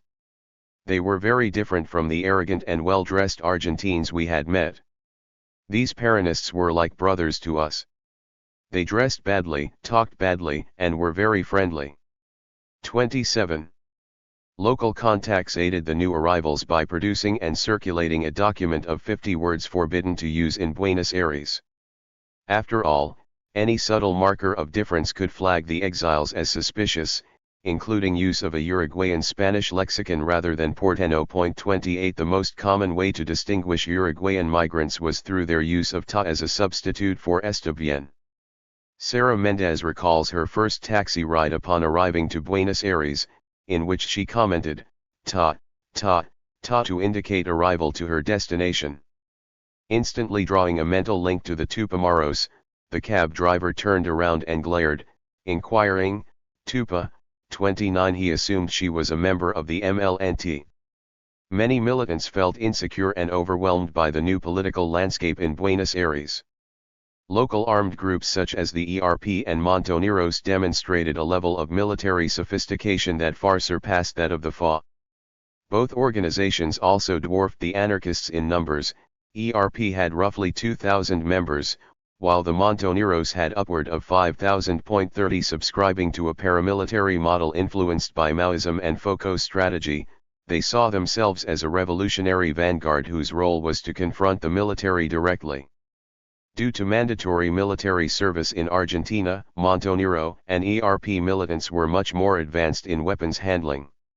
Whereas the FA operated with a couple of shotguns and a handful of pistols, their Argentine counterparts stockpiled hundreds of assault rifles and submachine guns. Moreover, both groups operated an underground factory to produce over 500 JCR-1 submachine guns. 31 By 1975, the groups had assassinated over 100 military and police servicemen and wounded roughly 3,000 more combined. 32. While the FA remained opposed to the Foucault strategy, its directorate still emphasized the role of kidnapping, extortion, and robbery to accumulate resources for resisting the dictatorship. To raise money for the militants' relocation and housing costs, as well as resistance efforts back home in Uruguay, OPR 33 began meeting in the home of anarchist sympathizer and budding Argentine filmmaker Aida Bortnik to plan future activities. 33 In late July 1973, OPR 33 carried out their first kidnapping operation abroad, targeting the manager of the Argentine PepsiCo Corporation, Nelson Loreno Pena. While the OPR 33 cell captured Loreno Pena successfully, nearly 2 months of negotiations between the FA and representatives from Pepsi's international headquarters failed to bring about resolution. Pressured by the arrest of 2 militants, and the uncertainty of operating on a new terrain, the anarchists released the captive without collecting ransom. 34.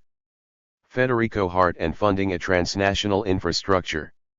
On March 16, 1974, OPR 33 targeted the Dutch-Argentine wool exporter Federico Hart, a known white-collar crook who had been convicted of contraband in 1957 by a Uruguayan court. The FA selected Hart knowing that public opinion was already strongly against him. After roughly 2 months of scouting the residence, a team made up of Alberto Mecaso, Ivan Morales, and Adalberto Soba kidnapped Hart from his suburban Buenos Aires home. Gerardo Gatti handled negotiations over the next 5 months while Hart remained captive in a basement room. Throughout his time in holding, Hart denied his identity, instead presenting himself as Lebanese Palestinian and speaking only in French.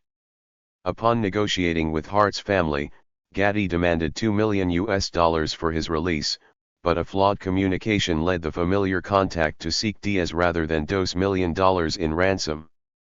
The Harts paid the sum in $100 bills for a total that weighed over £100, money used by the organization to purchase safe houses throughout the city. 35 days after Hart's kidnapping, the FA and GAO collaborated to hold a public rally at the Buenos Aires Boxing Federation. Now that the RO had absorbed FRT members previously affiliated with the MLNT, the event brought together upward of 5,000 attendees, including Zelmer Michelini, Enrique Arro, and Enrique Rodriguez. Event organizers also invited representatives from some of Argentina's largest political organizations, including the Radical Civic Union and Peronist Youth. Although the event had no scheduled speakers, both Arro and Rodriguez asked to speak over the megaphone.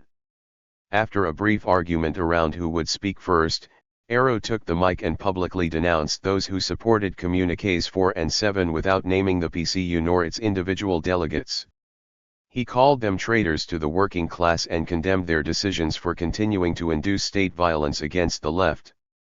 He concluded by acknowledging that the government's main targets remain those militants most active in the street while the Broad Front maintained a passive approach that continued to seek a solution within the armed forces. 36 The crowd's majority MLNT, Montoneros, and PRTERP broke into a chant, Tupas.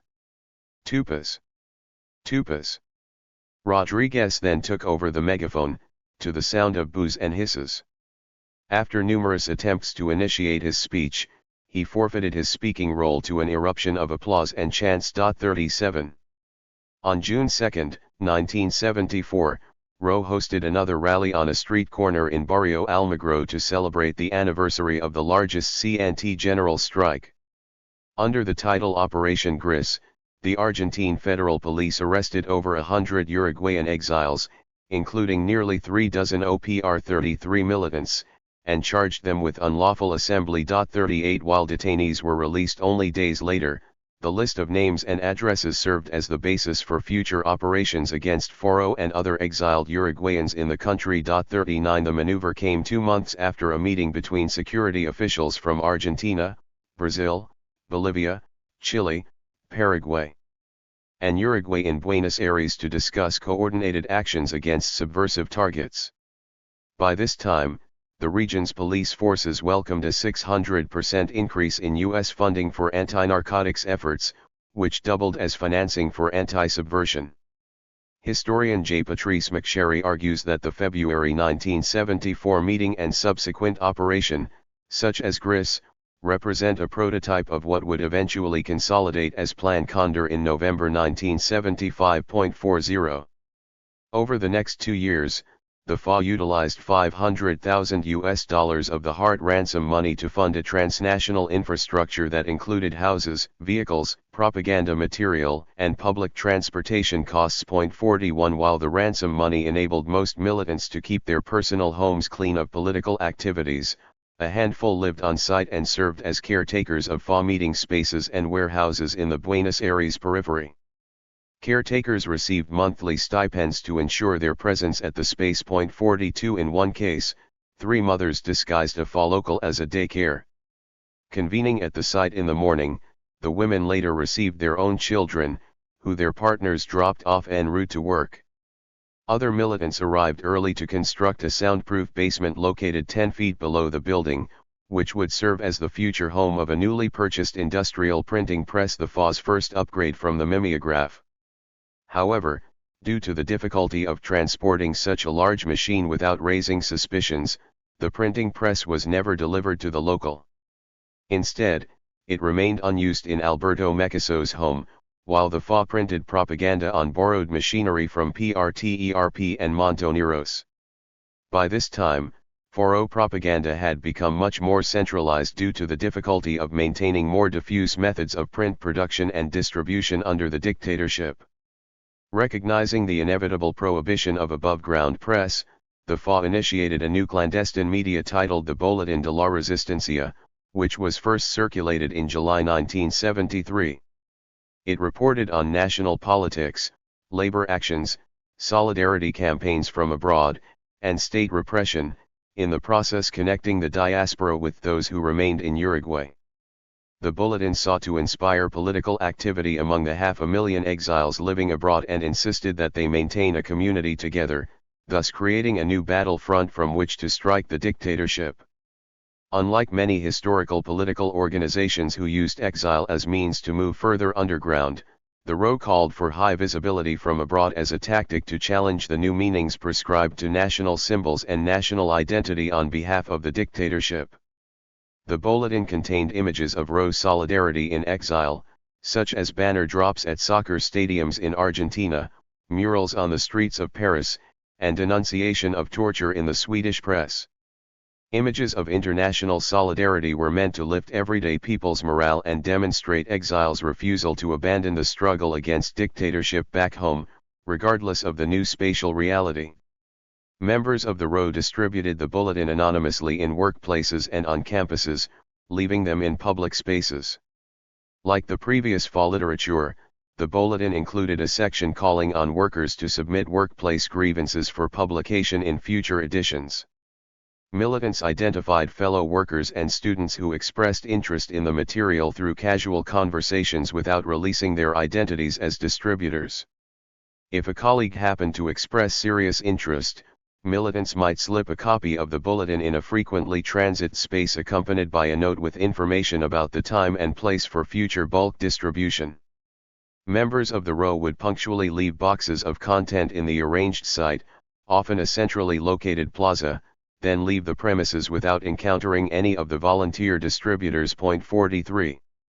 On account of new legal codes that prohibited political propaganda within Uruguay, militants innovated new methods for distributing propaganda. One device, called a flyer thrower, could be made of a shoebox or food can with a small firework attached. Militants adjusted the wick to allow for over a minute before detonating to prevent being caught near the explosion. Upon placing multiple devices in a public space, hundreds of quarter-sheet mariposas would trickle down after the initial shock of a small bang. François Grana recalls. The flyer thrower had a real propagandistic affect, but it also had an extra charm. It was a prank to throw in the faces of the repressors. It would be enough to have only been recognized by the onlooking pedestrian accomplices, even those who would not dare to pick up a flyer, for it to have been a successful action.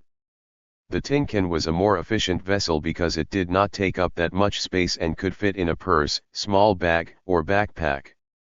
It was very easy to leave it wherever, and the explosion, strengthened by the tin itself, made a lot of noise. Point 44. Militants also devised new methods for communicating on both sides of the river. The FA, for instance, devised a special tactic to use international mail services to send propaganda from Argentina to Uruguay. They sent up to a dozen packages at a time without return addresses to a mix of random addresses, military officers, and one FA militant located in Uruguay, often Elena Quinteros, who managed the organization's Montevideo local. Each box consisted of propaganda material and a cover letter, declaring, "This material is for dispersal. Do not feel obliged to read it or distribute it. Feel free to discard it." The tactic was intended to confuse authorities about who was an actual member of the organization should they interrupt mail correspondence.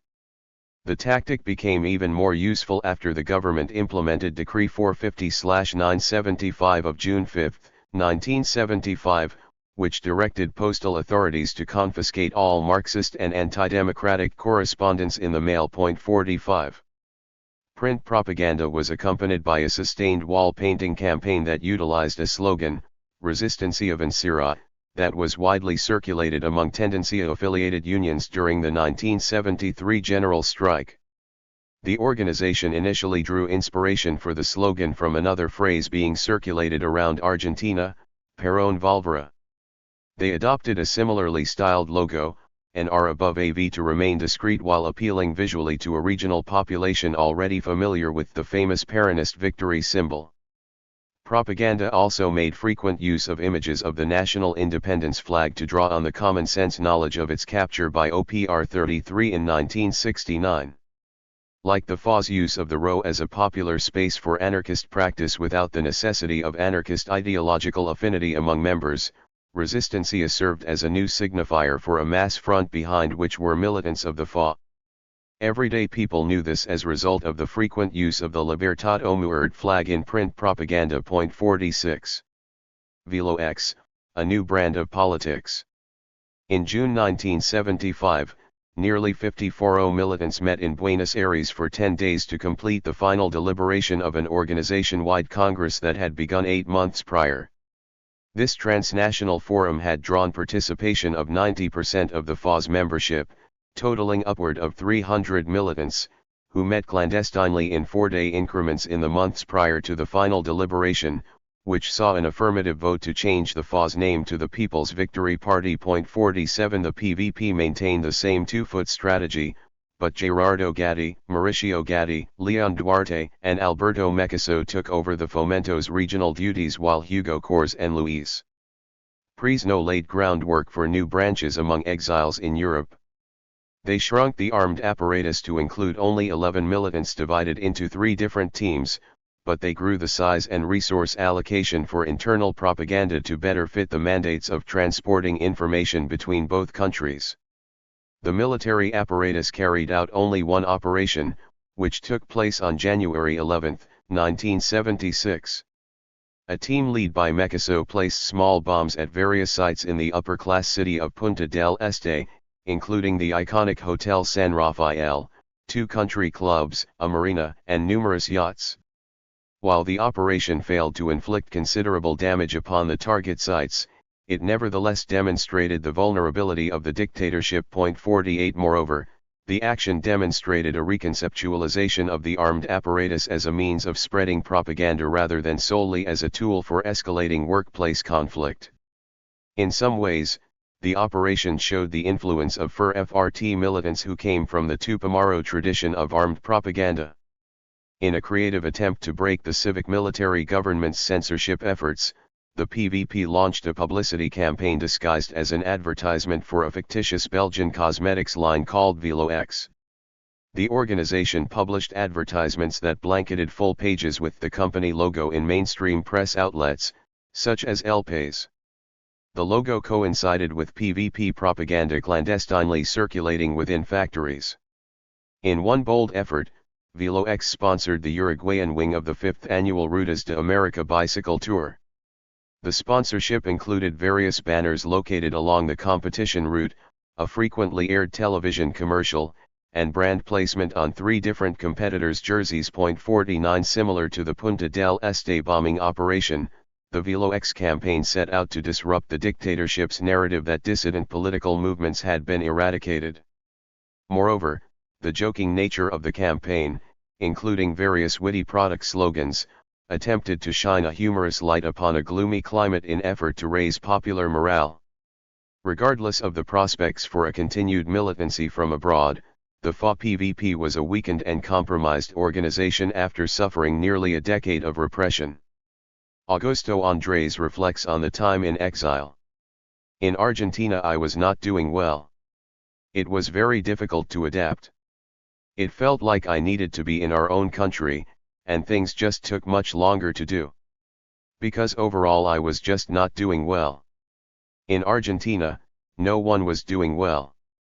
Everyone who went there did so feeling pressured because you feel like you are abandoning everything. We were under a moral pressure. It was like schizophrenia because at the same time I realized that I had to leave, I also realized that I had nothing to do there. We got together to see who we had lost and who was going to be next.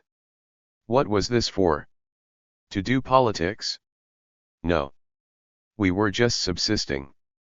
We stretched out our lives a bit, but it was nothing else. It's true there was always a good atmosphere between us, something that did not exist in other organizations and parties that I knew, but that is not sufficient. 50. Plan Condor's pilot plot.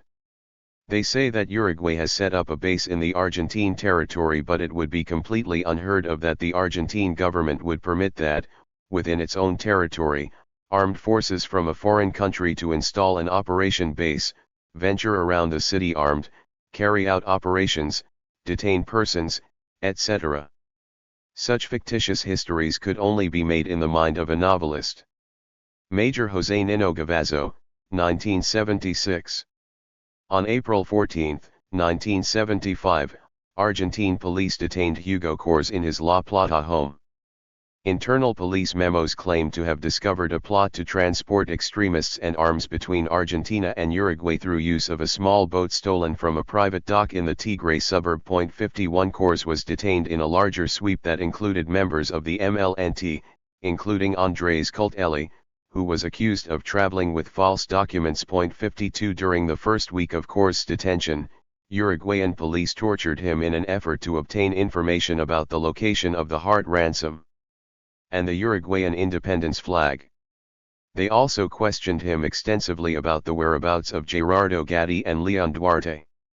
Cors' detention drew international attention, including a letter published in the Buenos Aires newspaper Ultima Hora signed by organizations and individuals, including the Italian Confederation of Workers' Unions, the French General Confederation of Labor, and public intellectuals including Roland Barthes, Alain Touraine, and Gabriel Garcia Marquez. 53 Upon his release in December 1975, Cors moved to Paris, where he linked up with other Uruguayan exiles to found a European faction of the RO. Within the Committee for Uruguayan Political Prisoners' Defense. PVP militants who remained in Uruguay suffered torture during this same period. In May 1975, Carlos Coedino, an AEBU steward, was detained and held at an artillery facility, where he suffered daily torture sessions that ultimately left him in critical condition, including electrocution to sensitive areas of the body, waterboarding, and being forced to stand on 2 feet for multiple days without food or water. 54 The militants' experiences with torture foreshadowed what others would come to experience some months later. With news of torture rapidly surfacing out of the southern Cone region, the U.S. State Department remained committed to downplaying human rights violations and even painting the Uruguayan government as victim. In a May 1975 conversation between Secretary of State Henry Kissinger and Uruguayan Foreign Minister Juan Carlos Blanco, both agreed that the rise in human rights discourse was a result of left intellectuals' influence in global media outlets. Kissinger ventured to play the victim card for the U.S. government regarding global opinions on the Vietnam invasion and domestic poverty rates, declaring, "We should discuss sometime how the left wing and the intellectuals are demoralizing public opinion on every issue. In Europe, 90% of television is controlled by extreme leftists and intellectuals, and they are preventing the public from receiving a fair perception of events and of reality. I saw a survey of television programming in the Netherlands, Britain, Germany, and one other country, and it indicated that nothing favorable about the United States is being shown. The Viet Cong are depicted as heroes, the United States as an ogre, and U.S. farmers as being poor and oppressed. I don't know where you'd find such farmers in the United States. Only 8% of our population are farmers, and they are not noticeably poor. Perhaps the Mexicans are. But the left-wing extremists are demoralizing public conceptions. 55. In this same conversation, both parties identify the need for inter-American cooperation to combat armed groups. Blanco contended, "We need completely new reforms. We are trying to develop our own solutions to the political crisis facing Western civilization.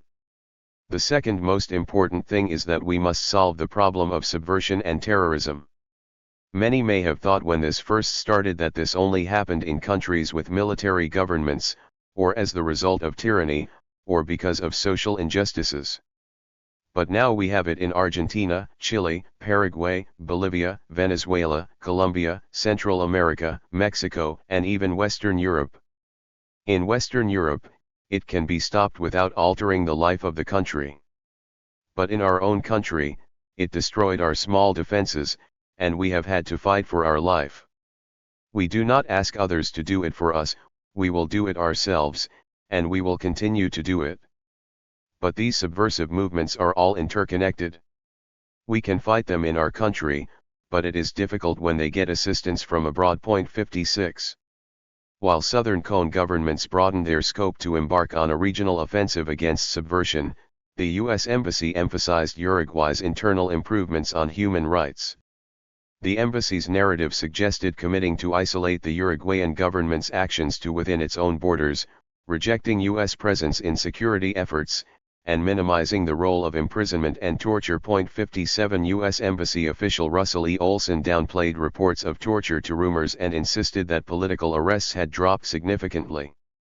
He acknowledged the continued use of some torture of prisoners, but he insisted that the July 31 death of a political prisoner, news of which had been recently released, remained an isolated incident that was absolutely contrary to policy and intent. 58 Meanwhile, whether Olson knew it or not, the reality was far more chilling. More than 20 political prisoners had been tortured to death since the military coup, including Foro militant Gilberto Colon. 59. The potential for international collaboration became even more realistic when officers from 15 Latin American countries met in Montevideo at the 11th Conference of Latin American Militaries.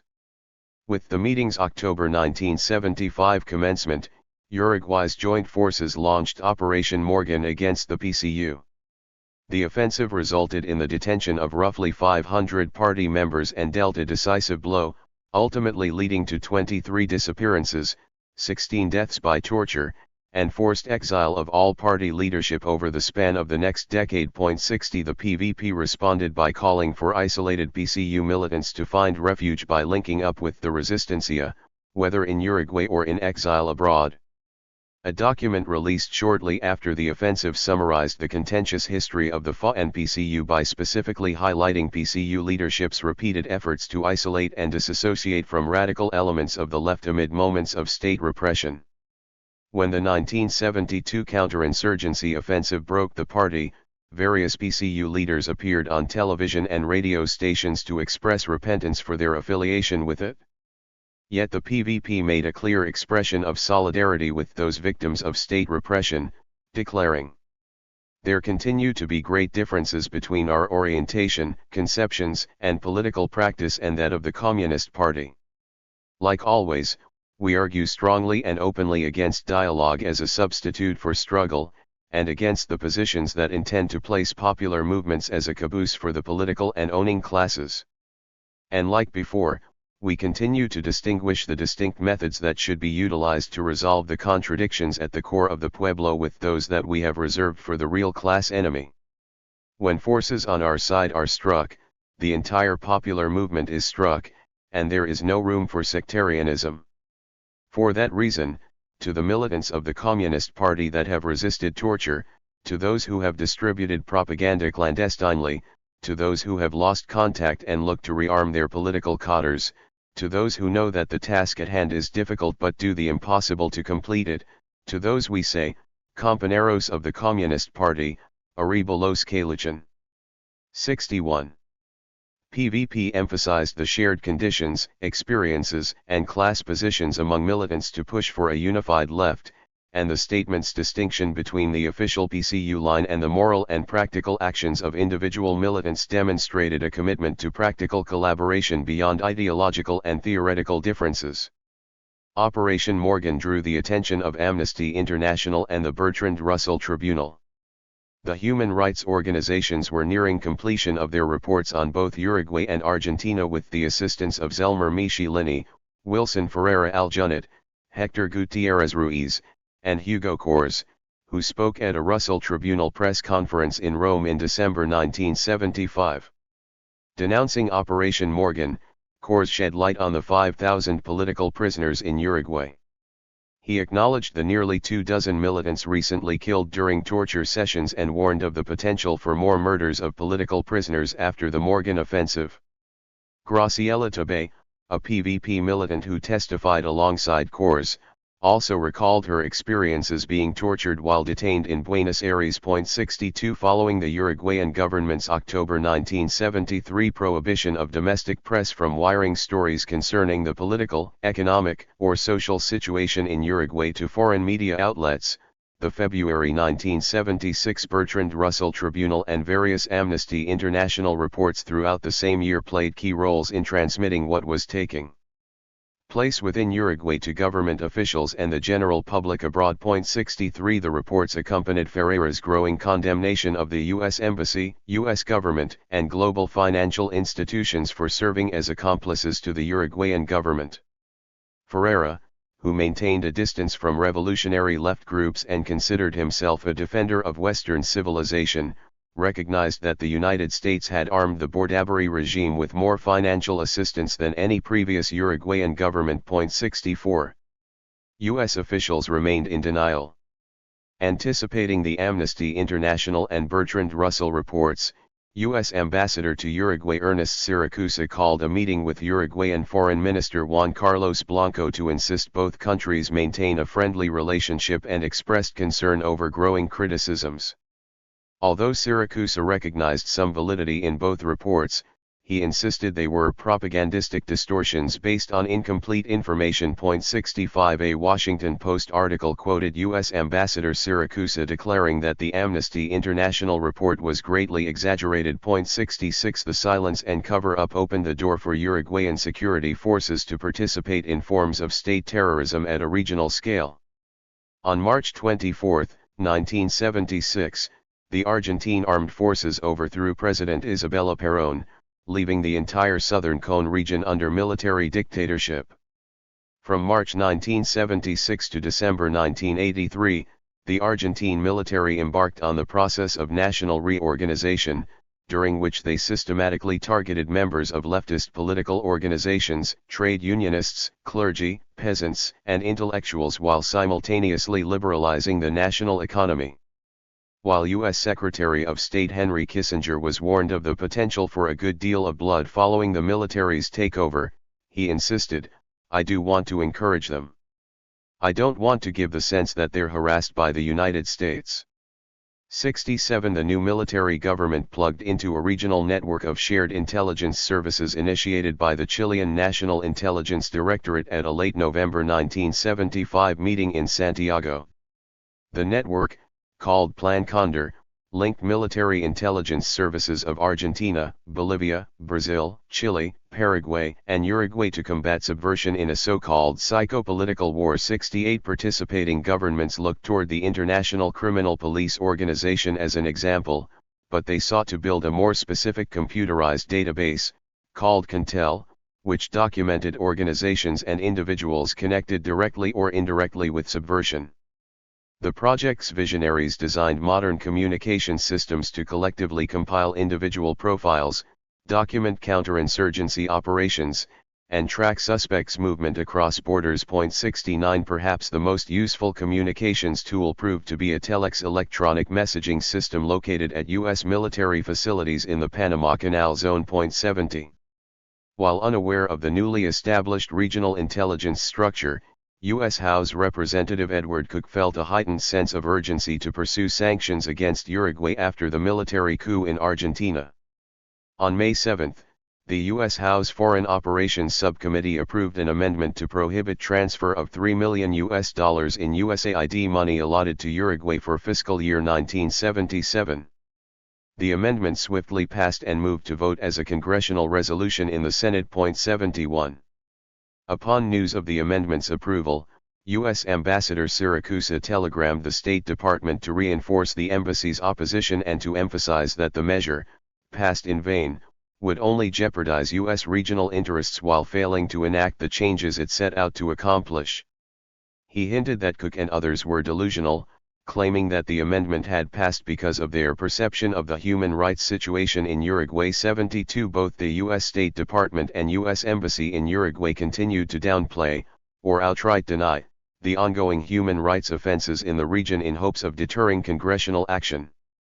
According to Uruguayan historian Vania Markarian, U.S. officials, specifically those in the State Department, were concerned that Uruguay's damaged reputation would jeopardize its ability to play a moderating and constructive role in the organization of American states. They feared that strong policies in opposition to human rights violations would weaken their ability to exert influence over the growing wave of bureaucratic authoritarian regimes in the southern Cone region. As a result of an absence of U.S. influence in the region, the authoritarian governments would become isolated from the United States' cognitive universe and respond by launching even bloodier counterterrorism campaigns in the future. 73 However, such offenses had already begun. On May 20, 1976, a Uruguayan Joint Forces unit operating in Buenos Aires assassinated exiled politicians Zelmer Michelini and Hector Gutierrez Ruiz. Paramilitaries abducted both men from their homes on May 18, 1976. Their tortured bodies were found stuffed into a car with two dead Tupamaros 3 days later. While the Uruguayan government denied responsibility for both murders, officials accused the men of membership in the JCR. The assassinations represent two high-profile cases during an increasingly chilling climate. Beginning late April, 10 unidentifiable cadavers washed up along Uruguay's shores in the eastern department of Rocha. A peasant made the initial discovery of a white lump that was eventually found to be a semi-decomposed young man, hogtied and blindfolded. Within the next week, a series of bodies washed up on the shore nearby. 74 News of the dead bodies sparked fear within the PVP because militants Ricardo Gil, Elida Alvarez, Eduardo Ferreira, Ari Cabrera, Telba Juarez, and Eduardo Cazella had disappeared from their Buenos Aires homes during the first days of April. 75 Moreover, OPR 33 militants Juan Carlos Mecaso, Alfredo Pareja, Raúl Cariboni, and Hector Romero had also mysteriously vanished from their cells in Montevideo's cruelly named Libertad prison in late April. 76 Hugo Cor's contact with European press outlets launched a wave of commentaries from foreign newspapers, including Le Monde and Le Quotidien de Paris. As a result of word spreading throughout the European press, Amnesty International London telegrammed President Bordaberry and Foreign Minister Blanco to express concern and demand the bodies be identified. 77 While the Uruguayan government maintained the narrative that the bodies belonged to Asian fishermen, a competing Interpol report demonstrated that the bodies had been previously mutilated, some even shot numerous times. 78 On May 22, the Uruguayan government held a press conference presenting the 4 prisoners in uniforms and shackles. The men appeared alive after enduring 1 month of interrogation and torture, during which authorities hoped to extract information about the location of the national independence flag. While the press event offered proof of life of the 4 prisoners, word had yet to surface regarding the whereabouts of the other 6 missing militants. 79. A month after the internationally organized political assassinations and cadaver scandals, U.S. Secretary of State Kissinger met with Argentine Foreign Minister Admiral Cesar Augusto Guzzetti in Santiago, Chile. The June 6, 1976, meeting took place on the eve of a wave of state-sanctioned violence in Argentina, including the kidnapping and detention of numerous PVP militants. The conversation focused primarily on the supposed relocation of 500,000 leftist exiles from Uruguay, Chile, Paraguay, and Bolivia to Argentina. Upon learning of the large exile community in Argentina, Kissinger responded, "You could always send them back." In a rare show of empathy, Guzzetti acknowledged the moral questions around sending exiles back to their home countries, considering the known human rights violations in Chile and Uruguay. Kissinger cynically responded, "Have you tried the PLO? They need more terrorists." As the conversation deepened, Guzzetti made the first known references to Plan Condor, to which Kissinger reacted with tacit approval. Guzzetti declared, "The terrorist problem is general to the entire Southern Cone. To combat it, we are encouraging joint efforts to integrate with our neighbors." Kissinger responded by making clear that he saw regional economic uplift and integration as key to defeating internal subversion, further declaring, "If there are things that have to be done, you should do them quickly." Kissinger went on to warn Guzzetti of the growing domestic pressures to intervene in human rights, but assured the admiral, "We want you to succeed. We do not want to harass you. I will do what I can." 80. Regardless of the meeting, internal communications between the U.S. Embassy in Uruguay, U.S. National Security Council, and U.S. State Department show a shared commitment to spreading misinformation, specifically the denial of the international cooperation of Condor-affiliated governments. Regarding the murders of Michelini and Gutierrez Ruiz, the National Security Council insisted, there is no evidence to support a contention that Southern Cone governments are cooperating in some sort of international murder incorporated aimed at leftist political exiles residing in one of their countries. 81 Similarly, the U.S. Embassy in Uruguay telegrammed the U.S. State Department to comment on the recent murders in Argentina, in which Ambassador Siracusa proclaimed, "We know of no evidence to indicate that the recent deaths of Michelini, Gutierrez, and Mr. and Mrs. Whitelaw have been the result of any go action, or desire, or by arrangement. We have no evidence to support allegations of international arrangements to carry out such assassinations or executions." He continued by acknowledging that the embassy was indeed aware of Uruguayan officials traveling to Argentina and Chile for the purpose of interrogating Uruguayan prisoners, but emphasized that officials preferred to keep detainees alive for the purpose of extracting information. 82 He never recognized the relationship between interrogation and torture. El Jardin, Automators Orletti. Taking Kissinger's suggestion seriously, the Argentine armed forces moved quickly to disappear foreign and domestic leftists within their borders. On June 9, a squadron of men dressed in civilian clothing kidnapped PVP militant Gerardo Gatti from his Buenos Aires home. The kidnappers knew that Gatti belonged to an organization in possession of a large sum of money. During the kidnapping, they took the equivalent of $100,000 that they found hidden in a box at Gatti's home. They first brought Gatti to a federal police outpost and then transferred him to a clandestine holding center 4 days later, where he underwent frequent interrogations under the command of Aníbal Gordon, a civilian employee of the Argentine Secretariat of Intelligence and leader of the neo-fascist organization Argentine Anti-Communist Alliance. Gordon notified Gatti of his intention to recover $10 million of the ransom money in exchange for his release and the release of 10 other detained Uruguayans. On the day of Gatti's arrival to the clandestine site, a group of AAA members broke into the home of Washington Perez and transported him to a holding center blindfolded, alongside his son. Perez, who had arrived broke to Buenos Aires, no longer participated in the organization, and worked selling newspapers at a small stand in front of Café Monterrey. 83 Nevertheless, Gordon hoped to use Perez as an intermediary between Gatti and the rest of the PVP. Over the next 3 days, Perez was transferred to and from the holding center 5 times to communicate between Gatti and the rest of the organization. 84 The visits were brief and monitored by guards. Perez felt overwhelmed and could not help but focus his energy on the growing infection on Gatti's left wrist as result of torture. 85 After the first 4 attempts to communicate between parties by use of word of mouth, PVP sent Perez to deliver an envelope containing a written proposal of their demands, including proof that Gatti was alive.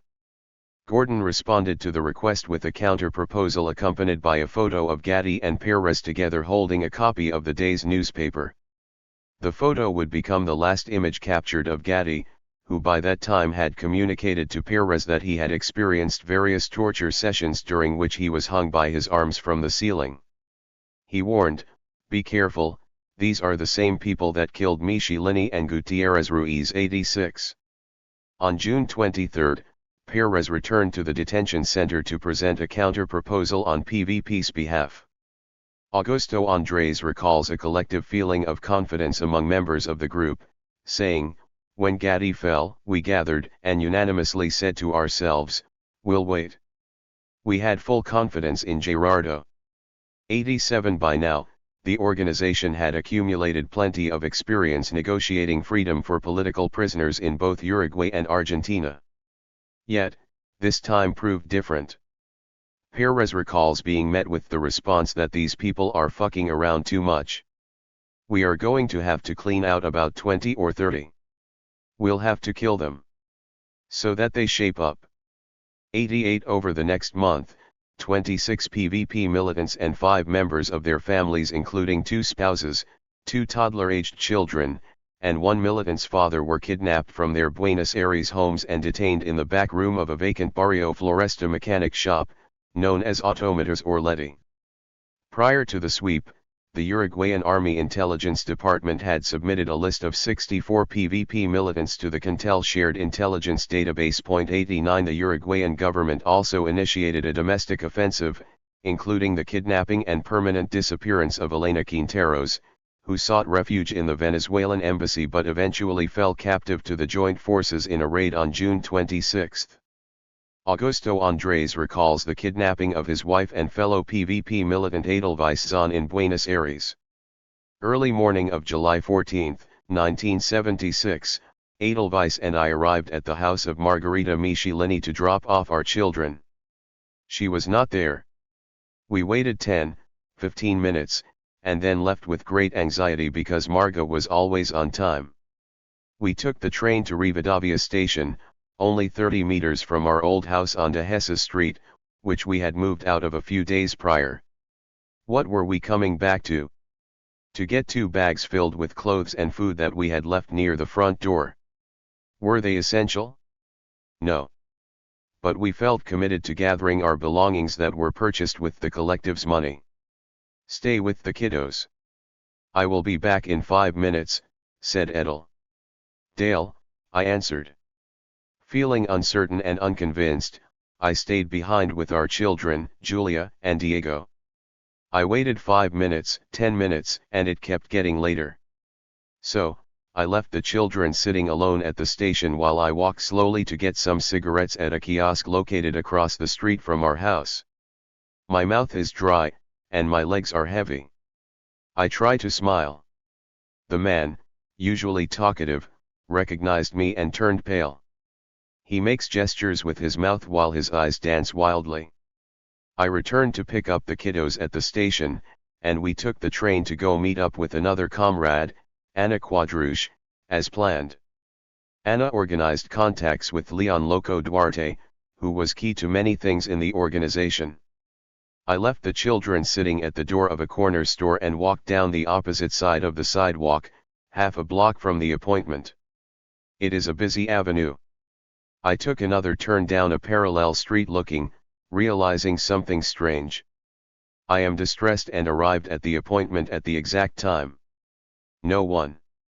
I waited a little longer than 5 minutes and then walked away slowly. I sit on a bench, and I try to think. I feel total anguish because Anna is very responsible. I do not know what to do. Suddenly I am moved. 45 minutes ago I left my children at the door of a cafe. I feel like a Nazi criminal. I go back to find them there, accompanied by Daniel Bentancur, an old El Cerro comrade and member of the organization. Daniel and Dorita, another comrade, came walking down the street and saw a couple of scared-faced children at the entrance to the cafe, and Dorita said, "I think they are the children of the Pelado." It was a miracle inside the Condor. They take me to Sandra's house, today a psychologist, who takes me to the attic. Today Sandra still remembers and tells me, "You were shocked, and it was hard for you to talk, just like your children, who looked at you without speaking." That's how things ended on July 14, 1976, and there was nothing to celebrate. Then there were people in a hurry to leave for Europe, including someone from the emergency lists. And other cases like mine, of suicidal behavior. For months I continued with my children in that infernal Buenos Aires. The scariest things had already happened, and I rejected going to the United States as a refugee. Carter had accepted me and our 2 children. Then, I passed on Sweden and Switzerland despite the desperation of Guy Prim, a Frenchman and head of the UNRWA in Argentina. I took the last plane out, on December 14, bound for Paris, alongside Senator Enrique Arro and Ignacio Arandoni, brother of our missing comrade Pablo, and some other survivors. I wanted to pay for the sin of being alive, the sin of not having shared the fate of all the others, of Edel and Gerardo in the first place. 90. Automatas Orletti operated from May to November 1976, during the immediate months after Argentina fell under military dictatorship. The space, which housed the telex communication machine linked to other countries in the region, operated as the primary site for implementing Plan Condor in Argentina. Roughly 300 detainees, most of whom were political exiles from other countries in Latin America, entered the site, of whom only a few dozen would ever leave. Aníbal Gordon managed Orletti's primary operators, including the Argentine side, the Uruguayan Defense Intelligence Services, and the AAA.91 CID Deputy Directory, and Colonel José Fons linked the Uruguayan armed forces to Plan Condor after serving as the country's representative for the operation's late 1975 founding meeting in Santiago. Side Officer Rolando Oscar Nerón headed a special task force within the AAA to pursue and kidnap leftist exiles in Buenos Aires. The task force included Juan Gatti, a recipient of a USAID scholarship in 1962 and employee of the Department of Foreign Affairs within the Federal Police, a branch overseen by CIA Station Chief M. Gardner Hathaway. 92 Inside Orletti, Uruguayan Colonel José Nino Gavazzo led torture and interrogation practices against Uruguayan detainees alongside fellow Uruguayan officers who belonged to the 60-person-strong Division 300, including Colonel Manuel Cordero. At this time, Gavazzo was also employed as plant manager at Frigorifico Comergen in Las Piedras, Uruguay. 93 Orletti also welcomed authorities from Bolivia, Chile, Paraguay, and the United States, who sent CIA agents to torture and interrogate Crescencio Galanina Hernandez and Jesus Sejas Arias, both employees of the Cuban embassy in Argentina. 94 Orletti's owner, local businessman Santiago Cordal, rented the property to the Argentine side, whose officers maintained the facade of an auto mechanic shop, including the original sign reading Cordal S.A. Located adjacent to a schoolyard, the sounds of school bells and children laughing were audible throughout the day. Orletti's operators used this point of reference when agreeing on the codename for the site's name, El Jardín. However, detainees knew the site as Orletti after word spread among them that a fellow prisoner caught glimpse of the front sign from under the hood used to cover his face by the kidnappers. Struggling to gain awareness of his surroundings while being dragged from the van, he read Orletti out of the figures Cordal S.A. Guards, mostly members of the AAA disguised as auto mechanics, rotated cars in and out of the front garage to give the appearance of an operating mechanic shop. The torturers lived in a lodging area upstairs alongside a collective holding room for detainees, keeping watch over prisoners through 3 small peepholes in the wall. 95 Stripping detainees naked, the torturers prohibited them from speaking to one another. If they heard any sounds of communication, they would arrive at the cell entrance and fire shotguns above the detainees' heads, hitting the wall to intimidate them. This dynamic was meant to create the ultimate form of alienation, together but divided. Survivors recall the sentiment of being trapped inside of themselves, alongside their comrades with whom they had previously worked with intimately, as one of the most distressing feelings. Alongside members of off-duty military in Task Force 18, Colonel Gavazzo interrogated and tortured prisoners in a small room adjacent to the guards' living quarters. Gavazzo spoke openly about his identity and sometimes allowed detainees to remove their blindfolds. Indeed, he acted with impunity because he and others had no intentions of releasing detainees alive.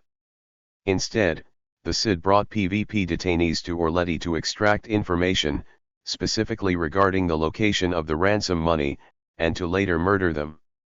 In one case, a militant's father was detained and tortured in quest of information regarding his son, who remained adjacent in the holding cell throughout the torture session. The father, Enrique Rodriguez Larrada, recalls the experience. The next night was my turn to go to the top floor, where they interrogated me under torture, like all the other women and men who were there. They got me completely naked, and, placing my hands toward my back, they hung me by my wrists above the floor for about 20 minutes at 30 cm. At the same time they placed a sort of loincloth over me so that I received various electric shocks.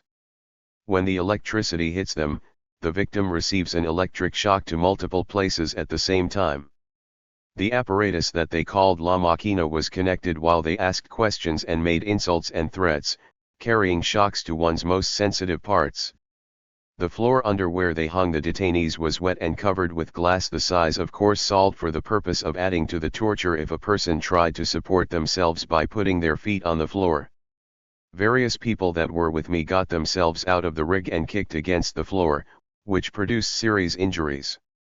I remember a special case of someone who I later realized was Edelweiss Zahn, who suffered deep wounds to her temples and ankles that later got infected.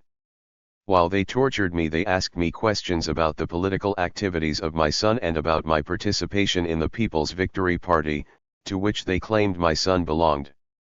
It was in this room where I could see, at one moment when the blindfold began to fall due to the intense perspiration, that on the wall there was a regular-sized portrait of Adolf Hitler. 96. The Cook Amendment. Amid the wave of disappearances in Argentina and Uruguay, the U.S. State Department's Assistant Secretary for Inter-American Affairs, Hewson A. Ryan, sent a letter to Representative Cook to deter him from pursuing the May 7 resolution that was still alive on the Senate floor and threatening to refuse Uruguay USAID funds for 1977. After denying the classification of the Uruguayan government as a military dictatorship, Ryan insisted that the human rights issues be taken on in private, claiming, "We believe that our private diplomatic representations have had a positive effect in strengthening the Uruguayan government's resolve to improve the human rights situation in that country. The department does not believe that a legislated denial of assistance to Uruguay would serve the cause of human rights in that country or the interests of the United States in international affairs." Throughout the letter, Ryan repeatedly emphasized that the human rights situation had improved greatly since the mass sweep of Tupamaros in mid-1972. 97. One day later, Ryan messaged Kissinger to assure him that the military's recent removal of President Juan Bordaberry would not affect U.S. interests in Uruguay. He proclaimed, "The armed forces are moving quickly to restructure the government," and acknowledged that the Uruguayan military had hinted at remaining in power for at least a decade. He highlighted the military government's fragility due to frequent disagreements over political restructuring and emphasized that friendly relations with Uruguay could potentially become strained due to Koch's amendment because it would grant military hardliners an upper hand and make it difficult for the moderate civilians and military leaders to improve Uruguay's human rights performance. 98. Yet Representative Cook continued pursuing the goal of withdrawing USAID support and voicing concern for the lack of reporting on human rights violations. On July 19, Cook published an article in the New York Times claiming the U.S. Embassy shuns the idea that there is a human rights problem in Uruguay. Ambassador Siracusa responded internally by declaring the claim to be totally unwarranted, uninformed, and unfair. While the Times article triggered Siracusa's response, Secretary of State Kissinger also encouraged him to take a more active role refuting the narrative of U.S. complicity. 99. Meanwhile, the U.S. Bureau of Inter-American Affairs continued to intervene on the resolution and wrote Cook a letter calling his claims of U.S. Embassy complicity to be completely unfounded. 100. On July 20, Ambassador Siracusa reiterated that Southern Cone military governments blamed an international communist conspiracy for the rise in human rights campaigns and suggested that hostility and or lack of sympathy from the U.S. government would only further isolate its allies. He concluded, "The U.S. had long urged these countries to increase their cooperation for security. Now that they are doing so, our reaction should not be one of opprobrium. We must condemn their abhorrent methods, but we cannot condemn their coordinated approach to common perceived threats, or we could well be effectively alienated from this part of the world." When Pinochet, Bordaberry, and Banzer spoke of their deep concern of new forms of intervention in their internal affairs and of the need for more effective hemispheric security, they were addressing these same problems and talking to us. 101. In response to the pressure induced by the Cook Amendment, Uruguayan high government officials called for a handful of detainees to be relocated from Orleti back home to Uruguay. On July 24, a flight left from Buenos Aires to Montevideo carrying 26 hooded and handcuffed PVP militants alongside dozens of boxes of household goods obtained by officials during the June raids. Anna Quadrouche recalls overhearing conversations about the decision to transport detainees. "I heard things, including from the place where they held reunions between Argentine and Uruguayan servicemen, military, and paramilitary. That place was right next to where they held me. I heard all of their conversations. The Uruguayans wanted to bring us back to Uruguay, and I had no idea why, but they wanted to bring us. But the Argentines were firmly against it. They said that one day all of this, could be known. They debated until, clearly, the Uruguayan position won. And they decided to transport us back to Uruguay. 102. A tour bus brought detainees to a home located at Rambla República de Mexico 5515, in Barrio Punta Gorda. Authorities eventually relocated detainees to holding cells at the CID headquarters, where they met with José Nino Gavazzo to continue discussions about the ransom money and the location of the independence flag. 103. Now the growing evidence of Uruguay's international collaboration and human rights violations could not be ignored. In a July 30 meeting between members of the CIA and U.S. State Department, participants recognized that Plan Condor had developed beyond serving as a shared intelligence network and instead morphed into a more activist role, including specifically that of identifying, locating, and hitting guerrilla leaders. 104. Thus, members of the U.S. State Department grew more aware of the atrocities taking place in the region and the potential for such a climate to force a change in the US relationship with Southern Cone governments. On August 3, head of the U.S. Bureau of Inter-American Affairs Harry W. Schlotterman warned of a siege mentality shading into paranoia that had swept over the region, including in Chile, Uruguay, and Argentina, where despite near decimation of the Marxist left, the governments insisted that the war must go on. He continued by referencing Uruguayan Foreign Minister Blanco, declaring, "Some talk of the Third World War, with the countries of the Southern Cone as the last bastion of Christian civilization." For Schlotterman, the Third World War discourse that had begun circulating within more radical circles of the military regimes demonstrated bothersome parallels with National Socialism and a growing antagonism with the United States as a failed ally in the struggle against communism due to internal government infiltration, growing domestic instability around civil rights, and a failed military venture in Vietnam. While the region's looming threat of a right-wing bloc threatened its further isolation from the West, the United States would indeed benefit as casual beneficiaries. But such benefits would not come without consequences, given the international perception that the United States was responsible for and closely aligned with the Chilean government of Pinochet. To keep the region within the U.S. sphere of influence yet distant enough to avoid enmeshment, Schlotterman suggested 4 policy recommendations: emphasize the differences between the 6 countries, depoliticize human rights, oppose rhetorical exaggerations, and use systemic exchanges to keep potential bloc members in the U.S. cognitive universe. 105. Schlotterman's first recommendation proved key for understanding the importance of maintaining strategic ties with the government of Uruguay. While the Argentine and Chilean military governments continued to attract negative attention internationally, the Brazilian military government had remained stubbornly in power for over a decade and, although less prone to extremism due to its self-perceived role as a rising global power, continued cooperating short of murder operations. Uruguay thus proved to be highly important to prevent formation of a bloc of the 4 largest economies in the region. While Schlotterman suggested a policy that refrained from broad generalizations and instead favored highlighting what the countries do not have in common rather than what they do, Koch's bill shed light on a human rights crisis in Uruguay that had gone under the radar for more than 3 years, during which both governments had enjoyed what Ambassador Siracusa repeatedly emphasized as friendly relations. Thus, the bill threatened those amicable relations by lumping together Uruguay with its far more belligerent neighbors, Argentina and Chile, and perhaps pushing them to join such a bloc. Although still a civil-military government with civilians up front, Uruguayan Foreign Minister Blanco's coinage of the Third World War discourse demonstrated the government's growing eagerness to cooperate with its neighbors. The loss of Uruguay potentially left only Bolivia and Paraguay within the US sphere of influence. Both majority non-white nations with highly underdeveloped economies, the former hovered on the verge of military intervention due to paranoia of a left uprising to avenge the country's role in Che Guevara's death, and the latter maintained a cryptic 19th-century-style dictatorship under the rule of Alfredo Stroessner. 106 Neither proved strategic for asserting a strong presence in the region or shifting foreign perceptions.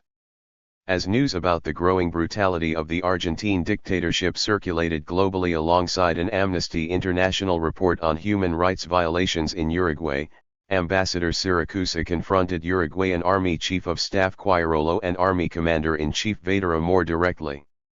This time, Ambassador Siracusa clearly changed his tone regarding the reality of Plan Condor operations. Instead of trivializing the disappearances of roughly 30 Uruguayan exiles and their subsequent torture at the hands of a Uruguayan officer, Siracusa acknowledged that the Uruguayan government's public silence on the matter continued to raise suspicion. Yet he continued to paint a positive picture of human rights within Uruguay, specifically referencing the decreased number of political prisoners and state policy against the use of torture. He stubbornly debated that the official number of political prisoners sat at 2,017, as opposed to the 5,500 claimed in the Amnesty International report. Regarding torture, he denounced 2 reports of psychological torture by the hooding of prisoners but insisted that the cases did not reflect standard practice. 107. By late August, the reports of human rights violations in the Southern Cone became so rampant that many U.S. officials felt they had lost control. The U.S. State Department warned embassies in Argentina, Uruguay, Chile, and Bolivia against sharing information about individual subversives while still encouraging information exchange about general-level subversive activity. The telegram concluded, "It is essential that we in no way finger individuals who might be candidates for assassination attempts." More specific to Uruguay, the State Department suggested that Ambassador Siracusa begin communicating with General Vadera instead of Foreign Minister Juan Carlos Blanco, who it marked as an extremist after he became one of the region's main proponents of the Third World War thesis. 108 In mid-September, Ambassador Siracusa met with both Foreign Minister Blanco and newly installed Uruguayan President Aparicio Mendez. 109 All parties agreed that recent approval of the Cook resolution, though detrimental to Uruguay's public image, was much preferred vis-a-vis executive implementation of the Harkin Amendment, which would block $85.4 million of Inter-American Development Bank loans while giving a clear impression of executive opposition rather than dissent by a congressional fringe. According to Foreign Minister Blanco, such a measure could spark a reaction that was not only bitter and resentful, but highly nationalistic. 110 President Mendez confessed to the validity of various human rights violations reported in the Cook Amendment but expressed confidence in the U.S. government's commitment to maintaining a friendly disposition toward Uruguay, one rooted in the understanding and sympathy due to a friend. While President Mendez also admitted that transition to democracy in Uruguay depended greatly on the success of the Argentine and Brazilian government's counter-revolutionary campaigns, all parties agreed on the importance of President Mendez's announcement to replace the prompt security measures with a new law on a state of danger and right to due process. 111. On September 16, the U.S. Senate introduced a bill containing the Cook Amendment. After 2 weeks of debates in the House and Senate, Congress passed the Cook Amendment prohibiting USAID money, military training, and weapons sales to the Uruguayan government due to its human rights violations. President Mendez responded by publicly criticizing Uruguayan exile Wilson Ferreira Aljunit for being menaced by foreign ideology. He also denounced Representative Cook for having ties with international communism. 112. However, the resolution's approval came too late to save the lives of roughly 24 PVP militants, who were permanently disappeared during the final days of the congressional debates. The late September offensive led to the recovery of $6 million of the ransom money after the capture of PVP militants Beatriz Castellonesa and Elena Laguna. 2 Joint Forces officers coerced the women and their children on a commercial flight to Montevideo, during which the officers posed as their husbands. 113 3 days after the congressional vote, the U.S. Department of Defense shared an intelligence information report from Buenos Aires announcing that, beginning September 24, the Argentine side and Uruguayan side had conducted a 3-day joint operation to eliminate the entire infrastructure of the OPR-33 in Argentina.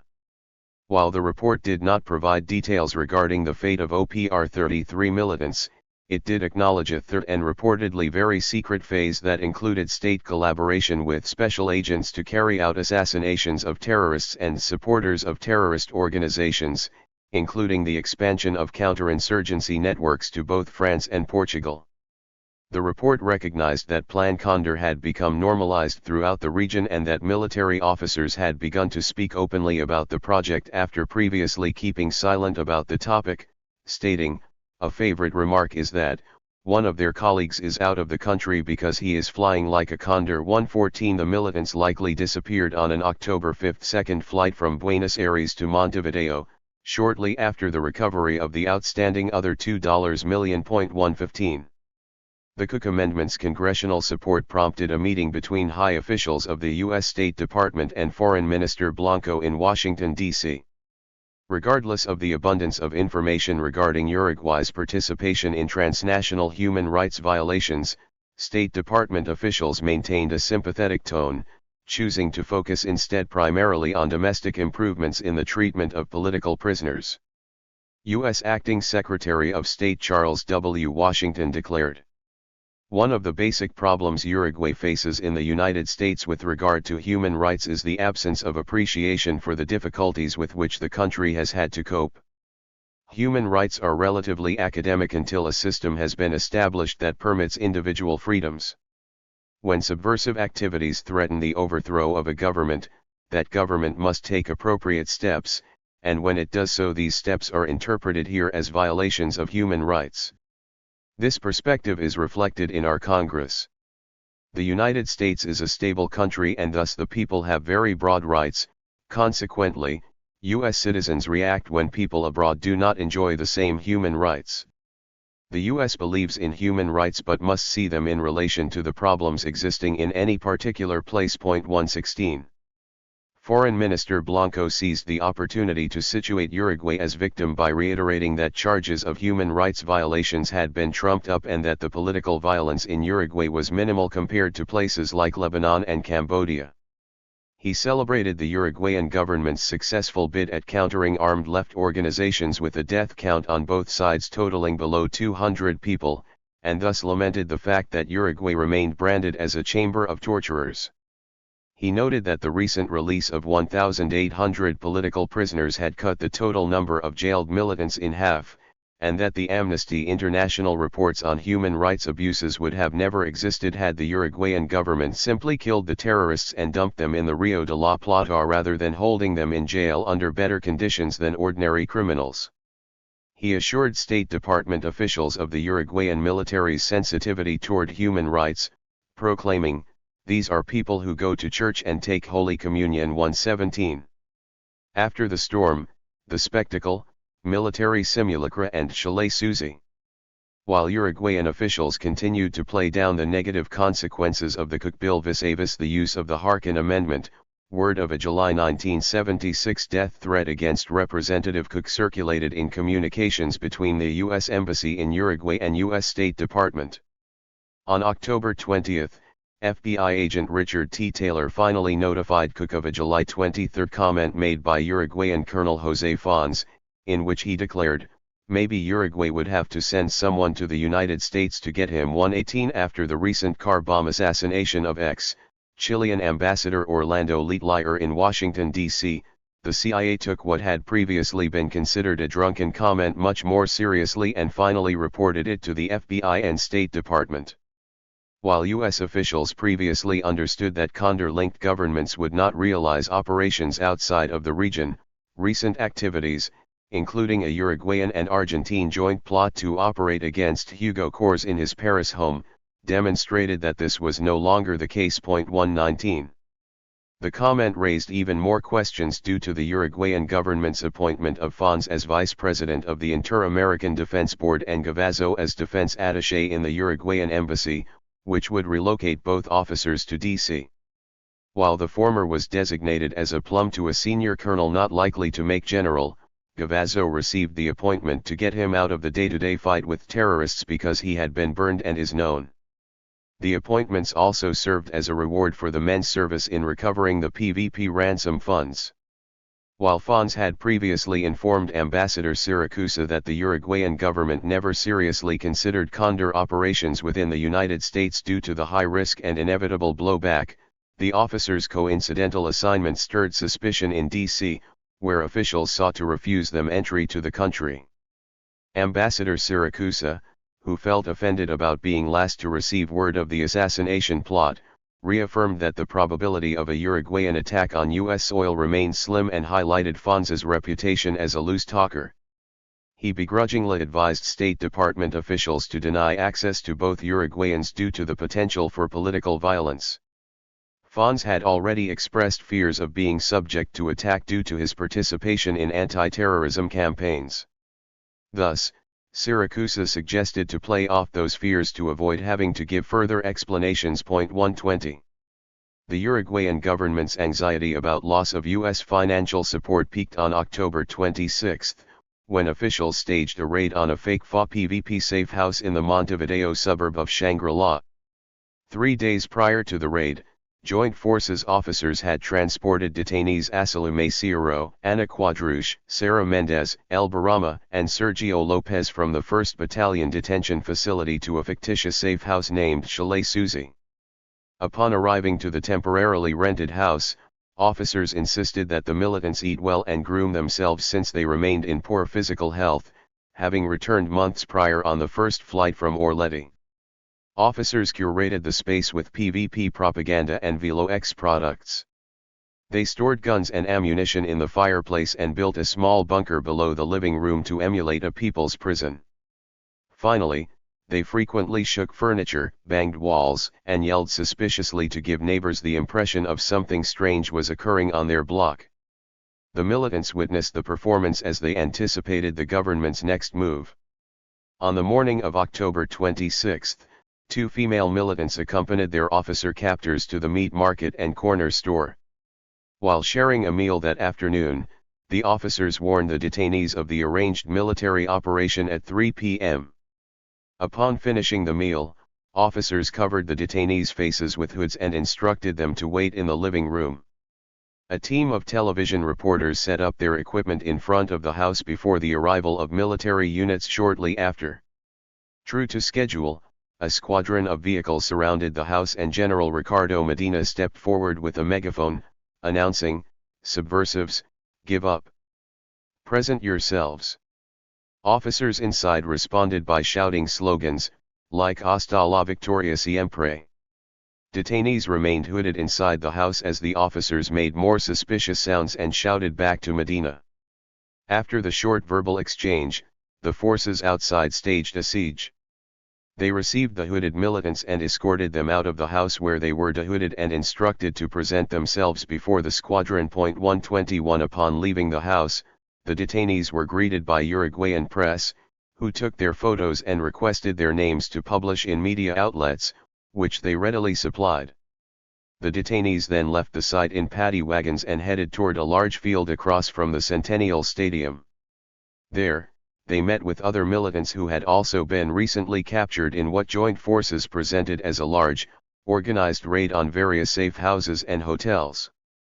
The officers took advantage of the large crowd that had gathered at the stadium to witness a championship match between domestic football clubs Defensor and Peñarol. Hooded and shackled, militants were unloaded from the vehicles and lined up in the field, which resembled a temporary military camp. Police and military vehicles arrived one by one with sirens blaring to capture the spectators' attention. Once all detainees were present at the field, the Joint Forces loaded them back in the trucks and caravan down Montevideo's main avenues with sirens blaring. The procession finally arrived at a press conference, where officers presented militant Ana Quadruche as the face of the 62 guerrillas they claimed to have captured in the day's raids. The list of detainees included many militants who remained disappeared or secretly murdered in Buenos Aires, including Gerardo Gatti and other FA-PVP militants transferred on the second flight. 122. On October 30, 1976, the Italian National Associated Press Agency and US-based Associated Press published the story of the 62 captured PVP militants, basing the content on a press release from the Uruguayan Joint Forces.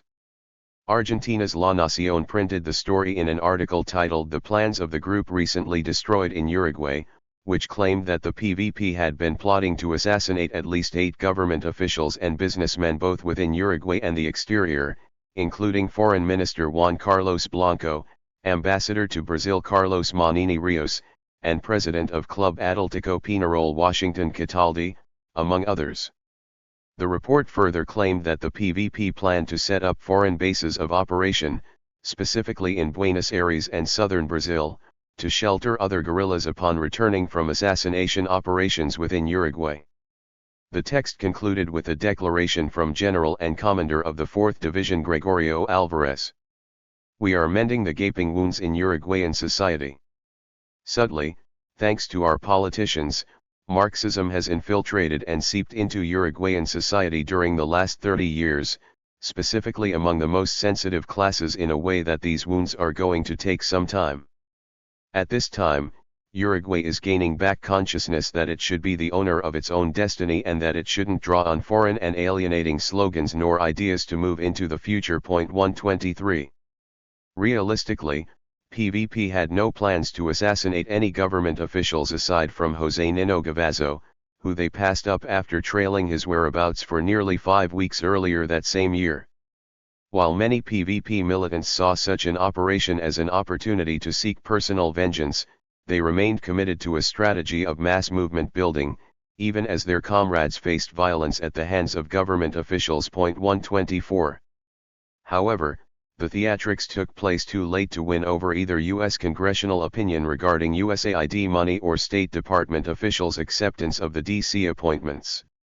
Assistant Secretary Schlotterman still recognized that the appointment of Fons and Gavazzo would bring unfavorable publicity damaging to relations between the two countries. 125. The situation spun even more out of control when 2 orphaned children mysteriously appeared in Valparaiso's Plaza O'Higgins on December 29.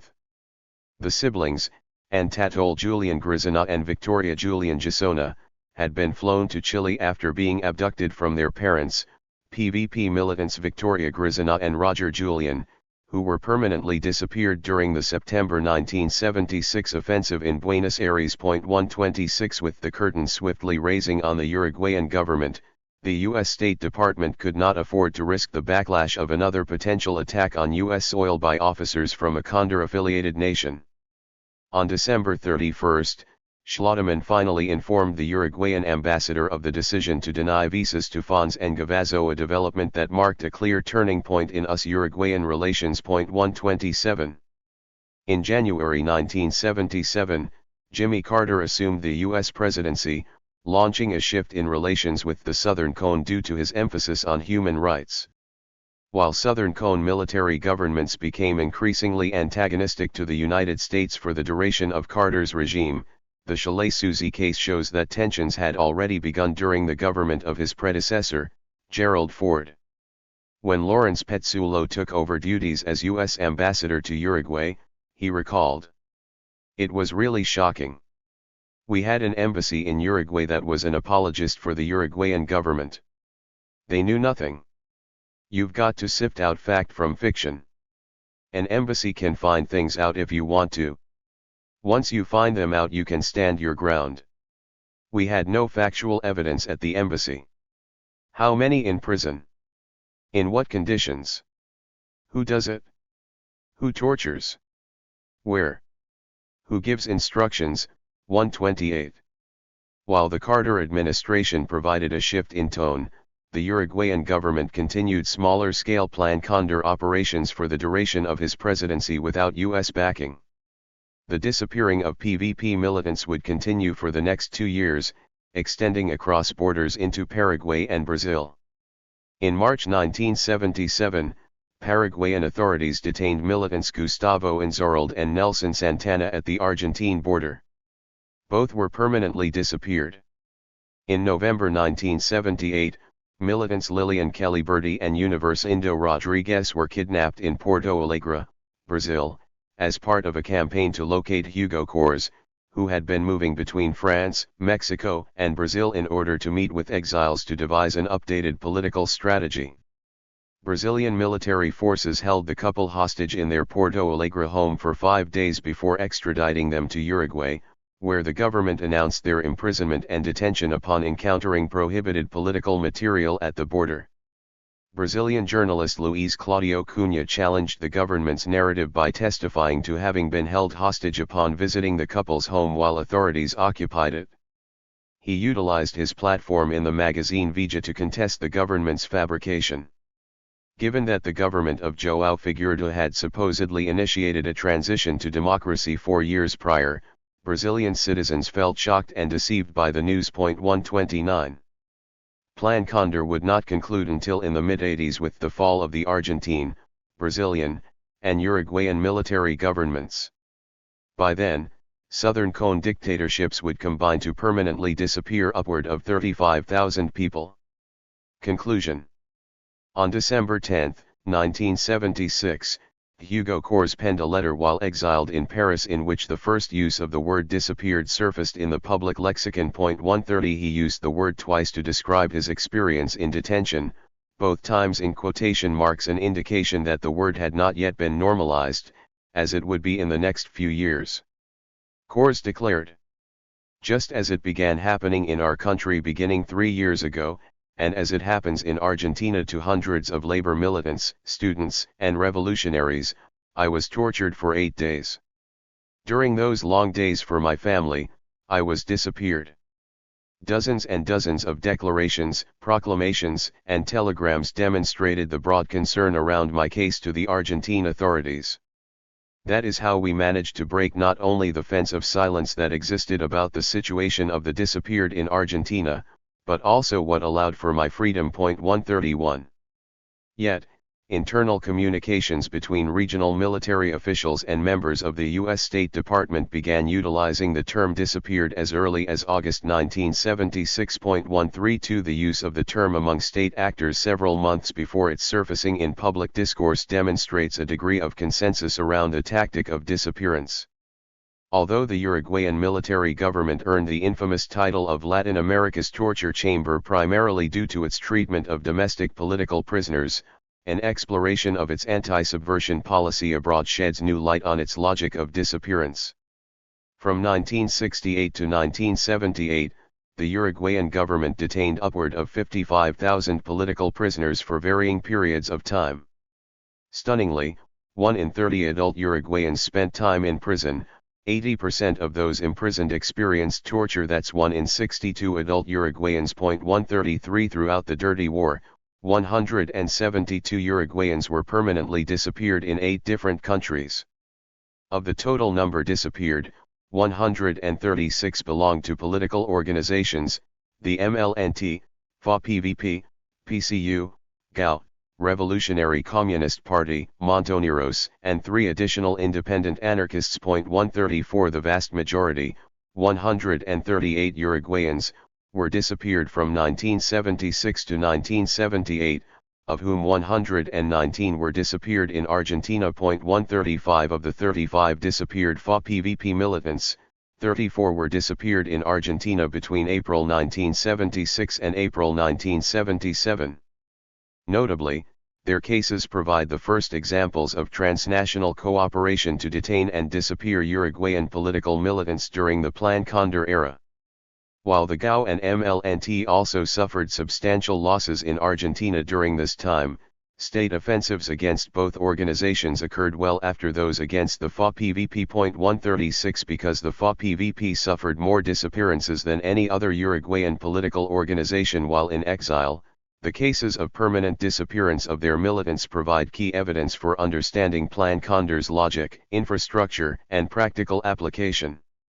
While both academic and popular narratives about the global Cold War accurately recognize the centrality of the dualistic narrative of capitalism versus communism, most commonly represented by the struggle between the United States and Soviet Union for global geopolitical hegemony, such a narrative fails to capture the wide range of political ideologies and actors who were historical protagonists in this era. While the FA-PVP remained peripheral to long-term U.S. political interests and intervention in the region, the group became a central concern for early Condor-era U.S. foreign policy. The FA-PVP's transnational infrastructure, mass movement presence, and armed apparatus situated the small organization as among a powerful Southern Cone New Left, a movement of movements. Conclusion. Un pueblo fuerte. And all power to the people. During an interview with Andreas, I asked him to look at my spreadsheet of labor conflicts and recall whether or not he remembered if they ended victoriously or not. In my effort to quantify workplace conflicts throughout the era, I hoped to encounter a pattern that proved direct action tactics were more apt for winning conflicts. Vis a. Vis. Negotiation. Upon receiving this question, Andres responded, "What do you mean you want to know if we won? You only win when you make the revolution." While the rarity of a Cold War-era armed anarchist organization stirred my initial interest in the project, I learned quickly from the militants themselves that the importance of the armed apparatus was secondary to everyday people's organizing in their workplaces. Yet, for the sake of an investigation, this stance proved the most difficult to narrate and analyze due to its diffused and underdocumented nature. Most importantly, such a posture shifted the focus away from political organizations and toward everyday people as catalysts for social transformation. The FA accompanied and encouraged everyday people who confronted their workplace conditions, as these experiences proved vital to understanding the logic of the market and state, and their place within such nexus of power. Indeed, it was through collective struggles that everyday people experienced subjective transformation more in line with the values and skills necessary for a revolutionary society. Ultimately, as Andres' response to my question illustrated, the success or failure of a given workplace conflict proved trivial, as the underlying, irresolvable systemic contradictions would only produce more conflicts in the immediate future. While victories were important for building working class morale, the only true victory would come when such battles would become unthinkable because the contradictions that produce them would be obliterated. Anarchism's unique influence in Cold War-era Uruguay can only be explained by the FA's willingness to transform the ideology into something relevant for the time. Those who envisioned these changes did so with the intention of building popular power, toward un pueblo fuerte. These strong people would produce and reproduce the utopian continent-wide anarchist federation of workers and consumers' councils. They would follow a pattern of transformation already in stride and alive in the Cuban model. While the FA remained critical of FOCO, they had to recognize its relevance for encouraging everyday people take on a role as historical protagonists. The heyday of anarcho-syndicalism had ended, but a new mass politics was sweeping the continent, and the FA recognized its spirit to be shaped by libertarian ideals of autonomy, emancipation, and self-determination. However, the conditions in which the FA organized were unique to the massive shifts taking place in Uruguay's political economy. Certainly, everyday people were influenced by the revolutionary fervor taking hold throughout the continent. But they were also organically responding to a devolving material reality that forewarned of the broader neoliberal crisis that would plague Latin America for the latter quarter of the 20th century. While the FA never overtook the Communist Party as majority representatives of the labor movement, Uruguayan workers organically confronted their declining conditions with a repertoire of tactics advocated for by the FA. At many work sites, colleagues shared diverse, and often opposing, political views. Certainly, very few people identified as anarchists. But ideology showed its limitations when official channels proved insufficient for resolving a crisis brought on by global historical forces, both political and economic, that most everyday people couldn't care less to understand. Meanwhile, they faced the realities of factory closures, mass layoffs, wage theft, back pay, and anti-union policies, and they responded to them with a rage and dignity that mirrored anarchist values of direct action and mutual aid.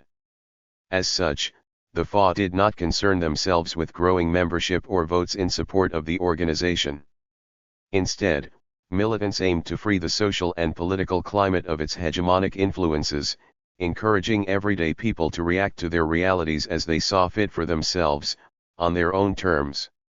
Although everyday people were certainly not prepared to take up arms and face the military, their willingness to challenge oppressive conditions at their workplaces demonstrated a move toward dissident counter-hegemonic subjectivity that prefigured social relations in a revolutionary society. These new men would sustain collectivized production in the rear guard while the FA's little motor confronted the state's armed forces. But things never got that far. Although the prospect of revolution remained far in the distance, even beyond the curve of the horizon, the FA saw everyday people's accumulated experiences as integral to achieving any real alternative in the first place. They certainly did enough to receive the full wrath of the market and state. Evidence of everyday people's outrage can be seen in the number of people who passed through the carceral system at the time. While we know very little about who these people were, in most cases we do not even know their names. The exceptionally high proportion of imprisonment and torture shows the degree to which the Uruguayan state saw a potential threat in the entirety of the population. Whereas the total number of PCU, MLNT, and FA militants likely totaled less than 13,000, a total of 55,000 people passed through Uruguay's prisons in the decade after 1968. With the onset of dictatorship on June 27, 1973, this process of building revolutionary popular power was brought to a halt by a violent civic military government that permanently left in question the full potential of these everyday people. Postscript. It was midday overlooking the Hamburg docks. Two men chatted over a beer. One was Philip Agee, who was the CIA director in Uruguay. The other was me. The sun does not appear much at these latitudes, but the table was soaked with light. One beer after another, I asked about the fire. Some years prior, Epoca, the newsletter where I had worked, went up in flames. I wanted to know if the CIA had anything to do with it. No, said Agee. The fire was a gift from God. He later said, we received a lot of money to burn printing presses, but we couldn't use it. The CIA could not get through to a single affiliate of our newsletter's workshop, nor could they recruit a single one of our graphic artists. The director of our workshop did not let a single one pass. He was a great goalkeeper, Agee recalled. Era un gran arquero. Yes, he was. I said. Gerardo Gatti, with such a gentle look on his face, was a great goalkeeper. He also knew how to play the attack.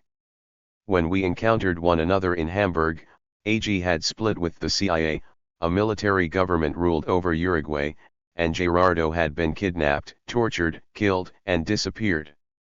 Eduardo Galeano, Cerrado por Fútbol.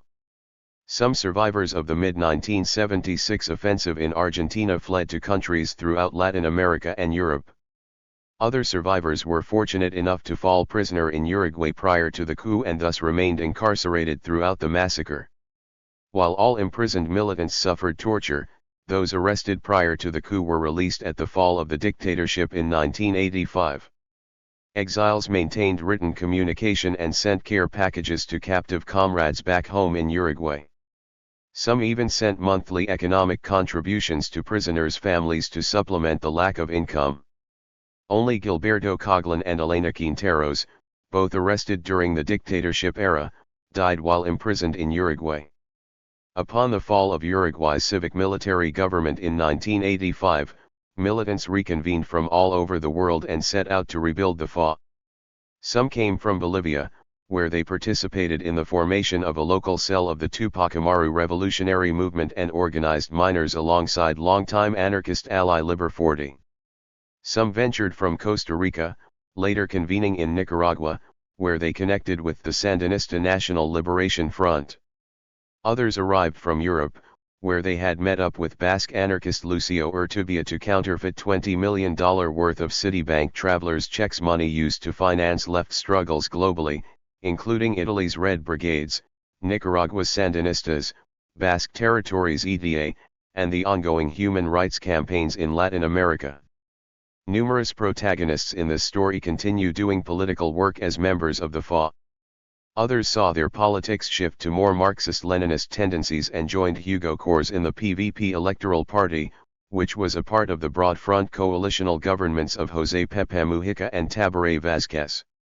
The party formed in 1978 when Cors and other exiles in Europe abandoned the prospect of revolution and formalized a new political coalition around the fight to return to liberal democracy. Cors, who passed away in 2006, maintained that anarchists inevitably mature politically toward a vanguard party politics over time. Kors has been widely recognized as the brain behind the Marxist-anarchist synthesis of the late 60s. When the topic of the split surfaced in conversations with interlocutors, I got the impression that they were exhausted talking about it. Conflicting narratives surface regarding the PVP's formation as a party.